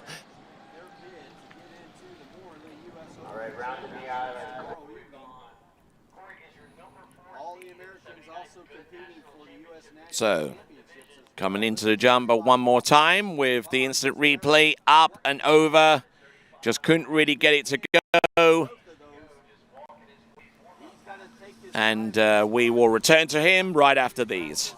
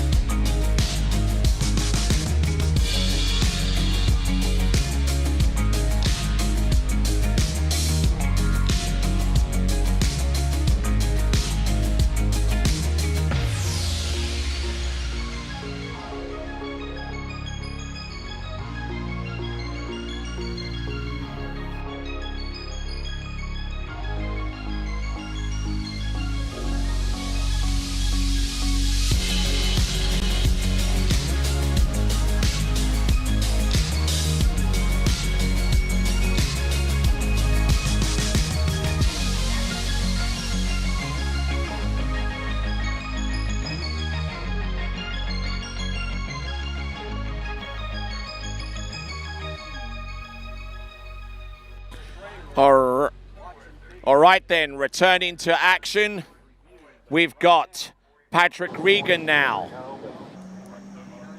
Third and last jump. His first jump yielded a 60-foot jump, or 20 meters, actually 66 feet, I beg your pardon, for 20 meters. And there, right there, the third and last jump completed. A little bit stiff coming into the jump, but managing to set himself up with a decent landing, just waiting for the line to tighten before he stands up. Perfect strategy on how to land those jumps. So there we go. Good effort there for a skier on the water that you saw. And now, here is an interesting competitor, Craig Tim. Now, Craig Tim qualifying for the National Championships in men's 4 with a average distance of 81 feet. But if you see a little bit something unusual about him, well, he is an amputee. I'm not too sure what the circumstances were for his right arm amputation, but he is wearing a device, I believe called a Dolga sling, which simulates the holding onto the handle with that arm as a replacing that arm.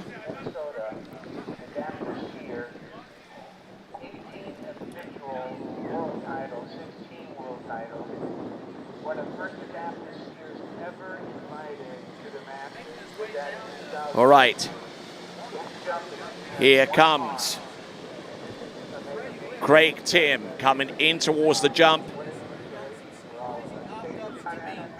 Left arm holding onto the handle and the Dolga sling there, allowing him to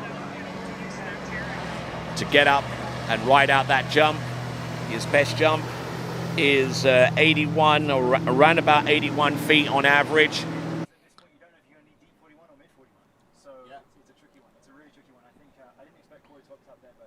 So there, let's have a look at this. Beautiful shot of Craig Tim coming into the jump. He's patient with the landing. And Craig Tim, one of the top adaptive skiers in all the world. Adaptive skiing, one of the 9 disciplines under the umbrella of USA Waterski, the governing body for towed water sports in the United States of America. All right, so we have a jump that's just taken the lead. From what I'm able to ascertain here.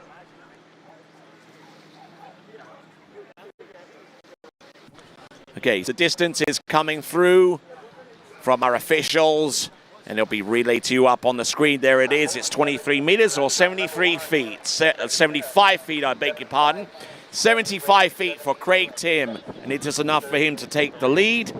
And if that lead remains unchallenged for about 2 more competitors, then he could find himself on the top 5. Here comes Craig Tim. Same boat speed. He's going to take a slightly later approach into this 5-foot-high ramp. Left arm, left hand on the handle.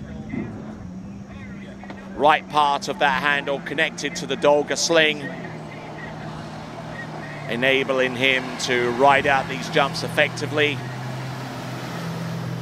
The major drawback, of course, is as soon as he lets go with the left arm, the Dolga sling releases the handle and will disconnect him from the boat, whether he is falling or whether he is riding behind the boat.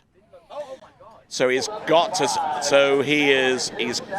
be focused on what he's doing out there.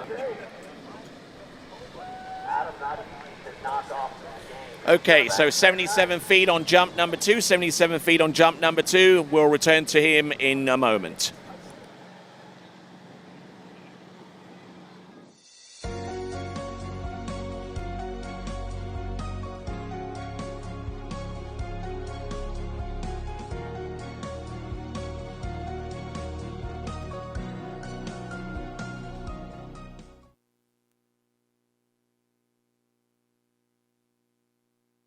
All right, second jump distance coming through with that distance. That's 26 meters actually 23.6 meters. That is the equivalent of 77 feet, so opening up a sizable gap. Jumping with the boat speed of 54 kilometers an hour, or about 33.5 miles an hour. Here he comes one more time. This is Craig Tim, a member of the United States Adaptive Waterski team. And he could well be competing for the same US team for the World Adaptive Championships next year in Australia. And a beautifully executed jump, great landing, and good skiing there from Craig Tim. Releasing his handle out of the Dolga sling and skiing in with just one hand on the handle. So, we're just seeing Craig Tim. We're down to our last 5 competitors. We've got Ryan Leff about to take turn.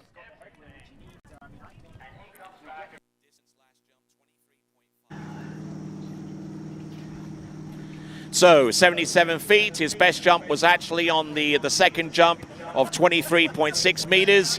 And we will return with our next competitor, Ryan Leff.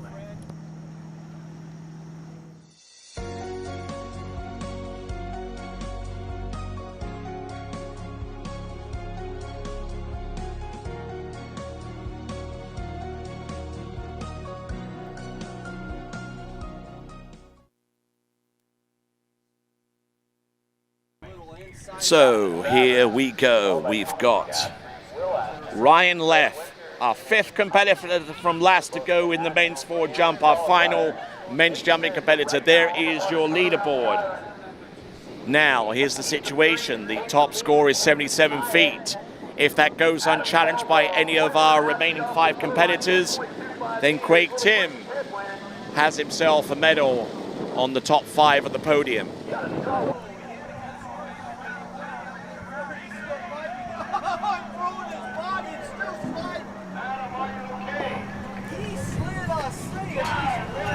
And there we go, jump number 1 for Ryan Leff, stomping that one down.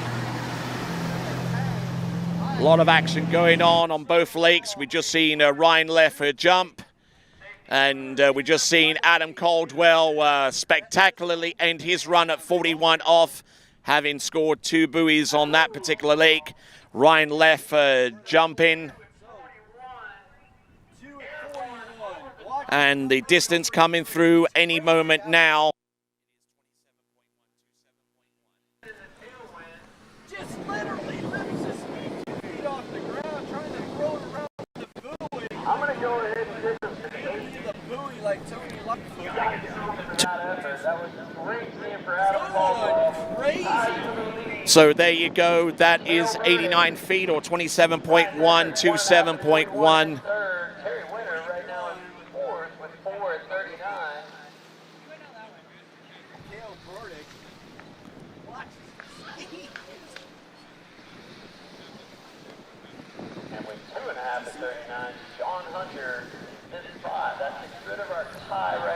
All right then, so Ryan Leff with a jump of 89 feet on jump number 1. He's got 2 attempts remaining.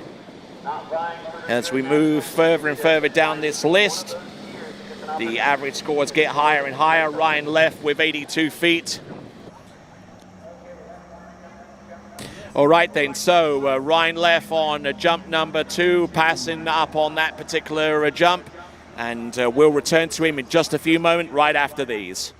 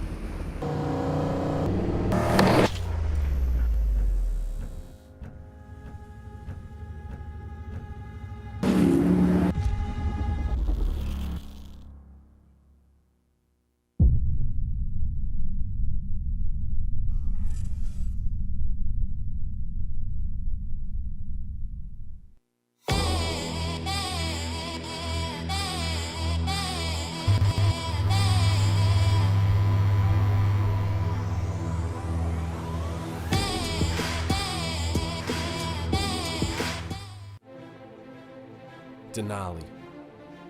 No hype, just science.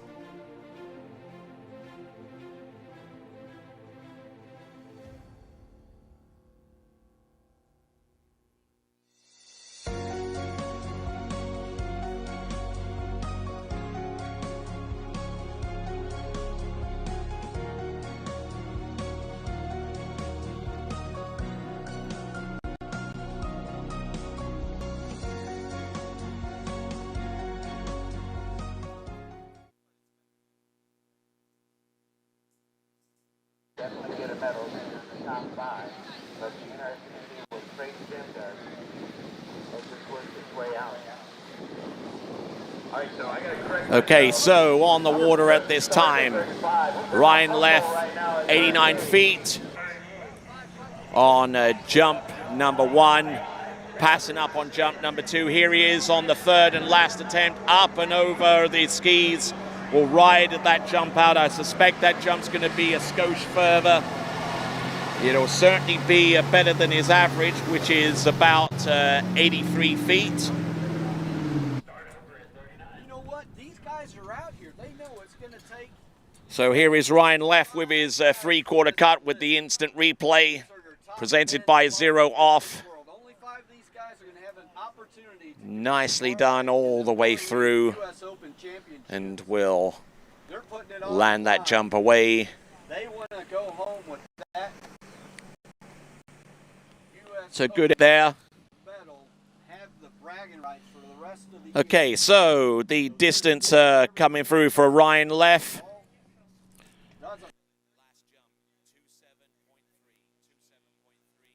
Okay, it's 90 feet on the last jump there for Ryan Leff.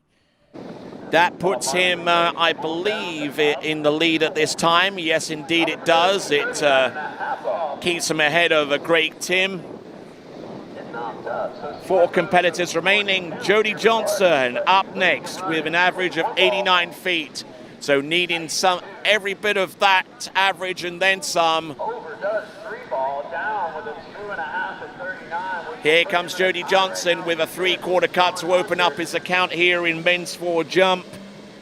Our 4th and last competitor. We're on skier 9 of 12. Here he comes. Edging all the way through, up and over, will just missing out on the landing with jump number 1. He's got 2 attempts remaining, Jody Johnson, as we take a look at the instant replay. I suspect that had he have landed this jump, it would have been enough to put him in the top 3. Would not have been enough to have taken the lead at this time. But as Jody Johnson, we're seeing him in the instant replay trying to ride out. And we'll return to him in just a few moments. Stick around.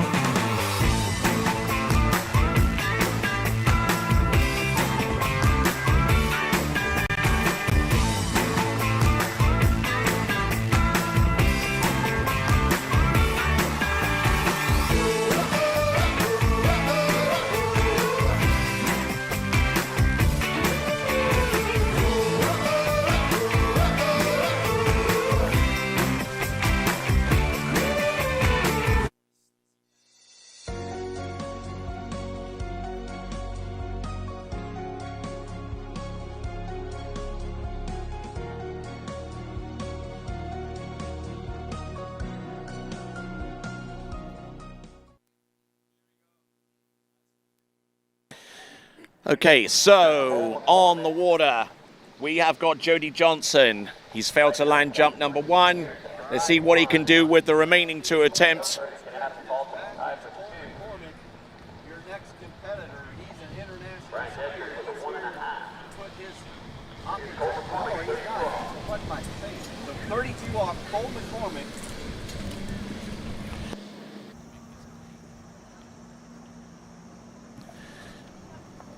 Yes, an international competitor, Cole McCormick, is Canadian. All right, and there we go. Jody Johnson with jump number 2 lands and rides that one out. Beautifully executed.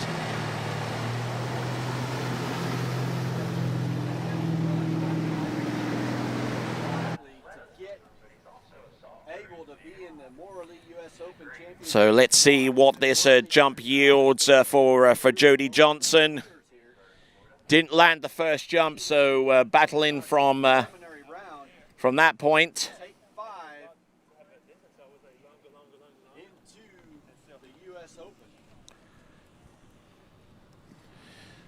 So waiting on the distance for Jody Johnson.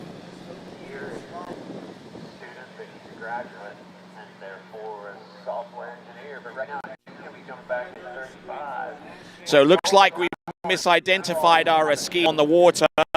It is James Cawthorn, and the jump distance coming through for him.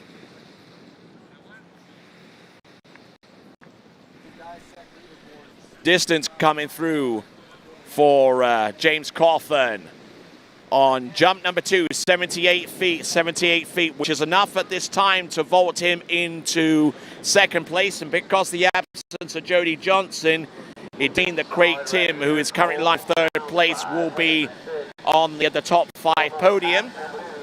Now, James Cawthorn coming in on jump number 3. Up and over, will land and ride that jump out.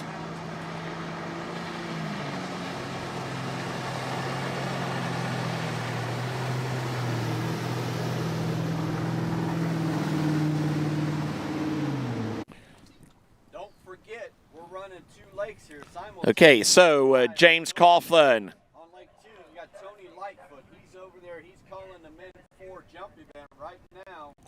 So great effort there from James Cawthorn. My apologies for misidentifying right from the get-go.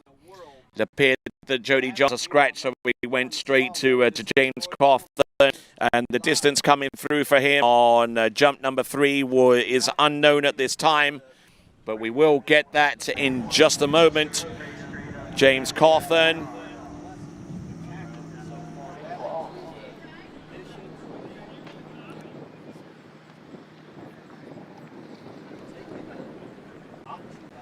Right here, 38 off, Colby Foreman. Solid turn at 1. Knowing he's got to make this 4 Bob. Out the gate, 38 off, Colby Foreman coming back 39. So looks like we got a jump distance for James Cawthorn on his third and last attempt.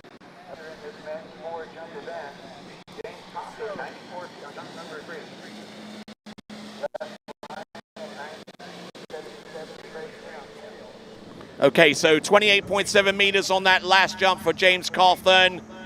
We got Mark Fries on the water at this time. There's James Cawthorn's last jump at 94 feet. It's enough for him to take the lead with 3 competitors remaining.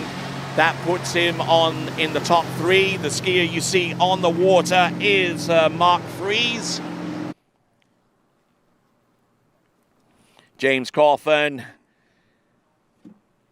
We just saw just a few moments ago, Mark Fries' best average is 104.8 feet.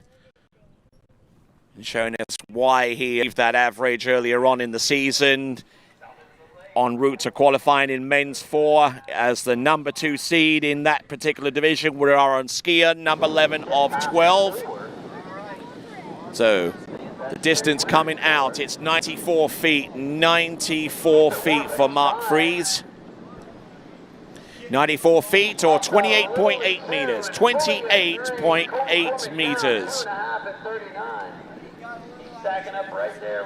So 28.8 meters. That's good enough to put him in the lead by 0.1 of a meter, mind you. Mark Fries with 94, James Cawthorn also with 94, 0.1 of a meter, 10 centimeters separates those two. Ryan Leff in third place with 90, Craig Tim with 77, Patrick Regan there with his jump of 72 feet. That's your top 5 as it stands right now with 1 competitor to go. You can see the remainder of those results at waterskiresults.com. And here we go. This is Mark Fries, our penultimate jumper in men's 4, our last jumping event of the day, up and over.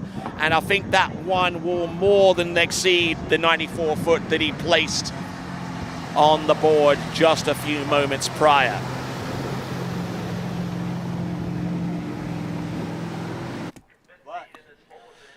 So wonderful, wonderful competitive action, not only on the jump lake, but also on the slalom lake. We're getting down to the final competitors.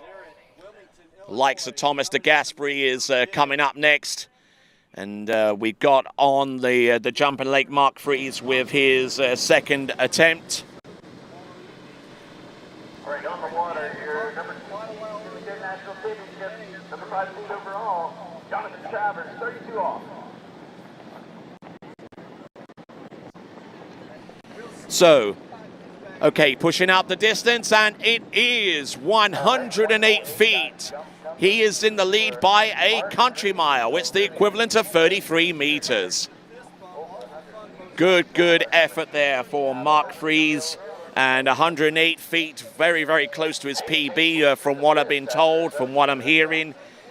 His best average is 105, so definitely jumping beyond that point. And he's got one jump to come. Make sure you enter to possibly win a skier of your choice, whether it's a D3 or a Conley.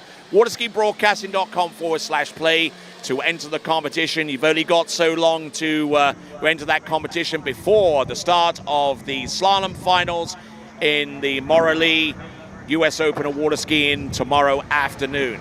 There we go. That is Mark Fries with his last jump. I'm not even too sure whether that's going to be close to his best jump distance of 108 feet at this time, but he certainly gave it his best try. And now we're down to the last 3 jumps, courtesy of Kirby Wetzel. We'll see him in a moment. Let's run this 38 off tailwind and give ourselves a 39.5 headwind. That's what he's thinking. Jonathan Travers pulling out from the gates. This is... Hold on a second. Distance 97 feet, 29.7, 29.7. Okay, so bringing to you the score on his third and last attempt, Mark Fries. It is 97 feet, 97 feet. So his best jump distance is 108 or 33 meters exactly. All right, skier on the water. Our final competitor to take to water will be none other than the man, the myth, the legend. He is Kirby Wetzel, who comes into this event averaging better than 120 feet. Coming to us out of the southern region. We'll see what he's got. A proud volunteer from the state of Tennessee. This is Kirby Wetzel.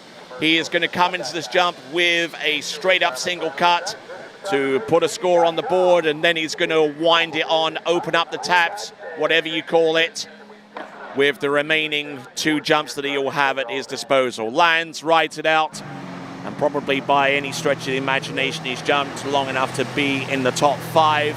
But he wants to win this event if entirely possible. He is the number 1 seed. And we'll see what he can do with the remaining jumps. This is Kirby Wetzel.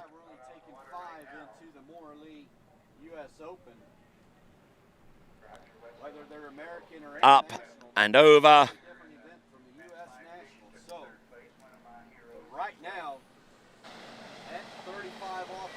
So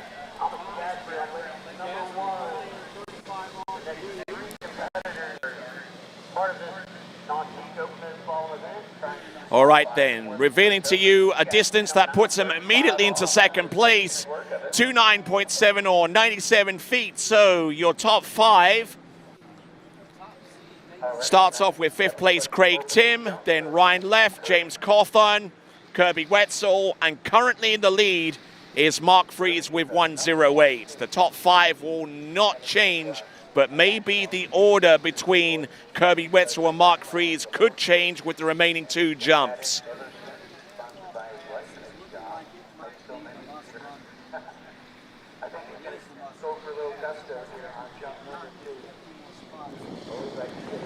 Okay, coming in with 2 remaining jumps. He's going to take the three-quarter cut. He needs to go over 108 feet to take the win away from Mark Fries. And he might well have just done it with jump number 2. Is that enough, we wonder? Taking a good look at that jump on jump number 2. Good dose of speed, good height. And we'll get the jump score to you immediately. Thomas DeGaspery coming in past number 2. That's So 38 off. excellent impact, good flight there from Kirby Wetzel. Solid one ball, a little slack at 2, but he's still plenty in the game here.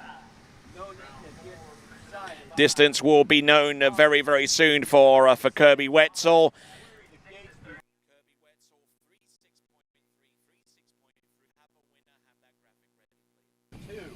All right then, so a distance for Kirby Wetzel, and the distance is 119 feet. Winner, chicken dinner, top banana by Kirby Wetzel. Good effort. And there is your winner confirmed in men's for jumping. With one attempt to go, it is Kirby Wetzel. 119 feet or 36.3. Now we're down to the very last action on Lake 2 for the jump event. Kirby Wetzel. He's jumped 119. Let's see if he can put it over 120 with the third and last jump. And deciding not to go that one, and a nice little 180 spin there to send him into the dock. Kirby Wetzel, your winner with a jump of 119 feet. Good effort there from him. We'll take a look at the leaderboard if that's to round off the event, but great skiing there from Kirby Wetzel. 119 feet ahead of Mark Fries with 108, James Cawthorn with 94, Ryan Leff with 90 feet, and Craig Tim and 77 feet for the top 5 positions. Well, ladies and gentlemen, that rounds off competitive action on Lake 2. Make sure you transfer over to the Slalom Lake to see the end portion of that event, unless you've already got another tab on your computer open and you're watching 2 events at the same time. My name is Tony Lightfoot. That concludes day 5 of competition on Lake 2. Thank you very much for watching. Keep on watching for the National Championships continuing on tomorrow at 7 a.m. But for me and everyone involved with a TWBC, it is goodbye, ciao for now, and top banana.